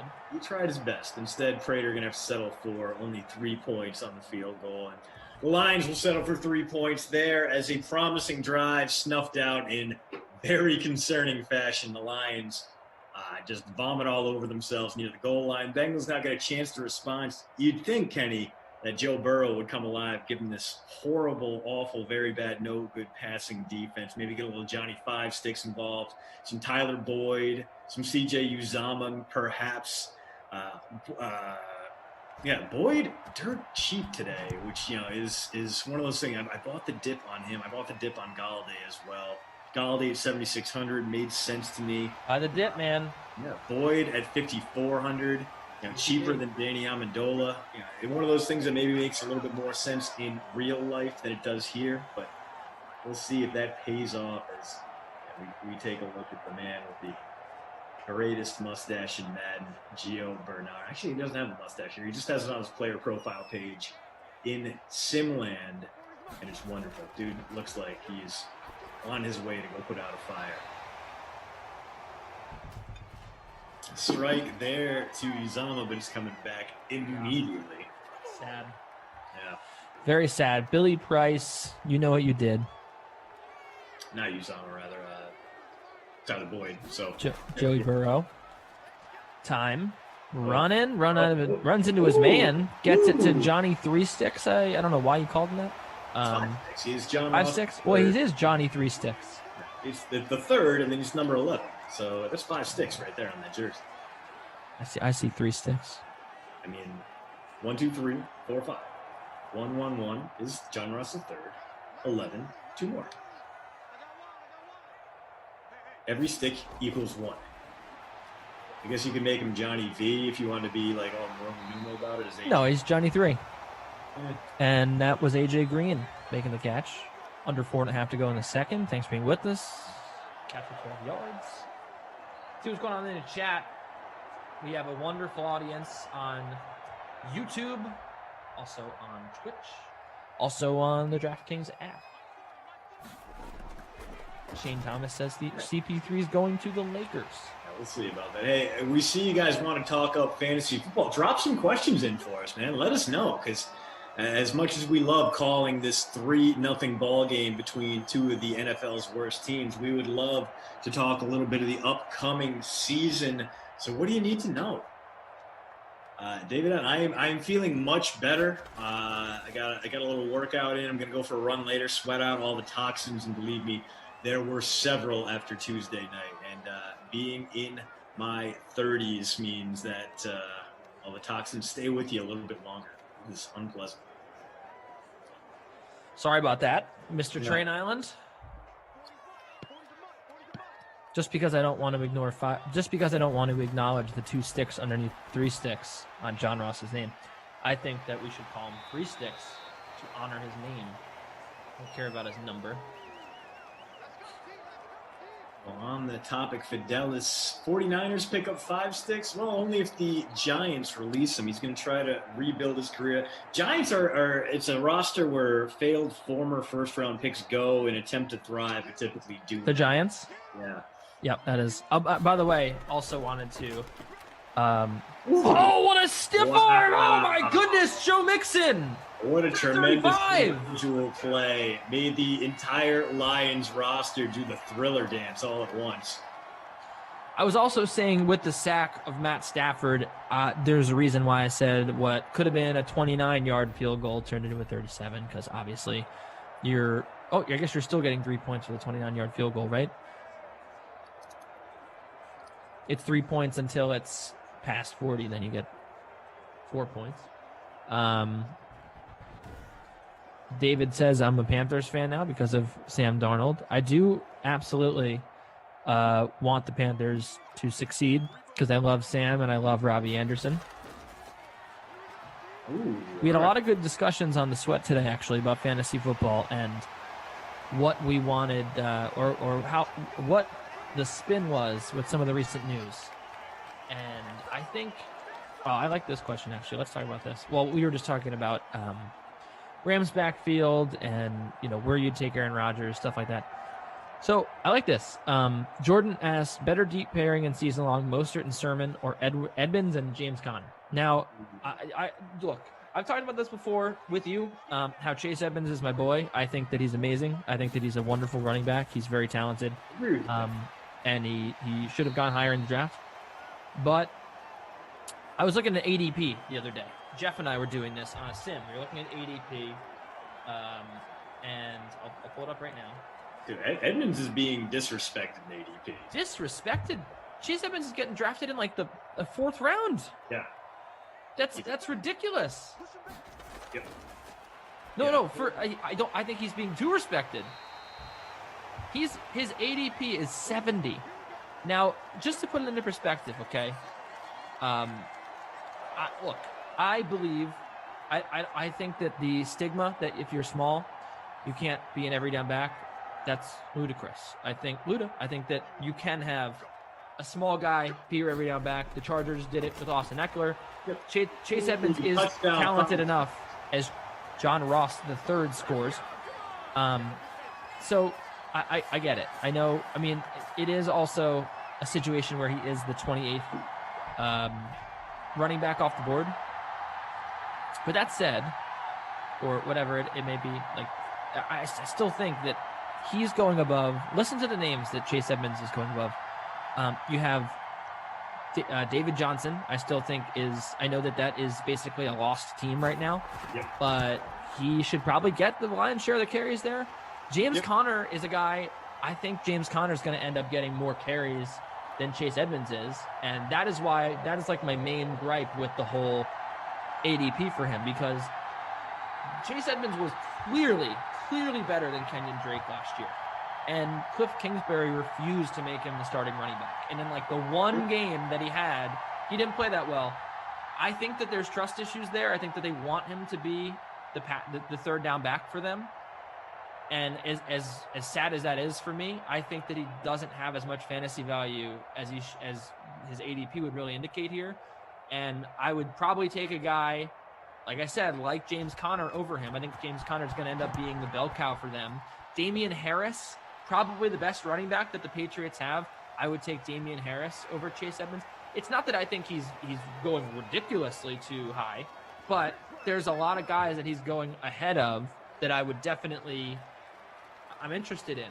Trey Sermon is another guy we brought up that we could talk about here, who is going way down below Chase Edmonds. But as we've learned in Kyle Shanahan's offense, there's no sure thing when it comes to the guy that's going to be the guy in San Francisco. Mostert's great, but has the injury concerns, and also like as good as he's been, we've still seen the Niners try to phase in other running backs. Like they had Jerick McKinnon, who they paid a lot, and they were trying to get him involved, trying to get Tevin Coleman involved. And, it is almost turned into a Patriots situation where they have a great running back, but like they're not giving him the amount of snaps that he deserves. So to me, if it comes down to just what I'm doing with my ADP, Mostert is definitely better than Edmonds and it's definitely better than Edmonds and Connor, but I think for the ADP package there, I probably would also go with the Niners. But I'm interested, like if you want to wait, I'm interested in that Connor Chase Edmonds situation, because I think that James Conner is going a little too late in drafts. Yeah, I think Connor, and this is one of the things we broke down, he's a great goal line success runner, so he's going to have a lot more touchdowns than Chase Edmonds. But I think the other thing that you do need to consider there is that Mostert is a guy who's only played 16 games once in his career. He's a little bit older. He's playing behind the better line and a team that will likely run more than the Cardinals, depending on. Oh wow, what was that? It was technically this is gonna maybe be a stupid score. No, not going to. Swift gets in there to stop it while he can. So DJ Reader very nearly broke to the end zone on that one. Stopped just shy, only about 27 yards away, but Bengals going to get a chance to turn this into some points. I like Trey Sermon a lot. He's a little bit unproven, but that's a good line in San Francisco to run behind. Like you said, he's going to have an opportunity to shine if Mostert is once again not a reliable full season option. I know part of the reason why Mostert hasn't been available full time in the past is because he's been bouncing around teams and practice squads. Wasn't really never considered that guy. So, he's 29, but he's also got fewer miles on his engine than other running backs of the same age. So I do think, as long as he stays healthy, he'll be good. I really do like the Edmonds, and I like it. I like it too. I just, like I said, I think I would rather have Connor, and it has nothing to do with Chase Edmonds' ability. You again are not going to find a bigger supporter and cheerleader for Chase Edmonds than me. He went to Fordham. Not many guys make it out of Fordham and go to the NFL. And he is, I've seen with my own two eyes, absolutely incredible running the football. So explosive and a great story. He didn't get taken. He didn't go to a D1 school or an FCS school, FBS school rather, because they were all trying to recruit him as a cornerback. And they said, well, you're too small to be a running back. And he went to Fordham and proved everyone wrong. I'm worried about the situation for Chase Edmonds, and I'm worried that Cliff Kingsbury didn't seem to trust him. Yeah. And the fact that James Conner is there, and look, even if Chase Edmonds winds up being the starter, I still think you're going to get like 8 weeks of James Conner being the guy that they continue to try to make a thing, and that hurts his stock. Like those 8 weeks are important. Maybe he's a guy that you trade for midseason. Anyway. I think I agree with most of the things you said, and I kind of don't really love the fit in that system for Chase Edmonds unless they decide to really make him the guy, which could happen. Anyway, David N also brought up Michael Carter, which I'd like to talk about because obviously Jets, but he probably should be the starter for the Jets. And he's been outstanding, or the tape I've seen of him has been outstanding. He's another small guy, shifty, but I like targeting guys late in drafts, rookies that are on a team where that team is basically a blank canvas. The Jets, like they're going to try out every running back that they have, and one guy's going to end up sticking, and it normally is never like the guy that you would expect. So. I like Ty Johnson a lot as a speculative guy because, boy, he was amazing for them down the stretch. P. Ryan didn't really seem to have it when they tried him out. I know they took him in the 4th round. He didn't seem to pan out for them last year. Of course, it's still very early in his career. Tevin Coleman, I just don't see him being the starter for them all season long. He's going to be the guy that goes earliest in drafts. But Michael Carter is a great pick down here. He's going as running back 34, and then you can get Ty Johnson, I believe, much later. Let's see where he's going. Ty Johnson's not even going in drafts, so you could just get him off the waiver wire if you wanted to, or late in the draft. But I think that is how I'm attacking at least the Jets. So I don't know about you. Well, this kind of falls in with what River Rat asked earlier. Who were the ADP guys I think are going a little bit too low? And James Robinson right now looks like a guy who's going to be a 5th rounder. But what he did as a rookie was absolutely phenomenal. I know that there's a lot of concern about Travis Etienne coming for his timeshare. But bad sack taken there. Lions might have to settle for a long field goal here. They got a nice strike to Marvin Jones and the bonus 15 yards on the face mask there. But time run now, 51 yards, not a problem for Matt Prater. Maybe they'll run one more play, but if they don't get out of bounds, this half is going to end without them scoring any points. Let's see what they try to do here. I think, there it is. 51-yarder comes for Prater. Robinson did so many things well that I think even a coach in over his head like Urban Meyer is going to struggle to keep him off field. He was a useful value-added pass catcher. He was great in short yard situations. He was great when it came to running on early downs. I think he's only going to build from there. So I think Robinson's going a little bit too low. I think Odell Beckham is going way too low. He's going. No, see, you're wrong on that one. He's the 20. You think he's the 20? I was with you until Odell. You think he's the 27th best fantasy wideout? You think he is going to have a worse year than DJ Moore and Tyler Lockett and Deontay Johnson? Yeah, I do. Disagree there. I think that you saw Jamison Crowder for most of the year was one of the best receivers in fantasy. Was he not? So I think that the fact that Sam Darnold can't make a guy into a great receiver is a fallacy if you're just talking about strictly DJ Moore. But my issue with Odell is, again, transcends the injuries, and it's more about the fact that he has had a 50% catch rate in the last 2 years with Baker Mayfield. And that's when he's been on the field. He just hasn't caught his targets. So what would you say is the reason for that? Well, I would say it's because it was a bad system for Baker Mayfield. I think now you got him under a head coach that seems to understand the best way to utilize Baker Mayfield is to roll him out and have him take those chances downfield and build a connection with his wideouts. He didn't have that last season early because Odell only played those 7 games. Give him more time, give him a better feeling out process, give him time to really blend in with that Kevin Stefanski system. And I think he's due for a nice comeback year. I mean, yeah, he did not look great last season. He's not looked great as a Cleveland Brown in general, but he's got something to prove. He's a guy that does tend to shine brightest when the spotlight is on him. And I think he's going to be a top 20 wideout this year. I think that, I mean, I respect the bold take. Yeah. I just don't know he's going to be 29 right at the beginning of the season. I don't know if that offense is just going to be throwing enough for him to really transcend the projections that people have for him. Yeah, I mean, I can understand. There's a ton of talent in that Browns offense. Great running backs, great wideouts, very good tight ends. So it is going to be a problem when it comes to sharing the ball.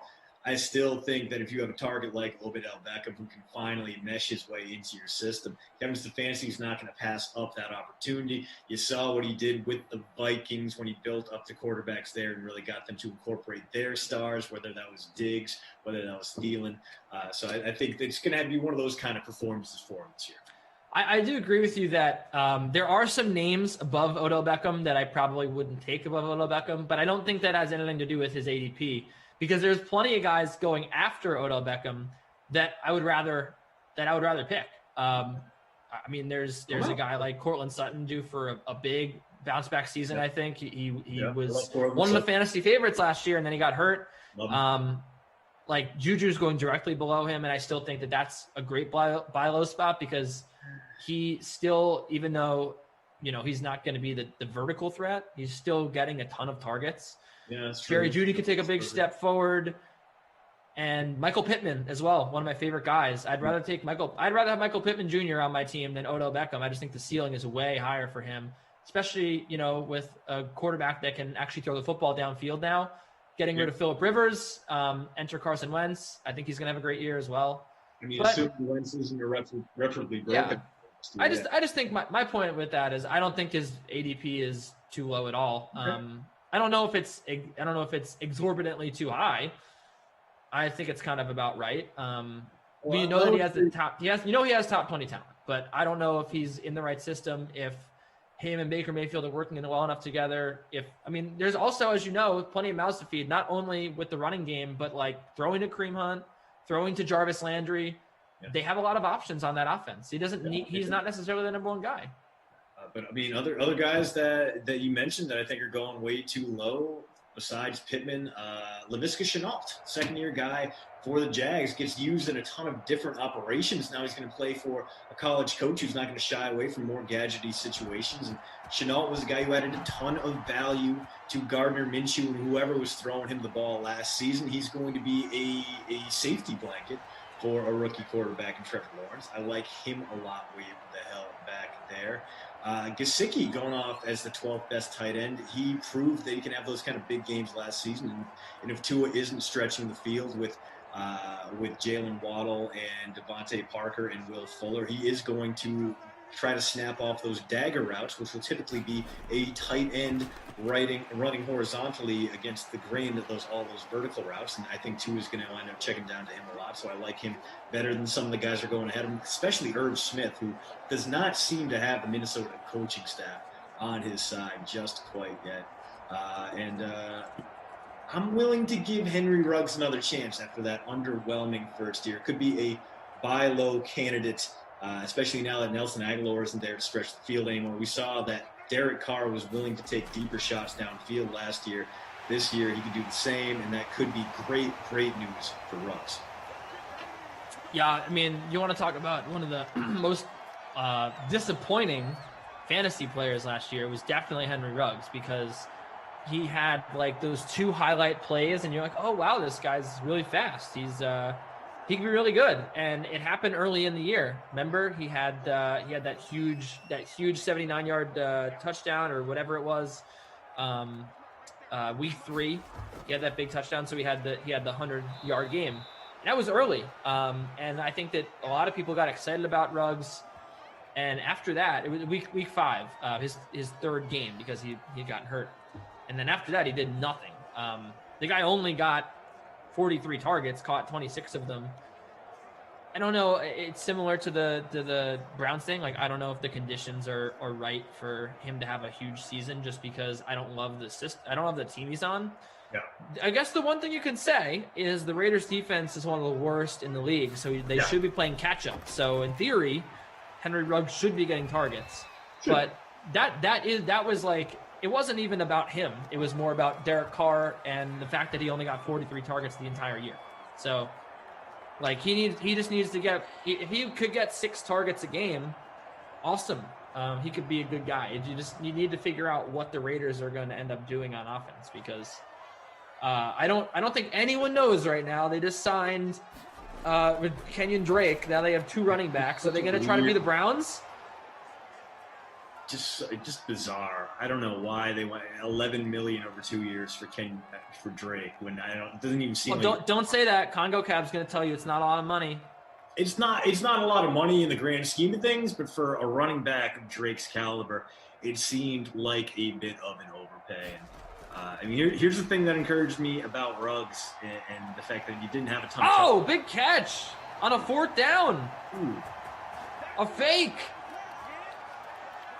Phillips. Who is Phillips?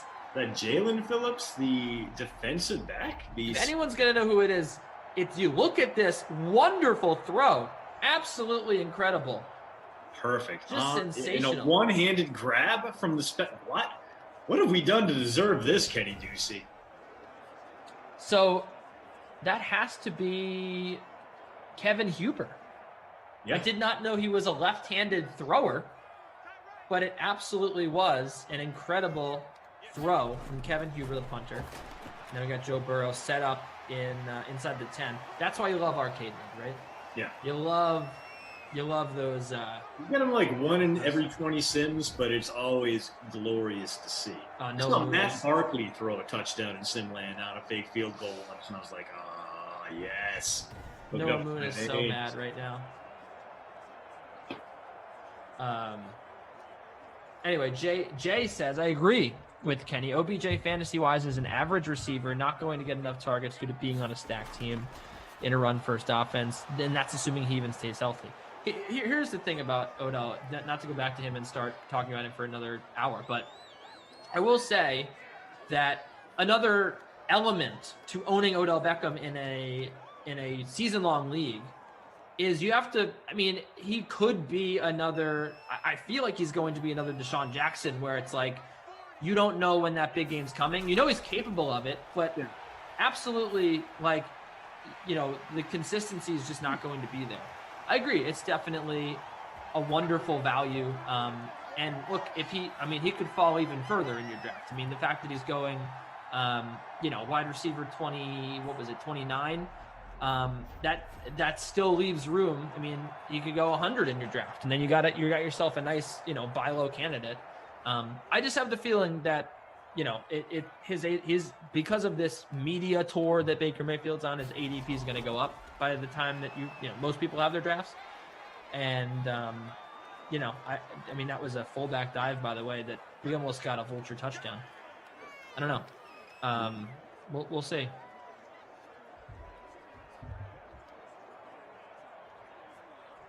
Big play coming up here for the Bengals. Like, get 2 more opportunities, but could see the rare tight end fullback vulture if they go back to him. No, gonna go back to Mixon. Got the touchdown.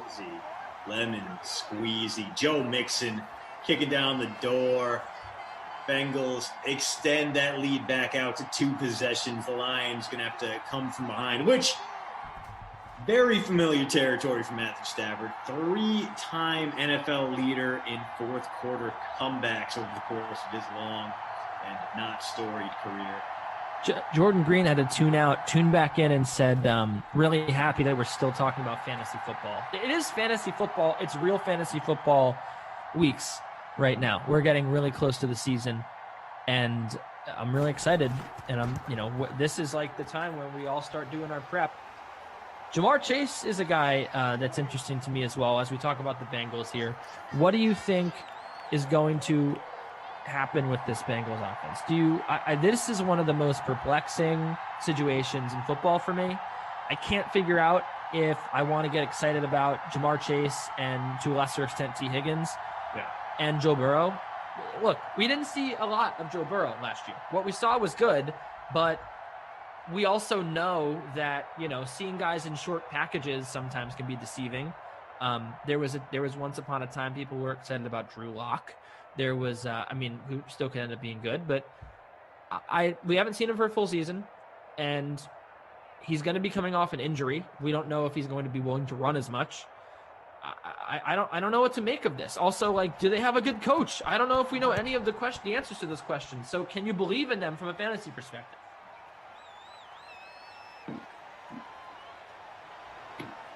I'm asking you. That wasn't rhetorical. Oh, sorry. I was getting some water. What I missed? Who were we talking about from fan? Who can we believe in from a fantasy perspective? Don't worry about it. First and 10 for the Detroit Lions. Matt Stafford's going to get this complete. That Danny Amendola. The Bengals. The team we're watching right now. From a fantasy perspective, just because they're going to have to throw the hell out of the ball, I'd say yes. And we saw that Burrow was equipped for that. Now he is equipped to, at the very least, be a good stats, bad team kind of guy, like the other guy we're seeing right now, Matthew Stafford was early. Burrow can be the guy who throws the ball 750 times in a 17-game season, so there's going to be a lot of yards to go around. Probably a whole bunch of empty calorie stats, but those don't matter in fantasy. They still count as regular counting stats. And if the line can hold up, keep him upright, give him time, keep him healthy, I think there are enough targets to go around. I will still prop up C.J. Uzomah as a great late-round sleeper tight end because he did seem to have a bit of a rapport with Burrow early.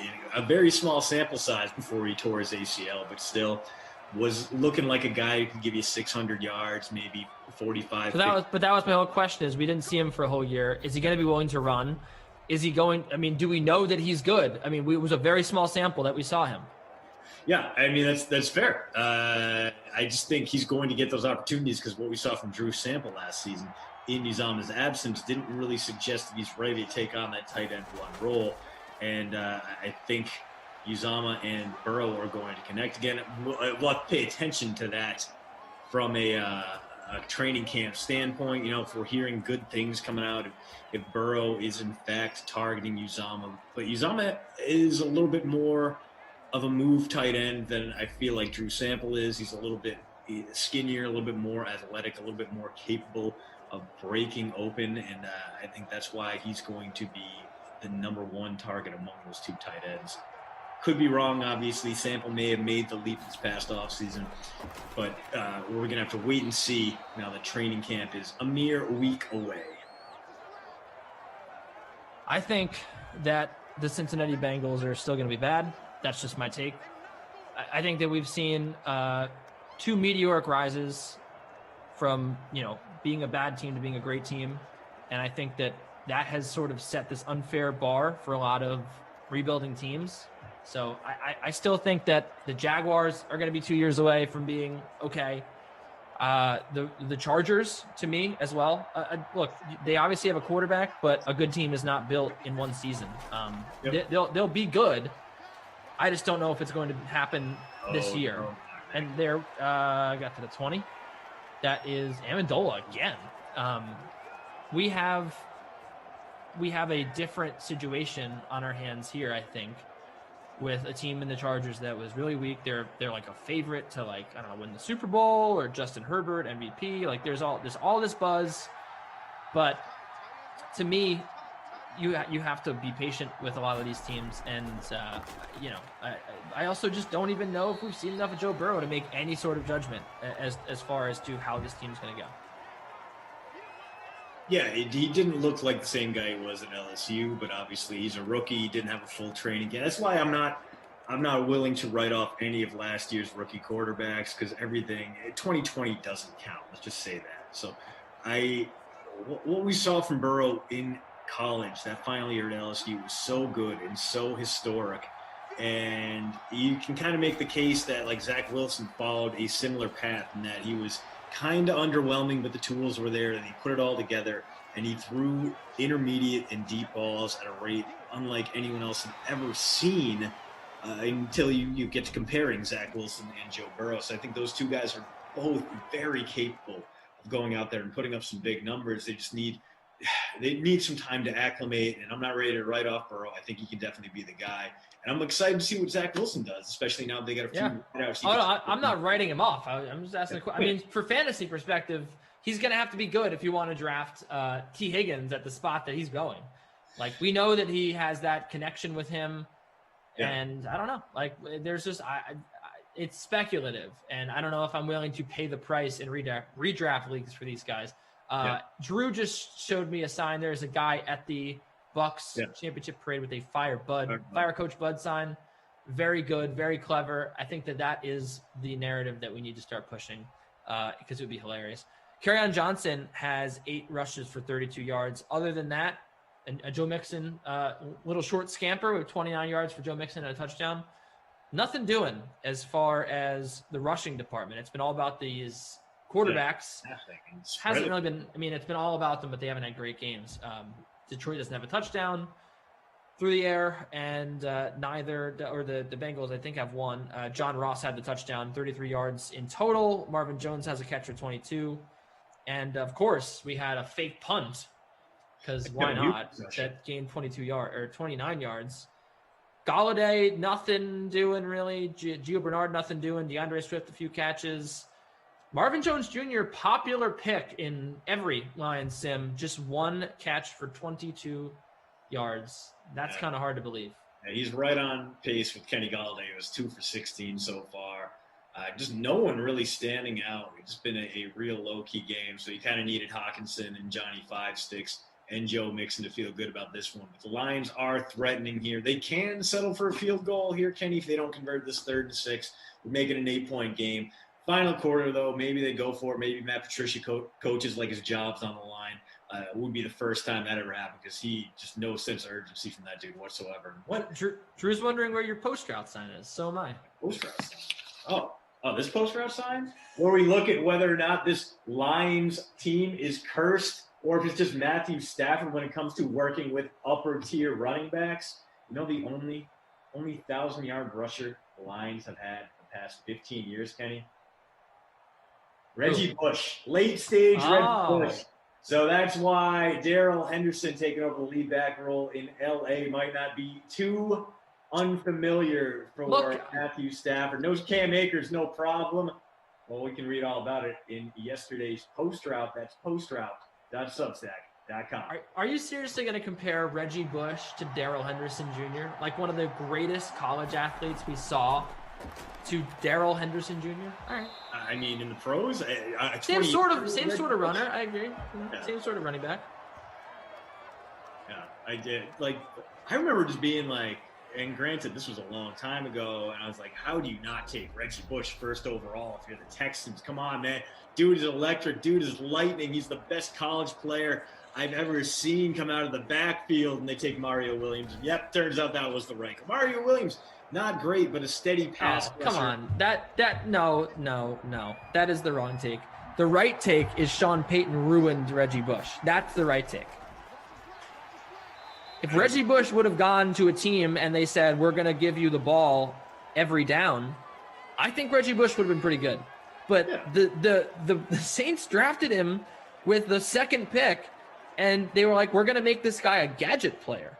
I don't understand that at all. Well, the crazy thing was he had such a tremendous receiving impact as a rookie, and they were like, all right, we're not going to do the same.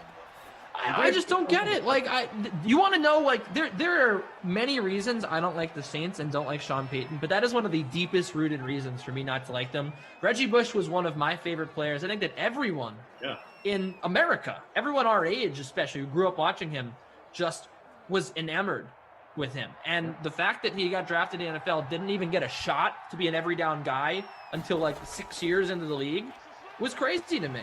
Like, I would have loved to see him in his prime doing that. As Kerryon Johnson scores another touchdown. That's his first of the day. The first of the Detroit Lions, the second rushing touchdown. Now, Kerryon Johnson's got one. Joe Mixon's got one. John Ross has one. Yeah, great day for underwhelming running backs here.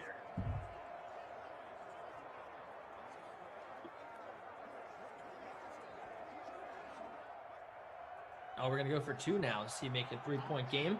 Smart decision. Maybe you finally go to Jones or Galladay, but instead, crowded over there. It looked like it might have been Hawkinson, might have been Marvin Jones. Either way, that one goes incomplete. And doesn't matter. I don't think the Lions are going to score another touchdown in this game. It would be nice if the Bengals could pull away here and put a nail in the coffin, but that's not really what the Bengals do.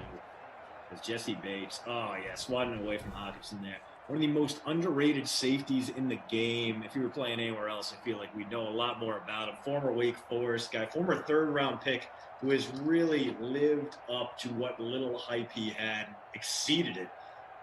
Just a valuable foundational piece for this Bengals team. So it's a 5-point lead for the Cincinnati Bengals. Instead of potentially 3. We have not seen much go on in this sim. It's been a struggle offensively for Cincinnati.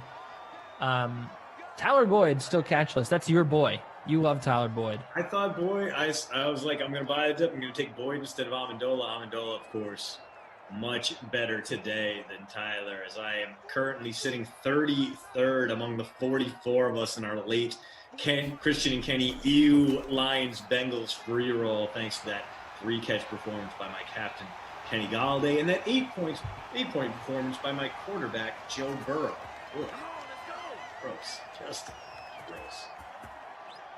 So we have you know what? I didn't notice. Someone brought it up, but there's no Robbie Noble in the chat. Hopefully, so is he? When was the last time he was here? Is he all right? Does everyone know what's? I don't know.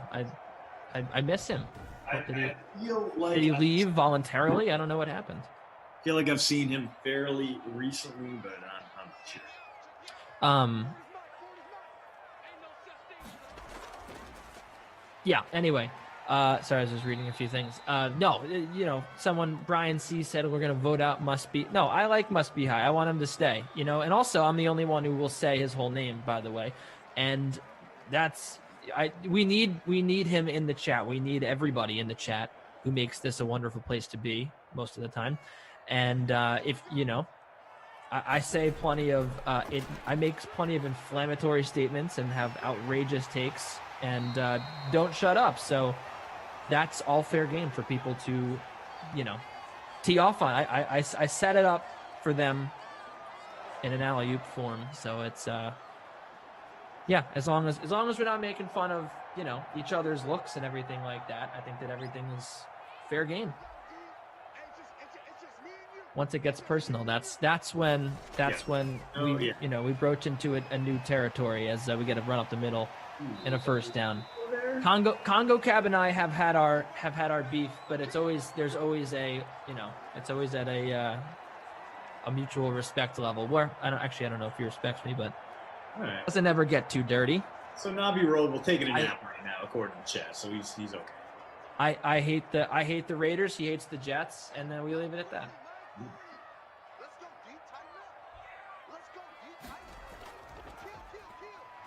We got a 2nd and 2 here as the Bengals maybe will get on the board one more time. Exit Screaming said, "Can't we all just get along?" No, absolutely not. That's not what this is about. No. Yeah, if you want 2 commentators, if you want to get along, you join in on me and Rafi for a sim. Yeah, we don't want that. Well, no, Nabi is taking a nap. We know, but what about Robbie? There's Nabi Roble and Robbie Noble. Big 3rd down here. If the Lions can get a stop, they'll likely keep this at a 1-possession game. They can't. Gio. Too much Gio. Noah Moon, of course. Stop them. CA was making fun of them throwing when they needed 2 yards. Kerryon Johnson, 9.48% owns in the free showdown. Of course, he has one of the 3 touchdowns. Jay Nem says getting along is lame. Yeah. There's no you want disagreements, you want drama, you want storylines to follow. I'm just happy to help.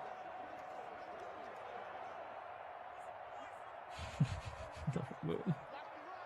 I do show up every time just to see Noah Moon's reaction to some of these drives. They're just hilarious. They're also so prolonged. Like it builds up to like the last play, and he's like, no, you know. Every once in a while, something will go right for Noah Moon, and then it's also fun to watch him celebrate because you know, like he deserves it. He's had enough pain in his life. Do you just feel the heartache dripping off those words? It's the extra emphasis. So we got a 2nd and 10 now. Joe Burrow gonna toss it to Joe Mixon. He's got some room. Heisman pose. And then a face mask. It's gonna take him down to the 10. Flagrant foul. That'll take him down to the 10, right? Halfway to the goal line. Yeah, but down to the. Oh no, to the 7 because he was on the 15. Thought he was on the 20 when that happened. I thought he was too. Well, either way. Yeah. 1st and goal. Right. Interesting. I'm sure that Joe Burrow gets sacked or something. Yeah, exactly. Bengals 7 yards away from icing this game. Hey, Tiger first. Don't count out Tyler Boyd yet. Oh, a touchdown for AJ Green. Former Bengal, current Cardinal. Don't have a lot of faith in his renaissance, but would like it if he come back as AJ Green. More fun guys to watch out there. And this game, Kenny, just about over after that one. About to be 24-12 with only about 3.5 minutes to go. Terrell's phone charger said Heisman pose in honor of Reggie. Also, you can just stick a nail in the coffin of Tyler Boyd after that drive because it does not appear that the Bengals are going to throw any more. Yeah, I think Tyler is going to be our babysitter Billy tonight, no matter what. And the man who just caught that touchdown, AJ Green, could wind up being the post-route player of the game because he has had a pretty good one. Kenny, in the flex, 18 points now, which normally wouldn't give you a baby crusty cough honors, but today, when no one is scoring. No, that's not the crusty cough. It's the DeAndrea's Destroyer. What happened? Sorry. Yeah, there you go. Good point. What's the other one that we came up with? DeAndrea's disappointment? No, that's Ducey's disappointment. You can have disappointment if you want. DeAndrea's do not roster. Good. But you already rostered him, so that would be kind of counterintuitive.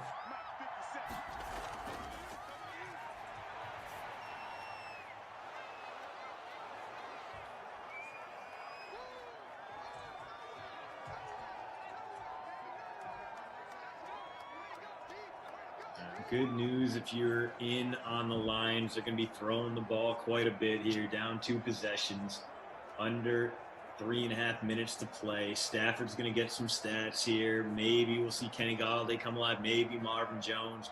Maybe it'll just be more Danny Amendola and TJ Hawkinson. Have to wait and see. Ooh, nicely designed screen pass. Does not work out the way the Lions had hoped, but does pick up the first. Yeah, those screen passes always look so good, and then just someone forgets to block, and it turns into a 1-2 yard game. Logan Thomas, former Wyoming standout, or Logan Wilson rather, making a stop there. Logan Thomas would have been more impressive if you were playing linebacker and tight end for a totally different football team. So Stafford, work to do. Over the middle, TJ Hawkinson with the first down.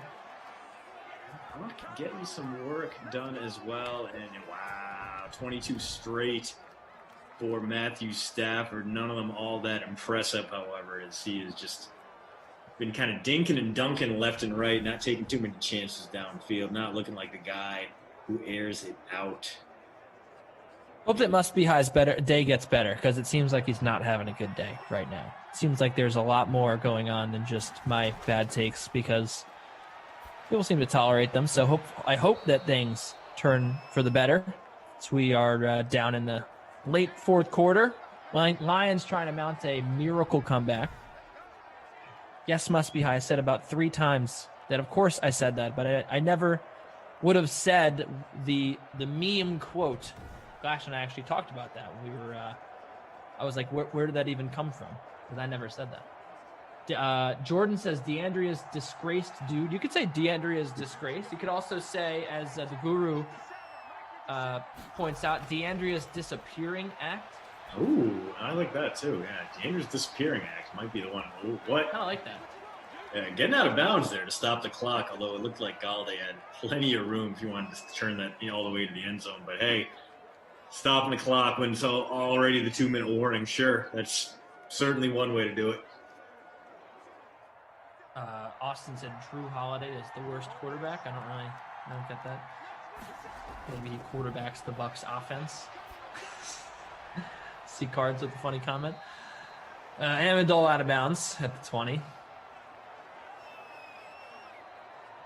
Yeah, 25. Cry 2 beers in a bucket said, this is honestly even one of your better sims. The less abrasive you are, the better, I think. Thank you. Yeah. To me, it doesn't seem like anything that we've talked about or that I've said is that outrageous today. It just seems like someone's in a bad mood. Yeah. So, yeah. I mean, we went over, you brought up the Kenyon Drake thing again. Obviously, you're going to irritate Congo Cab whenever you talk about that contract. Because you're not the first one, and I think I was the first one, but there's been plenty to talk about. Oh, wow. Just murdering his own chances with that one. 3rd and 19 coming up. Ugh. Just the Bucs a little bit, Drew said. J.E. Could be. A wee bit against the Bucs. Your world champion Bucs. Yeah, that of course, that doesn't have anything to do with football, so. Wow, Stafford's first incompletion of the day, and it was only because Jones, I believe, couldn't get his toes down there. So Lions going to have to go for it on 4th and 19 here. Ball game rests in the balance, although let's be honest, the ball game's pretty much already over.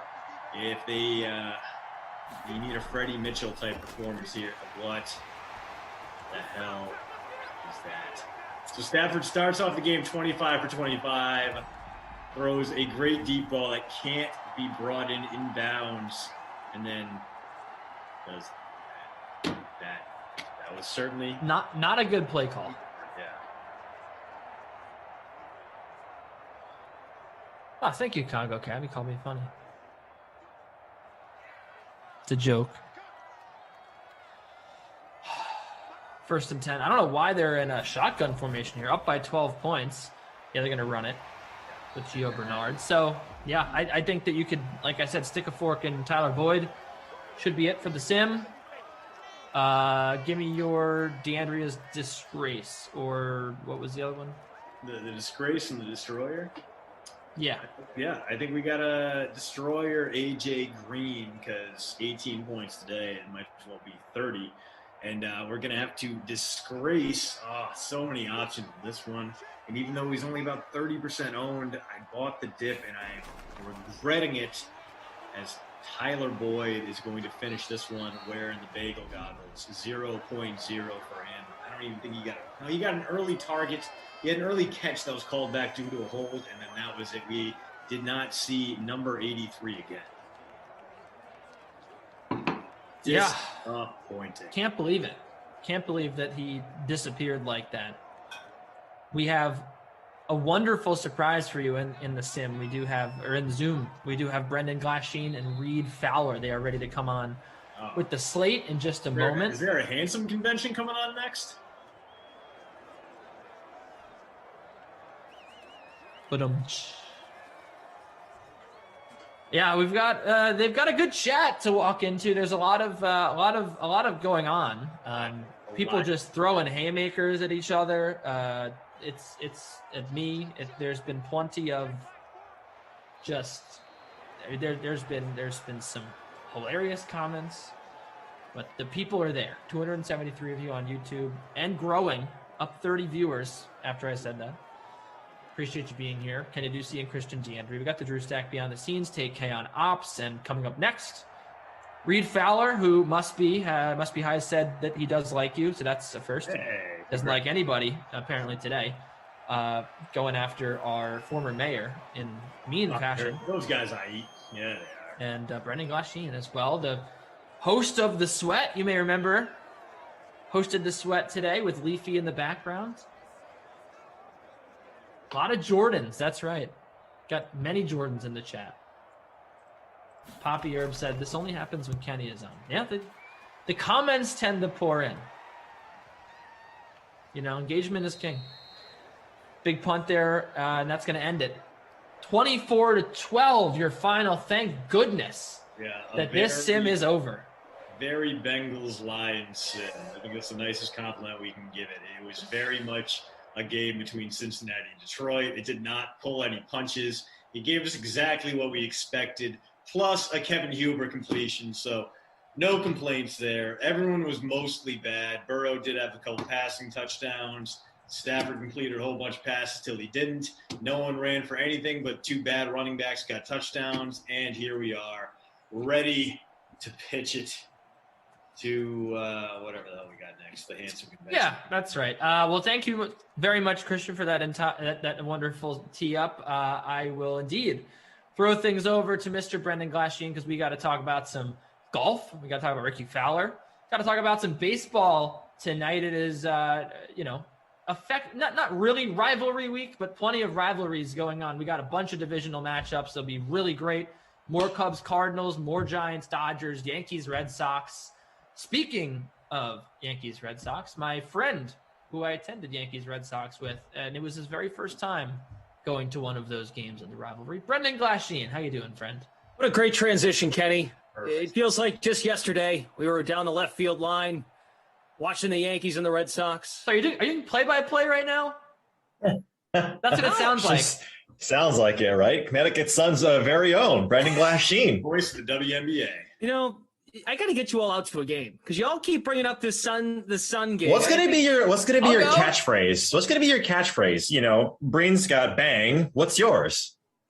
Oh, I've already got one, Reed. What is it? There's a good energy in the gym. I mean, that's the one I use. That's too long, though. That's like a catchphrase can be. It doesn't matter, right? You can have a longer catchphrase, but it needs to be quick.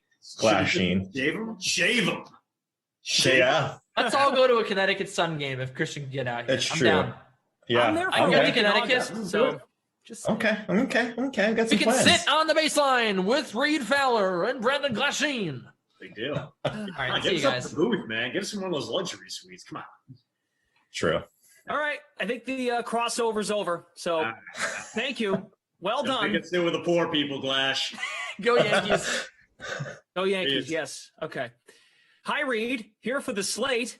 What's going on? Yeah, nothing much. I'm happy for you to be back. It's been a while. It's been a minute. I was, I wouldn't say stuck, but I was with Adam Kaufman for a little bit, which is usually the case. But it's always nice to see a fresh face, even if it's unshaven. I'm glad you took the hat off. You did your hair today. Yep. So I appreciate that. Or Good for you. after the sweat, but all is well. Bubba Watson not doing so hot. Patrick Reed not doing so hot. Glasheen, but a couple of guys that we called a little bit down in the salaries, higher in the odds, are doing well at the 3M Open. Yeah, we've made this kind of dumb joke, inside joke before. No relation to Ricky, correct? Maybe there is. Oh. Maybe there is. Well, he's your leader right now at the 3M Open in Minnesota. Get one for the fam there, Ricky. Come on now. Let's go. Let's close this out. We need you back, baby. I'm actually the highest rated Fowler, of amongst us all. Chris is number 2. And then you got Ricky there at number 3. Dexter's up there, but I'm actually currently atop the Fowlers right now. Would you look at that? Fantastic. Look at that. Oh. So we will get into the golf. Want to remind all of you the Olympics are starting very soon in just a couple days. We have multiple free-to-play pools on the DraftKings Sportsbook. Also, odds for you to get involved. So if you're – Reed, I was thinking about this the other day. This is my first Olympics with DraftKings. because we didn't have him last year. I started in 2017, so I've never been part of DraftKings with an Olympics. Yeah, I think you and I started the same time. Yeah. Yeah. So same here. I was going to say, I thought 2016 we were there, but no, you're right. 2017 is when we started with DraftKings. So I didn't even think about that, Clash. Good catch there. Right? So a little weird. I'm like, oh yeah, Olympics. What do we do at DraftKings for the Olympics? And I'm not really sure. And it's because we never done it before. Yeah, I'm clearly I'm excited, right? Golf is in its second iteration after it's been, over 100 years from when it was and then it wasn't. Or then it was again, excuse me. So golf is in its second iteration. Surfing, Glash, is in its first Olympics as an Olympic sport. And that really gets me going. Obviously, you know that I'm a huge fan of the sport, grew up watching it, grew up surfing. It's going to be fun to see. It's going to be fun to see that some of these guys can put that mantle of a gold medal, or put that gold medal or silver or bronze on their mantle along with some world championships. So I'm pretty excited. Do you have a take or thoughts on golf at the Olympics? And is there anything that you're kind of stirring in the pot as it approaches that you're thinking about that comes to mind to get people interested? Yeah, well, who's the best golfer heading into the Olympics, right? I mean, is it Colin Morikawa? He's the number 3 ranked golfer now in the world, and he's obviously riding form right now, right? He's a guy that just won the Open Championship. If anyone has been living under a rock, and I actually saw something that was pretty cool, where the part of my take guys were interviewing Morikawa, I think the day after, or the week, Monday after, Tuesday after, and Morikawa was going through the airport with the claret jug, and he was putting it, the overhead, and he was flying coach. And I think it was just funny to think about if your stuff, or if you're sitting next to the claret jug just above you on the in the overhead. But who's the best golfer? Is it Jon Rahm? Is it Xander? Is it Colin Morikawa? I mean, Rory right now is 4th best odds, but the guy is clearly unmotivated. He's like, I'm not that patriotic. There's nothing really to look forward to. So, it is what it is, essentially. So, I mean, where are you going when you look at in terms of the odds for the for the Olympics? You kind of treat it like a WGC where there's no cut, and it's all the best players. That's not all the best players, but for the most part, the best players in the world right now. So, it remains to be seen. It's a course that's never been played by these guys. It's I think it's 7,400 yards. We'll get into it a little bit more as we get closer into what we're into the golf competition. I think it's the following week, Clash. So this week is the opening, right? And then it's the following week is when I think the men's golf starts, and then the women's is the week after that. So yeah, I'm really excited. I'm going to see who's going to be that guy that comes out and is that number 1 player who's going to come in with form. And right now, I would argue that it's Colin Morikawa and Jon Rahm are the 2 favorites to win the gold. Jordan Green is here in the chat asking if we're taking comments. Of course we will. And yeah, Rahm is his favorite, talking golf, loves it. At the moment, we have the current DK Sportsbook lines to win the 3M Open. So not to confuse you folks we're talking Olympics. This is just another visual to keep you caught up on what you can look at on the sports book as the 3M Open continues. There was some inclement weather earlier in the day, but action did carry on. There's a 2-way tie right now up at the top with Ricky Fowler and Troy Merritt. And there you see Fowler at plus 675. So Rahm is someone who's been mentioned. Reed, help me here. I don't want to mess this guy's name up. Tringale is how you close. Close. You pronounce the E, so Tringale. Tringale. Yeah, close. I mean, Tringale, I wouldn't have said Tringale if I didn't know. So I believe it's pronounced Cameron. No, it's Cameron. Tringale, look, Tringale was a guy who was coming into form and was very popular coming into this week. A solid putter. When he gets it going right, guy can make it from anywhere. And that's really coming through and coming to fruition today. I mean, if you look at all the top guys, Clash, the guys who were top 5, 1, 2, 3, 4, 5 in putting, worst is Ryan Bream at 5th, 5th place. So clearly the guys that putted well today, and we knew this coming into it, We're going to do so. Tringali is number one right now in strokes gained putting. He gained close to 4.5 on the greens. And when you do that, and when you're just, middling with the other stuff, and he lost 1.4 strokes with the approach, you can get fairly close to the lead. And Tringali right now is fifth. Ricky Fowler he gained less than a stroke approach, but 4.3 on the greens. And that's what you need this week, is you need to ride a hot putter. And that's what we projected coming into for what you needed this week. Tringale, again, $9,500 on DraftKings. He was 8th in putting, Glash, over the last 24 rounds coming into this week. And now he's still riding that hot putter. And so that's what you're seeing with these guys. Now, would I bet Tringale right now at plus, 1,600 to win the golf tournament? I wouldn't. I wouldn't right now, just because of what you still have. You still have a day left before the cut is made. These guys can come out and shoot 6 under, 7 under. When looking at the scores over the last 2 years, which is how long this tournament has been at this course, TPC Twin Cities, is I think like four rounds of 62, which is 9 under, right? Because it's a par 71, and then like a handful, like maybe 9 or 10 of 63 or 64. So like you can go super low, on any given day, and the conditions are soft. You said it, there's inclement weather. And so now the greens are softer, and these guys are going to go after the pins. So would I be betting any of these top guys? Probably not, because I'd rather wait and get some of these guys that are a little bit further down the board, who are gaining strokes with approach. Someone like a Matt McNeely, like he gained 1.1 with his putter, but getting some of these guys that were solid with approach but just didn't put together on the greens. Luke List he's at 3 under par. He lost half a stroke putting. Doug Gim, 3 under par, lost 1.24 strokes putting. And Rafa, he had an early lead. He's someone potentially Cam Champ. So there's guys that are down the board a little bit at -3, even -2, that I'd rather go after as opposed to these top guys, because their odds are just not that favorable. Okay.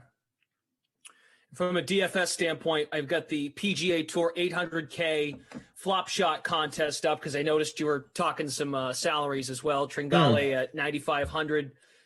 He is in the leading lineup with Fowler, Bradley, List, Merritt, and Hadwin. Any thoughts on this current build that is in the lead for this big contest? Oh, right. It's a balanced lineup right now. What you saw with the last 2 years, Glash, is that the average salary of all 6 of the top scorers in DK points were, I think it was like 75 to 7,600, just around there. But 3 or 4 guys, I believe the 4 guys in 2019 were under $7,000. And, in both years, there was one player in the $10,000 range. So Stars and Scrubs, was a preferred build of those 2 years that won, or not won, but was the optimal lineup, right? Not to say that the optimal lineup, anyone's going to build like that. But if you had that composition, there was a good shot of you winning, because that was the highest DK. Well, not a good shot. There is that was the chance of you winning, because that was the highest DK scores. What you're seeing here right now is that it's balanced. Luke List, 81, Ricky Fowler, Keegan Bradley, both in the 8Ks, Merritt and Hadwin, mid to low 7s, and Tringali in the 9.5. So it's a balanced lineup right now, as opposed to the Stars and Scrub, which is what you usually see at this course, or these types of courses, where it's just a birdie fest. Okay. And do you find any advantages or disadvantages this lineup has right now, as far as whether or not it can maintain its lead? Or do you is there someone in particular that might be a dark horse that can help a lineup that's not in as good of shape to make a move up? Yeah, like I was talking about those guys, right? Those guys that are at -2. You see Luke List there at 3 under. I think he's the one that you want to keep your eye on. Now, granted, Luke List was 18.3% rostered in this contest. Yeah. And so he's one of the highest rostered guys. You're going to need someone like the Adam Hadwins, right? The Adam Hadwins of the world to perform well. I rattle off some guys that I'd rather go after, or I'd rather see, like if you have those guys in your lineup, at the minus, like 2 under par, 2 or 3 under par, you're you're not worried about it. But Adam Hadwin, look, $7,200, 4 under, 34.5 fantasy points right now. Gained 1.2 on the greens. Gained almost 3 strokes with approach. So if Hadwin can keep pace, and these guys just hold serve, right? Kind of just stay in that lane of being around the lead. Yeah, Hadwin is probably the one guy that's going to be the one that makes or break this lineup, if all things stay the same. But who knows, right? Ricky Fowler could come out and shoot 2 over tomorrow. And this particular user has a good size lead, 8.5 points. But as we know in golf DFS, it can change very, very quickly, just like a lot of DFS competition at DraftKings. And there's McNeely in the second place lineup at 13.5% owned in the 800K flop shot contest. This is the slate. If you're joining us, we've got you on Twitter at the DK Live platform via DK Nation, DraftKings on Twitter, also YouTube and Twitch. Thank you all for hanging out. We can talk some football as well. Really, we'll go in any direction. I see CEH is on Twitch. CEH, here's my encouragement to you, CEH.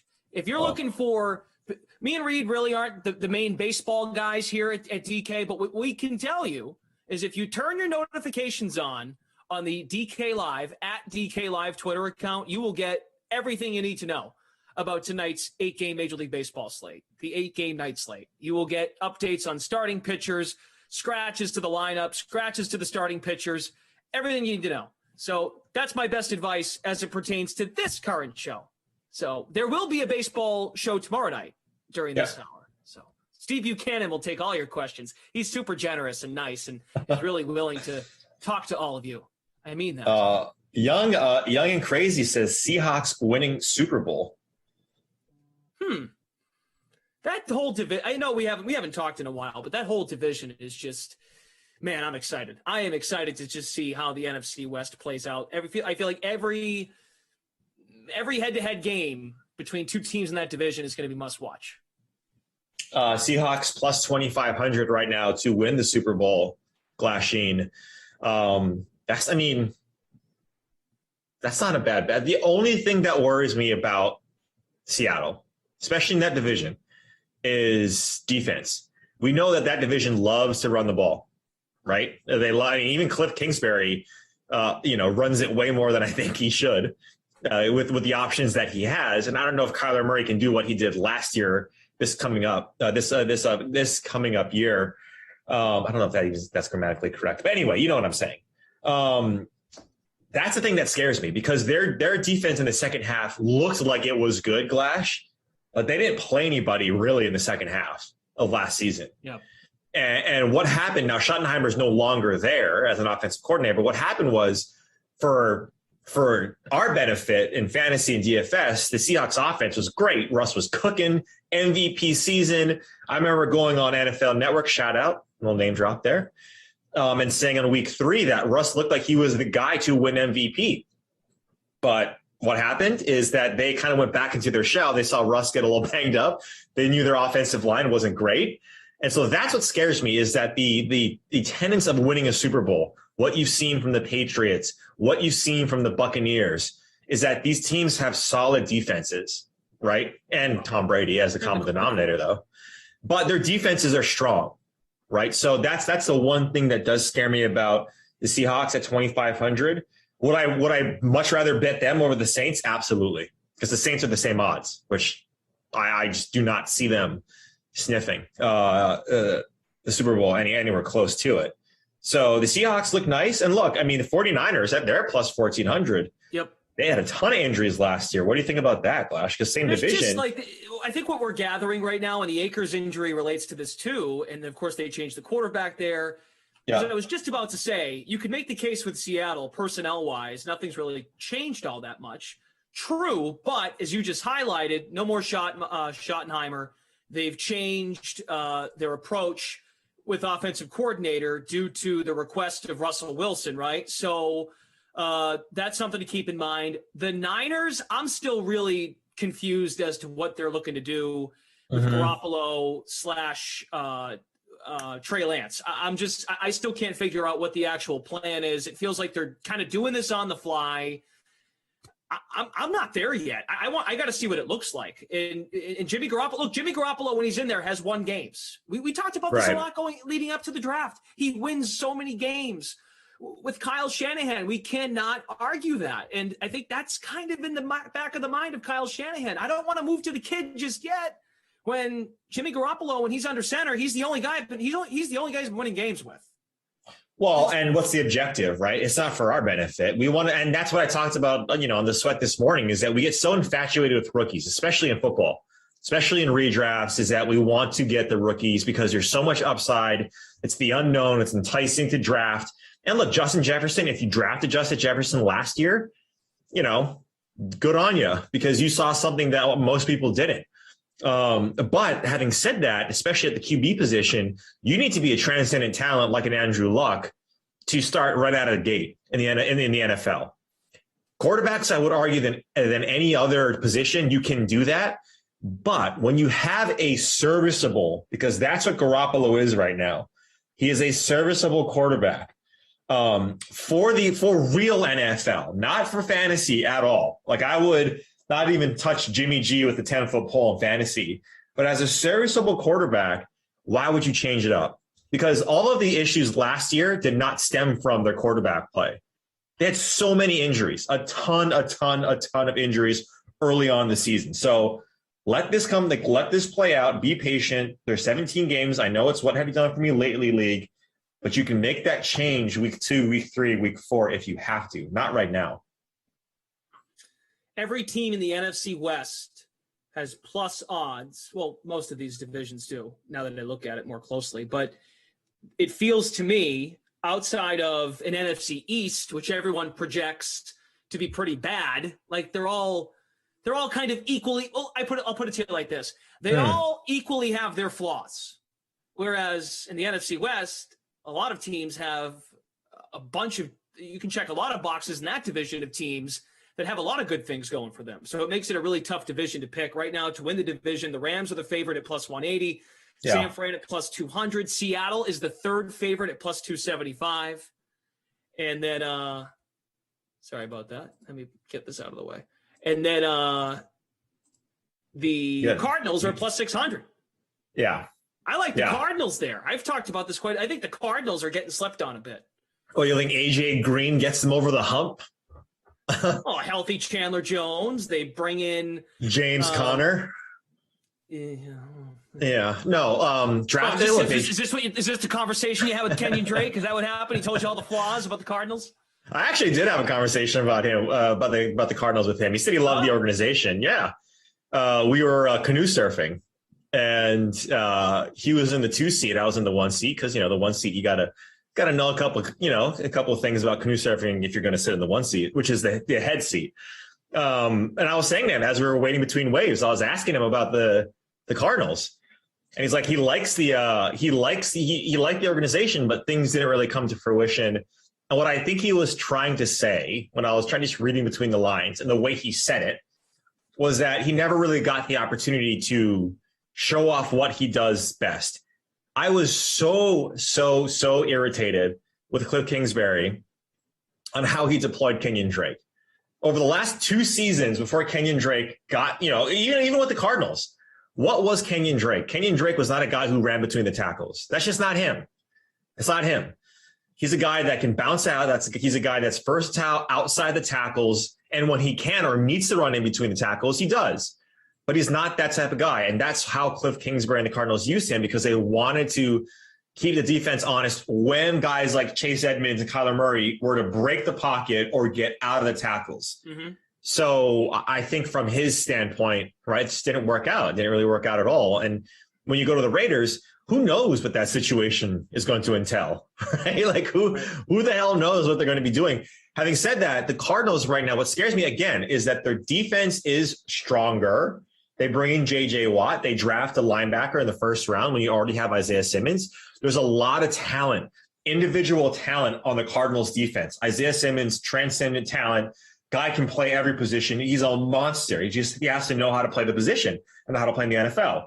Like a bigger Troy Polamalu, right? And that comparison is not, he's not the same talent as Troy Polamalu, but how he's going to play. Budda Baker is more Troy Polamalu than a guy like Isaiah Simmons. What I would worry about taking that bet there, Glash, at plus 600 is it's enticing, but the Rams have such a good defense and their offense is going to be flying. Their offense is going to be strong, and it's Super Bowl or bust for the Rams with Stafford. Stafford is such an upgrade from Jared Goff. And I got Stafford in the top 10 quarterbacks in redraft right now, maybe even higher, Clash, with the news about Cam Akers. I just love what he's going to be able to do. And Sean McVay, having a guy like Stafford, man, you're going to see some solid performances from a fantasy standpoint from a guy like Stafford. We did get a fantasy question. We can talk some DFS as well. There was a question from Twitch. First time playing Fortnite. Was hoping we'd dive into this, so we will. Looking for dark horses at running back and wide receiver for season long and best ball that you can get at the end of the draft, like the final 4 rounds. End of the draft?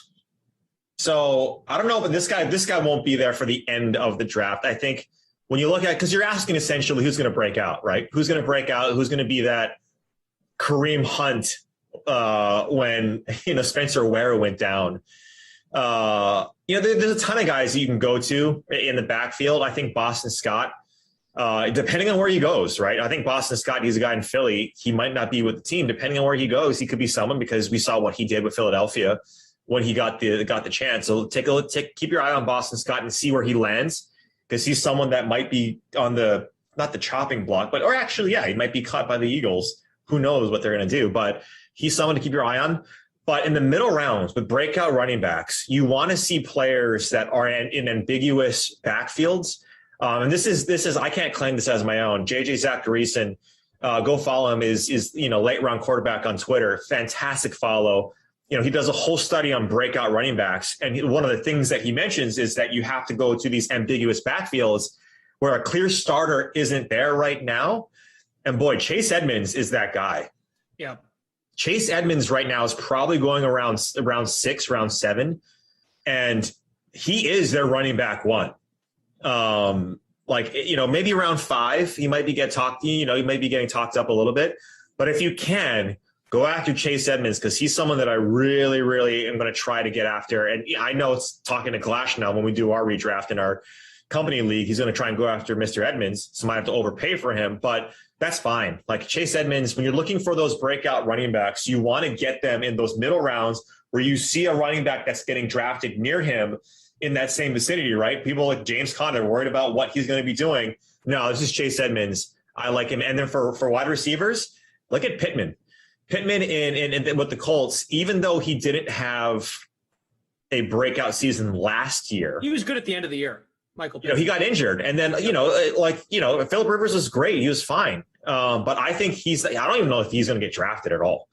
Michael Pittman. So take a look at him. I really like his talent. When you take a look at breakout wide receivers, same thing is you got to look at these guys who have the talent, who are younger. He's someone. Brandon Cooks is another one that who knows what that situation is going to be, but he's their wide receiver 1, right? Go after the wide receiver 1s. He's another one. If you want to go after veterans, those are a couple guys that I like. Must Be throws out Alan Lazard as a possibility. Not to say that Adams isn't great, right? But maybe Lazard could flourish if Aaron Rodgers isn't back. I don't know. Maybe because it would help Jordan Love throw to a different guy. I don't know. That's not a bad call. I don't think that's terrible. Yeah. Go ahead. Who's the sure number 2 with Green Bay next year? Do we know? Oh, is it MVS? Is he on the team anymore? I don't know if MVS is on the team still. I would argue it's Lazard. Geronimo Allison isn't there anymore. Yeah. Which he opted out last year. We knew that already. He wasn't there last year either. And that's the thing, right? Is Tunyon their number 2? Who's going to be there? Who's going to be their number 2? If they can acquire, you would thought if they acquired a wide receiver. Look, I've seen some outlandish things when I've done my deep dives into these. He's still there. Yeah. Yeah. Into this year. So trying to figure out, one thing I saw these really outlandish trades is, what if OBJ goes to the Packers? Right, Julio's off the list. He seems to be the next guy in line. Odell Beckham Jr. Yeah. what does that do, right, for the Green Bay Packers? What does that do to Devontae Adams? And look, this is a trade or a potential outcome that is probably not going to happen, but why not, right? This is July. We're talking football.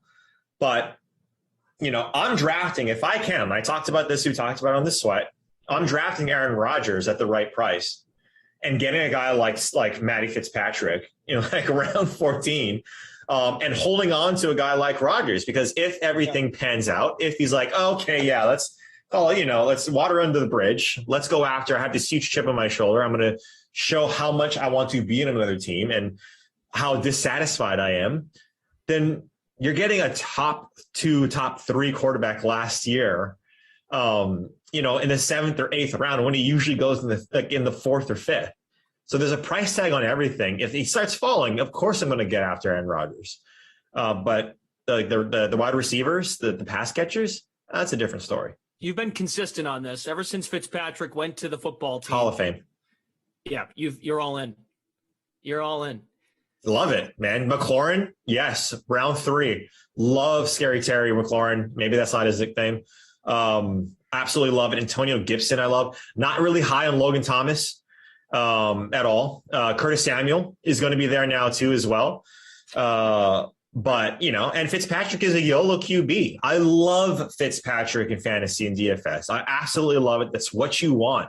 That's what it's like trying to, draw a similarity with the Rainbow Bridge from golf, DFS, PGA DFS, NFL, is you want the guys at this type of course at the 3M, you want the guys that make all the birdies and not worry too much about the bogeys if they're making a ton of birdies. In DFS, I want the guy who's going to throw me, 44 times and get you 300 yards, 4 touchdowns potentially to 1 or 2 interceptions, because then he's going to get you 20 DK fantasy points. I want that. I don't want the guys who are going to be middling at that 18, 17 if I'm playing GPPs, because that's not going to get it done. I want the guys and look, the 20-point game also comes with the risk of a 8-point game because it's Matt Fitzpatrick. Mm-hmm. But in season long, give me both. I'd rather hold those 2 quarterbacks, drop Fitzpatrick, and have Aaron Rodgers if he's going to be the guy there. So one thing that we did have up on, we had one on screen. Ryan Fitzpatrick. I thought that you had a nickname for him, so I just kind of let you keep going. No, Matt is a golfer. I came in PGA. Okay. Ryan Fitzpatrick. Yeah. Maybe Reed just calls him Matt. Thanks, producer Drew. It's an inside Thanks, joke buddy. I don't get, so I just let it go. But I knew who you meant. What was I going to say? Ryan. Okay, so we're good. We got the Drew Stack still with us here, and they've been great helping us out. One thing that we kind of had up on the screen a little bit, we were yapping away about wide receivers and running backs you can get at the bottom of drafts. If you are close or in a state that is DK Sportsbook eligible, you should really check out these team specials that are available. You can pretty much bet anything on your favorite team. Anything. It's incredible. Of course, we start with the Cardinals because we go in alphabetical order, but you can work all your way through to that very Washington football team. Hey, for fun, let's just click on them and see if there's anything. There we go. Look at this. Here we go. Yeah, Ryan Fitzpatrick to break his own passing TD record of over 31.5 touchdowns plus 1,200. Come on. Why not, man? Why not? I absolutely love it. Give me all the props for Ryan Fitzpatrick. What does Ryan Fitzpatrick what happens to him all the time, right? Is he's a bridge quarterback. They bring in a rookie, a young guy, and the young guy eventually takes over. Who's going to take over for Ryan Fitzpatrick in Washington? Who? Right? No one. I mean, I don't really see anybody taking over for Fitzpatrick as much as the probability of someone doing that, like a Tua, like these guys, right? The Darnolds of the world. Mm-hmm. I don't see it. I don't see it at all. So yeah, if he's going to stay in the field and he's going to be healthy, absolutely. Give me all the the Ryan Fitzpatrick props out there. I think they're going to have a huge season. Well, in terms of a huge increase from what they were last year, right? The only thing that scares me, Clash, is that this defense is going to be top 3, right? How many points do they need to score? Oh, I was going to say, why does that scare you? That should help, I would think, but I see what you mean. Right? And in this division, 16, 20 points. Yeah. How many points do they need to score? They'll get some tough tests, but in this division, I worry that they don't need to score that many points because their defense is stronger and Fitzpatrick is going to have probably, arguably the strongest defense that he's had on a team that he's been on, right? The Bucks, no. The Jets, no. I can't think of any other team that had this strong of a defense that he's been on. So that's the only thing that would scare me about maybe some of the player props, but I'm all in on the Washington football team, especially Fitzy. July 22nd, 2021, we are giving Ryan Fitzpatrick what he deserves here on the DraftKings Dream Stream. I just went back. I went and looked real quick because I know there was many quarterbacks that played for the football team last year. Their team as a whole passed for only 3,465 yards. It's criminal. So can Ryan Fitzpatrick give them 500 more yards?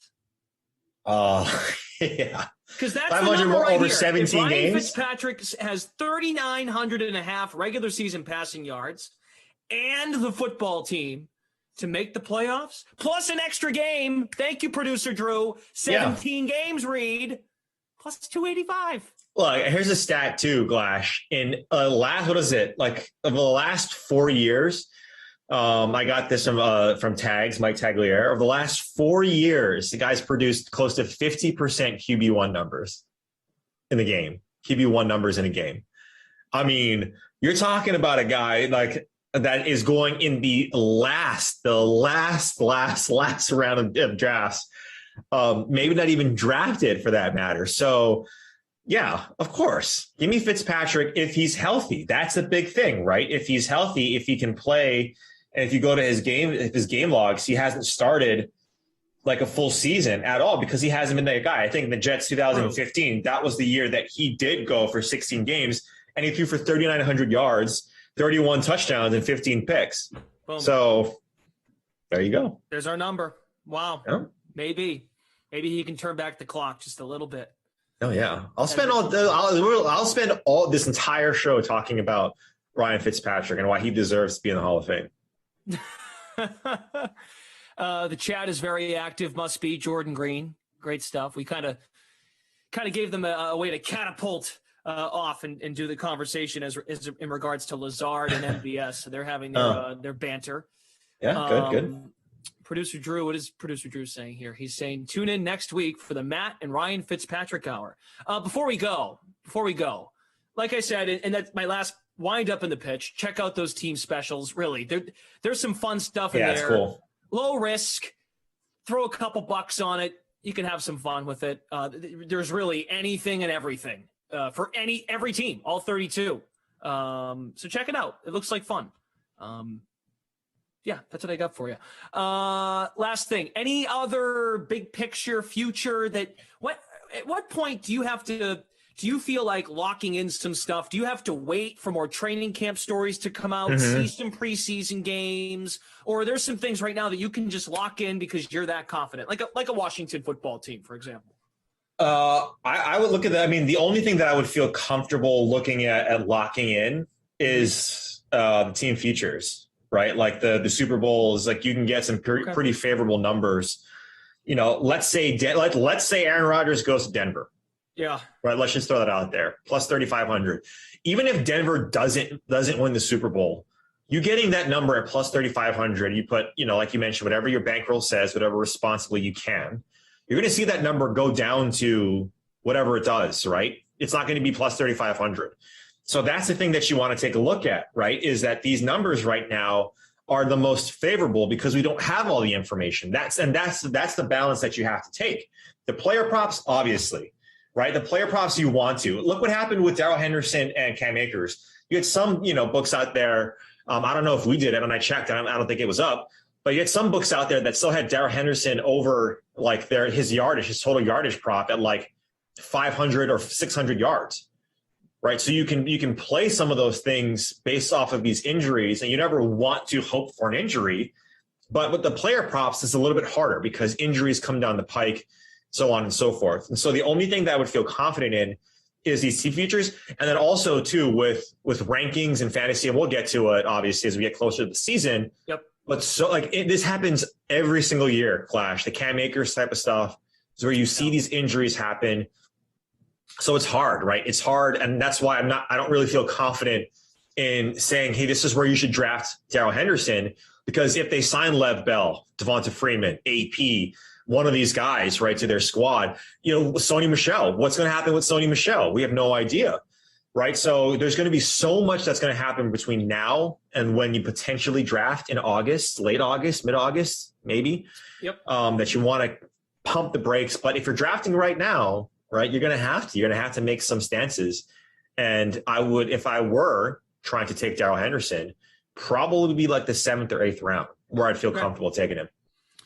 This time next week, so not just Thursday, but Wednesday, we will have some additional NFL content between Sims here on the Dream Stream that I can tell you in this 4 p.m. Eastern or 5 p.m. Eastern hour and the 6 o'clock hour on the East Coast, 5 to 6. We'll have some content running here as it pertains to our team, voices that you've heard on the Sweat, as well as the DraftKings Madden Sims. So keep out for that. And as of next week, we're going to have training camp, news and nuggets. And as Reed just pointed out, the unfortunate truth is we will probably have some news as it relates to personnel that will change our opinion of certain outlooks of teams. So it's coming. I'm excited. Great work. Good to catch up. This was fun. Thanks, man. This is a true honor for me that I get to talk to the play-by-play guy for Connecticut Sun. When lacrosse comes back, Professional Lacrosse League, the PLL, I'm excited to be, again, put that on the letters that you have after your name, right? The PLL, WNBA. I'm just excited to be a part of, the movement that is Glass Sheen to the mainstream. So good work on you, buddy. Thank you. Man. You have a lot of titles. You do a lot of stuff with golf. So it is what it is. At the end of the day, you can't die with the titles. So I'm just going to live my life to the fullest every day, Clash. That's the kind of stuff I want to talk about. On the slate next week, we're talking meta. We're talking philosophy, people. We're talking less about sports, more about life. How about that? Okay. I'm in. I'm always into life lessons. I really am. I need them, actually. So thanks to Reed Fowler, the Drew Stack. Also, yeah, that's it. There's no ops for the slate, I suppose. It's just out of habit, Reed.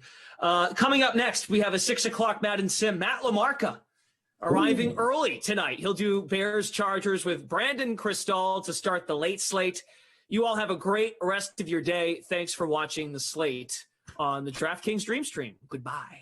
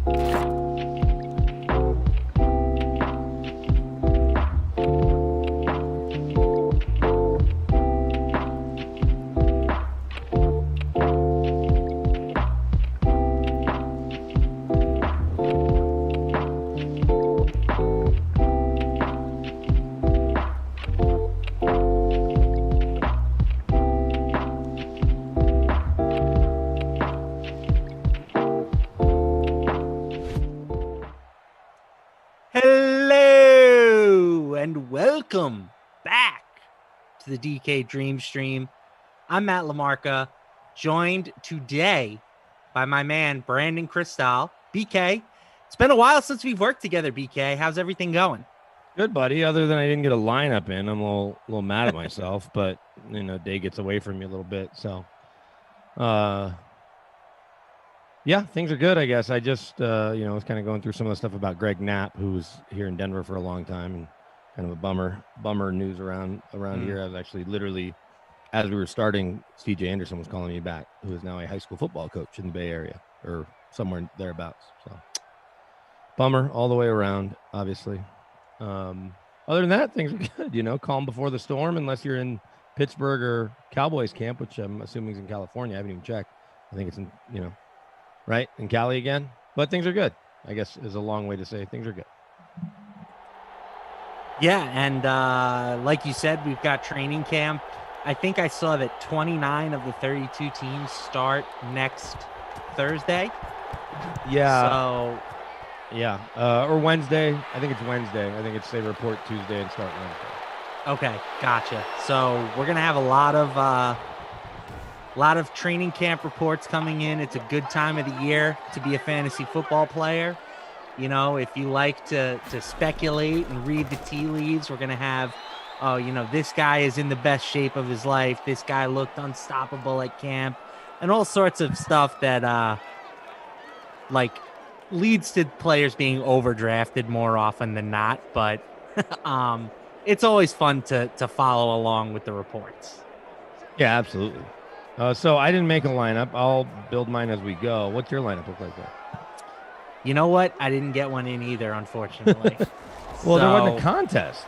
Did you do a contest for the 8 boat. o'clock Eastern, but you didn't do one for 6 o'clock? I'm not in any of them yet. No, but I'm saying I saw one for the 8 o'clock. Is that you or did someone, whoever you're doing it with, make the contest? Oh, I don't make them. Somebody else makes them. Yeah, I'll try to make them when I forget. So I apologize to everybody. We're going to be cheering for your lineups, and I'll tell you my lineup as we go along. Yeah, the first touchdown scorer, that's my captain, 100%.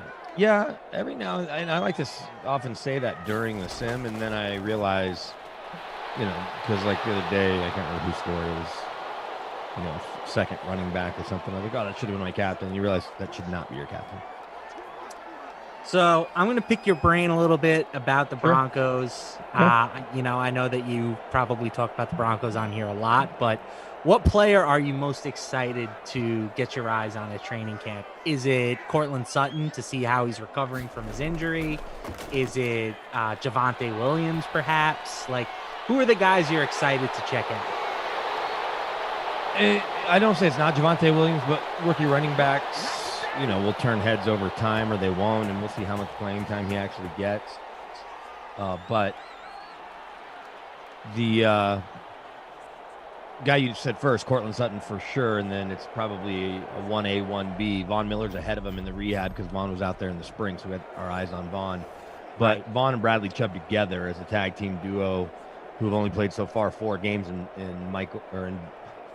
Vic Fangio's defense. I think that those two guys, Cortland Sutton, I guess, is 1A and Von's 1B, especially with being contract with Von. Those are the 2 players I'm most excited to see how they bounce back. The quarterback competition, and very rarely do you get a true quarterback competition. We've had more than our fair share around here with the Paxton Lynch, Trevor Siemian stuff, and Mark Sanchez, and even Flacco and Drew Lock a little bit. It wasn't really competition, but all eyes were on Lock. So now it's Lock and Teddy Bridgewater, and it seems like it's a true 50-50 contest. Now, do you think if the Broncos had their way, Drew Lock would emerge victorious here? Do they want to see one more year out of him, and he's just got to hold off Bridgewater? Or is it, like you said, legitimately a wide open type thing? Well, it's a wide open type thing, but talking to people in the building over recent months, whether it be players, coaches, people behind the scenes, personnel staff, it's kind of split, and they're not exactly sure because, without divulging sources, I have not talked to Vic Fangio. So I can tell you that one of the people I haven't talked to is Vic Fangio, but there's plenty of people that have told me that there's certain offensive coaches that like Locke and work with Locke and like the potential. Then there's also the idea that because you know what you have in Bridgewater and your defense is on paper going to be really good, and you've got a solid run game between Gordon and the rookie Williams, who you mentioned, Javonte, a.k.a. Pookie, out of North Carolina, that they think that ball control, close games, and just don't lose the game. Because Teddy Bridgewater can't go win you games, but he won't lose too many games. He won't throw 3 interceptions very often, or even 2, right? So that ultimately, because Vic Fangio, if he thinks he's fighting for his job, that's easy money there. Is that Hunter Henry, the newest Patriot, one of them? Yes, sir. Justin Herbert. So I think I'm going to captain Hunter Henry. I've got Herbert in my lineup as well, and Trubisky.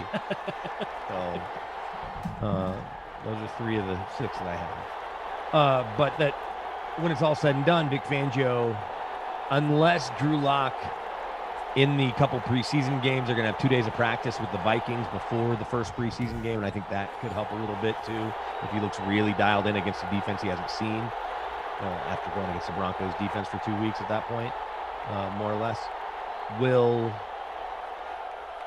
The question is, can Drew Lock do enough to lose the job, or can Teddy Bridgewater do enough to win it? Because I think they want to start the year with Drew Lock and know that he's on a short leash. I did hear somebody bring up the point, though, and this is, somebody in local radio said, if you're going to do it eventually, why not just do it now, right? But there's no guarantee that they're eventually going to go to Bridgewater. It's that Drew's on a short leash. That's different, right? Those are 2 different things. If it's kind of the reverse of rookies, right? We're going to get to Trey Lance, but we're going to play Garoppolo first. Or we're going to get to Zach Wilson, but we're going to start. I don't even know who the veteran is. Yeah, the Jets are not the good example. No. But just pretending, right? Or right, like Justin Fields. Yeah, Justin Fields or Justin Herbert, right? The game we're doing right now. Like, we're going to start Tyrod Taylor. At some point, we'll get to Herbert. Or same with Tua and Fitzmagic. And it's like, what are you waiting for? Although everyone wants to cite the Patrick Mahomes example as, look, he sat for a year behind Alex Smith. Here's the thing. Most starters, and Ryan Fitzpatrick, you could say is this. Tyrod Taylor, I guess, is an Alex Smith type. And Teddy Bridgewater falls in that category too. And Alex may be at the very top of the Alex Smith list, right? The guys that are like Alex Smith. And the off-the-field stuff and the way he approached his week is what you wanted Patrick to learn as much as anything. And they had a playoff team. So, but I think you play a guy if he's going to be your guy, just play him. Let's look at the Bears. If Justin Fields isn't starting, then what are they doing? Like, is Andy Dalton going to be that much better that he's going to win you way more games? No way. No, I agree 100%. I'm a big believer in let the young guys play. I mean, for all we know, Patrick Mahomes could have been this good day one. We just didn't get the chance to see it. Same with Aaron Rodgers. We didn't really get the chance. So, last question about the Broncos, and then I'll transition to something else because the chat is already like, let's focus on some other teams. Well, here's the thing. To be fair, like you and I haven't talked. I don't do a lot on the Broncos. I try to space it out unless we're doing a Broncos sim, because people know I obviously cover the Broncos, but they're not that compelling unless Aaron Rodgers or Deshaun Watson shows up right now. Hey, listen, guys, we all got fantasy drafts this summer, right? How often do you get to talk to a Broncos beat writer? Like, I'm taking advantage of the situation. I want to know. Well, I'll say this. I did say this the other day. I guess we did talk. I said Melvin Gordon's a top 10 kind of back in terms of fantasy draft, because I just think he's going to get a heavy workload early. They drafted Javonte Williams to replace him, not to start over him this year. Interesting. I think that's a little bit different than how people are kind of approaching it in fantasy drafts right now. You know, I think they're going to be wrong. Talk to me in 2 weeks, though. Like, I'll know starting Wednesday the workload, but in 2 weeks, or really even after that practice with Minnesota, I'll have a better sense. But the sense I get, at least talking to folks in the building, that it's going to be like a 65-70% Melvin Gordon workload, and easily get in with a little bit of Royce Freeman sprinkled in every now and then for a series or two. See, chat right there, that's a nugget. That's an advantage that you can get in your fantasy drafts right now. We're getting our Melvin Gordon at a discount. So we'll see if that holds up throughout camp, but this is what we want to know. And when you draft for the season, you have to do a couple of things, right? You have to look at your late week matchups, and with the league going 18 weeks now, winter fantasy league's ending probably in week 17, right?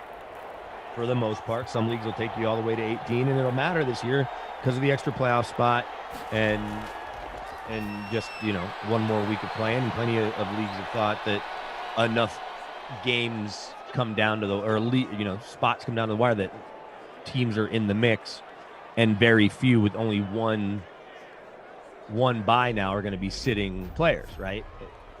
That it's close enough that the Chiefs still have to play Patrick Mahomes to have home field advantage, right? Just to ensure, because if they lose and the Browns win, right, then the Browns are the home team, whatever. Right. So you have to kind of look ahead, but you also want to jump out and be 3-0, 4-0. And I'm just saying that I think Melvin Gordon early will be the guy in Denver without much competition. When I say competition, I'm saying even competition for carries. And then as the year goes on, between injuries and the rookie's development, that's when it will all change a bit. If at all. So we've got 7-0 Chargers, first quarter winding down. Hunter Henry put the touchdown on the board. These are two interesting teams for next season. You know, the Chargers, it's what can Justin Herbert do in year 2? And then, of course, with the Bears, the big question involves their rookie quarterback, Justin Fields. So do you have any leans one way or the other? I mean, there are some people that really like the Chargers this year. Do you think that they're a team that can, get over the hump and maybe get one of those wild card spots? I certainly don't think they're contending with the Chiefs, but can they maybe be in the battle for one of those wild card spots in the AFC? Absolutely. And here's where I'll push back a little on the idea they won't contend with the Chiefs. Chiefs need to stay healthy. Yes, the Chiefs are the class of the AFC, and they've proven that the last 2 years, and they did get better up front, which was their biggest weakness, certainly in the Super Bowl, right? That was obvious. Right. And to remedy that as quickly as they did, and maybe even be better than they were before Fisher and Schwartz got hurt, potentially, we'll see, is impressive. And maybe it's because I spent a quarter fighting with Kenny about how good Justin Herbert is, because he's like 7th on the MVP odds list or whatever. Okay. It's like the Chargers' biggest issue really over the last decade, and even going back to Phillip Rivers and LT in the AFC title game, it's always been health. I don't have to look it up, but someone can Google it, and I guess I could too.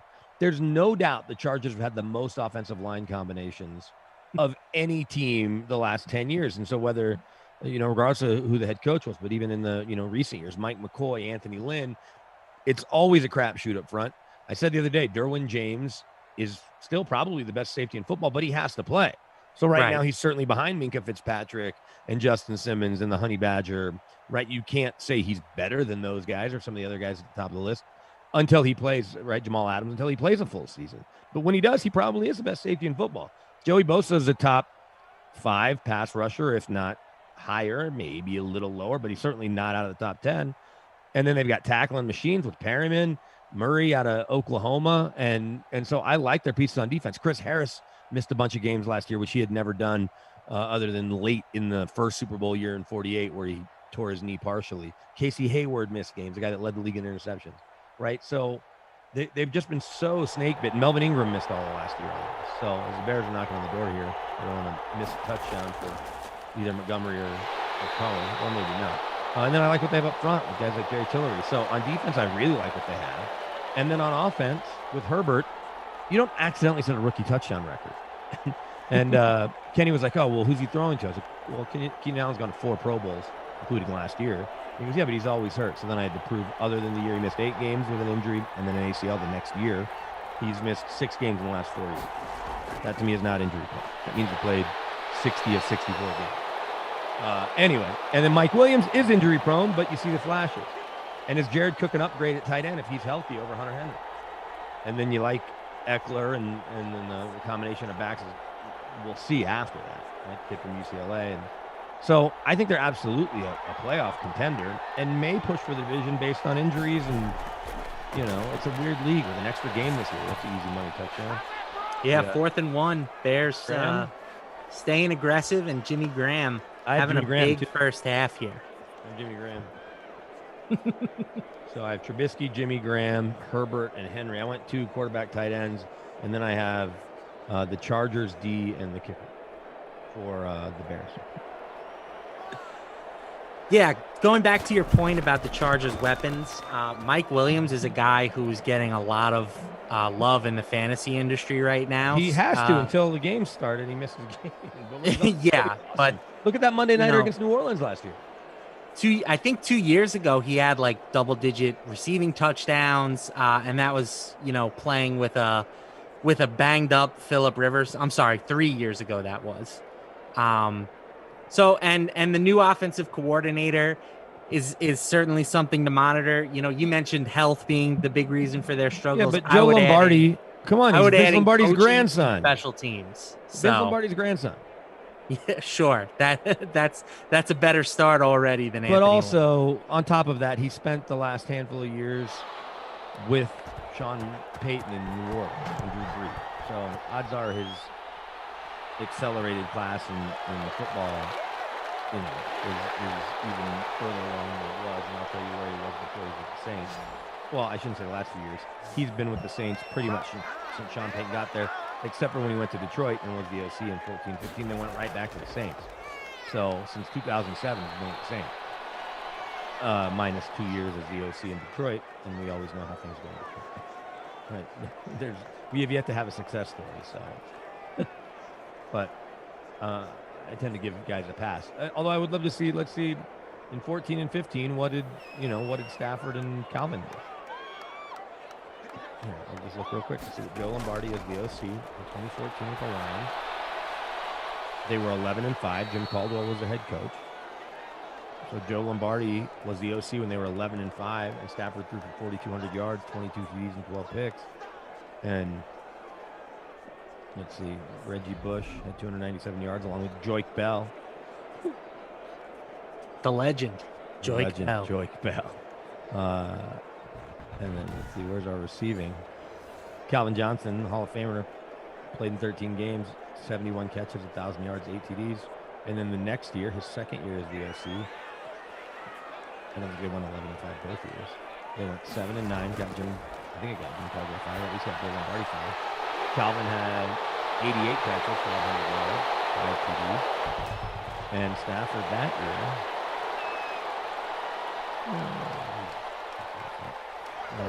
threw for 4,260 yards, 32 touchdowns, 13 picks. So 22-12, 32-13. I'm guessing the plays that Joe Lombardi was growing up with Jim Caldwell pretty good. So not bad.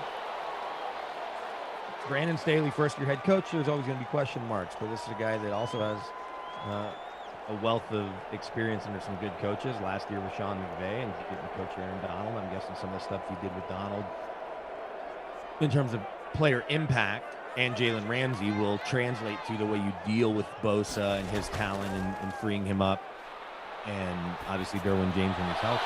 So, and Brandon Staley was with the Broncos 2 years ago with Vic Fangio in his first year in Denver and got to coach up Von Miller and Bradley Chubb for 4 games.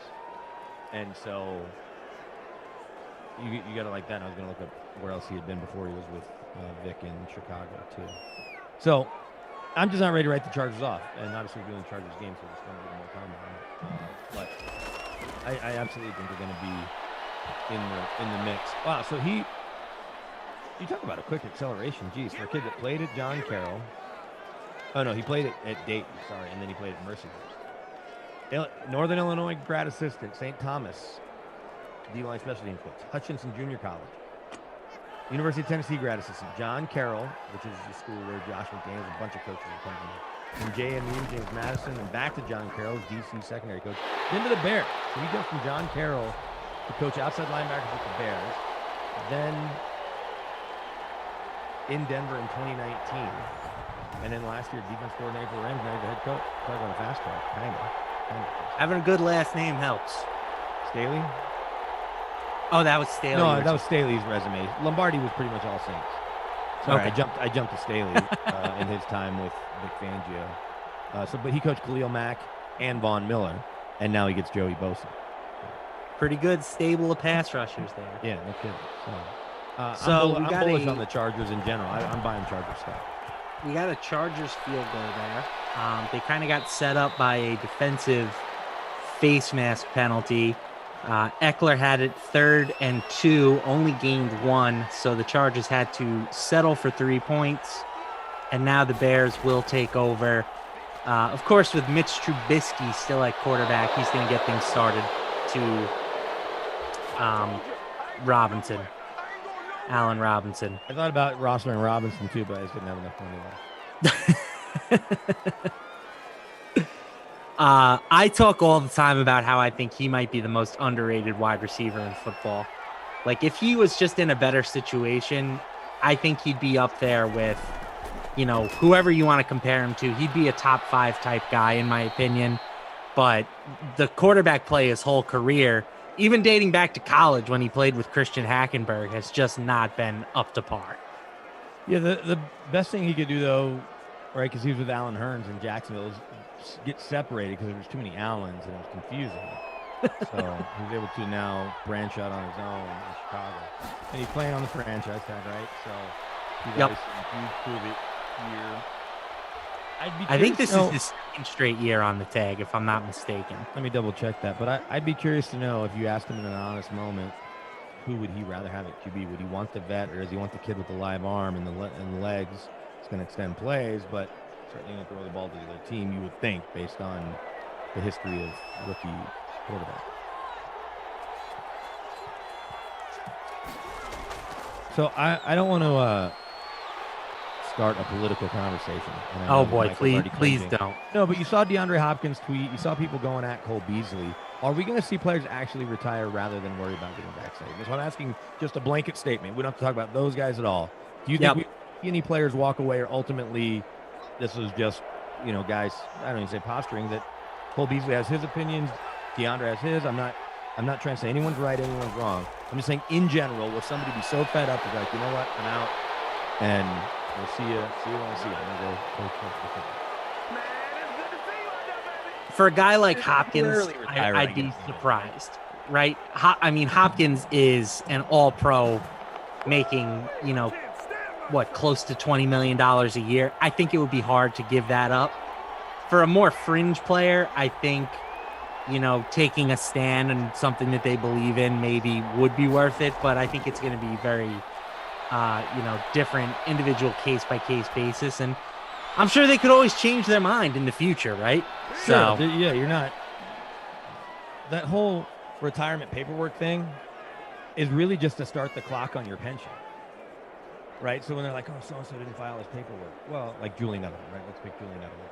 It doesn't matter. It's when does he want his pension clock to start?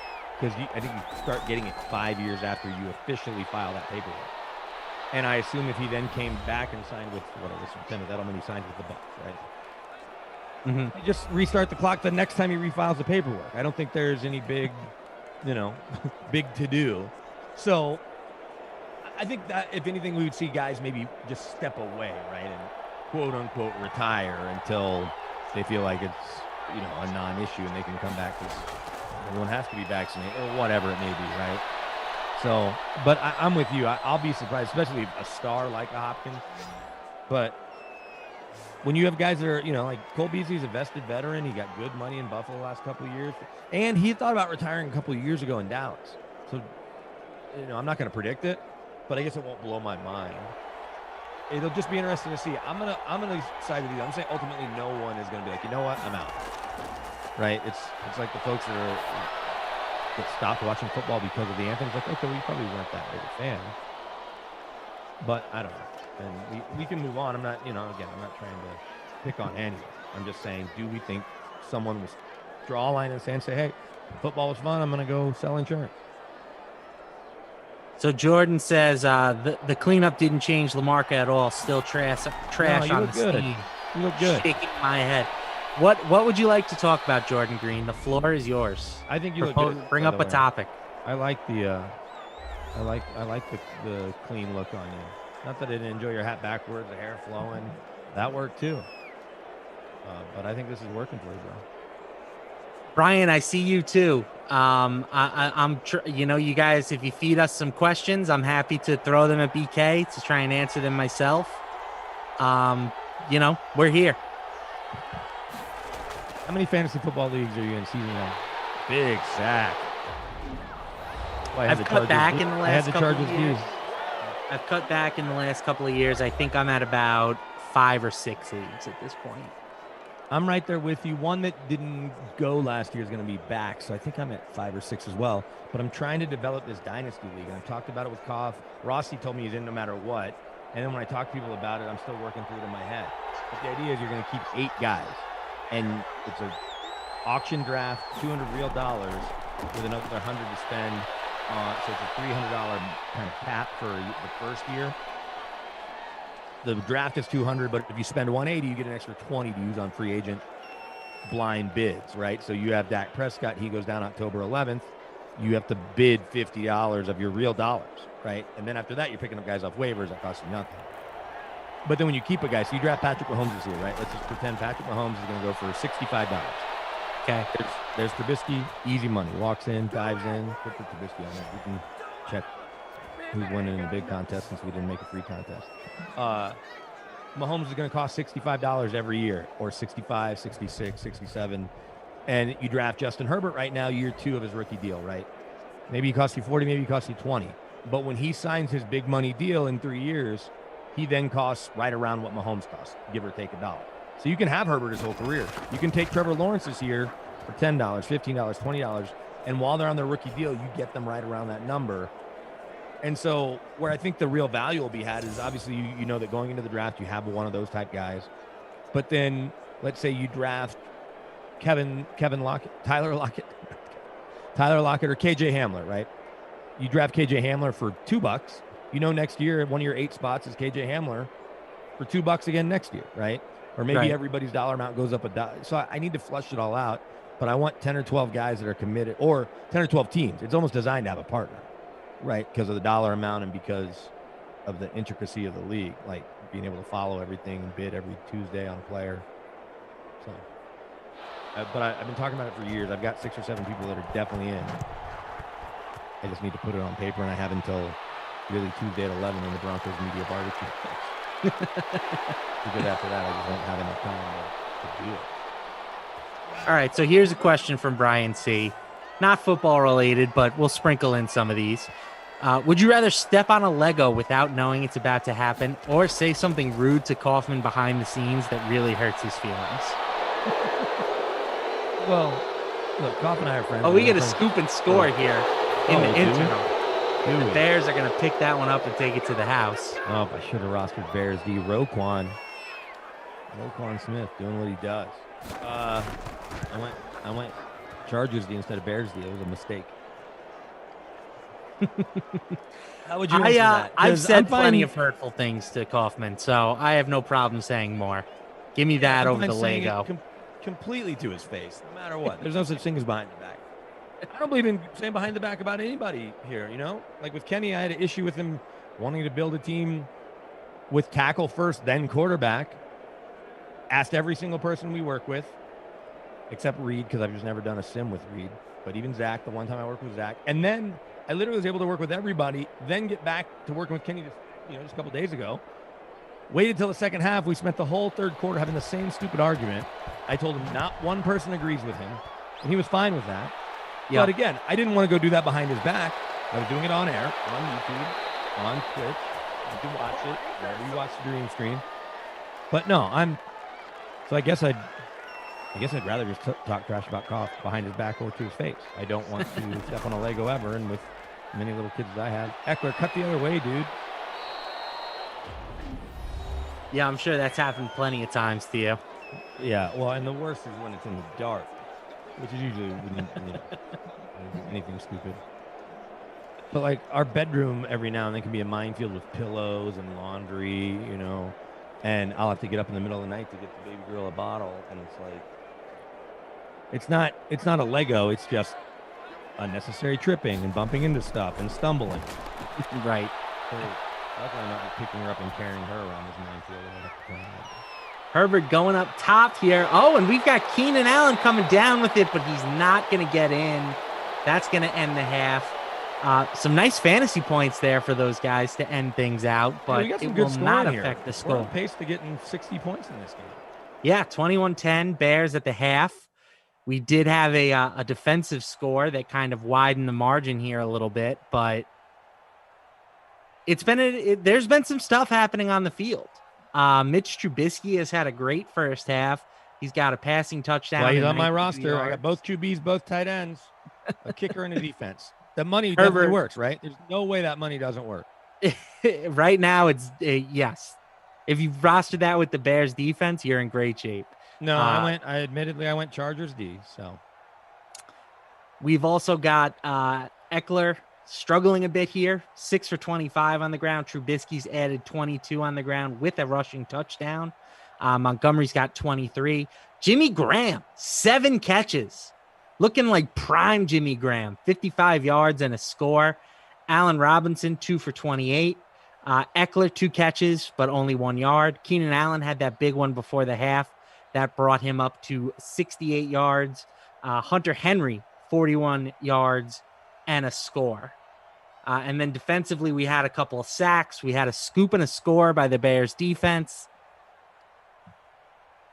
And that's pretty much it. That's where we're at, 21-10. Heading into the second half. Winning lineup at the moment, Joshua Falcons, 2-1-1. Solo leader in the free showdown. Joshua, big Panthers fan, right? Like BK, he has Hunter Henry in the captain spot to go along with Trubisky, Herbert, Jimmy Graham, Allen Robinson, and the Bears defense. So I just pulled up his lineup, and that means I can track the rest of my lineup if I figure out, who has the other 3 players I said. If I were you, I would just hold out until we see who the winning lineup is and say that's your lineup.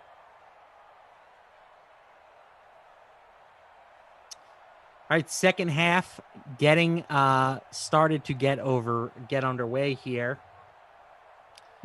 Reminder, we've got 2 more of these tonight. Oh, we've got we've got a little clip here. Yeah, I thought we were going to check out the sweat here. That's my fault. That's my fault. We got the sweat. Speaking of Kenny Ducey, we've got Kenny, Reed, and Jeff Ulrich discussing what to do with Aaron Rodgers in your fantasy drafts.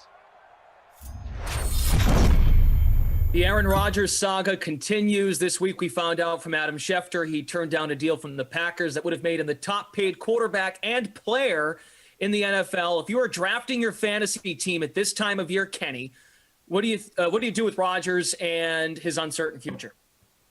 I'm not drafting him. Look, this guy's built different, okay? He is a vengeful man. I do believe that he would hold a chip on his shoulder and just retire from the National Football League if what has been reported is true. We don't know how bad it is between him and the Packers. It could just be something very minor that he gets over. That's the risk that we take here. But the risk that you take drafting him is that this is a bad schism and that Aaron Rodgers is very upset with the Packers. And if he is, I mean, this could be a Carson Palmer situation when he's like, look, man, if you're not going to trade me, I'm just not going to play. I'm going to retire from the NFL. I do believe that could happen. It's crazy because this guy is coming off an MVP year, but I don't think we've seen a guy hold a chip on his shoulder quite like Aaron Rodgers. He is still upset at the Niners for passing on him all these years later. He has not let anything go in his career. So why would he let this go in the span of a few months if again, what we've been told is to be true? Also, I'm not drafting like these quarterbacks that high anyway. You generally overpay for quarterbacks, so no need to get Aaron Rodgers over. All right, Reed, you were shaking your head after Kenny's response. What do you have to say? Yeah, it's all true. But to not draft Aaron Rodgers, I think, is a fool's errand because everyone has a price, right? I mean, if he's going in the 6th round now, which is a guy who is routinely going as number 3 or 4 quarterback in redrafts, I think you're getting kind of a discount, and you want to play the discomfort that most people feel and the uncertainty that most people feel, because you're getting him around the same. If you're looking at mocks where these RB2s and these wide receiver 2s are going, like a Robbie Anderson, like some of these guys like Myles Gaskin, you're telling me that, yes, even though his touchdown rate was 9.1% last year and his career is like 6.3%, You're getting one of the best quarterbacks who, to your point, Kenny, is a vengeful man. Even if he retires and someone picks him up, even if, whatever the case may be, wherever he's going to be the guy. The offense is going to revolve around Aaron Rodgers. If the right price comes along, I'm going to be drafting him and then eventually draft future Hall of Famer Ryan Fitzpatrick in the last round. Jeff, it's not about the money. It's about sending a message. How do you feel about Aaron Rodgers? That's right. And look, I think Reed is onto something here. You got to play the valuations with the Green Bay Packers. If people are going to send you a message, then you've got to listen to it. Look, if Devontae Adams and Tyreek Hill are both there at, say, pick 9 in your draft, I would lean Tyreek Hill just for the fact I don't want to deal with the Aaron Rodgers, instability right now. I think that's fair. But if Devontae Adams suddenly drops to pick 17 or something because people are scared, yeah, you're going to take Devontae Adams. And it's the same thing with Aaron Rodgers. Play the valuations. If Tom Brady starts going over Aaron Rodgers for fantasy purposes, you'd be insane not to take Aaron Rodgers when he falls. So, yeah, you should play. You should be a little bit wary of the uncertainty. I don't think you need to go out and pay, take Devontae Adams with the second overall pick, even though I think he's going to have another good year. But you've got to be mindful that there is a little bit of uncertainty here. And you could be left with a really bad situation if this thing falls apart, or like Kenny's, doomsday scenario comes true. So. All right, we're back. That was the sweat right there. You can check that every weekday at 11 a.m. Eastern time. Football, basketball, baseball, golf, hockey, tiddlywinks, darts, whatever you want, we cover it. Tiddlywinks and darts notwithstanding. As a reminder, we've got 2 more of these tonight at 8 o'clock. It's going to be me and Tommy Freeze Pops. And then 10, me and Jeff Ulrich. So Jordan Green, apologies. You're stuck with me for the rest of the evening. Also, set at roughly 7 o'clock, right after this sim, me and Stan's son, a.k.a. Stan the Man. We're going to be talking about the baseball slate, doing a little MLB watch along. We've done it for hoops, so we're going to do it for baseball. Feel free to hang out, ask some questions, talk about some stuff. Stan, you can catch him on the sweat. He works, for DraftKings, DK Nation, the news desk. Guy does a great job. I'm excited to get to do some sims with him. So, all right, second half here. It's 2nd and 10. The guys were just talking about Rodgers on the sweat. We didn't get to listen to that clip, unfortunately, but as this whole situation progresses, do you think he's justified in the stand that he is taking here?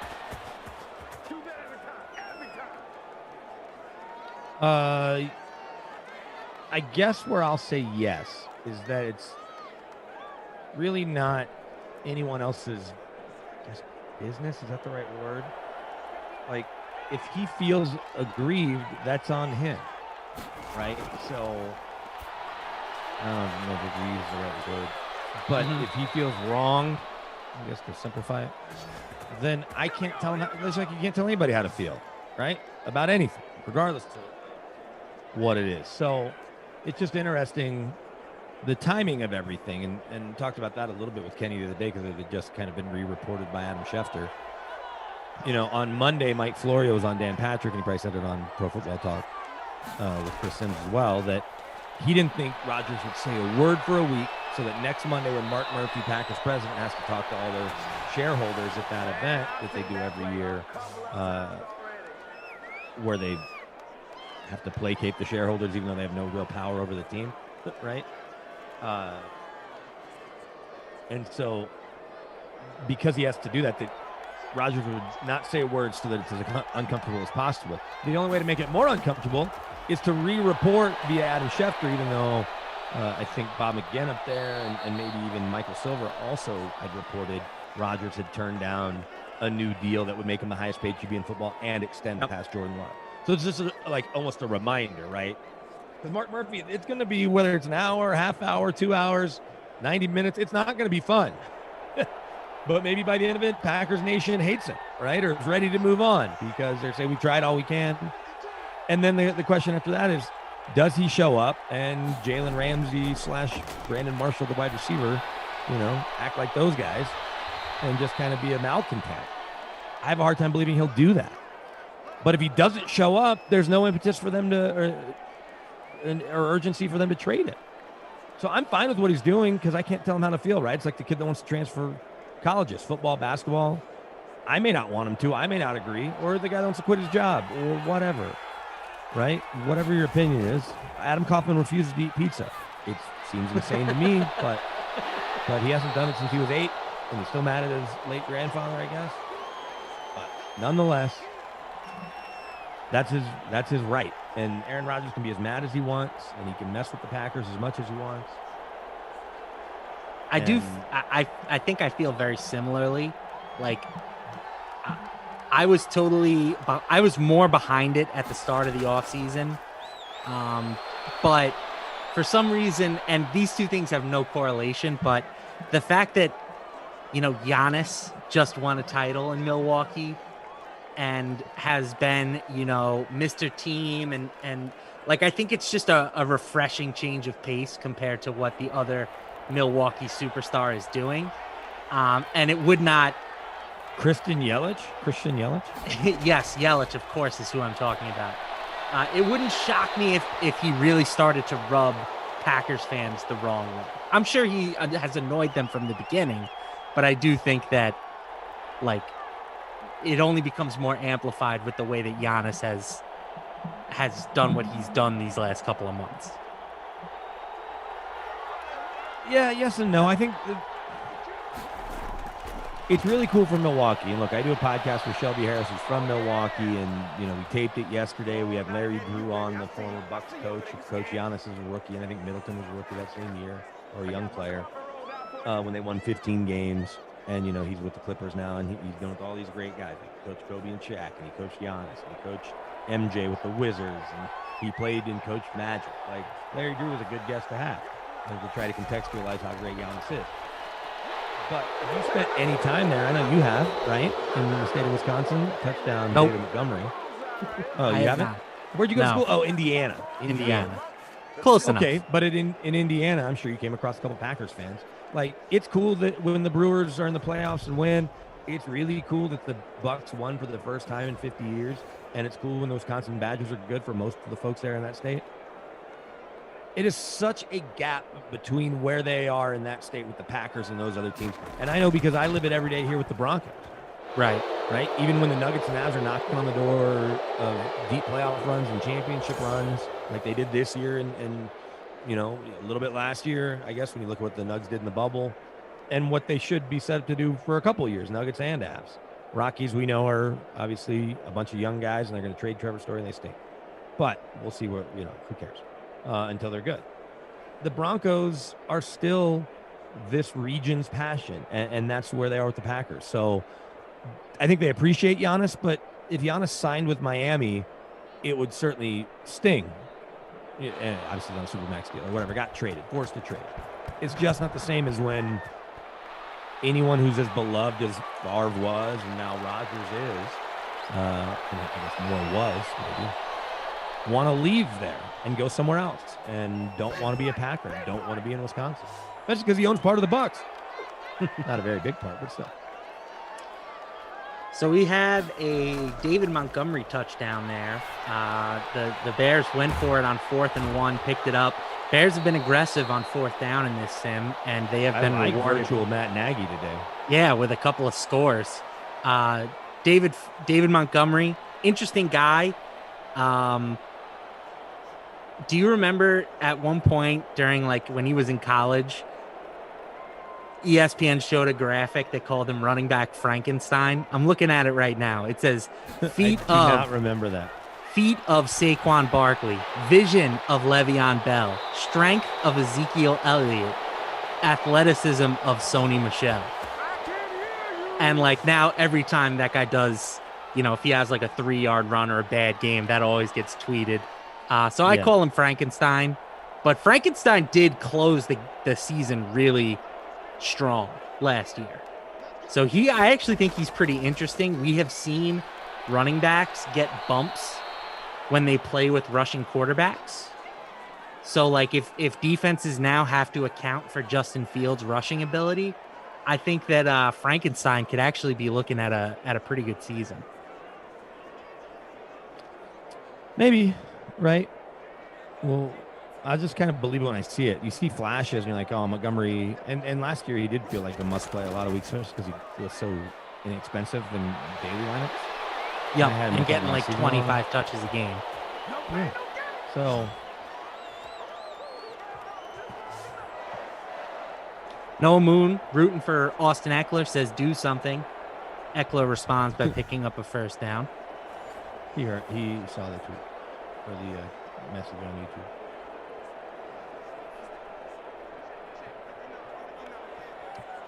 Feels like the Chargers need a score here if they're going to stay in this game. Herbert will throw on first down. He's going to pick it up to Hunter Henry.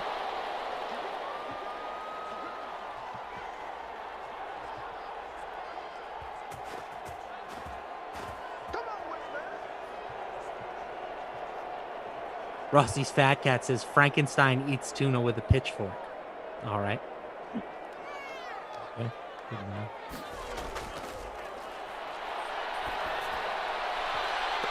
Ooh, Herbert had Keenan Allen there, but overthrows him. I got to say, like, the Justin Herbert upgrade is probably the one I'm second most excited about for Madden 22. First being Josh Allen. We've had to watch Josh Allen skip balls to wide open receivers for the past handful of months. I'm excited to see that rectified in the new game. There's Hunter Henry again. Oh, look at my captain. Big one. Strong. So I need to, at the very end, add up, or as we're getting close, what Hunter Henry, Trubisky, Herbert, Robinson only at 7.5 points since they pick it up. Not the Bears D, Chargers D, and the Bears kicker, Pinheiro.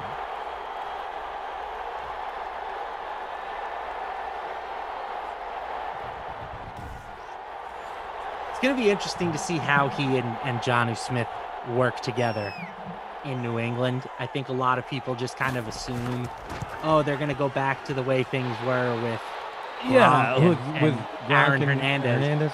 Come on, right? Yeah. Completely, just really underselling how good of a football players those two guys were. Obviously, Gronk might go down as the greatest tight end in the history of football. So, and certainly they're not going to be catching passes from, arguably the greatest quarterback in the history of football. So I've come on here and I've been pretty pessimistic about the Pats. I do not think they make the playoffs next year.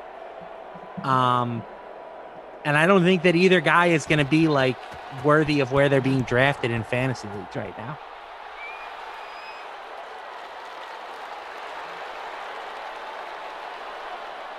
Early in the process here, we've got Hunter Henry is coming off the board as tight end 11, and a lot earlier than that in some places. Feels high, and here's why. I'm going to always want, and I understand you can make the case that after old Gronk and current, we'll call him just Kittle and Kelsey and nobody else, old Zach Ertz, right? A couple years ago, Zach Ertz, a couple years ago, Gronk. But right now, for me, it's just those two. Maybe Noah Fant gets in the conversation or Hawkinson, but not yet. So just those two are in a second, third round, easy to draft either of those guys, right? And if it's a PPR league and a keeper league where other guys are kept, then you can take those guys even higher. But after that, sorry, my man Darren Waller too, right? So I'll put all the three there. But after that, to me, my whole philosophy with tight ends, and Hunter Henry's kind of a good example because I feel like I've had him on a bunch of teams over recent years. And I'm not even talking about his injuries. One game, he'll get you 6 catches for 82 yards and a touchdown, and the next game, he'll get you 3 catches for 30 yards. Yep. Tight ends in general, you need to have, right? Obviously, you roster them, and you want to have good ones. But you don't know the week that Austin Hooper is going to get 2 touchdowns. You just don't. You get lucky the week it happens, and I know some teams are bad against a tight end. But fundamentally, I'm not drafting any of my tight ends until I've got 3 wide receivers, a flex, 2 or 3 running backs, and a quarterback, unless the board's just setting up to where I have to take Waller, Kelsey, or Kittle. And I still feel like there's better value with any of those other positions. And you can find Jonnu Smith late. You can find Austin Hooper late. You can take Noah Fant later, right? And so with that quarterback situation, yes, Cam Newton's not very good. Maybe he's going to need his tight ends.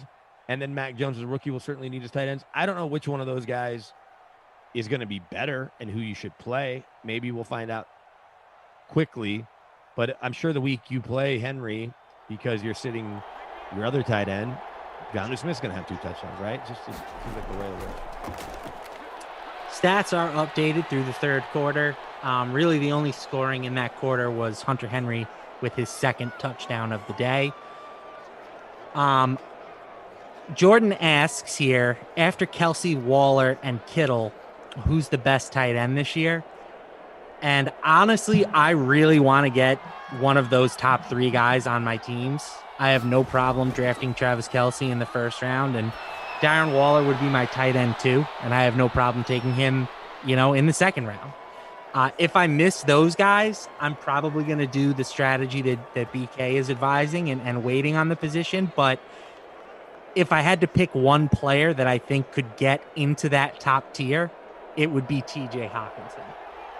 And the reason being is, one, he's got the pedigree at the position. He was a top 10 draft pick last year.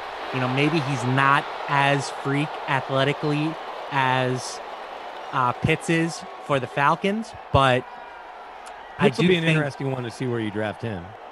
Yeah, he's going right in that same ballpark. Hawkinson's the number 5 tight end. Pitts is number 6. I think that Hawk just has the potential he should easily lead the Lions in targets this year. And I think he could approach like a Waller-esque level of targets. He could be, double digits per game. So if he can do that, the touchdowns will probably be sparse. Detroit, is not expected to be very good this year, but I do think that just the volume at the tight end position is going to make Hawkinson pretty safe this season.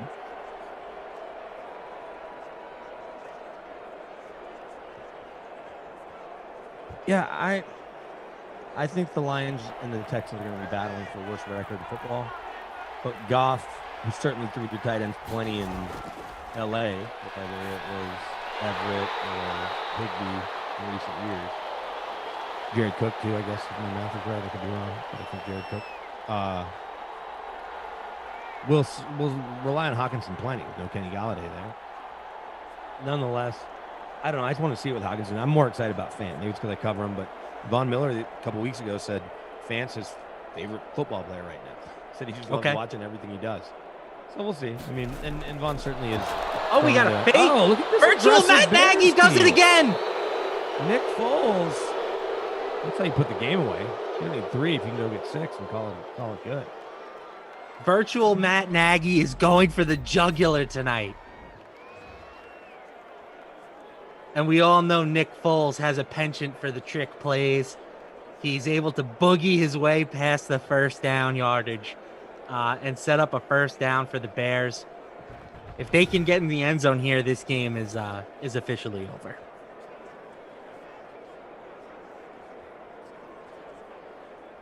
Yeah, it'll be officially over. No question.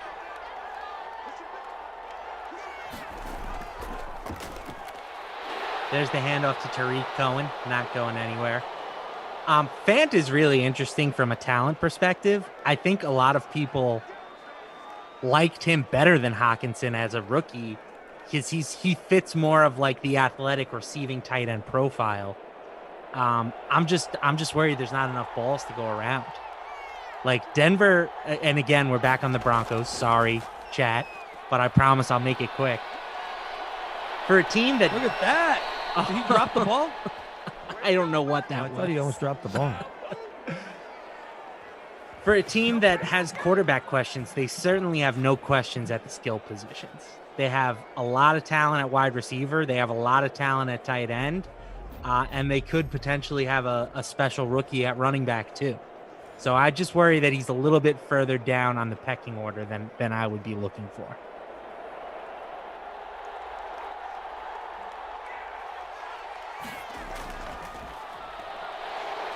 Next question coming in. Russell Wilson, Dak Prescott, or Kyler Murray? Who do you have? Right now, it looks like Kyler is going as quarterback 3 in fantasy leagues. Dak is quarterback 5. And Russ is quarterback 7. Factoring in those price tags, for me, it's Dak Prescott. And there's Tariq Cohen finding the end zone. Some people were asking for Tariq Cohen. So There's the score for Tariq Cohen. But yeah, I think Prescott, like, what was he on pace for before he got hurt last year? Like 6,500 yards. Yeah. Like the guy has so many good players to throw the ball to, and Dallas defense, while it might be improved, it's certainly not going to keep Dallas from playing in a lot of shootouts this year. So give me Dak all day.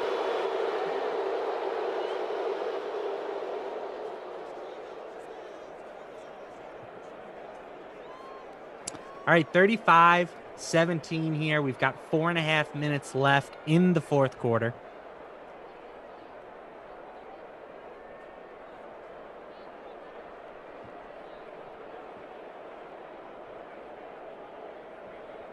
Chargers getting the ball back. It's still technically it's a 3-score game. 3-score game, but the Chargers are going to try. They're going to try here. The fantasy points count all the same.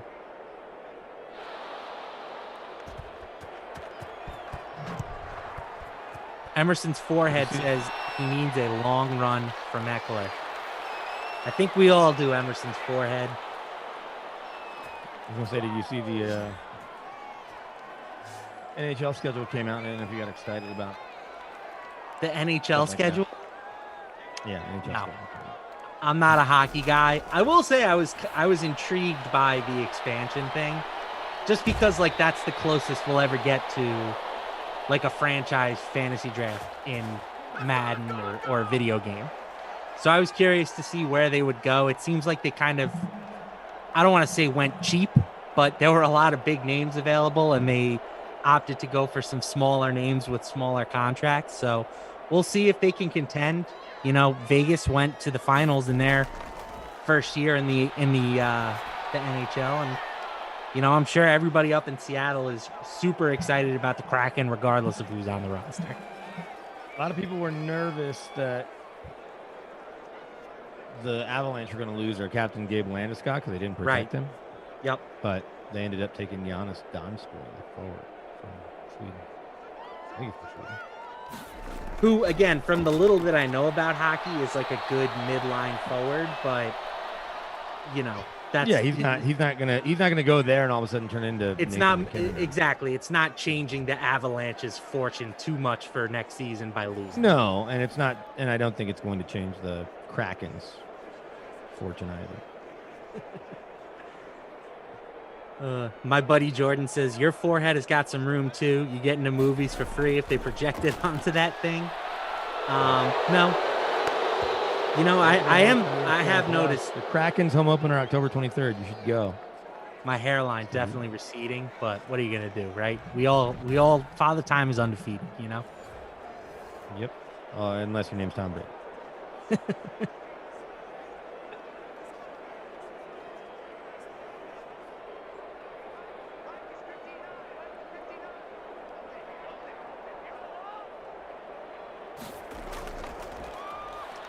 Herbert, 4th and 10, gonna air one out, and that's not gonna get the job done. So the Bears will take it over again on downs, and it feels like it's time to let Frankenstein work.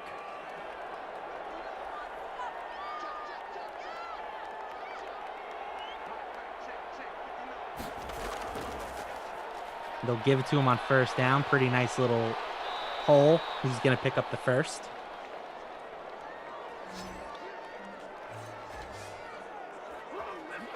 Have you been doing any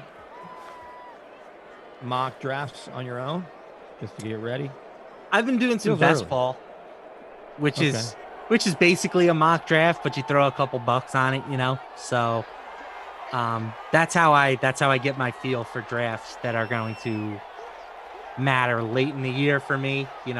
We all have that one home league, I think, right? I play with my buddies still from high school. This is probably like our 15th year running, and it's probably the cheapest league that I do at this point, but it's the one that I want to win the most badly every single year. So I don't know. I guess my work league is the one I want to win the most, but because we also do a pick 'em every week where we just pick the winner, and we've got a little bit of cash on that each week. And in fact, I have $220 that's owed to me still from last year. from Big Al, Alfred Williams, College Football Hall of Famer and 2-time Super Bowl champ. I'll remind him I'm doing the show with him tomorrow and Monday afternoon that he still owes me $220. That gets more talked about than our fantasy league because it has sales guys in it, and it's unless like you playing with your high school buddies is cool. I'm in a league with some college friends. Like I just want to win because I want to win, right? And I like money. I like winning. Especially the leagues I'm in locally, where it's with either other people that work in the business or a league I got roped into through a friend that brought a different friend in, and I barely know these guys, and they're kind of spread out. I just, they still kind of have an idea of who I am and hear me on the radio from time to time. So it's like there's a pride thing there. But in general, the one that I used to want to win the most of my college buddies, it's like it used to be 12 of us. Now it's like 4 of us, one dude's dad who I know, and 7 other guys I don't know. So I'm like, okay, fine. I think I got last in that league last year because, too many injuries. But it's like, okay, if I'm in and I win, great. But if I don't talk to these people hardly ever. Ladies and gentlemen, with a couple college friends. Kenny Ducey is in the building. The king, Kenneth Ducey, responding to Poppy Herb saying, "You still talking about me? It's been 3 hours. Nobody generates engagement like me." He truly is the Skip Bayless of the DK Dream Stream. Love him or hate him, you are always talking about him. Kenny Ducey. Were they still talking about him? I just didn't have the chat. Yeah, probably. All Pretty right. impressive performance by these Chicago Bears. Maybe Trubisky should keep his job. Maybe, but probably. I love Matt Nagy's aggression. Yeah, they had the multiple 4th downs that they were going for. They had the fake field goal. So anyway, BK, hit me with your player of the game for this contest. It's probably got to be my man Hunter Henry in the captain spot, right? The winning lineup. Let me double check. I guess where our leader has changed. Let's double check, and then I got to figure out how close I came. Jimmy Graham. What were the ownership numbers? So Jimmy Graham's 31% owned, and Hunter Henry was 36% owned. But Jimmy, what were the cost break? 7,000. Oh, so Hunter Henry, you get better value. So I think it's Hunter Henry's your player of the game. Yep. Krusty Crystal player of the game. And then I'm gonna go way down and see who's most disappointed you. I mean, you called Keenan Allen's name, 2 for 68. Maybe Williams Mike 1 Williams. for 20. Yeah, Mike Williams 1 for 20 is gonna have a shot at it, right? Because I'm sure his ownership numbers were high enough to where, I mean, even without looking at him, Mike Williams, that's pretty pathetic for a former first-round pick. 1 catch, right. 20 yards. So Mike Williams gets it. I want to do the math on what I would have. I got to find someone that has the. I guess I wouldn't have won, but whatever. I'll do it later, and I'll text you. Sounds good. All right, that's it for BK. He is one and done. This is it. One and done for BK. One and done. I'm back Saturday morning. I was going to be here tomorrow afternoon, but I got to host our afternoon show. So Tara Lynn, nice enough to pinch hit for me. That's 2 weeks in a row. She pinch hit for Ducey last week, so he and Glash go to the Yanks and Red Sox game. I know you're a Mets fan, but had they have invited you, you probably would have gone, right? With enough heads up, or you were working. I'm right? always you were working with. Yeah, and then I'm back Sunday morning for 1. I think the nooner. So. All right, sounds good. All right, bud. BK, I will catch you later. And now it is time to welcome my pal, the man, the myth, the legend. You've seen him on the DK Dream Stream. You've seen him on the Sweat. He is Stan's son, Stan. What's up, man? How's it going? What's going on, LaMarca? It's an honor and a privilege. I can't believe that intro. I hope I don't mess things up and get fired tomorrow morning or maybe tonight. So I'll try my best to to try to represent here. What's going on? Hey, usually you got your hat on backwards. So why are you looking all nice and dapper today? Well, I hadn't had a haircut for about 18 months, Stan. So now that I have paid the exorbitant $25 rate to get my haircut, you best believe I'm showing it off whenever possible. I love it. I love it. It's looking very nice. Very Thanks, nice. Like if I surfed, I'm from Cali, so I'm surf. Now I want to surf that wave there. It's looking really nice. All right, I could talk about my hair all day long, but we've got more important things to do. We've got a pretty large baseball slate. I shouldn't say pretty large. We got a decent baseball slate tonight. We've got 4 games set to get underway within the next 10 minutes. We've got Yankees, Red Sox, Rays, Indians, Padres, Marlins, and Cubs, Cardinals. So, again, those will all be starting before 7:15 or at 7:15. Stan, why don't you just walk me through? Let's start with like what one of your favorite bets from that game would be. Which game in particular? Any one of those early games. Any of the 4. I mean, oh wow, man, that's crazy. All right, that screen just like popped up in my face. All right, let's see what we got here. When I was doing research this morning, where is it? Oh, okay, I had a different game here. Hold on. If you share the screen, how do I look at my stuff? you can minimize minimize it. All right, yeah. All right, cool. Live look behind the scenes, folks. Yeah, you get to see how the sausage gets made. It's my first foray into this. So, all right, where's the Atlanta Philly game? Isn't that one of the games? That game might have just gotten underway. Oh, God. Okay. That game was at 7:05, I want to say, but okay, so we will have some opportunities to look at that live. Okay, we'll take a look at that later. All right, so we got the Yankees. All right, let me check it. Scroll up again. We got Yankees, Red Sox. The Yankees, the Red Sox are -150 favorites. Rays, Indians, and the Rays are favored there, -135. And we do have some news, by the way, for the Rays. We'll get to that in a second. Yes, sir. Padres, Marlins with Blake Snell on the mound for the Padres. Yeah, I know Blake Snell's been kind of inconsistent up and down, but he kind of stood out to me. The Marlins are first in all of MLB in strikeouts against left-handed pitching, and they're also 20th in ISO. So I really like him to take care of business. It's a bullpen game for the Marlins. You got Anthony Bender. He's actually been good. He has a lot of swing and miss to his game. Fastball averages like 697 miles per hour.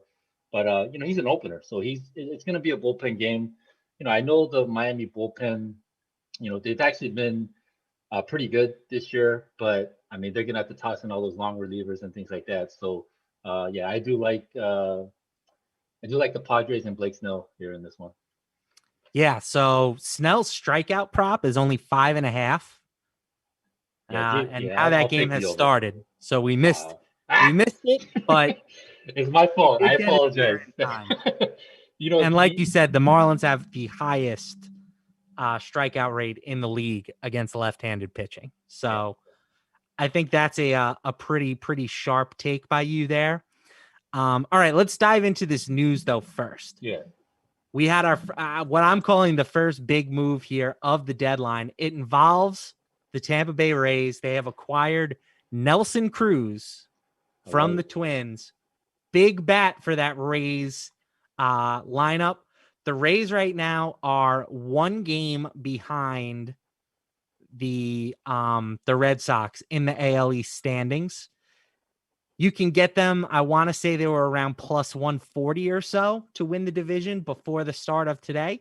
So does this move move the needle for you at all with what you think about the Tampa Bay Rays? No, definitely. I mean, he's a huge bat. I mean, he's great against both lefties and righties.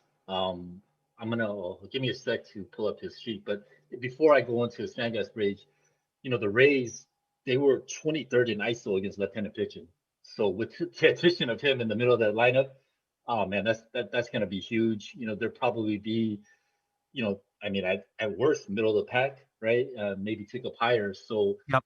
I mean, that's just a huge offensive boost for them. You know, the bullpen is good, the pitching is solid. So, yeah, huge addition. Let me pull up Cruz's page.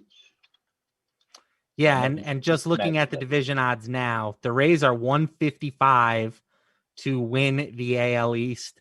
They are one game behind the Red Sox. I think that's a really good number for the Rays. I've been expecting some regression with the Red Sox from their pitching staff for months. Their offense is so good that it doesn't really matter all that much, but I think that the Rays are just a little bit of a better constructed team. They have, more talent in the pitching staff. They have now, you add the big bopper in the middle of the lineup. You've added Wander Franco over these past few weeks. They still have last year's postseason hero, Randy Arozarena, Austin Meadows. Like I like the Rays a lot. And I'm backing them at plus 155. I'm with you as well. So yeah, so this year Cruz he's slashing 362, 410, 600 against left-handed pitching. ISO 238. I mean, that's just crazy. Only strikes out 14.3% of the time. So yeah, what are the Red Sox? Where are the Red Sox at? What's their number? They're minus 110 to win the division. Yeah. Or 115, excuse me. Minus 115. I'm with you. Where's the Yankees so Kenny can start getting all happy? Yeah, 750.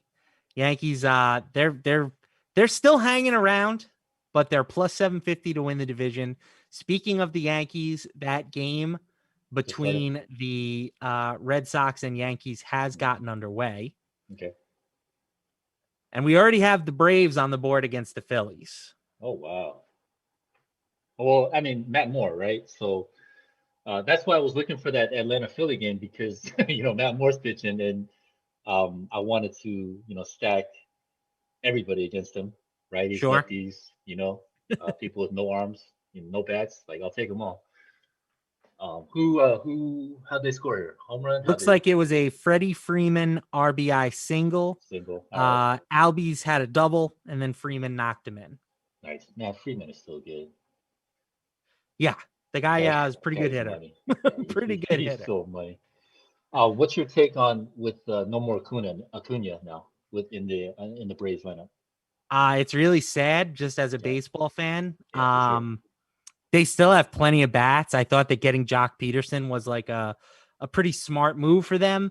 Definitely. Peterson is, I don't want to say he's been misused. Like he's clearly a guy that is better against right-handed pitching, is really good against right-handed pitching. But the fact that he can, that he hasn't gotten any at-bats against lefties, I think is kind of a mistake.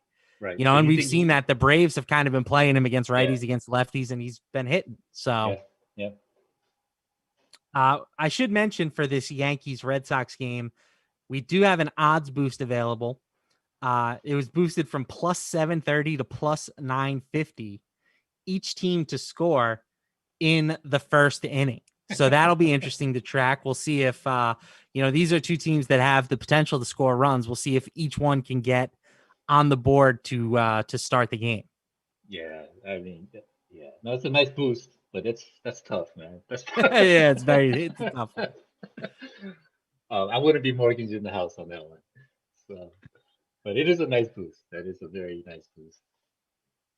All right. So next game we have starting is the Cubs and the Cardinals. Adbert Adzale versus Kwang Hyun Kim. Any take on that one, or is that like a stay away game for you? I mean, these are two teams. The Cubs, it seems like probably sellers at the deadline. I don't know if they're necessarily going to be interested in moving Chris Bryant, but certainly that's a rumor at the moment. So, I mean, it's pretty even. If I had to choose a side, I'd probably side with the Cubs. The Cardinals offense is pretty inept. And Kwang Hyun Kim, I mean, he's my Korean brethren, and I always support him. But he just doesn't miss bats for me. Like, I mean, he's a very effective pitcher. The K per nine is really low. The walk rate's a little high, but I mean, he doesn't give up the long ball. So he can keep him in the game. But I just think that the Cubs offense is a lot better here. And then, their bullpen's better than the Stamos, pitching. And yeah, like I said, the offense, I just had no faith in the Cardinals offense. And I do like Alizé. Is it Alzole or Yeah. Alzole, Sorry. right? It's a Um, it's a confusing yeah, name. always like Adbert. You got to say that like 5 times in a row. Adbert Alzole. Right. Adbert Alzole. So, swinging strike rate's a tick under 12%, 11.5%. He misses bats. The FIP kind of sucks at 5.01. So, he's prone to the long ball. But like I said, the Cardinals, they don't have too much punch in that lineup. So, I like that. What about you? No, I'm with you. Kim is the kind of guy that, like, if you look at the advanced metrics, which I know I do, I'm sure you do too, like he's always going to be out pitching his advanced metrics. Definitely. Because he doesn't strike anybody out. And like you said, it's not like he's a pinpoint precision guy either with the walks. Yeah. But he keeps the ball in the ballpark, and guys struggle to just generate hits when they do make contact. So despite that fact, I still don't feel very comfortable betting on him. So I would take the Cubs, at better than even money. Definitely. All right, and just like that, the Yankees, they did not score in the top of the first. So unfortunately, our DK odds boost is already done. So that's tough, man. That's a tough one. Is this your first time hosting, LaMarca, or because you're usually on the other side of it, right? I'm usually on the other side. That's correct. Right. All right, we do have a question here from Jordan. Jordan wants to know who you would put with Dodgers minus 1.5 in a 3-game parlay. We don't have a lot of choices left to choose from. Oh, okay. So there's only 2 other games, but okay. Yeah, I like the Athletics. Okay. Yeah. Okay, so it's just straight game props, no player props. Okay, so straight game props. And yeah, it's tough. Get no more Cruz. That I like the righties against Heaney, but no Me Cruz too. in that lineup. That's I it. Yeah, think that I'm definitely on- changes the equation here. And I'm still gonna stick with the Twins in Maeda. let's see if I can. I think Heaney's gettable, and their bullpen is trash.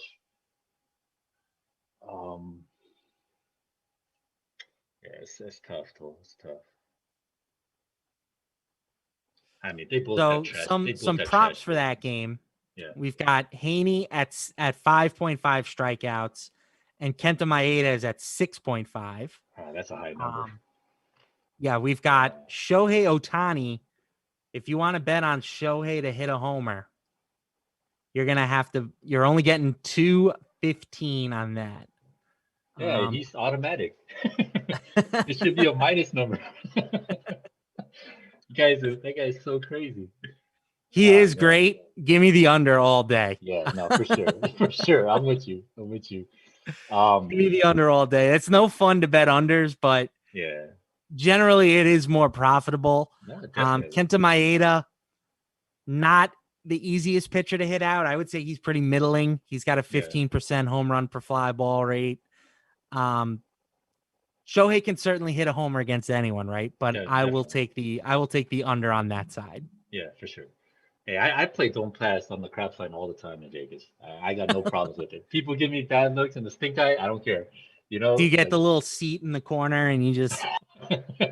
Nah, I've never made it to that level where they bring the chair for me. Like I need to get high roller. Yeah, that'd be nice. Yeah, I mean this is a tough one. It's pretty. I mean, to me, it's a coin flip. I know the run projection was 5.2, but I think that was with Cruz. So okay, so if the Twins were at 5.2 without Cruz, what do you think that run projection should be? Like mid fours, right? Mid fours.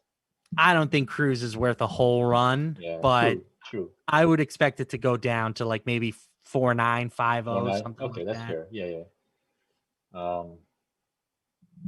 Let's stick with some player props. We've got the 5 most bet player props today on the DraftKings Sportsbook.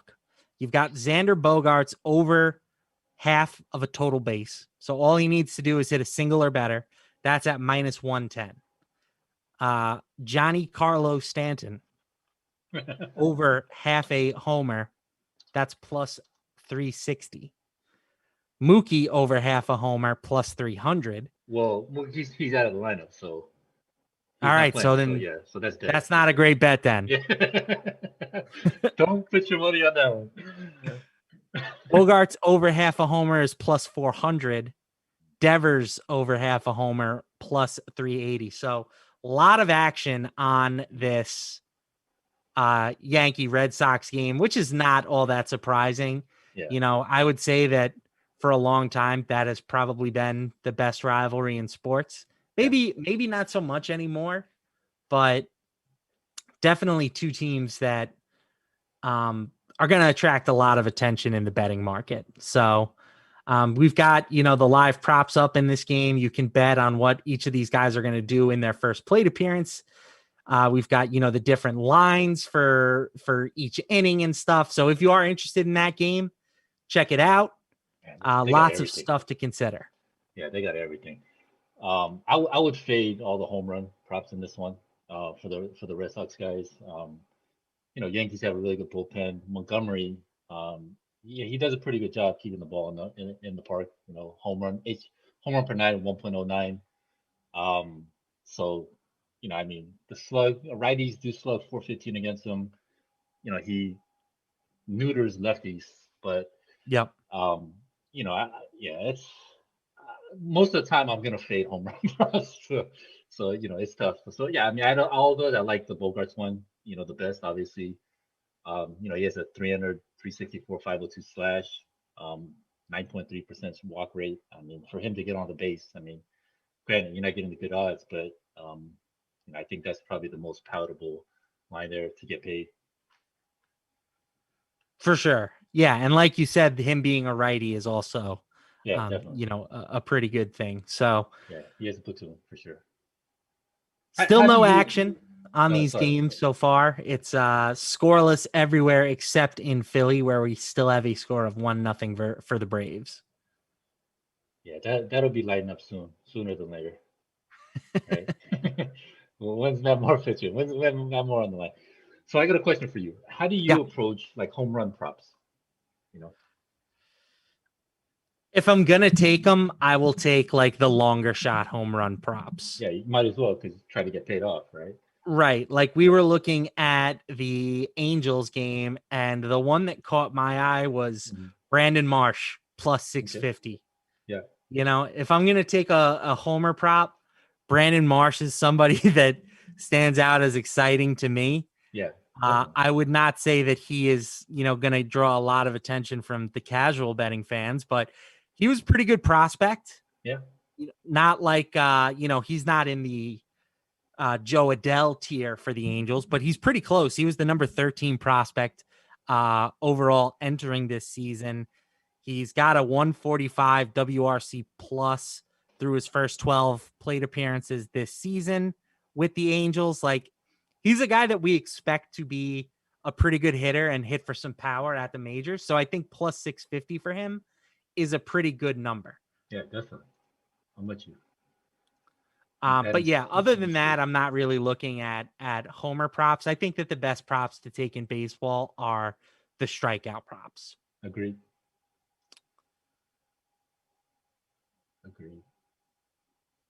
So let's look at some of these games that are going to be starting later tonight. And we've got the Angels at the Twins. We kind of touched on that one. The Giants at the Dodgers is an interesting one. Yeah. The Dodgers will have Anthony DeSclafani on the mound. The Dodgers will have Walker Buehler. The Giants have to be the biggest surprise in baseball this year, right, Stan? I mean, for sure. They just will not go away. Yeah, and like all glory and honor goes to Farhan Zaidi. It took him a few years. Like he brought some guys on board, but I think it's a more of a philosophical shift that happened. Like right when he came on board, he was pretty much like, "Hey, swing for the fences, right? We want home runs. Like we want power." And you saw like the strikeout rates increased for most of the guys. The swinging strike rates increased, but with that, a lot of homers. Yeah, like look at Brandon Crawford's having a career year. Buster Posey. So, no risk it, no biscuit, right? And the pitching has been phenomenal. Gossman, DeSclafani, things like that. Obviously the park helps a lot, but the pitching's been good. It's probably been over. They've probably been overachieving to some degree. But man, the offense has been. I mean, to me, it's really been about the offense. So let me see. Against righties, yeah, they're first in ISO against righties, right? And they're also, I think they're way up there. Yeah, seventh in strikeouts against lefties. They are 10th in ISO. So, that's a huge difference, huge change. I'm a Dodger fan, so I remember when they just dink and dunk and just try to play station to station baseball. So, like I said, Farhan Zaidi, it's I was sad to see him leave the Dodgers, and especially I wanted to puke more when he went to the Giants because I knew, what he would do for them. So yeah, it's been great. You think they come in, or you think, well, like what's your feel on that? I'm still long the Dodgers. I Yeah, think me if too. anything, this just gives us the chance to take the Dodgers at a better price tag. Like the Dodgers to win the division at the beginning of the year were heavy minus favorites. Right. And we thought that their biggest competition was going to be the Padres, Right. not the Dodgers, or not the Giants, excuse me. So now their odds to win the division, they're still favored. They're minus 280. I kind of like that number. I mean, the Dodgers just have too much talent. They've been Agreed. playing hurt for most of the year, and they're still, arguably the best team in baseball. They're second in WRC plus against right-handed pitching. So for sure, I like them tonight. I don't know if I necessarily want to lay the minus 170 with them, as favorites, but as producer Mike here points out, the Dodgers have won each of their last 7 games following a home loss. I like that. That's a So good stat. this seems like a bit of a bounce back spot. I might lean the run line just so I can get that plus 120. But I wouldn't blame you if you wanted to take the minus 170 with the Dodgers as well. I like that stat a lot. Yeah. Both of the pitchers in this game have a strikeout prop of 6.5. Do you think that, like, it just sounds like from talking to you that you would probably be leaning towards Buehler at that number rather than DeSclafani? Yeah, I would. The only problem that I have with Buehler, like I love Buehler, but I mean, he's a good pitcher. Don't get me wrong, but he's not in that like dominating, Max Scherzer, whatever, like that upper tier. Mm-hmm. Swinging strike rate, it's only 11.5, and he only has 9.05 Ks per nine, which is very strange, for him. But the Giants do strike out a lot, so if I was to choose one of those pitchers, I would definitely lean Buehler, but yeah, I wouldn't feel extremely confident about it. Yeah, and it looks like there's been some action on the DeSclafani under because now it's down to 5.5. And you can get plus 130 on the over. So there's been some big time movement on that. But again, I would exercise caution. The Dodgers, not only are they extremely good at hitting right-handed pitchers, they have the 8th lowest strikeout rate against right-handed pitchers. So you have to worry about him potentially getting knocked out of this game earlier than usual and being less effective from a strikeout perspective when he is in the game. Yeah, definitely. I mean, like all you're saying about the Dodgers, and arguably one of their best players, Cody Bellinger, is like, he sucks now, right? So, at some point he's going to get, he's going to pick it up. And man, when he gets hot, that's going to be it's going to be like one of the DK boosts, right? One of the DK boost pet props. So, get that nice little boost in there. So we do have our first run in the Cubs-Cardinals game. The Cardinals are on the board in the bottom of the first inning. Okay. Dylan Carlson. We were talking about prospects. Dylan Carlson, one of the best prospects in baseball heading into this year. He hits a homer. Wow. And puts the team up 1-0. The Cards are now favored minus 235 on the money line. You can get the Cubs at plus 180. that was closer to plus 115, 120 at the start of the game. So if you like the Cubs, this could be a chance to buy low. We're still in the first inning here, like I like we're it. I talking like the one 180. run. Yeah. So it's funny though, because we were talking about how Kim, does a good job keeping the ball in the park. So of course, Carlson, bangs it out. But yeah, I like the 180. It just went down to 175 now. So yeah, I like it. I like the 180. Are you on the 180 too? Where are you at? yeah, oh yeah, for sure, the 180. I love doing that. If a team goes down in the first inning, I love to grab them live. That's sure. I think that's a very good move in live betting baseball. Yeah. Last game of the night, we've got the Athletics and the Mariners. Now, you mentioned you like the Athletics when we were talking about a potential 3-team parlay. So talk to me about why you are on them tonight. One of it is, Chris Flexen. He has been I'm very pretty familiar. Good. Yeah, he's actually been okay. Former New York Met Chris Flexen. But I mean 5.89K for 9. The FIP is all right, 3.67 FIP, but he's given up a 382 slug to lefties, 417 to righties. I think the Oakland bats can get to him. What's it? Oakland, they are 10th in ISO against righties. So that's good. And then Seattle against left-handed pitching. So you got Chaminade on the mound. They're 4th in strikeouts against lefties. So, I think Manea could carve them up. I mean, I see the Mariners' run total was at 3.5 coming into this game. So, Vegas didn't project them to be, too proficient on offense today. So, yeah, I'm all over the Athletics in this one. What's your feel? Yeah, I like that call. Looking at some of the player props, Manaya's strikeout prop does feel a smidge higher than I want it to be at 6.5, but I still think that's probably the correct play here. And I know I just talked about how I don't like betting short home run props, but Matt Olson plus 250, I'll take that too. I'm good. Matt Olson just destroys right-handed pitching. Oh, yeah. And Chris Flexen, like we were talking about Kim keeping the ball in the park or not, pitching to contact. And Flexen is the definition of a pitch to contact pitcher. So I will gladly back Matt Olson here. It's definitely a little thin, but plus 250 I think is a pretty good number. Yeah, I'm in agreement. I'm pulling up his number right now. Jordan says he's joining you on the on Oakland and the Dodgers. 2-game parlay, both on the run line. His the DraftKings Sportsbook's still new to him, so good luck out there, Jordan. All right, so yeah, wait. All right, so yeah, Olsen 259 ISO against righties, but surprisingly, he's been smashing lefties this year. 357 ISO, 302, 377, 659 slug. So that's surprising. But yeah, he's killing everybody. So yeah, I like that call as well against Flexen.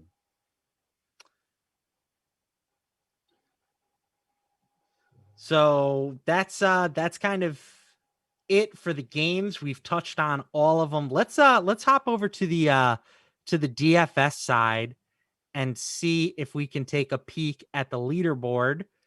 See who is who's doing work here.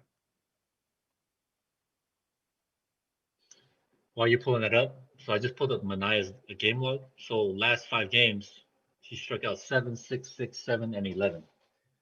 So it's kind of interesting. And then you got the Mariners; they strike out a lot. So my initial was to fade that 6.5, but I don't know, it might be all right.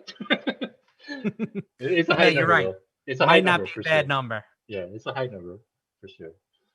All right, so we got DFS. Is that what you? Yeah, I'm trying to get the DFS pulled up, but the link I had is bringing me to the contest has already started page. Okay.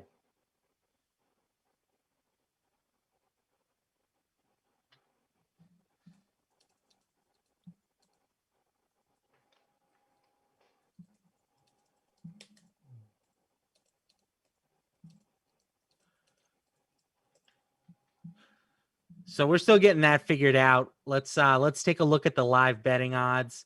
The Cubs and the Cardinals, that's around the same number. The Cubs are now plus 185 there. The Padres and the Marlins, that game is in the second inning. Padres are minus 160 favorites there. The Rays and Cleveland, the Rays are minus 170. You've got the Yankees and the Sox. That has stayed pretty stagnant. Yankees at plus 150 underdogs. And then the Braves are minus 210 thanks to their early first inning run against your guy, the human gas can, Matt Moore. I remember when he was good with Tampa Bay. Man, a long time ago. A long time ago. Yeah. All right, here we go.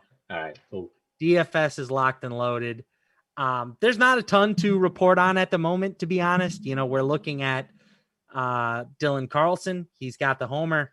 You've got Ozzie Albies with a run and a double. The biggest story here is probably Tanner Hawk. He's up to 11.9 DraftKings points already, 4 strikeouts through the first 2 innings at just 5,300.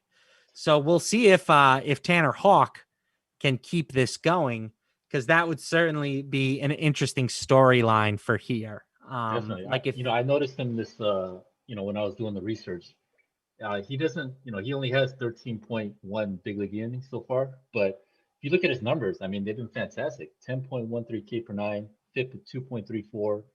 He's 0.68 home runs per 9. Strikeout rate over 25% to both lefties and righties. He has been giving up a little bit of power to righties, but granted, sample size is super small, right? But swinging strike rate 12%. Yankees, they haven't been the Yankees offense that we're accustomed to. There's plenty of swing and miss in that lineup. So he definitely intrigued me when I saw him, doing the research. So it'll be interesting to see how long he can hold up here. Right, just 6.3% owned, and Carlson, even as the Cardinals' leadoff hitter at 3,100, he's only 6% owned. So, some early potential tournament winners. Of course, early being the imperative word there.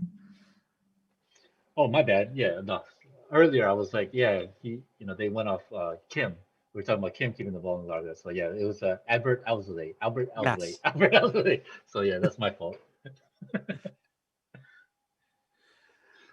All right, let's hop back to the sports book. We're just trying to keep an eye on everything here. We have got nothing new to report. So let's take a look at some futures. We've talked about a couple of the divisional futures. We've talked NL West, we've talked AL East, but let's go to the big boy. Let's go to the title. All right. Dodgers are still the favorites. They are plus 380 to win the World Series. Then the Astros have made a big move up the leaderboard, plus 625. The White Sox are up to plus 800. Padres plus 800. Mets are plus 850. What? Red Sox. Go in there. The Mets at it.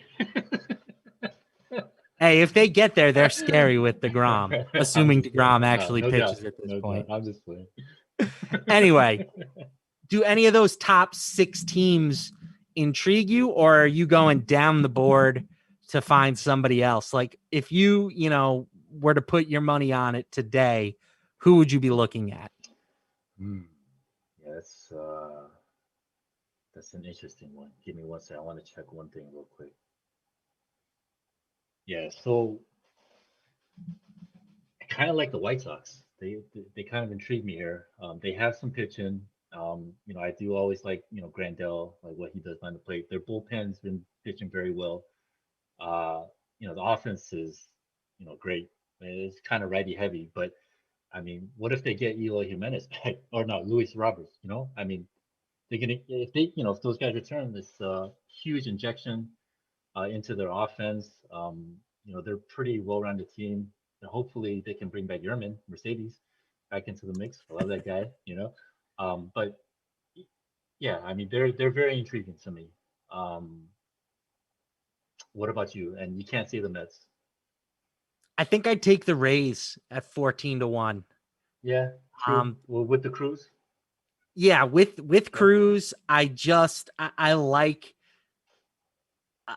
the way that team plays in the postseason, right? They just made it to the World Series last year. Yeah, for sure.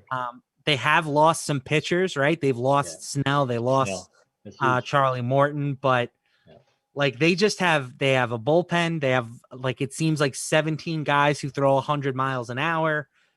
And I do think that Cruz is going to make a difference as their designated hitter here. Yeah, so definitely. That's a good call. I like that. Jordan would like to know if you can talk a little bit just on your DFS strategy as far as baseball goes. Do you tend to emphasize paying up for your offensive players, paying up for pitching? Typically when I'm playing, I want to get, at least one solid ace pitcher in there to anchor my rotation. But just a really quick overview, I guess, of what you look for when you're building your DFS lineups. I always start at pitching, first and foremost. It's there's no like I don't do one thing every single slate because every slate is different, and the components of it are different. So there'll be times where I will pay up at both slots. There'll be times where I'll go down at both slots. There'll be times when I'll mix and match. So while I do want to get that one anchor in there, it really depends. But I always look at the pitching first, and then from there, I'll kind of look at like the matchups for offenses, and then I'll look at ownership because I think ownership is probably the biggest thing for baseball. Yep. Just because there's so much variance. So Good point. If you can get any type of advantage in that, it's huge, especially in baseball. It's really, really huge. So that's probably the order that I'll go in. Okay. I tend to agree with that. And I saw somebody ask earlier about what websites you get the advanced stats from. I know that I use Fangraphs. It sounds like you've been using Fangraphs. Yeah, I love Fangraphs. Baseball Savant is also a really good one if you want to look at, like spin rate and different things like that. But I think pretty much everything you need to know you can find on Fangraphs for the most part. Fangraphs is, they're the best site out there. I'm always on there. Yeah, like you said, Savant with the spin rates and StatCast data. I also go, Baseball Reference is okay sometimes because they'll have more split numbers there that Fangraphs doesn't have. But it's really not that big of a difference. But it's just something extra there. There was also one other site I look at. I don't look at it as much anymore, but sometimes when I go into pitching, it's I forgot the name of the site. Let me find it. While you're looking, I'll answer Mike Bizzle's question here. He says, do you usually stack offense? I try to get one player from each team, but that doesn't do too well. One player from each team is a terrible strategy, Mike. And I'm sorry if that's blunt, but you want to, like, baseball. What makes baseball so great is that the scoring is so correlated. You can't get an RBI without somebody also scoring a run, which is why stacking really became the preferred strategy in baseball to begin with. You want to load up on an offense that you think can score a bunch of runs. That's the easiest way to build your teams. I'm not saying that that's always going to work. You certainly don't need to stack to win. You can just, if you get lucky and you pick all the guys that happen to hit home runs on a given night, you're going to do very well. But in terms of like just how to score the most points consistently, stacking is the way to do it. And I think the way to win is to stack a team that not everybody is on. Like Stan said, you want to focus on teams that are going to carry lower ownership than, the quote unquote chalk teams. Because if you stack the chalk team and they do well, you're still competing against everybody else. If you stack a team that's not popular and you have a handful of guys at, 5% ownership or left, and that team happens to score 12, 13 runs, you're going to put yourself in a great position to find yourself at or near the top of the leaderboard. Yeah, definitely. Just one thing I want to add to what you're saying. I think, yeah, I agree with everything that you said. It's basically you try to take the easiest path or the path of least resistance. So when you stack, not only excuse me, is there correlation there, but there's few answers that you have to get correct on the quiz, right? So if you choose the right team correctly, right, like all you have to do, that's just one. So you got 5 players you're stacking, they all correlate, you get that one answer right, and you're good. Whereas if you're trying to pick one player from each team, you have to get correct on all 5 of those, and that's very difficult, right? So the percentage of that happening, you're just making it easier on yourself to pass the test, right? So that's another thing of why stacking is great. The correlation and just the path of least resistance. Yep, and Choker with a good point here too. If you do pick a team that goes off, you're going to get 6+ at bats for a lot of your players, and that's also extremely valuable. So good point there, Choker. Way to add that in. I do also look at bullpens, actually. Okay, that's a good nugget. Yeah, that's the one. Like that's probably at the end, because usually I try to attack pitchers. I know some people don't agree with that, but that's just me. I just like to look at when I'm trying to choose the offense, obviously I'll look at the Vegas spreads, the point, the projected run totals, and then I'll look at pitchers, try to dig into them, and then ownership, right? Because a lot of times when there's gas cans on the mound, everyone's going to flock to them.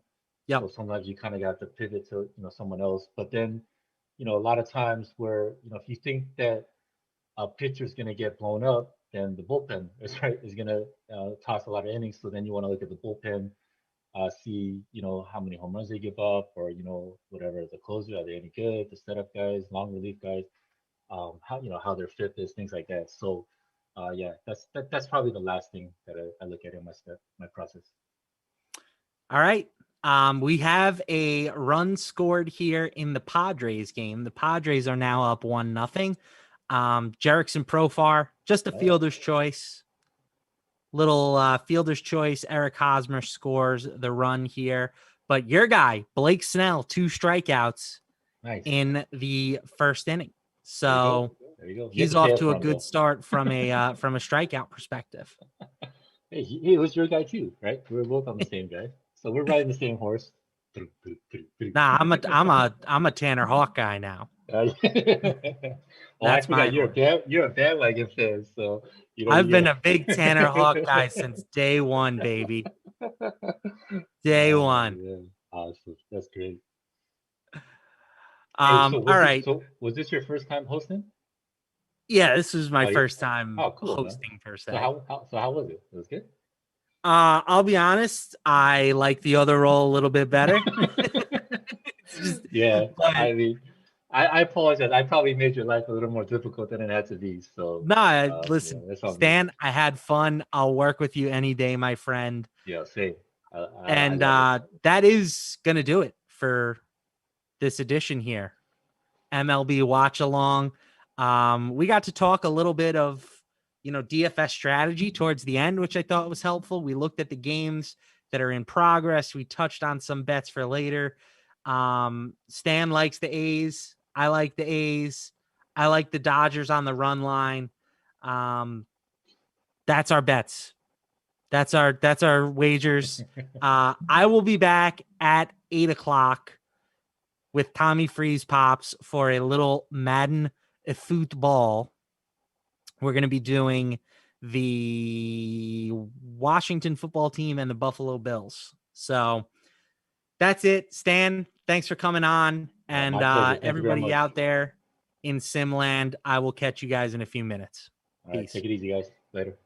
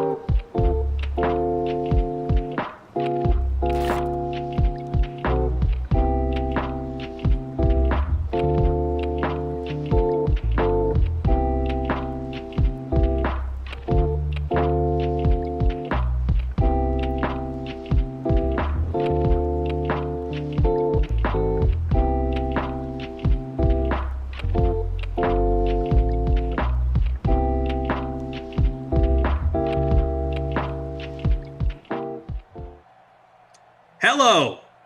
It is the DraftKings Dream Stream. I am Tommy Freeze Pops. That man right there, or right there, I never know which way to point. It's Matt LaMarca. The hair is still new to me. It looks fantastic. What is going on, buddy? Feathered and lethal cotton. It looks so soft. I'm I telling just you. want to rub my face in it. It really is some of the softest hair you'll ever feel. It looks fantastic, dude. Yeah, I'm good. I just talked some baseball with my man Stan Sun, aka Stan the Man. Okay. There you go. Little baseball follow along. We love doing these follow alongs here on the Dream Stream. And now we're going to talk some Madden simulated football. So love it. This is a hell of a Thursday night for you right here. It's a big one. I worked the 6 with BK. I've got the 8 with you. And then I'll be doing the 10 with my man Jeff Ulrich. So wow.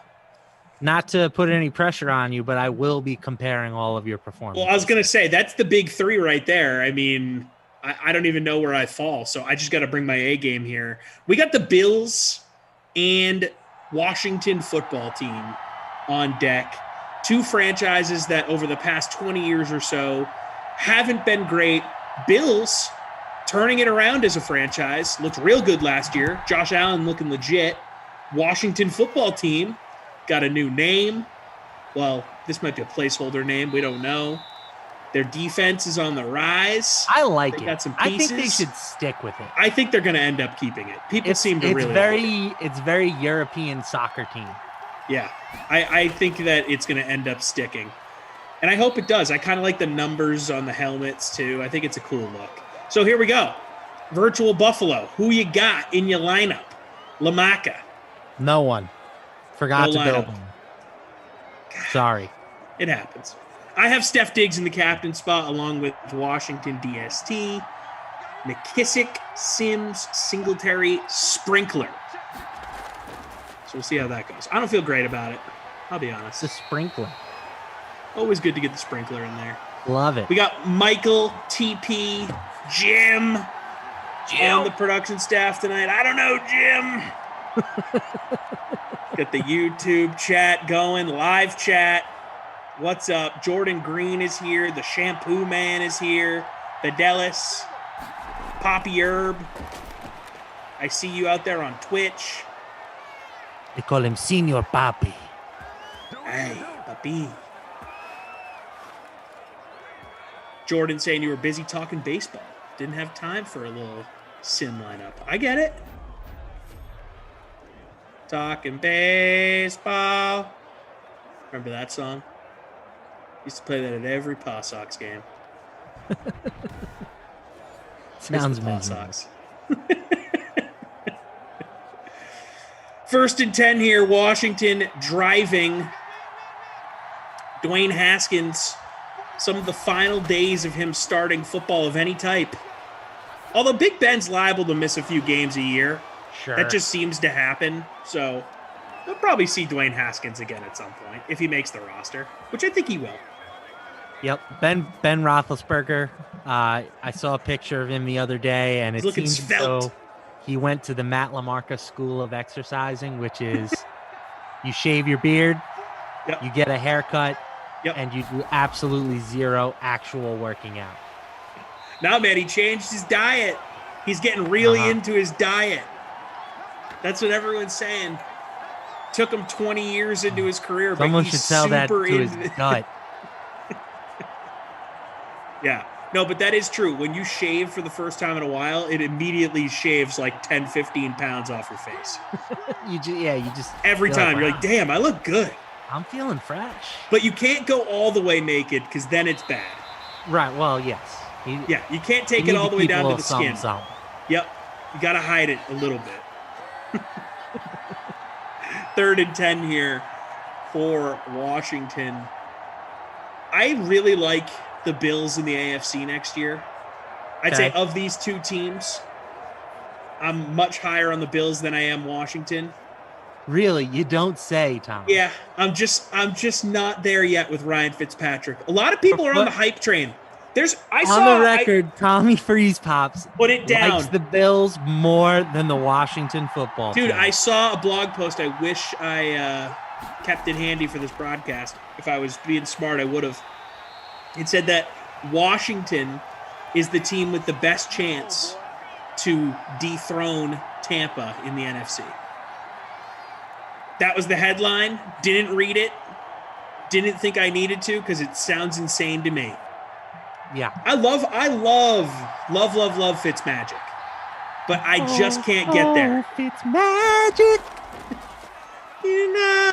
Oh, there you go. 4th and 1 in the first quarter. Riverboat Ron. Taking chances. First drive of the game. We haven't even seen Josh Allen yet. If you have a Bills stack, you are not enjoying this first drive of the game. Unless you got Bills DST, which still probably isn't good.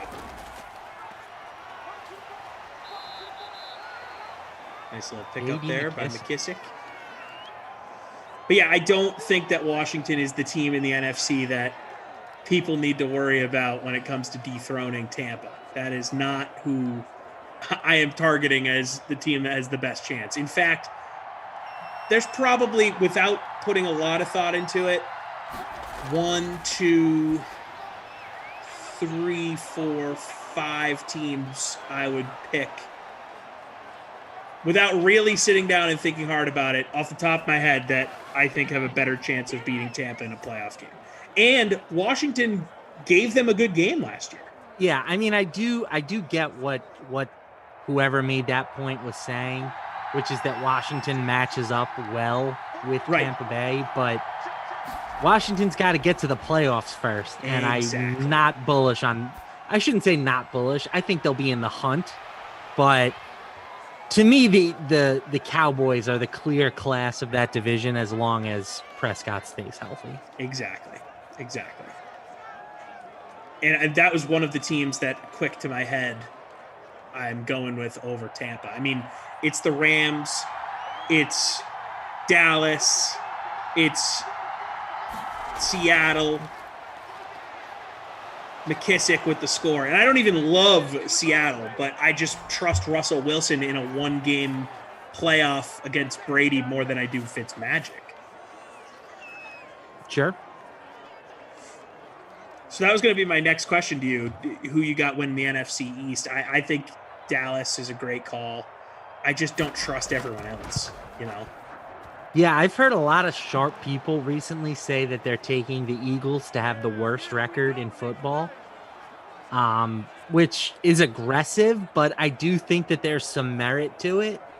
Like, they do have a tough schedule, and, you know, for as much as I like Jalen Hurts, he's probably a better fantasy quarterback than a real quarterback. I shouldn't even say probably. He is, right? Like, a lot of his metrics from when he played last year were not great.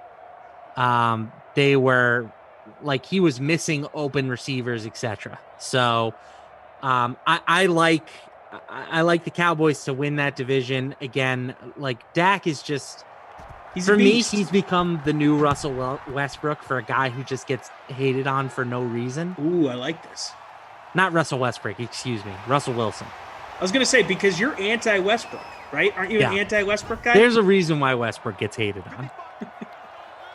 There's no reason. I believe we talked about Westbrook last broadcast we did together. You weren't going to put him in the top 100 players in NBA history.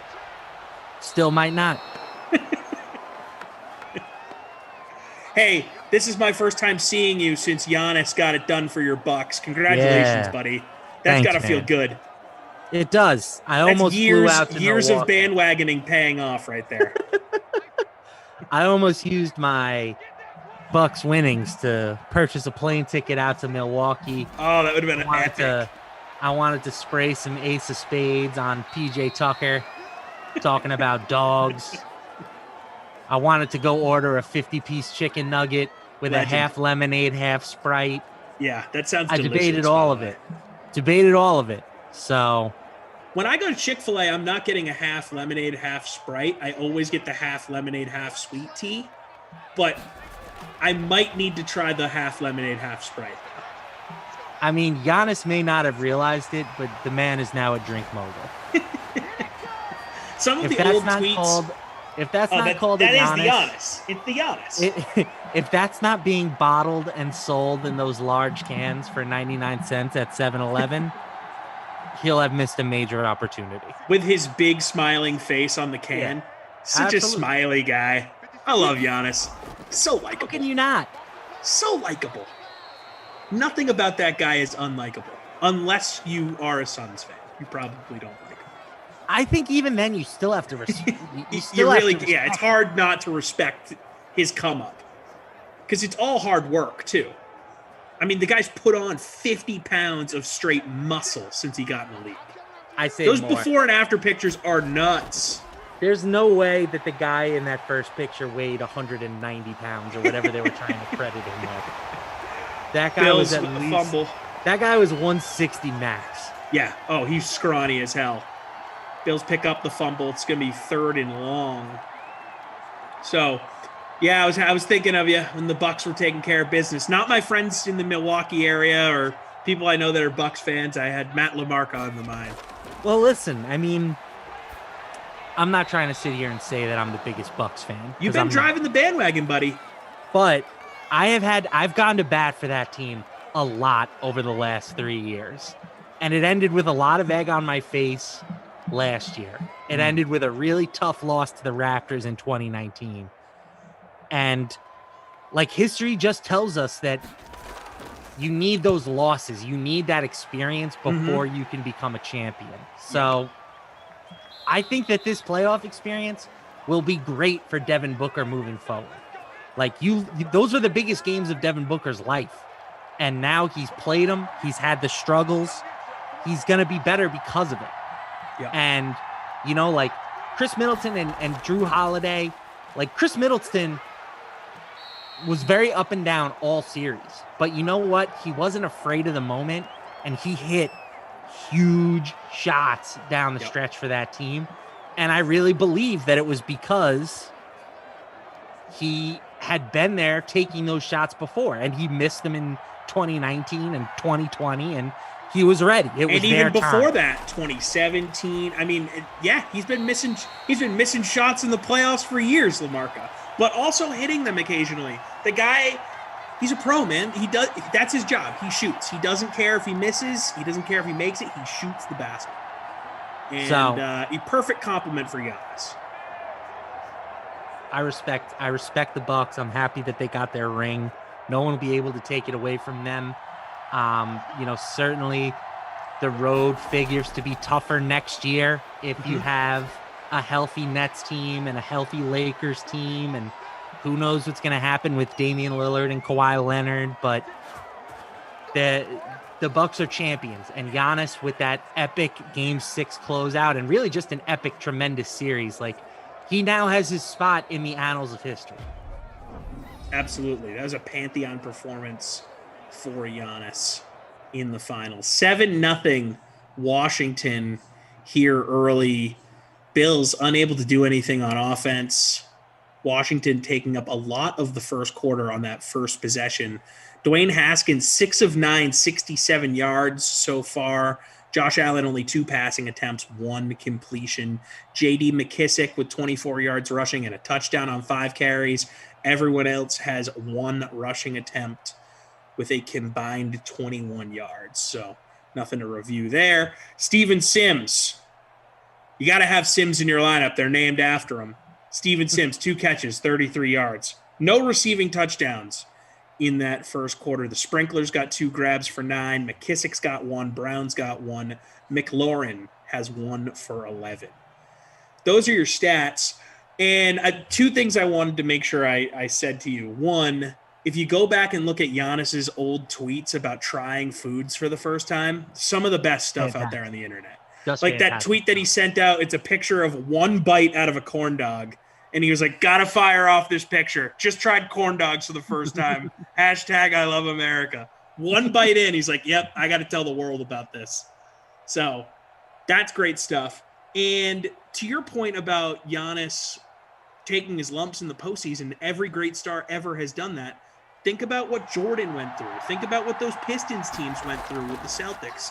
Think about what young Kobe went through. when him and Shaq played together, they didn't win championships right away.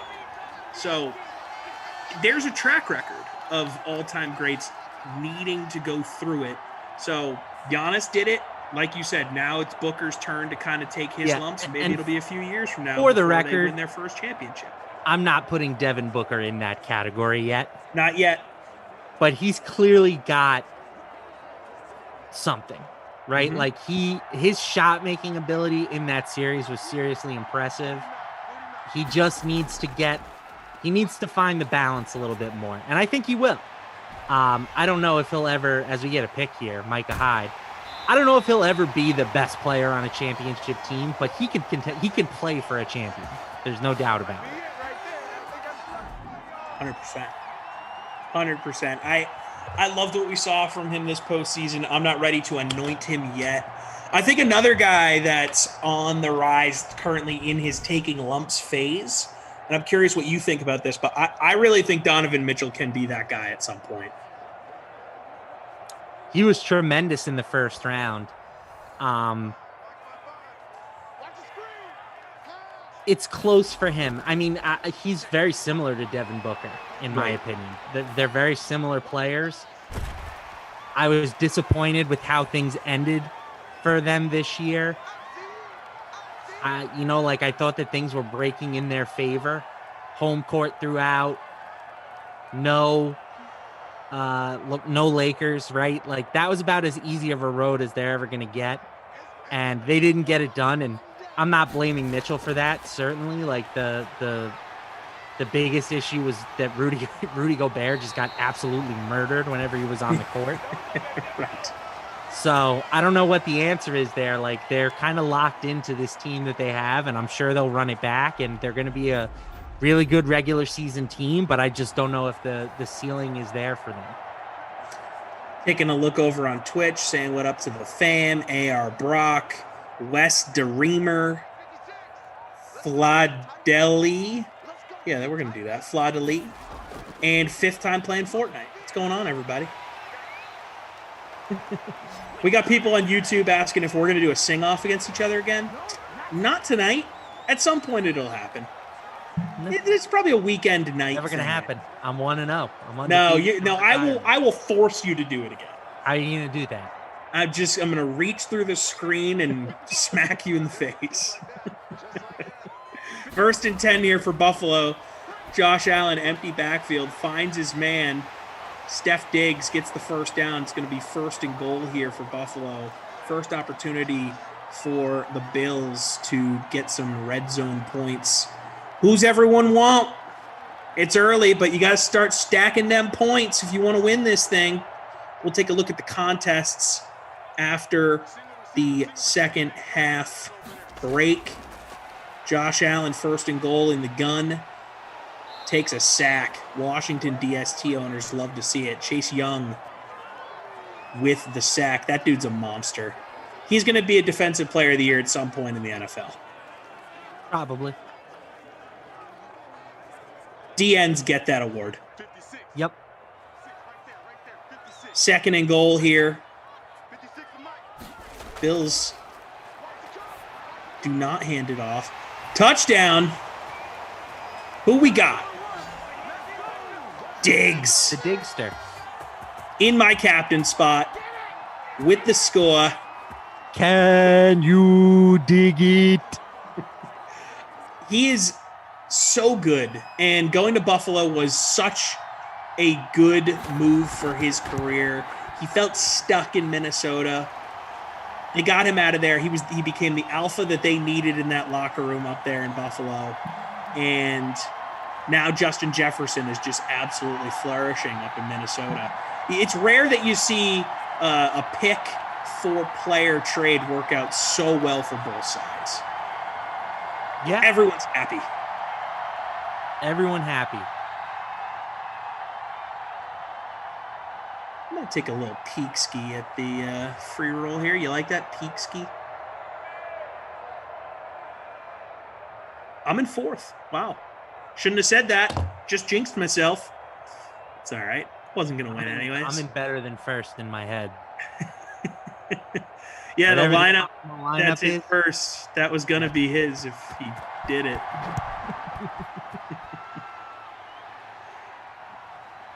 Going to open up these contests here. Going to let you guys know how you're doing. I'm sure you're already monitoring if you've got a little cache on the line, but it's always good to take a look-see. Oh, I have to sign in. Dang it. Hate when that happens. Why can't I just stay logged in? Come on, DraftKings. Let me stay logged in. So on our MLB show, my guy Stan the Man was saying he was super excited for the Braves bats tonight going up against Matt Moore, and they have not disappointed. There you go. 6 innings or 6 runs through the first 4 innings. Wow. Yeah. Hey, that's why he's a pro. He knows a thing or two about baseball, as does my man Matt LaMarca. Follow him on Twitter at Matt LaMarca. That's why we call him Stan the Man, or son of a sailor. You know that song? I might need to hear another line or two to pick up on it. All I really know is that part. Sorry. Dang it. All right, well, we got Emily Heskey in first place in the Madden Stream 4K Thursday night special. $1,000 going to first place. We have Mac 595 in first place in the $100 free contest for the late slate. We have Kaylay 22 in the 1K flea flicker for this matchup. And we got let's see, this is a big old first place tie. Woo! 24-way first place tie for the $100 free contest for Washington and Buffalo. Tied ball game here about midway through the second quarter. LaMarca, if you could pick one song to be your ideal karaoke song, if we were to have like a head-to-head and we could pick our own song, what would it be and why? Oh, I don't know. I'd have to really think about that. McKissick with the big run there. Jordan Lindenbaum wants to know in particular, and I'm happy to answer Jordan Lindenbaum's question because he asked. Do you think Jamar Chase will be as good as Jefferson? They both played together, and Chase was the guy at LSU, plus reunited with Burrow. I'm super bullish on Jamar Chase. Mm-hmm. I don't know if he'll have as good of a rookie season as Justin Jefferson just had. I think it would be pretty tough to do that, being that Jefferson just had, historic year. Yeah, the greatest rookie season ever, maybe outside of Odell Beckham. But I think Chase, as a prospect, is elite. So he's going to a Bengals offense where he's going to have to fight for touches. T. Higgins is really good. Tyler Boyd's really good. But I'm super bullish on the Bengals offense this season. Yeah. I'm buying them in all my best, like as many best balls as I can. I'm buying them. So I've said on here before, I think he's my pick for offensive rookie of the year. And I know he's going to be fighting for touches, but I just think when you draft a receiver that high and he's that talented, he's going to become the alpha. And he has that connection with Burrow.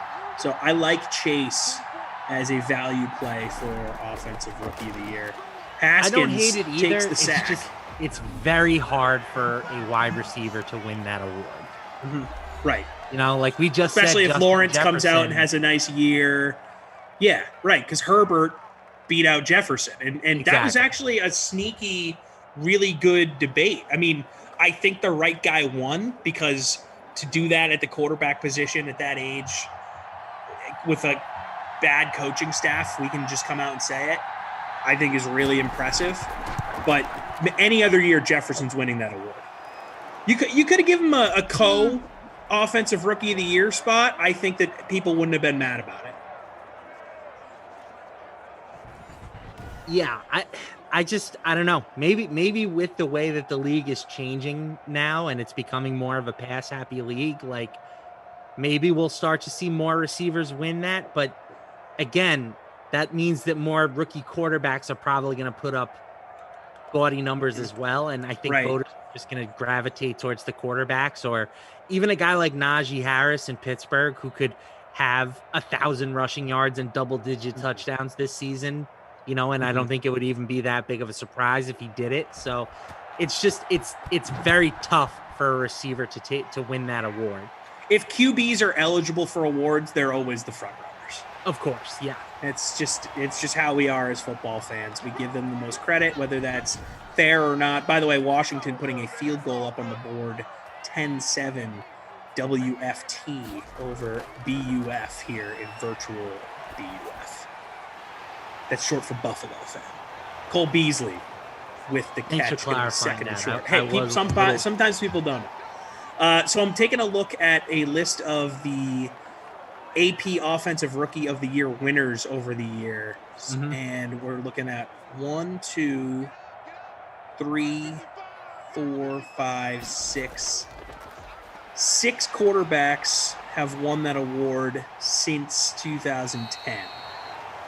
The non-quarterbacks to win it: Eddie Lacy, 2013, Todd Gurley, 2015, Kamara in 2017, and Barkley in 2018. It's a pretty funny list of guys. A lot of quarterbacks. We're looking at Sam Bradford, Cam Newton, RG3, Dak, Kyler, and Justin Herbert over the last decade or so. Matt Ryan won the award. Vince Young, remember him as a rookie? He was fun. Then he kind of flamed out. Big Ben won the award. He was great as a rookie. But before Big Ben, there was a stretch of time where non-quarterbacks won the award every year for a long time. Oh, my God. From 1970 until Big Ben won the award in 2004, not a single quarterback won Offensive Rookie of the Year. That's a wild stretch. That tells you how the league has changed right there.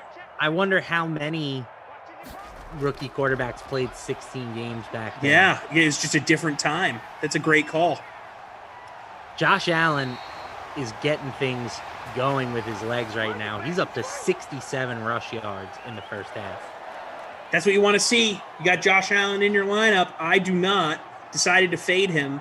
So you have to imagine I'm going to continue to fall here in the contest. Bills driving, 1st and 10, just outside the red zone. 29 seconds to go here in the first half. Allen takes off again. Oh, does a little juke move. Watch out for that fumble, big fella. 1st and goal coming up here. Are you excited for the new Kanye to drop? I think tomorrow. Kind of. Probably no is the answer. But you'll listen. I mean, I will, but he's like gone insane. That's part of the intrigue, right? I'm excited. How low can he go at this point?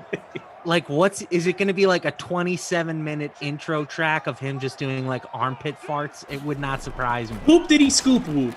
1st and goal. Bills touchdown. Cole Beasley. We all know I'm on the record saying I like that song. Everything until he gets into the poop diddy whoop scoops is fire. So the first 90 seconds of the song? Yeah. Well, it's not that long of a song. No, I know. All right, here we go. 13 seconds left in the first half.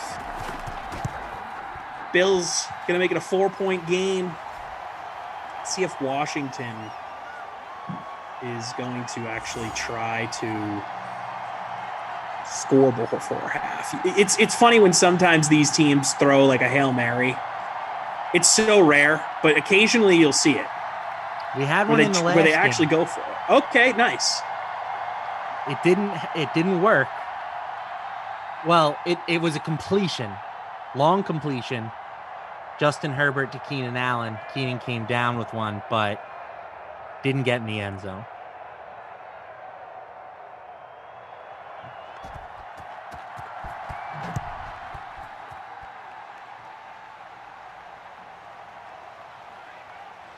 What up to our Twitch fam? Obi-Wan, CEH, TX, Tid Twister. Fifth time Travis playing Morgan. Fortnite. I'm not. If I was Kanye, I would also do exactly what I want, and I'm totally cool with him doing what he wants, musically or otherwise. But I don't need to appreciate his music as much anymore. That's also fair. I think he's done some good stuff in recent years. It's just not as consistent. Like, I liked his album with Kid Cudi. I thought it was good. Okay. I liked it. I like parts of what he did with Nas. But Haskins was trying to look deep, but the Bills said not today. I think that was Hughes with the sack. Hate Hughes. I liked Life of Pablo a lot. I like Yeezus a lot too. But everything since then has been a little inconsistent. 14-10 here at halftime. Bills on top of Washington football team. Dwayne Haskins, 9 for 14, 88 yards in the first half. So if you have him in your lineup, you're not loving that. No touchdowns. Josh Allen, 7 of 8, 84 yards and 2 touchdowns. That's efficiency right there, my friend. He's been getting it done on the ground, though. Terrible first half for Dwayne Haskins. Yeah, awful. J.D. McKissick, 10 for 55 and a score. Josh Allen, 5 for 82. That man is just a galloping fiend. And then you got 1 carry for each of Singletary, Moss, and someone else on Washington that I missed. Cole Beasley, 3 receptions for 21 yards and a score. The Sprinkler, 3 grabs, 17 yards. McKissick's got 2 for 14. Diggs, 2 grabs, one of which was for a score, 29 yards overall. McLaurin having a stinker of a half, 1 catch, 11 yards. And that defense, man, Chase Young having a nice half. Murphy on the Bills having a nice half. So if you have the defenses in your lineup, you're feeling all right about that production. Micah Hyde with the pick. Yep. So those are the stats. I'm going to take a look at the free roll here. I'm in 86th. So let's keep track of this, folks. I was in 4th. I am now in 86th. That is how it happens. All stats good right now through the half. We got a clip for you. The Sweat, earlier today, the guys turned their attention to college football and previewed some of the top teams in the Pac-12. Pac-12 might not even look like it looks like in a couple of years here. So let's really enjoy how the conferences look right now. Let's take a listen to what the guys had to say. Looking at national championship odds, USC and Oregon both at plus 4,000 to win it all this season. So tell me, who would you rather chase, Oregon or USC? So I would rather chase USC because I think if they do put it all together, they just have more raw talent and more ability than Oregon. However, it's Heritage Hall. It's always chaos. The status of Clay Helton, the Clay Helton roller coaster has already started this season. It's going to be crazy. So I don't think they get there. But if you wanted a team that, like, if everything just sort of coalesced perfectly, they would have the talent to be able to compete at the highest level. I don't think they're beating anybody in the SEC at the top of the SEC. I don't think they're beating Ohio State. But if you had to pick one, I would take USC just because they have more raw, better players. But the chaos that comes with USC football is just going to be too much to overcome. Julian, you leaning Ducks or the Trojans? Yeah, Colin's nice. He actually answers the questions around here. I don't feel like answering this question because they're both bad bets. And he alluded to that. Like, these teams are not winning it. So let's put it this way. I have more faith in Oregon putting together a strong season in the Pac-12. So, like, the best bet between these teams, let's say, I'll take Oregon over the 9 wins.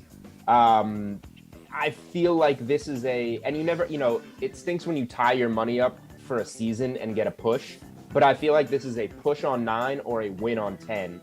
I don't see an 8-4 loss if you take this total. So if you're betting futures, if you're betting win totals, you want to look at the worst outcome. Let's make Ohio State a loss. The Washington game, Washington's going to be a really competitive team that I like a lot in the Pac-12. Let's call that a loss, even though that's a pick 'em game. Then there's a Utah game on the road there. That's a game Oregon should win, and you cash your 10 if they roll through the rest. If you lose it, you push on 9, you get to keep your money.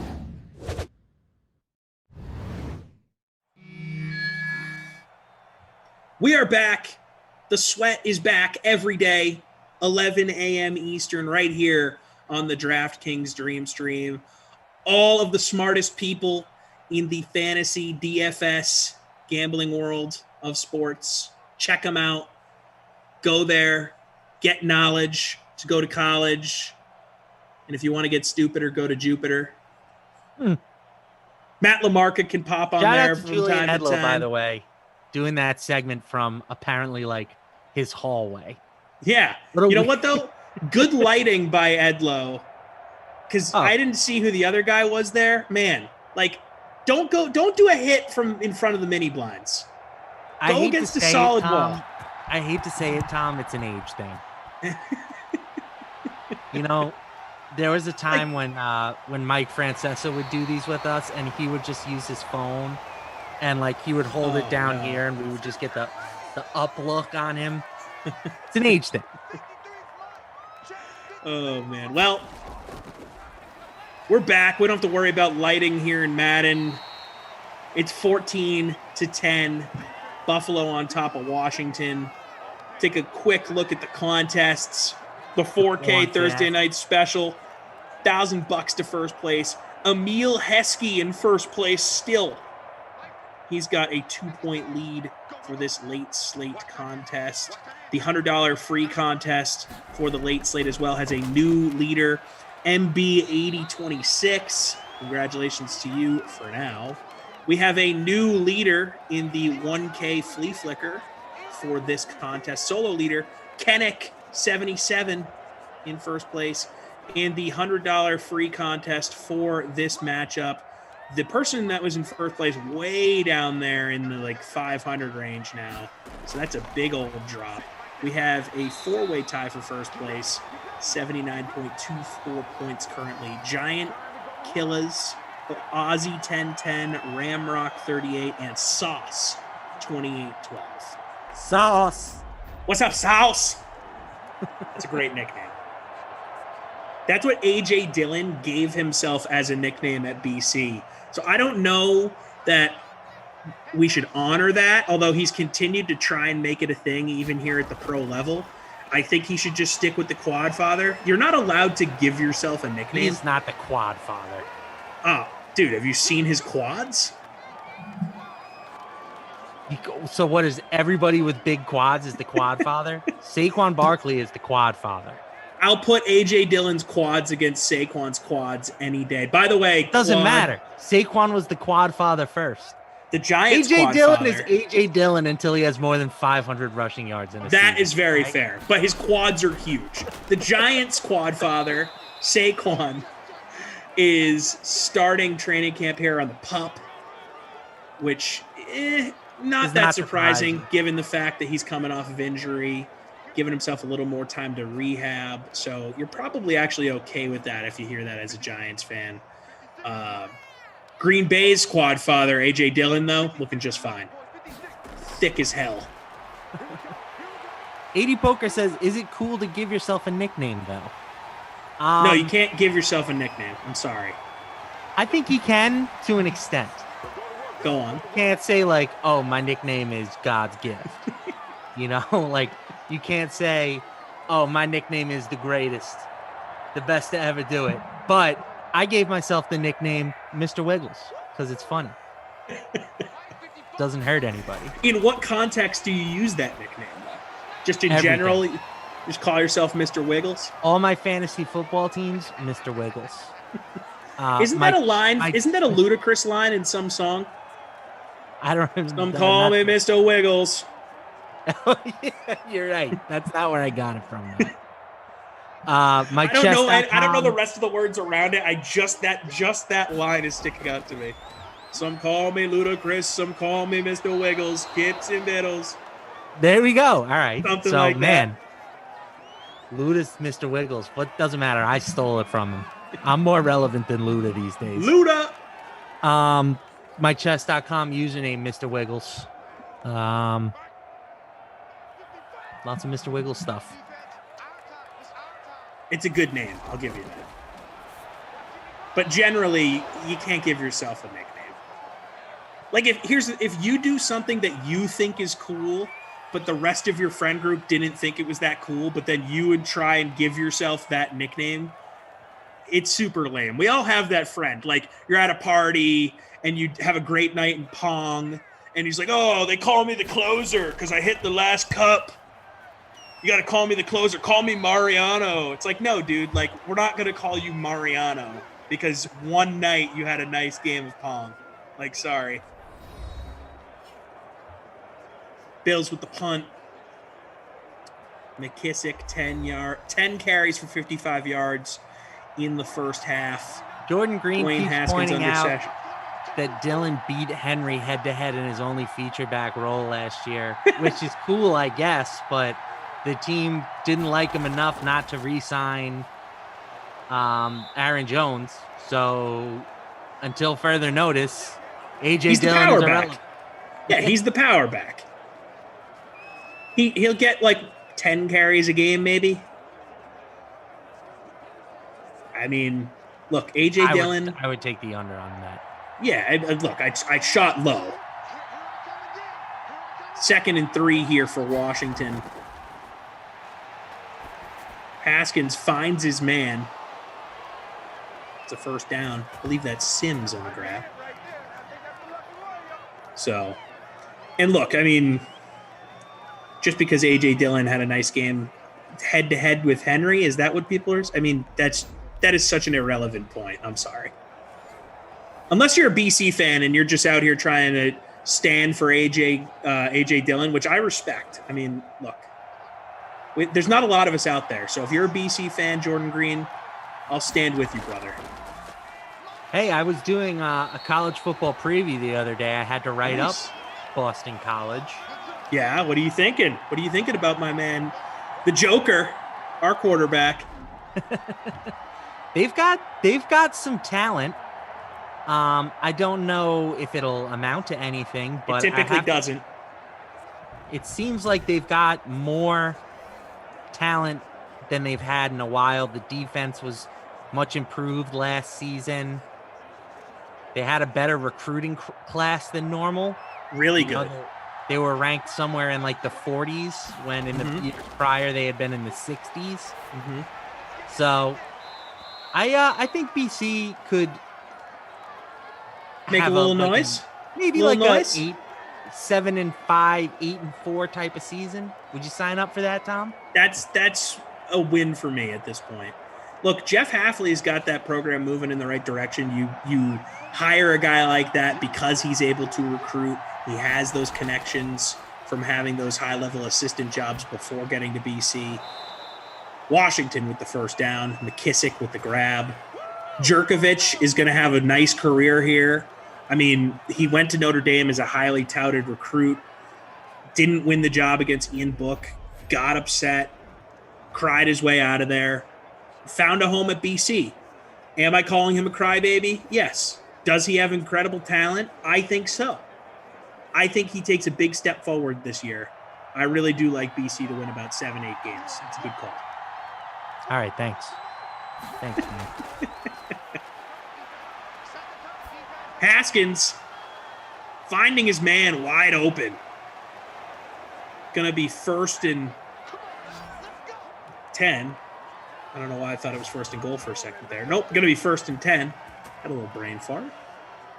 Yeah, Huck Corleone says, talking about recruiting, and just says Nick Saban has the monopoly on recruits. It's honestly kind of boring now, right? Like, yeah, it's just, he gets everybody. It's just boring that we know that they're always going to be in the tournament. Ohio State is more than likely always going to be in the tournament. Clemson's always going to be in the tournament. And so it's like everybody else is just playing for one spot. Mm-hmm. It's not fun in that respect. We need to add some more teams to this sucker. I'm a fan of dissolving conferences. I think that would help. Everyone go independent. Let's just get crazy. I hate the conferences. But then what's to stop a team from just playing like the cupcakeiest of schedule. Saying, Touchdown, Washington. Yeah, I don't know. We're There need 12 to and be 0 some and then complaining when you don't get into the tournament. sprinkler getting in. Well, there'd still be the committee, right? And they'd still have the strength of schedule thing. And I think over time it would self-correct. But I do agree with you that there would need to be some sort of governing body that makes sure that that stuff doesn't happen. I know a lot of these schools have agreements to play each other like 10 years out at this point. You always see that tweet in the offseason like, congratulations, Texas and Florida. They're going to play each other to open the season in 2033. So I don't know if they're able to get out of those types of contracts or maybe still on. I just hate conferences. I hate the conference bias thing. SEC teams are always going to have better strength of schedule than other conferences. It's just how it's always going to be moving forward. I know there's the rare years where, oh, no, the SEC's actually bad this year. But in general, they have the best teams. They get the best players. They have the most money. Break it up. Break up the conferences. Now you got Texas and Oklahoma trying to join the SEC. Just talk about money, man. Oof. Texas isn't even good, and they bring in more money than any program by a lot every year. In Texas trying to join the SEC. That is interesting. Yes, they have two teams out. They have informed whatever network power that be that they do not intend to re-sign whatever TV contract they have to fulfill. Thus, starting the groundwork for them trying to get in the SEC. There was some reporting saying that both schools have inquired about joining. So, man, no, I don't think that would force two teams out. I think that just adding two, they would just the SEC make it is work. going to be 38 teams by 24. I think that would push it to 18 teams. It's a really big conference. The Big Ten is like, what, I always used to 14 do now? that. I always used to do that back in NCAA football, by the way, the video game, which I Change think conferences. is coming back, right? Apparently. But you could do custom conferences, so I would just take all the best teams, put them in my conference, because I wanted to play all the fun teams. you Yeah, know? exactly, and blow them out. I wasn't that good.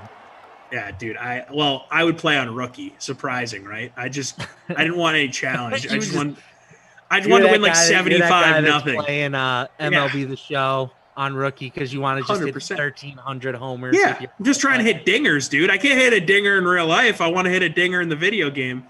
J.D. McKissick, 12 carries, 60 yards, and a tud. Josh Allen doing some work on the ground as well. Steven Sims, 5 catches, 56 yards. The Sprinkler has a touchdown on 4 grabs. McKissick has 3 catches for 22 yards. Diggs has a score on 3 grabs. Cole Beasley has a score on 3 grabs. 17-14, Washington on top of Buffalo. Terry McLaurin, probably a driver's seat candidate for the Babysitter Billy Award. Take a look at the contests for you quick. Would you say his performance is scary? Oh, scary Terry. I see what you did there. The 4K Thursday night special, Emil Heskey in first place. Still, congratulations to you for now. MB8026 leading our $100 free contest for the late slate. The $1,000 flea flicker for this contest. We have a new 4-way tie for first, and we have a new leader for the $100 free contest. Solo leader, Okie State Fan 83 in first place by about 0.1. So Okie State Fan probably would not be happy if OU left the conference. You don't want to lose your rival. I mean, that's a bummer. College football is great because of the rivalries. So here we go. The clock is ticking. 1st and 10, 4th quarter. Washington on top.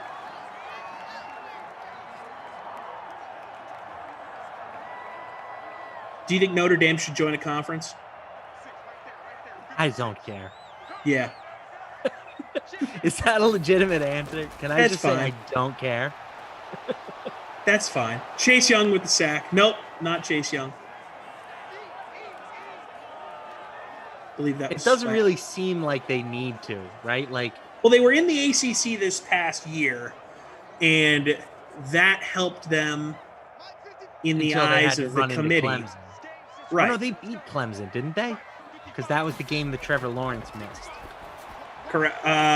Oh, we got a pick. Correct. That might be 6. House call. Nope.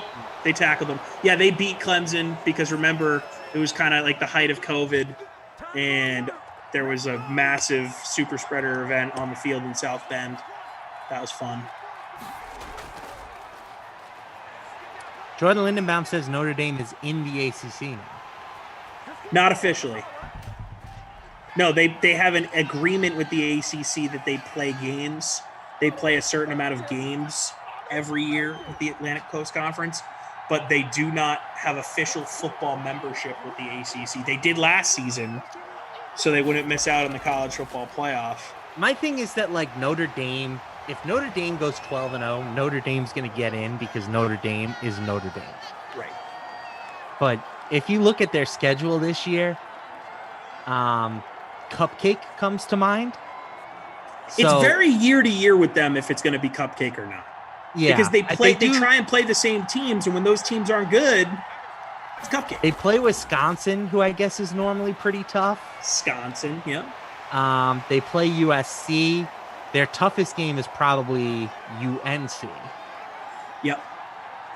Yep. That's one of those ACC games for And them. Stanford, I guess.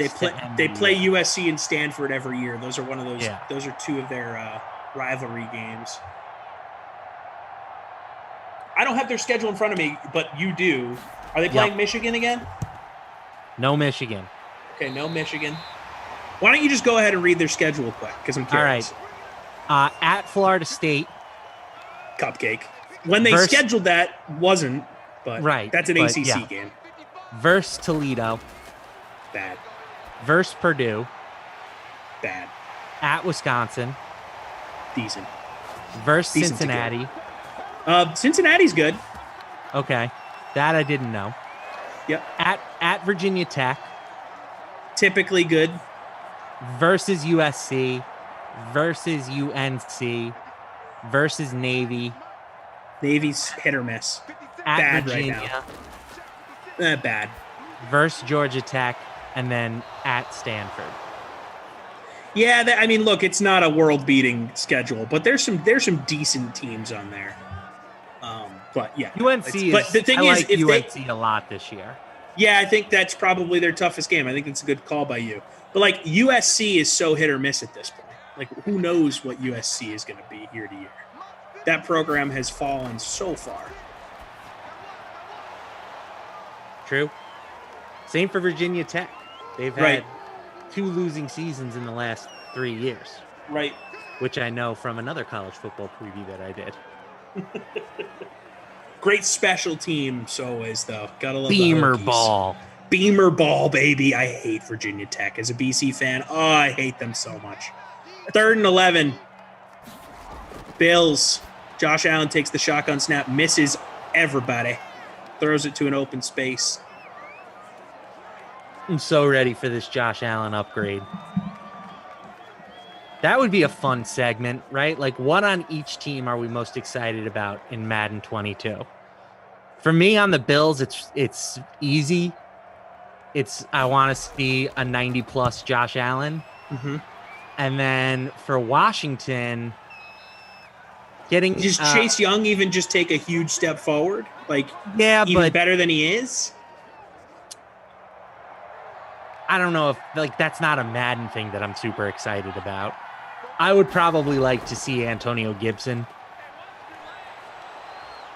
You know, I mean, they will be fun with Fitzmagic and you Get adding some Curtis speed in the Samuel mix. next season, but I would say getting Gibson in is probably the change I'm most excited for. Okay. I personally think that Washington's defense is probably going to be like a lot better in the new Madden, and they'll be sort of like the Seattle defense for Madden 21 here. where you want to have them in your lineup. They give you good value. And I think Josh Allen is the only answer for the Bills, right? I mean, the only answer. Come on. He's going to be one of the best players in the game. Congo Cab saying Vic had me liking Virginia Tech for a couple of years. Yeah, Virginia Tech, they had Michael Vick, then they had Marcus Vick.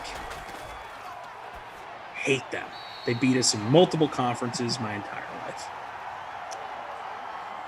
Another prop we talked about on the MLB show was Blake Snell over 5.5 strikeouts.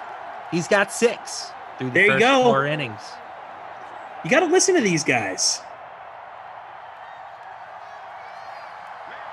They know what they're doing. There's a reason why they're on here.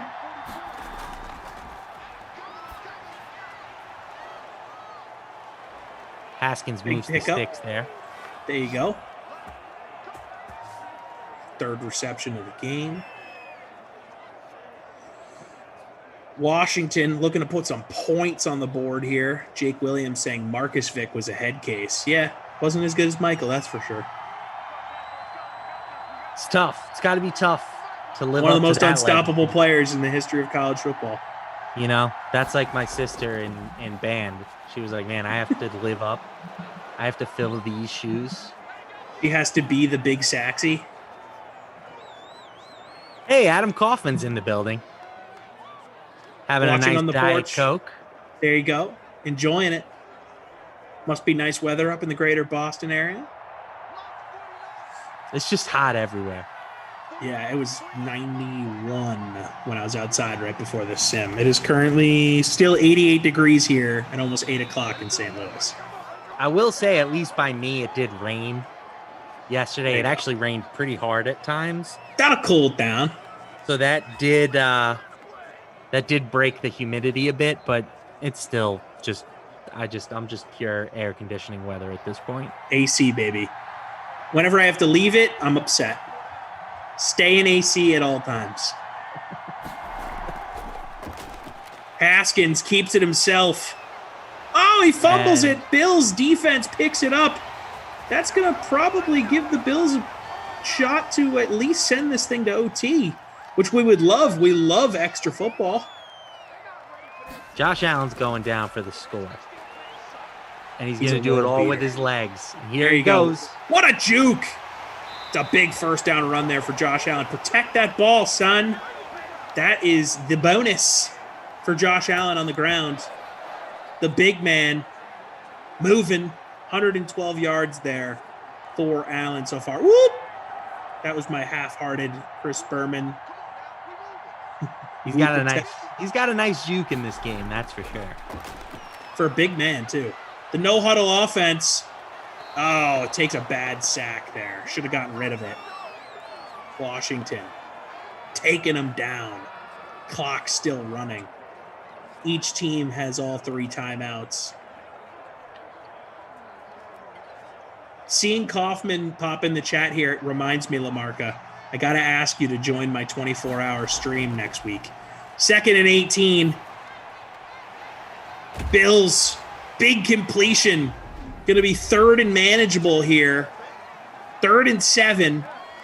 They call a timeout. Buffalo calls a timeout. Under a minute to go.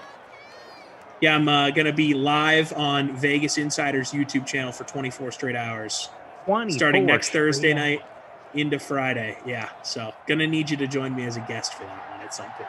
I'll get in touch with you. All right. Happy to help out. 3rd and 7. Allen. Going to try and pick it up himself. He does. Gets out of bounds. So, really quick, Hawk wants to know if I have a sleeper rookie for fantasy this year. Since we were talking about North Carolina, I'm just going to say Michael Carter for the Jets. Talked about him a couple times. Yeah, and maybe, I mean, I am a Jets fan, so like I hear the reports on him probably a little bit more frequently than some of the other rookies, but by all accounts, he's the best running back on the Jets roster. And he's going to get plenty of playing time. And that's really all you can ask for at the running back position, right? So right. Touches. I'm happy to grab him as, mid to late round sleeper. You'll love to see it. I should also mention, Lamarca, I'm going to be at a diner for the entirety of that stream. So it's like the Waffle House thing, but it's not. So this was a punishment from my fantasy league that I've been having to do for a while. So since before that went viral, but this now going viral has given my bosses the motivation to have me actually do it for content for our website. Good. Whereas before I was just going to do it for, because I didn't want to get kicked out of the league. So now I'm killing two birds with one stone. Maybe I can do my segment from a diner. we'll have a little... Do a little dual diner action. Yeah, a little dually D's. I am going to talk to you about I mean, look, you're a New York guy. Diners are like part of the culture there. So of course, got to have a long discussion about diners. I also want you to break out the saxophone, but you sold it though, didn't you? It's Gonzo, baby. Oh, damn it. Today when I was putting together my list, I'm like, I could have Lamarca play the sax, but you sold it. All right, looks like we're going to get some overtime here. Bills, cowards. Not even going to try to take an end zone shot with 11 seconds to go. Taking the easy 3, 17-17. Washington's still going to have a chance. Tom, I'm sure you're on top of this, but the fans, the folks are demanding that you make a free roll for the 10 p.m. sim. Me? Okay, sure. I don't know how to do it. Oh, it's already made. Tom, get in there and check it out. Behind the scenes, Tom says it's already done. Yeah, I'm not on that broadcast. Don't put that evil on me, Ricky Bobby. It's called the MAD Undercover Boss Tom quote. We all know that Jeff and Lamarca won't make a contest. Quote, contest.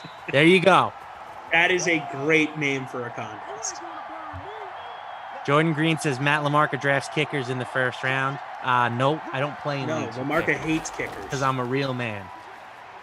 Dude, Rossi, I brought that up to Rossi the other day. He got so mad. Of course he would. He got so mad. He's like, I hate Lamarca and I hate his league for doing that.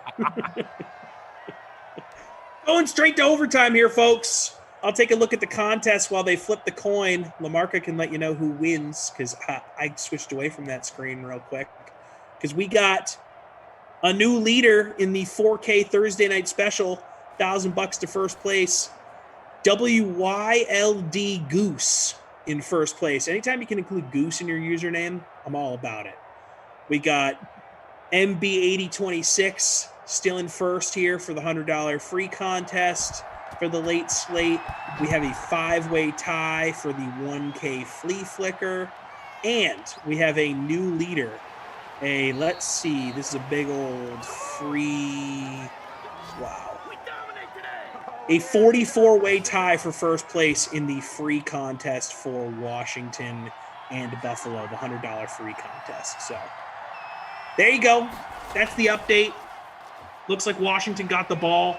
McKissick with a nice carry on first down. I'm in 95th in our free roll. Terrible. I'm still in first. Yeah, it's really bad. Midwest Heather in first place. Midwest Heather. Hey. Is a beast in these things. She's always towards the top. Somebody says my DraftKings account has my real name. Am I in the league of everybody else? DK Sim Fam Friends. Yep, that's it.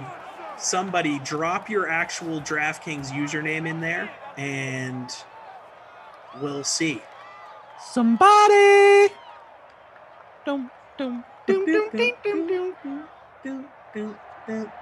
How much of a banger was that song? Still is. Still is. That slaps. I'll throw that on when I'm just looking for some peace at home. Now you're just somebody that I used to know. Somebody. Banger. Great callback by you.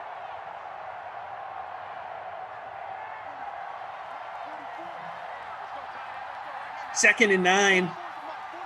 Washington hands the ball off to McKissick. Jordan Lindenbaum and Hawk talking about Amon-Ra St. Brown. Certainly has plenty of opportunities in Detroit. Like, if he's good, he'll have a chance to play, but the fact that he was a 5th-round pick, I'm skeptical. I would rather roll the dice on, like, Tyrell Williams for Detroit, something like that. But I get the thesis of the play. 1st and 10. Tie ball game, overtime. 5:44 to go in the overtime period. McLaurin with the grab. Haskins got an empty backfield. Does not find his man in the middle of the field. Jake Williams says, to go. make out like it never happened and that we were nothing. That's a great song.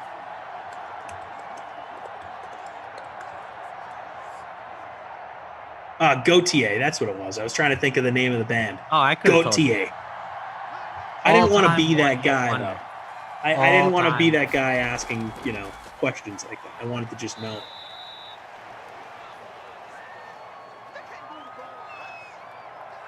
Third and 8. Let's see what they can do here.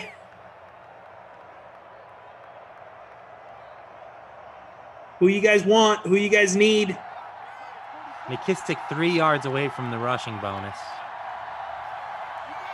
Probably needs to pick up a first down here, though, to get a chance at it. And they will.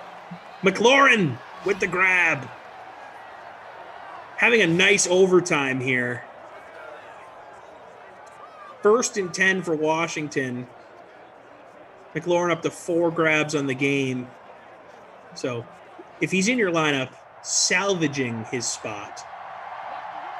Let's see if McKissick gets the bonus here. Oh, the little fake okey doke, but nope, gobbled up. I think that's in the backfield. Fooling no one. 1 yard loss. That play never works. Like, literally never works. No.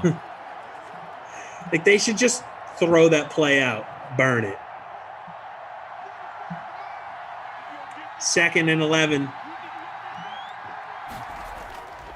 Haskins takes the snap. He's got plenty of time here. He's got a man wide open. There you go. Haskins is fired up. They're making moves here. I feel a touchdown in the offing here. Maybe I just jinxed it, but I'm feeling a tud. Can you feel it? 1st and 10. Haskins empty backfield. Quick slant. Finding his man. I believe that's the sprinkler with the first. His 6th grab of the game. Virtual Sean McDermott is wondering why they have no answers for virtual WFT. Haskins has McKissick in the backfield with him. 3 wide. Plenty of time. Finds his man. It's going to be 2nd and goal from the 1. We feeling a McKissick score here, Lamaka? I'm keeping it in Haskins' hands. Okay. My man's been hot on this drive. A little QB scamper into the end zone, or do you think he finds someone? I'm throwing it to Scary Terry. Okay, this looks like a run to me. There it is. Easy money. McKissick with the score. I don't think he hit the rushing bonus, though. So he'll get the score. Let's see what it looks like from... Okay, yeah, 97 rushing yards. So he falls just shy of the B word there. It's probably because we said bonus so much. Jinxed him. McKissick with the score. Washington gets the win. LaMarca, who you got for them awards, my dude? Player of the game.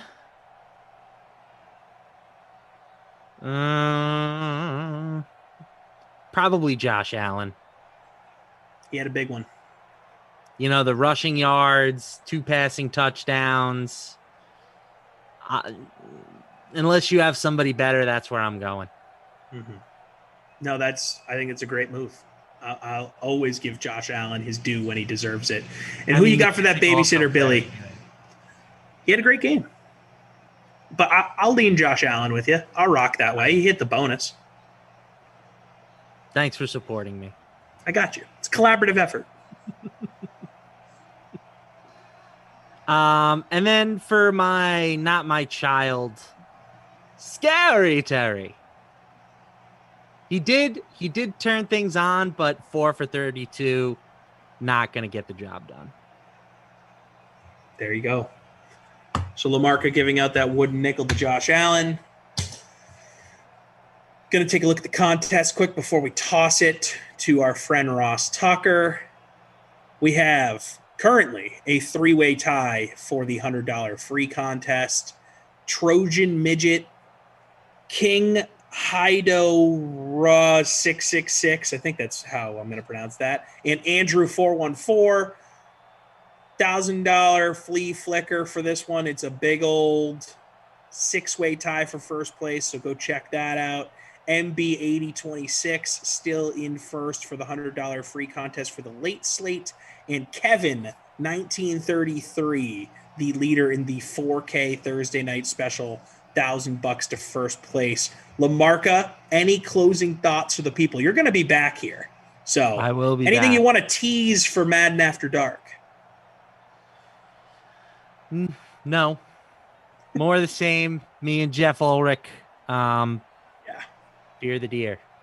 Go Giannis. Yeah. Giannis getting his championship. LaMarca getting his championship. I'm excited for my friend Matt to hang a banner in his room at opening night for the NBA later this year. And coming up next on the DraftKings Dream Stream, CBS Sports senior fantasy writer Dave Richard joined Ross Tucker and talked about draft positions and fantasy expectations for Robbie Anderson, Chase Claypool, and Javonte Williams, as well as Josh Jacobs. Go ahead and take a look. We'll talk to you guys later. Time to eat. What are you hungry for? Sit down and get ready to consume an abundance of fantasy football knowledge from Ross Tucker and Joe Dolan. Feed me now. I'm starving. On the Fantasy Feast Eatin' Podcast.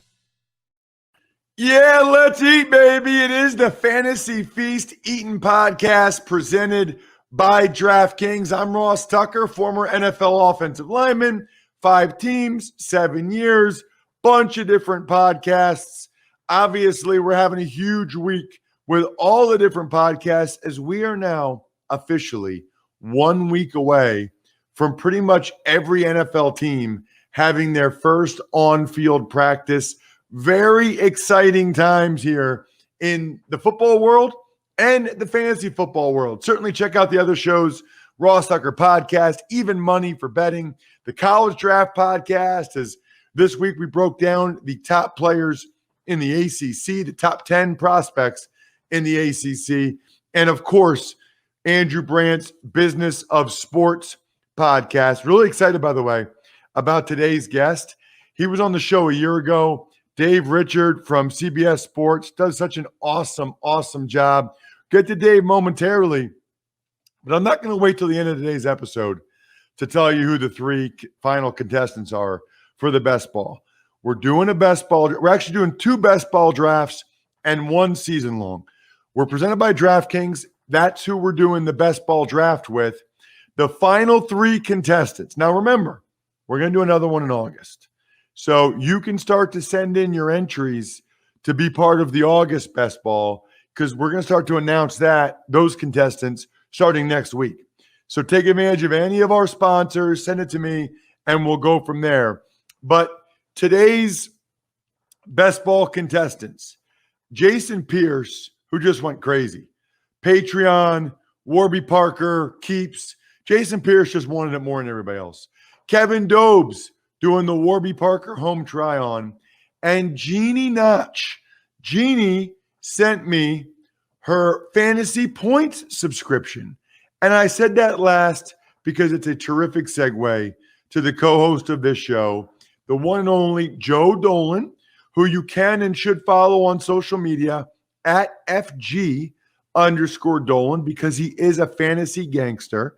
And you should go to his website, like now, fantasypoints.com, use the code 21Feast and win. It's not hard. Now is the time. If you didn't already, fantasypoints.com, 21Feast is the code for a discount. And then just start to consume all their content and win. It's that easy. Hello, Joe. Hi, Ross. What's going on? It's been a good long week since we last chatted.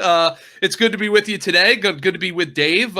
Dave and I are this week. We're both celebrating, Ross. I guess Dave reminded me that he and I share a birthday, and that will be July 24th. Dave, we are two of the most famous people to be born on July 24th, just ahead of Jennifer Lopez and Barry Bonds. So it's a good birthday, though. It's a great birthday. Sure. Joe Mixon. You reminded me of Joe Mixon. Yeah. His birthday is also 7/24. So, it's good. So pleasure to be on with you, young Joe, and a pleasure to be on with you, Ross. Thank you for having me. Is it fair to say July 24th is the biggest day in fantasy football history? Do you think it's fair, considering you guys, you're two of the top 10 analysts on the planet, and you were both born the same day? Do we think it's fair to call July 24th the birth of fantasy football?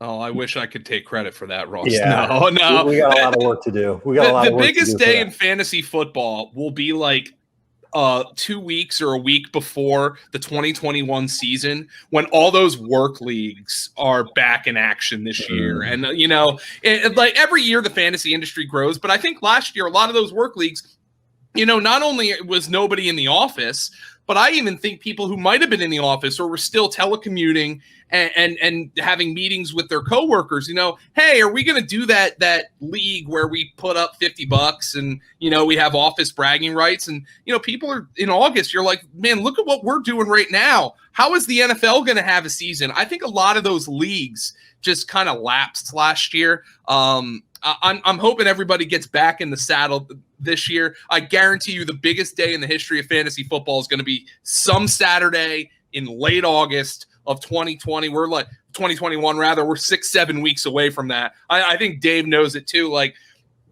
I think like everybody's going to get palpably excited, not to go off on too much of a tangent, when they see preseason football and you're like, oh crap. I know the NFL played last year, but I didn't play fantasy. I'm going to play fantasy this year. Let me get my buddies on the horn. I think it's going to be a big month of August for that. Well, let's get right into it. Dave, we've been doing this for a month straight. We bring in studs like you, and we ask who you're higher on, who you're lower than on in terms of current ADP, because we want our listeners to win. And we want them, they know the debatable guys. They know the guys that people have opinions on. They can ultimately decide. One of the guys that you're higher on than most that jumped out to me, because I think we've had other guests that felt the same way, but I didn't actually get to him. So I want to make sure I get to him today. Robbie Anderson, Panthers wide receiver. Why are you higher on Robbie? Is it the whole Sam Darnold connection? That's a small part of it. Honestly, I love the way that he fit into that offense last year and the opportunity that he got. It was completely different than the opportunity that he had when he was with the Jets. Got a ton of targets as the number 2 receiver, and some weeks he was the number 1 receiver in that offense, and DJ Moore was the one that wasn't getting quite as many looks. I think that the Panthers believe that Darnold is an upgrade over Bridgewater. That's good enough for me. I'm not saying he's going to be, like Bridgewater is a tier 5 quarterback and Darnold is a tier 3 quarterback. I'm not saying anything like that. I'm saying that if they think that Sam Darnold is a little bit better, then that should mean better overall numbers and at least better overall efficiency for all the pass catchers here. And don't get me wrong, I love drafting Robbie Anderson where his ADP is, and NFFC, it's 80th overall from June 1st till now. I think he's good to go at least 10 picks before that. I don't mind taking him in late round 6 in PPR formats. That's important.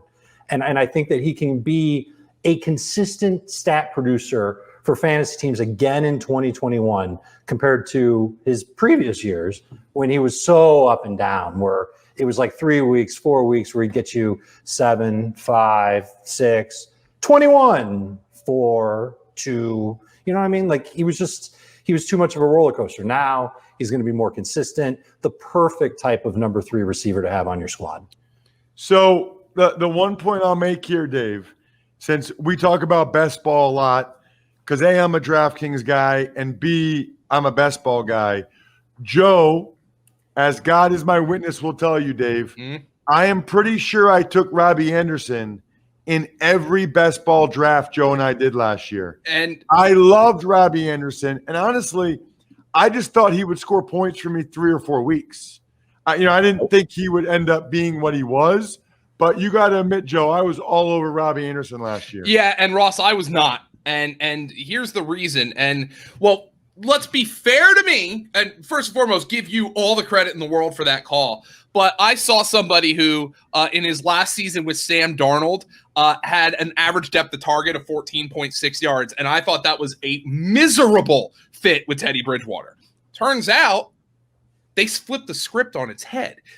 Robbie Anderson was running shallow crosses. His average depth of target with Teddy Bridgewater was 9.7 yards, much more in line with Teddy Bridgewater. But this brings up another debate. Dave brings up the Sam Darnold debate. And I got to tell it, do I think Sam Darnold is more talented than Teddy Bridgewater? Absolutely, 100%. Lock it in. Not even close. Do I know for a fact that the Carolina Panthers could not wait to get rid of Teddy Bridgewater? Yes, 100%. Mr. Short of the Sticks. I mean, they could not wait to get Teddy Bridgewater out of town and bring in somebody with some upside. But I can't shake the feeling from my perspective when I'm looking at facts that there has been no reason right now to think, based on their careers so far, that Sam Darnold's a better player than Teddy Bridgewater. And I don't love Teddy Bridgewater. I just don't think there's any evidence right now for our game that said Sam Darnold is better than Teddy. Now, we have to factor in the Adam Gase tax. I mean, this is why Carolina, to me, is one of the most fascinating and frustrating teams to talk about, because, there is no evidence that Darnold's good. I mean, he flashes. I know he's got some talent, but, I mean, he's been a turnover machine since he was at USC. He's been a turnover machine with the Jets. How much is that Tiger going to change its stripes?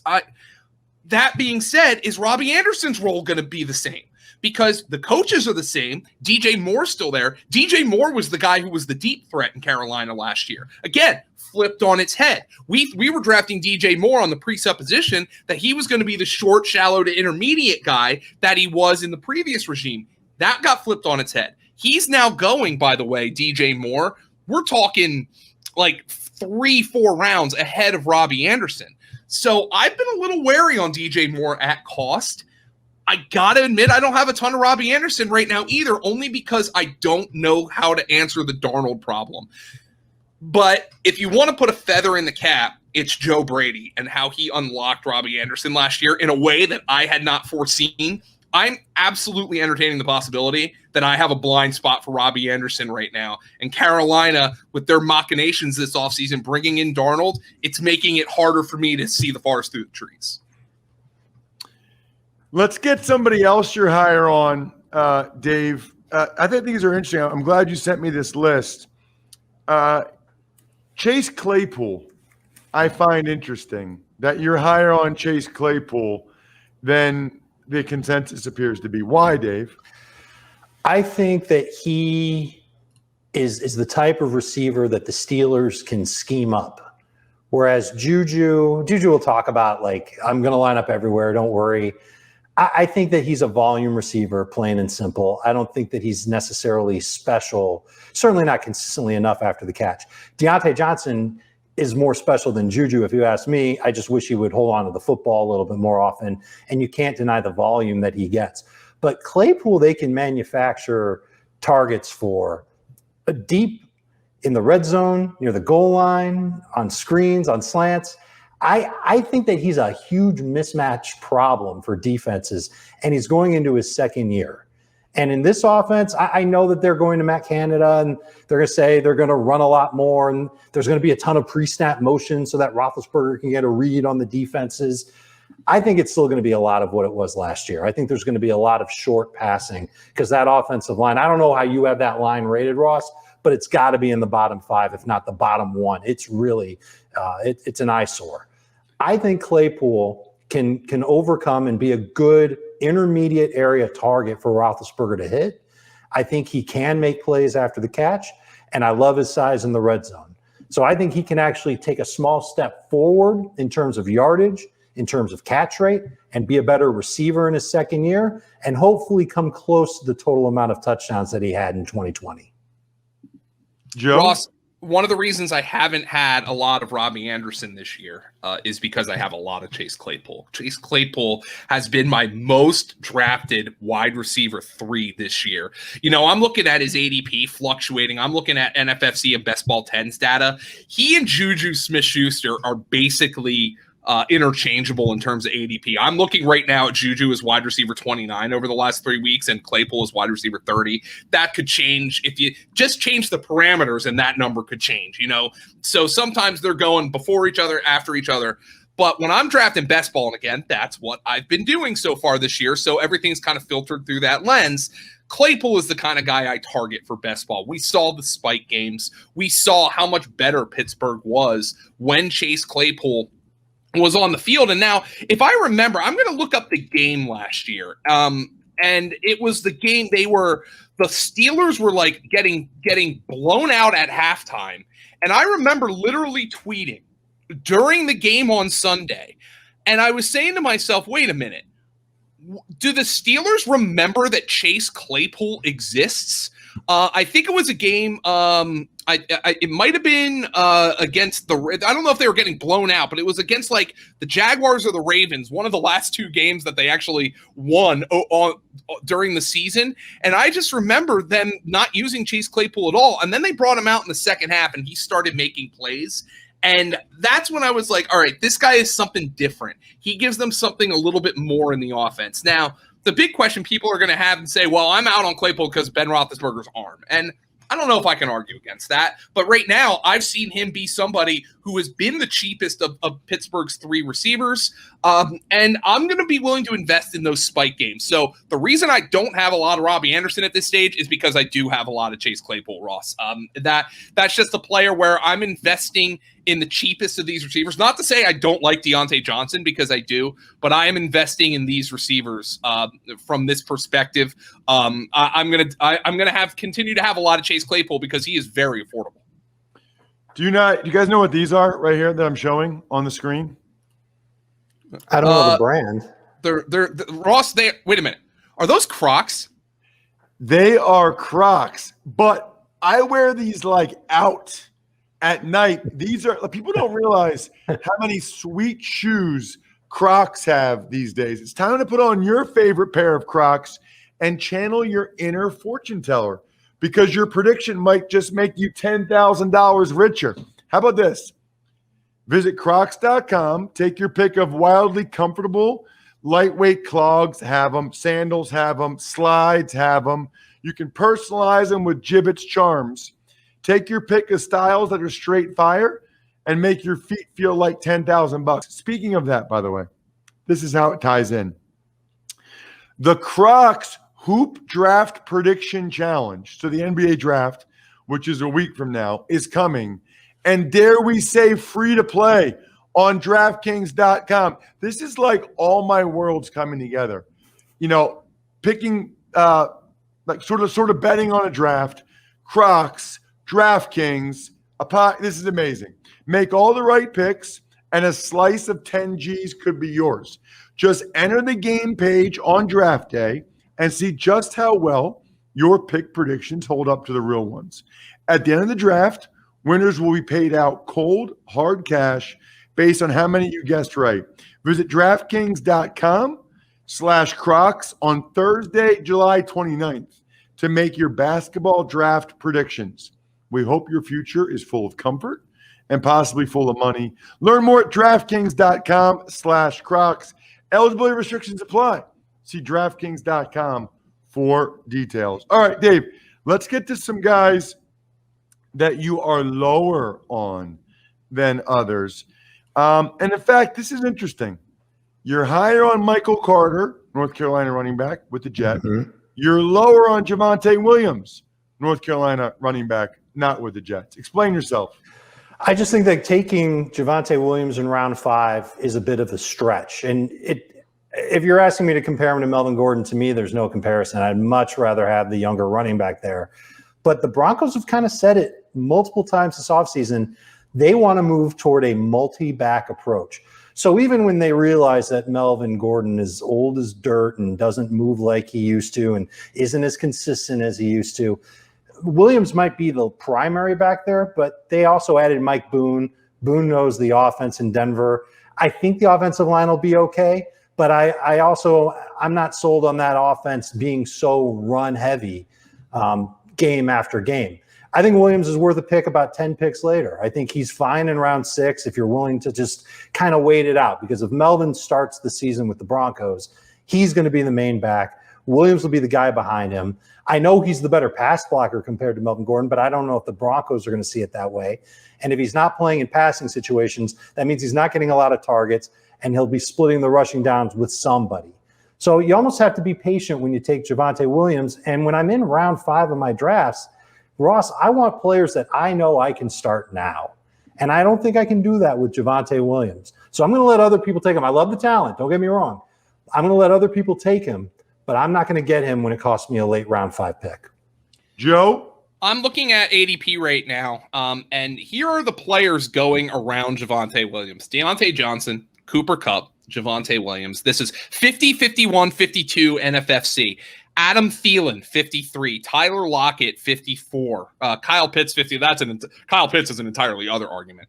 But right. if I'm looking at Deontay Johnson, Cooper Kupp, and Adam Thielen, straight up, I mean, I want all those guys 10 times out of 10 over Javonte Williams on my fantasy team. That being said, the one thing that I have been coming back to when it comes to Javonte Williams, and I totally agree with everything Dave said, I think Javonte Williams is going to take this job, but Melvin Gordon catches the football. They trust him in pass pro.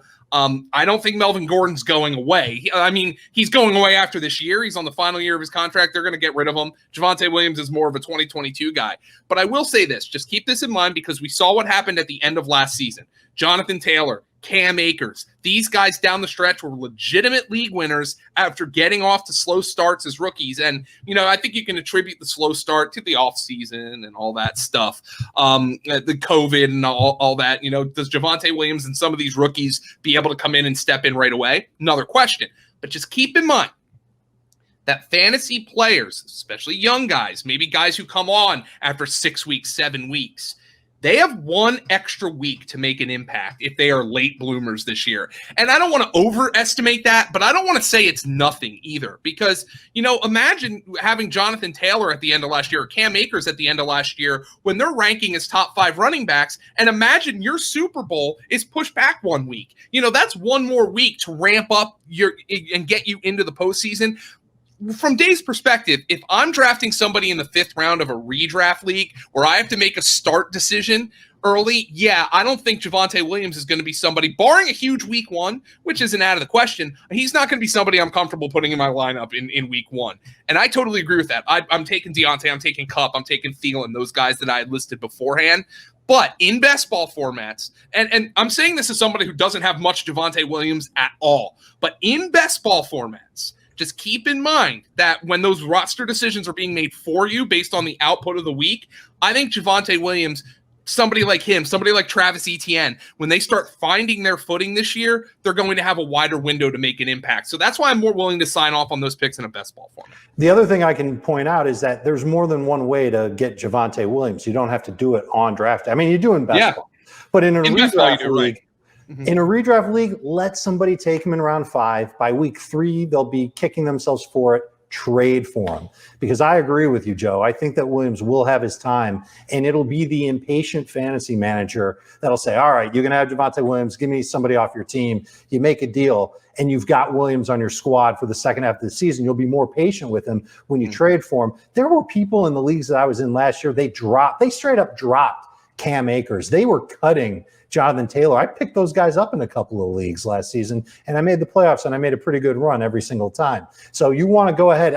I don't think they're going to cut Javonte Williams, but you can trade for him before they do, and it'll cost you a lot less than a 5th-round pick. That's a really good point, Dave, about Jonathan Taylor and Cam Akers last year. Really good point.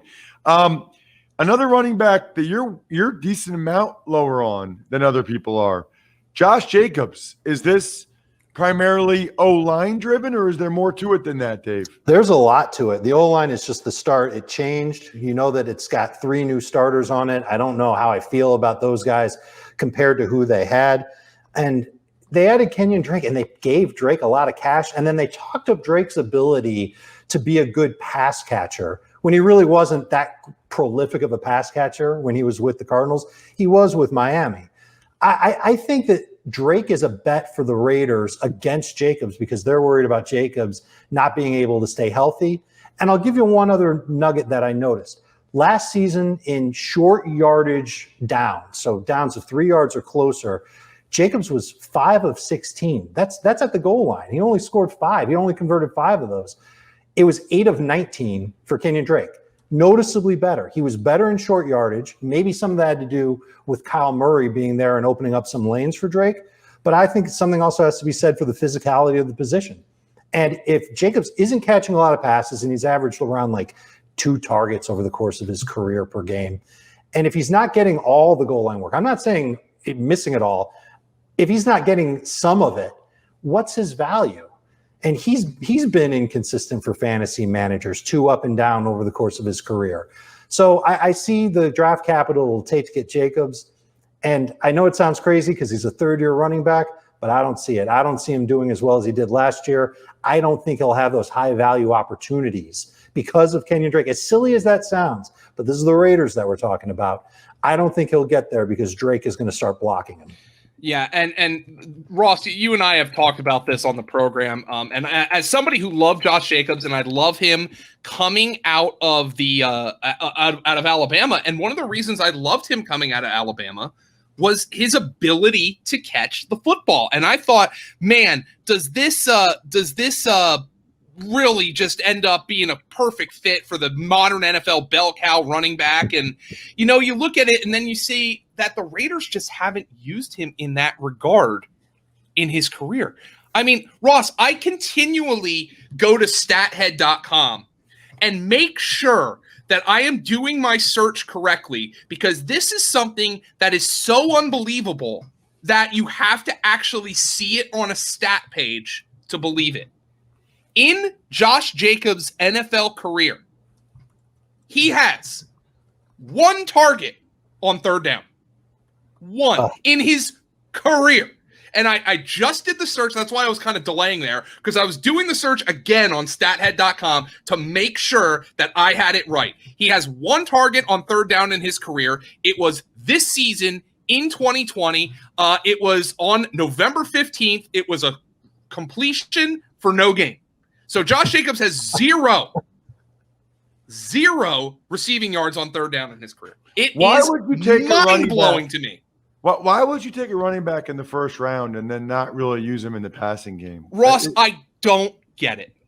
It's the Raiders. There has to be something they don't like about Jacobs in that role. There has to be something they don't like. They signed Drake to do it. Jalen Richard and Devontae Booker are scrubs. They're getting that role. There's something they don't like. I mean, I don't know what it is. Jacobs is still a 4th-round pick. It's not the worst pick in the world, but we talked last week with Jason Moore about somebody like Chase. I'd rather have Chase Edmonds, and I know people are down on him now. I'd rather have him in the 6th round than Jacobs in the 4th. Sure. I've taken a lot of Kenyon Drake in best ball. Not that I feel great about him either, because I don't know what the Raiders are doing. But Josh Jacobs, who was a good receiver in college, has a single target on 3rd down in his NFL career. That is not the kind of running back I want. Let me just say one thing. Didn't Kenyon Drake come out recently and talk junk on Kingsbury, who got him paid not once but twice, got him the transition tag, and then helped him get the Raiders? And he's complaining about Kingsbury, and I'm not a Kingsbury guy, But it's like Kenyon Drake. What are we talking about here, bro? Yeah, I mean, his receiving role last year in Arizona was weird. I don't think any of us, because he was so good in that role in 2019 after they traded for him.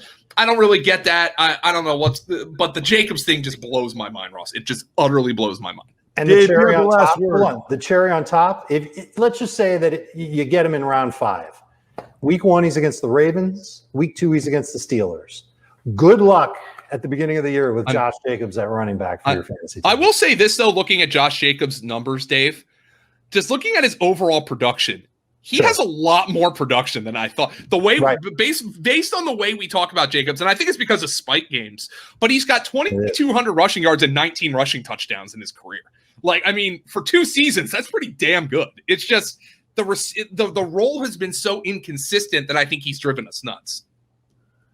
Check him out on social media at Dave Richard. He even has his email address there, so you can tell him how much you love the Miami and Dallas Cowboys helmets he has on in his background. For those of you that check us out at youtube.com/Ross Tucker NFL, he's a stud over at CBSSports.com. Dave, thank you so much as always, man. That was awesome. Happy to talk fantasy with you guys anytime. Back-to-back awesome episodes. Next week, we will have a legend on the show, and NFL training camps are here. Like, we'll be getting real injury information, well, kind of, but we'll also be getting real reports starting next week, and we'll start to get new entrants for the August Best Ball Draft. So hit us up. We love it. We need it. Ross at RossTucker.com. After you do the Crocs thing at DraftKings or whatever you do, send it to me, and you'll have a great chance to go against Joe and I in the August DraftKings Best Ball Draft. And, of course, get your subscription, fantasypoints.com. Use the code 21Feast. I'm stuffed. We're done. Thanks for listening to the Fantasy Feast podcast. Make sure to also subscribe to the Ross Tucker Football Podcast, Even Money, Business of Sports, and the College Draft. All available at Apple Podcasts, RossTucker.com, or wherever podcasts can be found. A lot of times on the show, I mentioned DraftKings. Here's what you need to know. You got to be 21 or older, New Jersey, Indiana, or Pennsylvania only. New customers only. Restrictions apply. See DraftKings.com/sportsbook for details. Gambling problem, call 1-800-GAMBLER, or in Indiana, 1-800-9 with it. By the way, if what I was talking about included a deposit bonus, doesn't always, sometimes it does.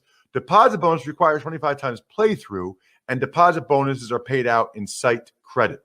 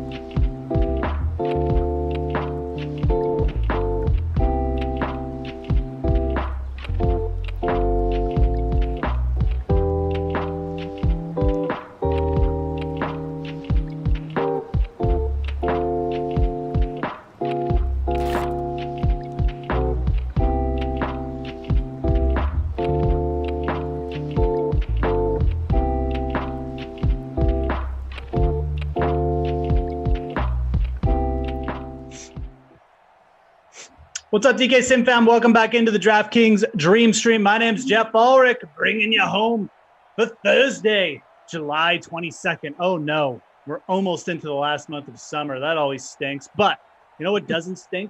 This guy, Matt LaMarca. You know how I know he doesn't stink? Because he got a haircut. Wow. Barely recognized him. How you doing, buddy? I'm doing great.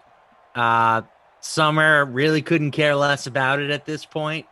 If anything, in my, we work 12 months out of the year. It's not like we get summers off. And the sports calendar is probably the worst time of the year at the summer. So I say bring on the fall, Jeff Ulrich. Oh, man. I hate to say it. I've actually become one of these people who kind of just waiting for the summer to end. I want the fall too. I want football. I want hockey to restart. I'm going to be working a lot because of it, and I'll probably regret saying that, but you know what?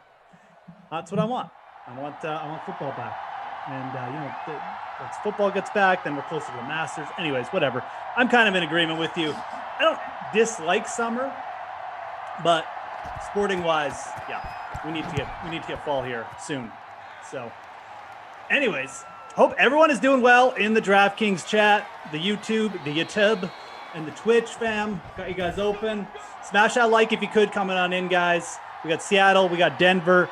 I saw that somebody it must have been LaMarca made the contest tonight. So good Undercover for you, boss man. Tom.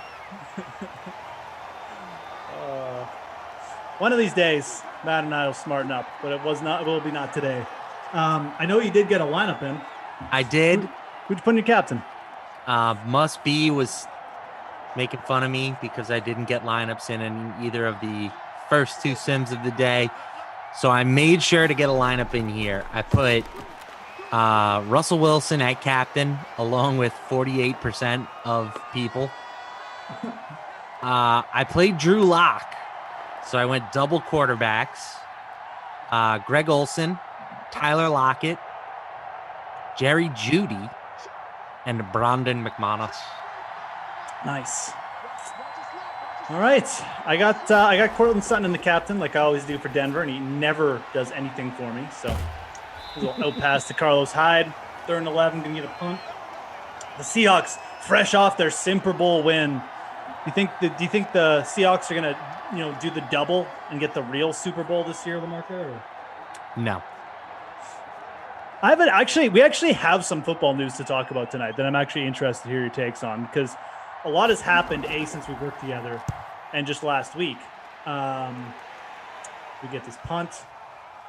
But, NFC West, I mean, how do I approach the Cam Akers stuff? Let's go here first. Would you downrate the LA Rams' potential winning a Super Bowl this year just because Cam Akers is out? Like, do you downrate them 1%? Do you downrate them 10%? Do you not downrate them at all? What's your feelings? My gut feeling was no. But, if 1% is an option, then sure, yeah, let's go with that. Yeah. I like 1%. I think Darrell Henderson is capable, and running backs are a dime a dozen. The Chiefs and the Bucks kind of had a rotating cast of characters at running back last year, and they made the Super Bowl. So I think that that Matt Stafford playing well is more important than any sort of production they're going to get from the running back position. Yeah, I agree. Darrell, who I always call Darrell Henderson, because I'm not big a meathead, but in all honesty, I don't even remember. What's that? I said I don't even know what I called him. It might have been Darrell. It might have been Darryl. I call him like 50% of the time. I call him Darrell Henderson, and then the other 50% of the time I call right. But Darrell Henderson is. I think he's underrated by a lot of people. I mean, I think that if you look at a lot of the metrics and stuff, he really performed about the same or better than Cam Akers in a lot of spots. And he's also a 2nd-round draft pick. I think he's fine. And I also feel like, the Rams might have a bit of a sleeper in Jake Funk. So 7th rounder from this year. I think they'll be fine. They'll probably bring in some slub off the street, like Lev Bell, but whatever. Who cares? Lev Bell's not taking snaps from Darrell Henderson Jr. See, I already said it. I love that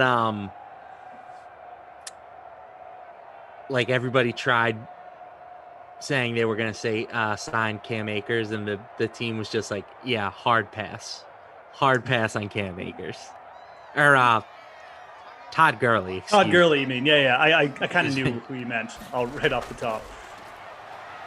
Yeah. I think they've been there. There was a Sutton. Oh, your boy. Portland. Oh my God! It finally happened. We're off to a rip-roaring start here. Cortland Sutton, 58-yarder. Broke 2 tackles there at the end. This is the man amongst boys, kids. I'm waiting for Cortland Sutton to do this in real life one day. I mean, he's had some nice games, but, consistently pop off. Nice start. All right. Sutton truthers, unite. Cha-ching. Yeah, I might have to hand in my Sutton truther card, because I do love that guy. I think he's super talented, but I find myself consistently passing on him for other wide receivers at the moment. It's pretty hard to really get excited about Cortland Sutton coming off. What was it? Was it an ACL injury? I can't even remember. Yeah. It was an ACL. And then he's either going to have Bridgewater check down Teddy or, take a brutal sack, throw an INT lock. So, loser lock, we'll call him, I guess. I don't know. It's probably a little harsh, but you get my point. It's just, I just don't think Denver is going to be doing much on offense, except like trying to run the ball and just let their defense win games. Get Grandpa Vic Fangio. So many guys on the team I want to like, though, For sure. Again, I mean, I did a sim with BK earlier today, so yep. I got some Broncos talk in. I don't want to continue to hammer the Broncos because I know the chat absolutely loves it when we do that. But they are playing. they have tons of talent in the skill positions. Like, I didn't even get to Big Albert O when I was talking to BK. I love that dude. I think Albert O's a stud. Yep. He was starting to come on last year. Right before his injury. Like it was like okay, couple targets, then he got like 4 targets and had like 4 catches. Oh wow, Russ Wilson just manhandled someone. Russ Wilson down the sidelines, just tackled out of bounds, tried to go back inside. It was a really bullish 26-yard rush there, though.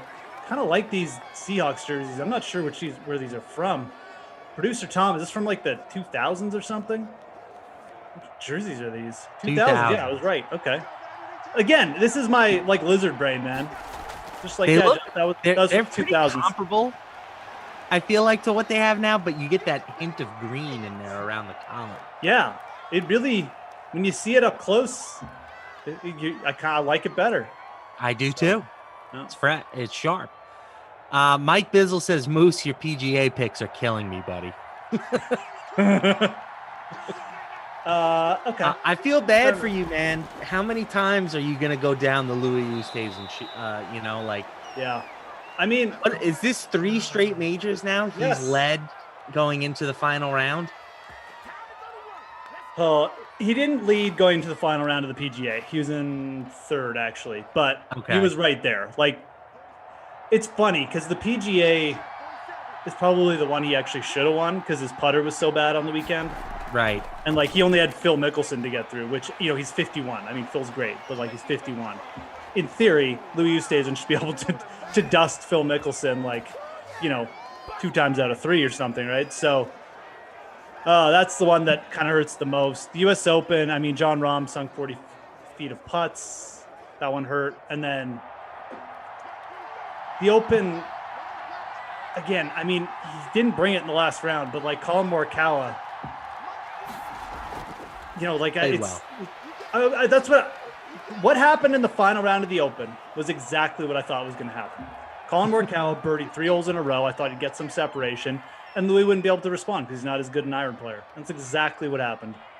And it was like sad to watch because I was exactly expecting it. Like, anyways. To Mike Bizzle, first of all, sorry if you did read my article and it's not working out. I was on vacation this week. I didn't do much research for this outside of what I did for my article. What is Kazire? Like, I don't even know what Kazire's at this week. Well, it's only day one, right? It is only day one, but that's a bad opener for Kazire. I thought he was going to have a good event. So yeah, apologies on that. The Moose Man gave us all 150 to 1 outright earlier this year. It's true. That's all we need. That's a profitable season right there. The KH Lee one is definitely one I'll be going back to for years now. But yeah, I hate Cam Davis at Detroit too. So I mean, golf is super hard, man. I don't know how it seems like you guys, not just you, but like a lot of the golf people in the industry, you may not win every week, but you're consistently identifying underpriced guys. And I find that to be very impressive, because I certainly can't do it with and this is what I tell people when it comes up, man. Golf outright betting, there is always it's a 150-man field every week. The sports books can't price everyone properly. There's always leaks. And it's not like it's a popular sport to bet on, but it's popular in that the favorites get bet. So if you want to get money down on like a Ches Reavie, you can get money down on him at big numbers. So there's always opportunity out there. That's why I love it, man. Like I really feel like it's for betting, it's the pinnacle, man. That's what people should be doing. As long as you don't mind the variance, because you are betting outrights. You know, as much as we like to celebrate on Twitter, and I know some people do it more than others, like you can go through really cold streaks. I know I think it was my 2019 season it was the only one where I wasn't profitable outright betting golf. And it was like one just like, oh yeah, this guy's going to break through. No, like after another. Like I probably had like 6 guys who should have won tournaments just like collapse. And it's so frustrating. So it's a great sport to bet on though. Anyways, first cue over. 7-3 Denver. We got the Cortland Sutton 58-yard touchdown. Drew Lock 84 yards. Slow quarter for Russell Wilson. Had that one nice run. Nothing going in the pass game for him though. Really just one big play. I'm currently in first, says producer Tom. Yeah, some schmo named Wave It Goodbye. Wow, look at that. I'm killing you guys too by like 6 points. Only 8.1% of you captain Sutton. Who else I got? Hamler's caught a pass. Hamler's at 40%. I got him at 5,000. I got the Seahawks D, who really aren't doing that good, but they got 4 points. So anyways. Obi-Wan, what's up? Mike Bauer, good to see you again. Fantasy Hawk. Everyone's having a good Thursday. One more day till Friday. Ooh, Melvin Gordon. Oh, he's gone. All right. 14-3. Okay. Guess that's how we're going to start things here. Denver runaway victory, just like everyone predicted. They are wearing one of the best vintage jerseys in the NFL, if we're being honest. Yeah, they're good ones. I'm a sucker for orange. Yep. I don't know. I didn't appreciate these as much back in the day. I don't know if there's a reason why, but I got to say, I don't love the helmet. I know that that's probably a hot take. I think people like this helmet with the horse coming out of the D, but not my favorite. It's a little busy for me, you know? It is a tad busy. I don't know if they like changed something about it, like from when they were. Did they used to have like orange or blue pants or something? Maybe now they have white. It just looks better than it did like back in the day. I don't know. Maybe someone in the chat knows, but I really like the way these look. So, anyways, Melvin Gordon, man. I'm not in first anymore. Safe to say. Melvin Gordon, $3,000 in the flex, 23% owned. That was a 74-yard rush. Actually, I don't know if that was a 74. He's got 74 rushing yards. He's got 13.4 points.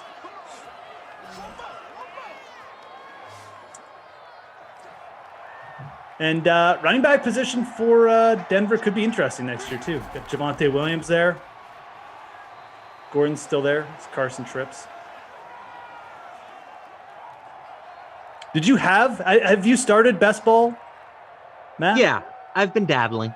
I wouldn't say I'm like fully invested. I'm not one of these early summer grinders. I get in most of my work towards the end of the year, and maybe that means I'm missing out on some edge, but it also means that I avoid the Cam Akers. Yeah. So it's a trade-off that I'm willing to make. Yeah, the first year they came out and were big, I grinded them in the summer. I did like, I think that was the year Mahomes was going early, and that helped, but I wouldn't say I had like a distinct advantage either. I'm kind of more of the opinion of you. Like, I'll probably start doing some this weekend, but I'll get the most of my work in when like preseason's going on and stuff like that. Preseason, always a fun time. Oh, I actually just I don't want to say signed a deal. That makes it sound way more official than it actually is. But I agreed to write some preseason NFL content for the first time. So that's going to be fun. Going to have to be grinding the beats and see who's going to play and such. Looking forward to it. Yeah, I did that one year for DraftKings. I think it was the first year they had preseason football, and it was fun. Like, but you got to grind the beats, man. Like you said, I mean, yeah, not an easy articles to write, but fun, but kind of fun at the same time, because you're really you're writing up guys, you're trying to find those diamonds in the rough for people, and they're out there because if you find the right reports and you get like the solid news, I mean, you know, all of a sudden you can get like a guy who's 5% owned who's going to play like 3/4 of the game, and like no one knows except maybe the people who read your articles. So it's fun. There's definitely a nice edge or at least there used to be. Who knows? But I think there's still an edge. I mean, because people are going to play the first string guys, some people at least, and they might get a drive in the first preseason game. Exactly. That's the thing. There's still an edge because there's still the people who will just pop in and play like one lineup and put in like Tom Brady, you know, things like that, right? So you get the Tom Brady, Mike Evans stack who gonna play like one play, one snap. Actually, that's the worst thing about preseason. When those stacks legitimately go for like a 70-yard touchdown on like one throw, and then they end up being like the play you need. Because that happens too. That actually happens. Yep. Yeah. You're right. Yeah. But preseason NFL DFS it's fun. It's also super crazy, but yeah, it's fun. Jimmy B in the building. What's up, Jimmy? How you been? Definitely not Broncos upset in the making here. Drew Lock. Well, it's not been all Drew Lock. Melvin Gordon had two long touchdowns for the Broncos if you're just joining us. Sutton and Locke hooked up early for a 58-yarder, and then Melvin Gordon took a long run. Can't remember exactly how long it was, but it's like over 50 yards. So Seattle hasn't been able to respond, man. Oh, blitz was picked up, but Locke can't connect. Yeah, they sent the heat there. They did. ACZ or AZC says, "What is best ball?" It's probably my favorite fantasy football format at this point. Basically, you just draft your team, and then each week it optimizes your lineup to put in the most points scored. So if you draft 3 quarterbacks, whichever quarterback scores the most points that week becomes your starting quarterback in your lineup. So DraftKings does offer best ball leagues now, guys. So check that out if you're interested. I call it lazy man fantasy. Set it and forget it. You do the draft. You don't have to worry about waivers. You don't have to worry about trades or anything like that. And there are some good contests where you can take home some cash. Best ball is super fun. Like Lamarcus said, it's set it and forget it, man. Like the best part of for fantasy football for me is the draft, and that's all it is. So you're just drafting teams. You're setting you're drafting depth players who you think can like pop up for big weeks, and there's a whole strategy behind it. Definitely do a little bit of research into it, before you go draft. I mean, there's optimal ways. Like you shouldn't be drafting like 10 quarterbacks, or you shouldn't be drafting like one quarterback either. But there's definitely optimal ways to go building your lineups. And if you do have any questions, man, I mean, I know Lamarcus into it. I'm definitely into it too. I mean, we've both experimented with it for a few years now, so throw it up if you got them. But yeah, it's fun, man. Once you do a couple, you'll be like, okay, this is cool. And you can track them during the season too. Like you don't have to worry about waivers, all that stuff. I did do one last year where a guy legitimately drafted 9 quarterbacks. And I was like, well, this is just dumb now. Like, it just ruined it for everyone. Totally. You're like, you're planning to take, like Ryan Tannehill with your second. And then by the time that gets around, you're left with like Taysom Hill is the only QB left on the board or something. It's like, oh God. Let me see if I can find this team. Because I think legit Sam Darnold was like might have been my quarterback one. Yeah. I've drafted teams like that on purpose too, where it's like, okay, I'm legitimately not taking a quarterback until like everybody else has like 2 quarterbacks, and I'm just going to take whoever's left. It can work out sometimes. Second and 10, 3 minutes left. 14-3 Broncos. A dart over the middle there. Is that Jake Butt? The Butt stare. Oh, no, it's Fant. Never mind. I don't know why I thought that was Butt. Butt.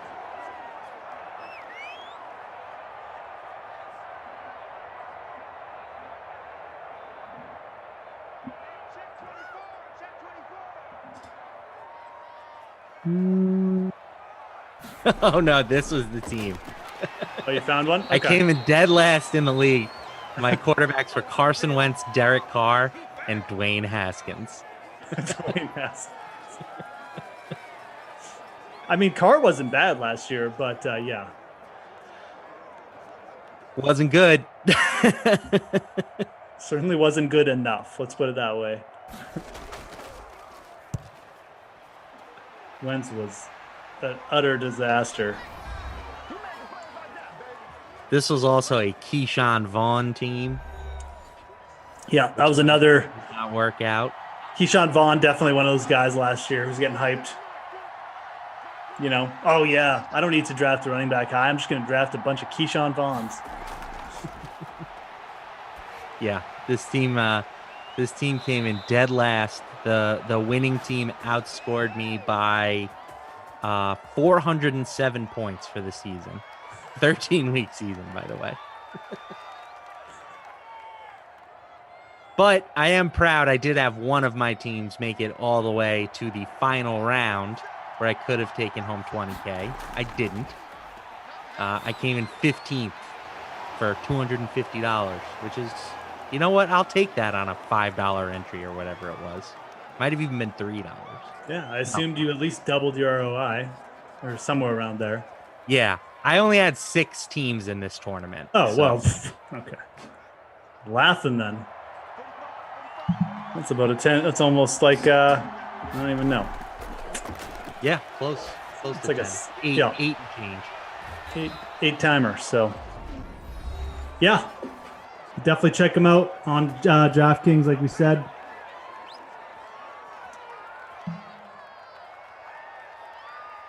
Do you have any Cam Akers shares in the ones you've drafted this year? Or? No. Somehow I avoided him. I just find that running back is so deep. I don't know why. Yeah. Like, because I like Cam Akers, but he always just ended up going a smidge earlier than I wanted to take him. Sure. At. Yeah, he's going right after like the top backs, wasn't he? He was kind of like that top of the next tier guys almost, right? Right. Yeah. Yeah, those are the guys I usually end up avoiding too. Just feels like they're the ones who are getting like the most hype. It's like, oh, I don't need a running back from the first round. I'm going to get Cam Akers, and everyone does that, and his valuation goes up. So his workload was like seemed very set in stone. So I kind of was high on him too, but. So Choker says, how many quarterbacks, running backs, and/or tight ends do you want to have? There are people who have like dove into this like much deeper and stuff than I have. Yep. I personally think I like to draft 2 tight ends, but I like one of them to be an early round tight end. You know, like I have a ton of Darren Waller and George Kittle. Yep. Like I'll scoop those guys in the second round all day. So I'm going with 2 tight ends, but I want at least one of them to be a premium type guy. Yes. And then I will take 3 quarterbacks typically. But I'm usually going for the cheaper quarterbacks. If I invest in that position, then I might go 2 quarterbacks and maybe go 3 tight ends. So it's not something that like I feel like is a hard and fast rule, but I do think you want to give yourself as many outs as possible at the other positions. You know, particularly wide receiver, you want like 8+ of those because wide receivers pop off for 30-point random games all the time. Yep. You can get those guys like Deshaun Jackson, you know, maybe he plays 5 games, but 4 of them will be 20+ fantasy points, right? So it's this type of player he is. Field goal good. Myers is going to cut it to 14-6. But yeah, that's pretty much the strategy I employ too. If you're getting him a Mahomes, you know, you're investing in him for a reason. So you don't want to be spending more capital than you should be on quarterback. Those are usually the teams I go with 3 tight ends as well.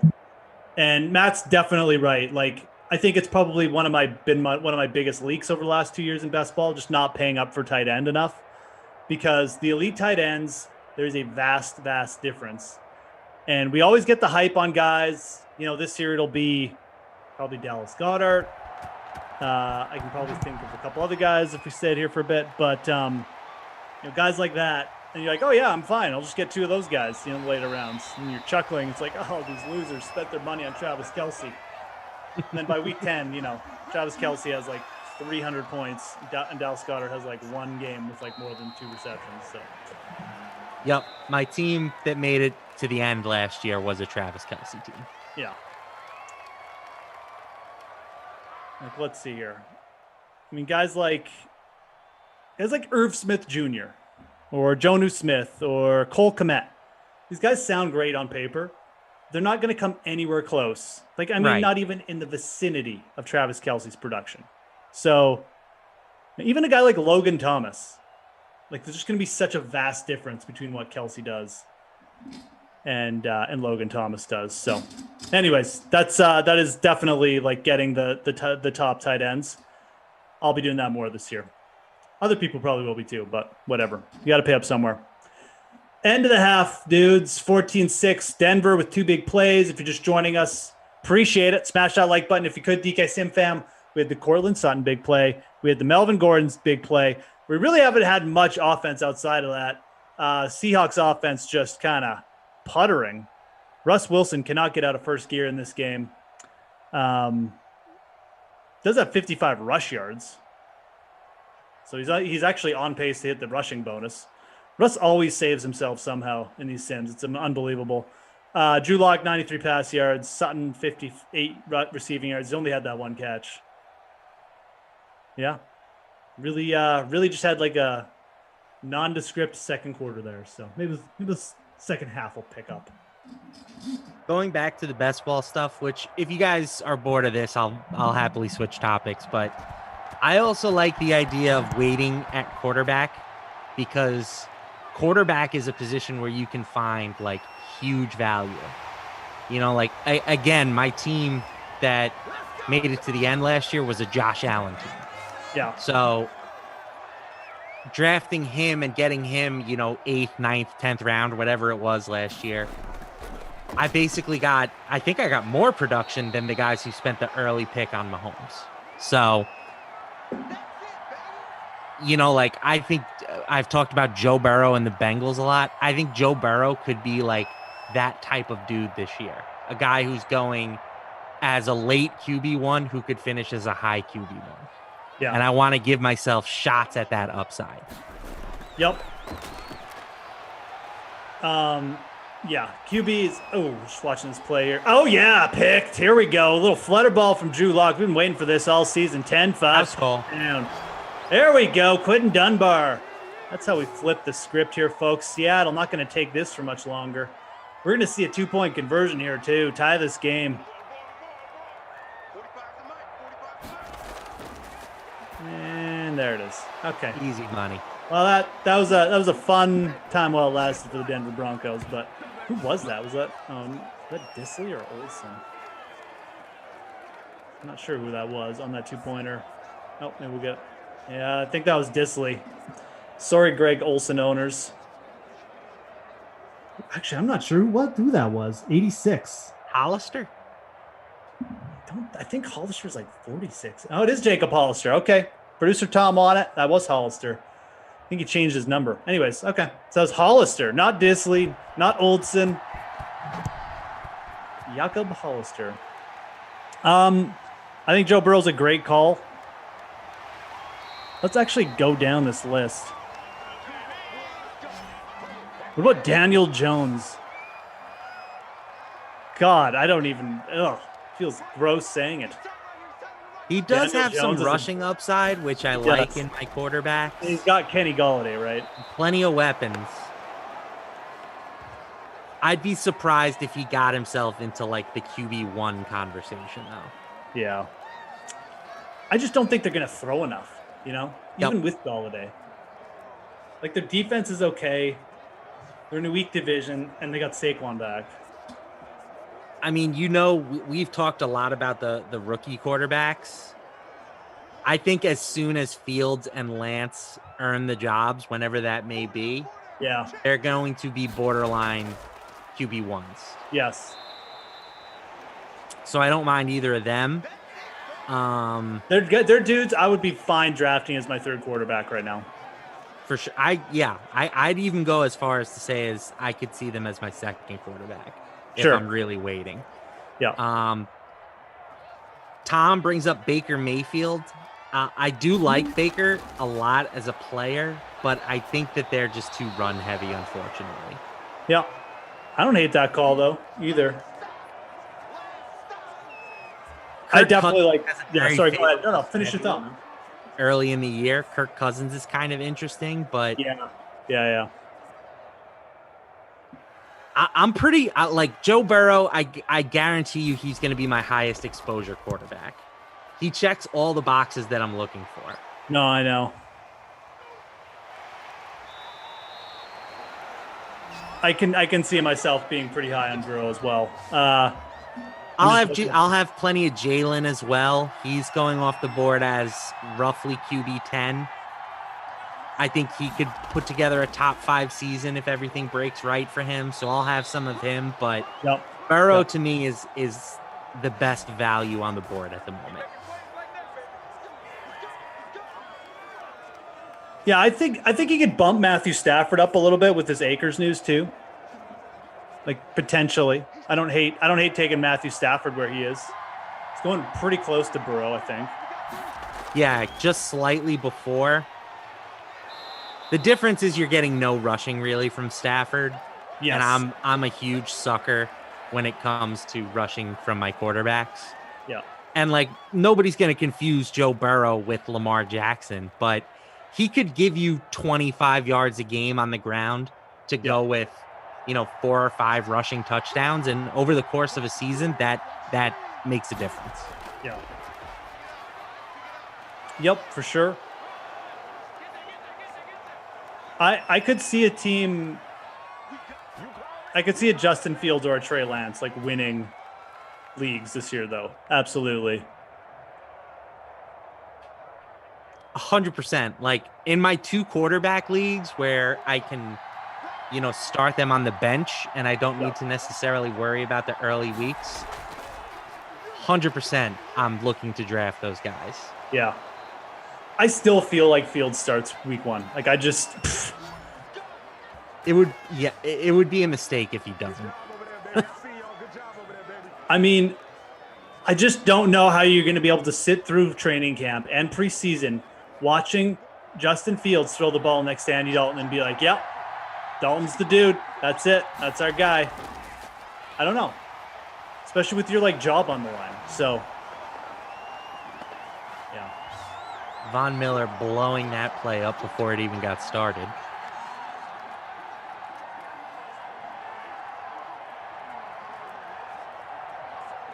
Anyways, feel free to drop some questions in about best ball or anything like that. Solomon Grundy, thoughts on the Kraken's roster? You know what? I'm glad he asks the question because I wanted to ask you and I forgot. No, that's a great question. I love it, man. I mean, I think it's a super interesting, expansion draft. I think it's super interesting. I am pretty impressed with what they put together. Their top end forward talent leaves a lot to be desired, but they got some really quality two-way guys like Yanni Gourde, Jan Kroc, and a couple young guys who might work out. But where they really hit it out of the park is on their defense. They're legitimately going to have a top 10 defense. Maybe that's a little bit facetious, but it's a very, very good defensive core they have. Giordano, Vince Dunn, Larson from the Oilers. There's someone else I'm missing. Jamie Oleksiak. I would take that top four over a lot of teams' top fours. So I think they also picked up two really good goalies. Oh, a stoink! Wow. Seahawks doing everything they can to make this interesting. Are you surprised they didn't draft one or two more big names? Because Giordano obviously is a big name, but yeah. If I was them, I would have been tempted to grab one of, Carey Price or, Yes. Tarasenko or somebody like that. I think just to maybe sell jerseys, if nothing else. Yeah, no, you're not wrong. I think they put together a smart roster, but they are lacking, especially because you don't have that big forward. You can just be okay, this is the guy. Here's the guy we're gonna sell some jerseys to. We're gonna build around, and maybe just provide that little spark, right? For home teams. They don't really have that guy, so. Yeah, I agree. That's the one thing I'd say. I mean, how many Mason Appletons and Brandon Tanevs do you need? I mean, because that's their whole roster right now, which is fine. Those guys are good two-way players and stuff, but you need a little bit of upside. Tyler Pitlick. I mean, again, third line player, fourth line player, sure, but you want a whole team of that. So yeah, I'd say that's their only downside. But man, Chris Dredger is the other goalie. Yeah, really like the way he played. They also got Vanasek from Washington. I think that was a good pick. Their defense though, man, I can't. It's a really good crop they got. So gonna be interesting. They're in the weakest division in the league too. I think they're gonna challenge for the playoffs. I really do.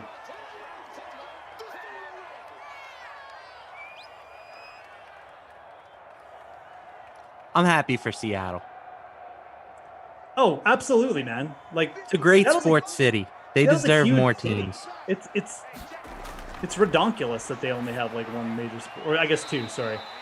Yeah, but nobody cares about the Mariners except Steve Buchanan. No,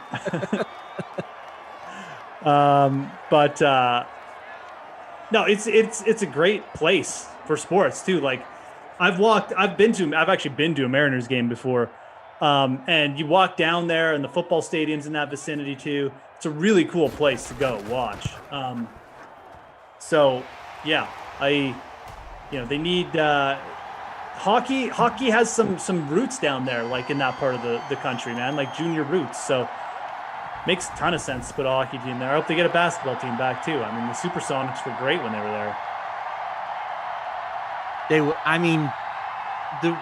The rumor mill is that they will get another team eventually. The NBA is looking to expand. Yep. Vegas is another city that will have an NBA team within the next 5 to 10 years. But when Vegas gets NBA, it's Vegas is already popping off, but when Vegas gets NBA, it's legitimately going to start to rival LA for places in terms of where players are going to want to go, at least in my opinion. It's gonna become like a destination, like LA. Like, oh, he's going to LA. He's going to New York. He's going to Vegas. Like, that's just my opinion. No state Vegas tax? is gonna be like one of the pinnacle sports cities in like 10 years when they get in. For a lot of the same reasons Miami is so popular with yes. Yeah. Yeah.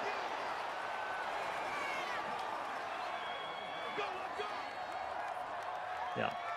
Solomon Grundy says he's in Seattle. It's true the Mariners don't count. And watch Sonic Skate on YouTube if you haven't already. Tells the whole story about losing the Sonics. Nice. I'm in on that. I'll check that out. The Sonics used to play, and Solomon Grundy, correct me if I'm wrong, but they used to play in like legitimately the crappiest stadium ever. Correct? It had like 10,000 capacity or something. Like, I can't remember what it was, but yeah.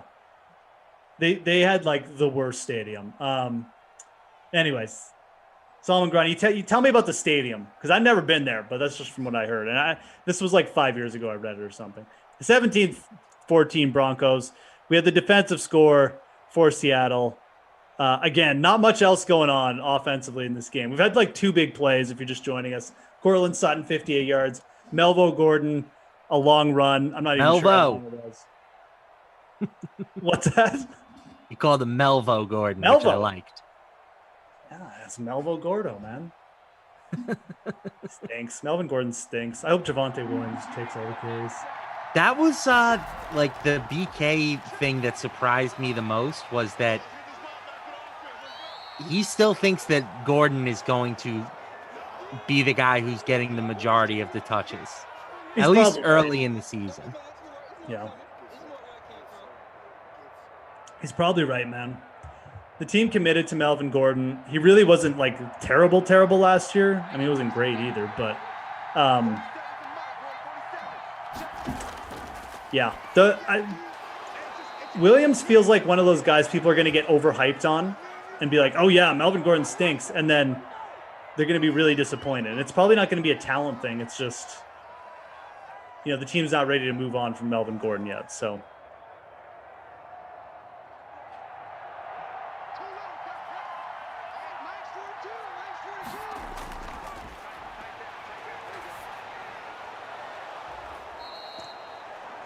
Anywho, hope you guys are having a good Thursday. Talking about the Sonics, talking about the Kraken, talking a little best ball. As far as names go, Kraken's up there. Oh, it's great. Jerseys are great. Kraken. Yeah. Once that name, it's funny because once that name got mentioned as like one that was a possibility, it just kept winning all the, like they almost had to use it because they'd put out polls and like, people would put out random polls and every time it was like Kraken. Yeah, you basically have to do it at that point. So yeah, and they did a good job with the jerseys. Oh man. Yeah. I'm glad for Seattle. I'm glad for Vegas. I'm also like, I don't know why, I just love sports team names that don't end in S. I think it's awesome. You're one of those guys? Yeah, I am. DK Metcalf on the touchdown there, a little slant. Seahawks retaking the league. Okay, I'm very torn on this because there's some good ones, but there's also some absolutely mind-bogglingly dumb ones, right? Like, I think the Avalanche is a very good, doesn't end in S nickname. Mm-hmm. Avalanche. Like, you can call them the Avs. It's got great, like, in your mind, creativity for a logo. The Kraken, the same thing. Absolutely. I think it's a great name. But then we have the Minnesota Wild. Like, Wild. Like, what? I Really? love it. Yeah. It's ridiculous, Matt. It's all about the wilderness. Yes. You should get that, Jeff. I do. That's the thing. There's wild everywhere. There's wilderness everywhere. There's wilderness. Now where I'm from. Well, different type of wilderness, but it's out there, man. Anyways, yeah, I feel like the Wild definitely like jumped the shark, but the Predators, another one. This Predators everywhere. Like, hockey really seems to have been like the one sport that's really gone crazy with it too. So they're not the Predators. No, they are the Predators, but it's like, okay, I Oh. guess it doesn't really count. It ends in S. It's just a dumb nickname. Was there any in football? The Washington football team. Oh, sure. Okay. Yeah. And I was just saying on the last sim that I love that. It's got a very European soccer club name to, As a fan, I like it, and I love their jerseys. As someone who writes for football every year, I absolutely hate it. It is long. Yeah. Oh, and also, like, the Washington football team's, like, whatever, like, pluralizing it, it's just a nightmare, man. It's an absolute nightmare. Down goes Locke. 300 Lost yards. about back. 1,700 right there. Yeah.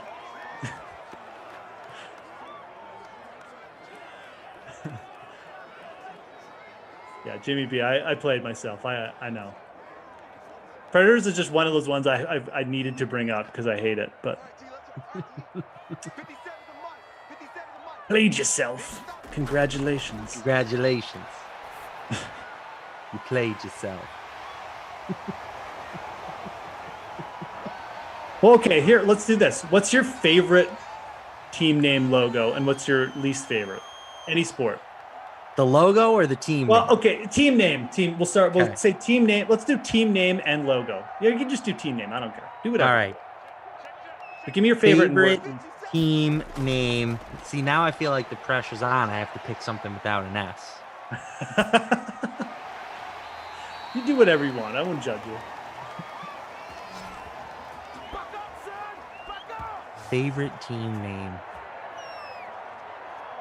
I kind of like the Miami Heat. You know, Okay. it's simple, but it's strong. The Heat. Okay. Who's coming to town? Oh, the Heat are coming. We got the Heat on Sunday. I just like it. I'm a fan. It's not terrible. Logo.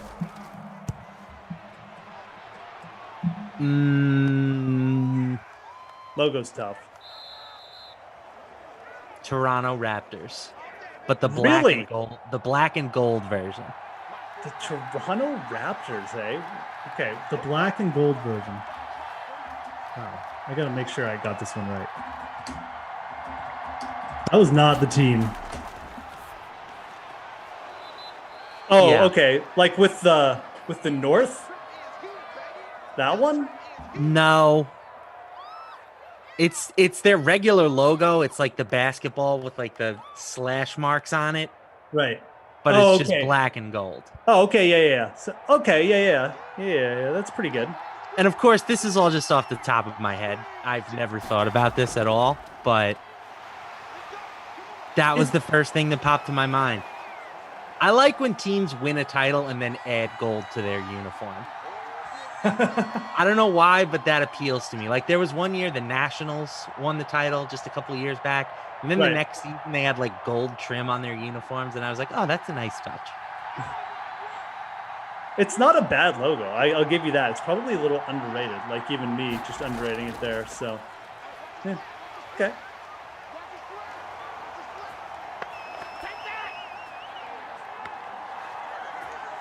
I'm trying to think of mine now. This honestly, I don't even know if I could give you an answer on this stream. Buck says the Celtics, and yeah, their logo's pretty cool. With Lucky. Oh, God forbid. Don't step on Lucky. Don't step on Lucky. Don't step on Lucky.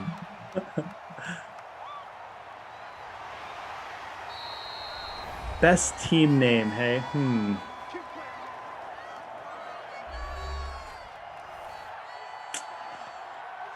That's a tough one. I mean, the Kraken's right up there. It's in contention immediately. What? Okay, well, do you have a least favorite off the top of your head? Honestly, I think the Knickerbockers is stupid. A Knickerbocker is just like a fancy guy who lives in New York City. So Right, I'm yeah. hard out on that. And honestly, you could say the same thing as much as they're my favorite team.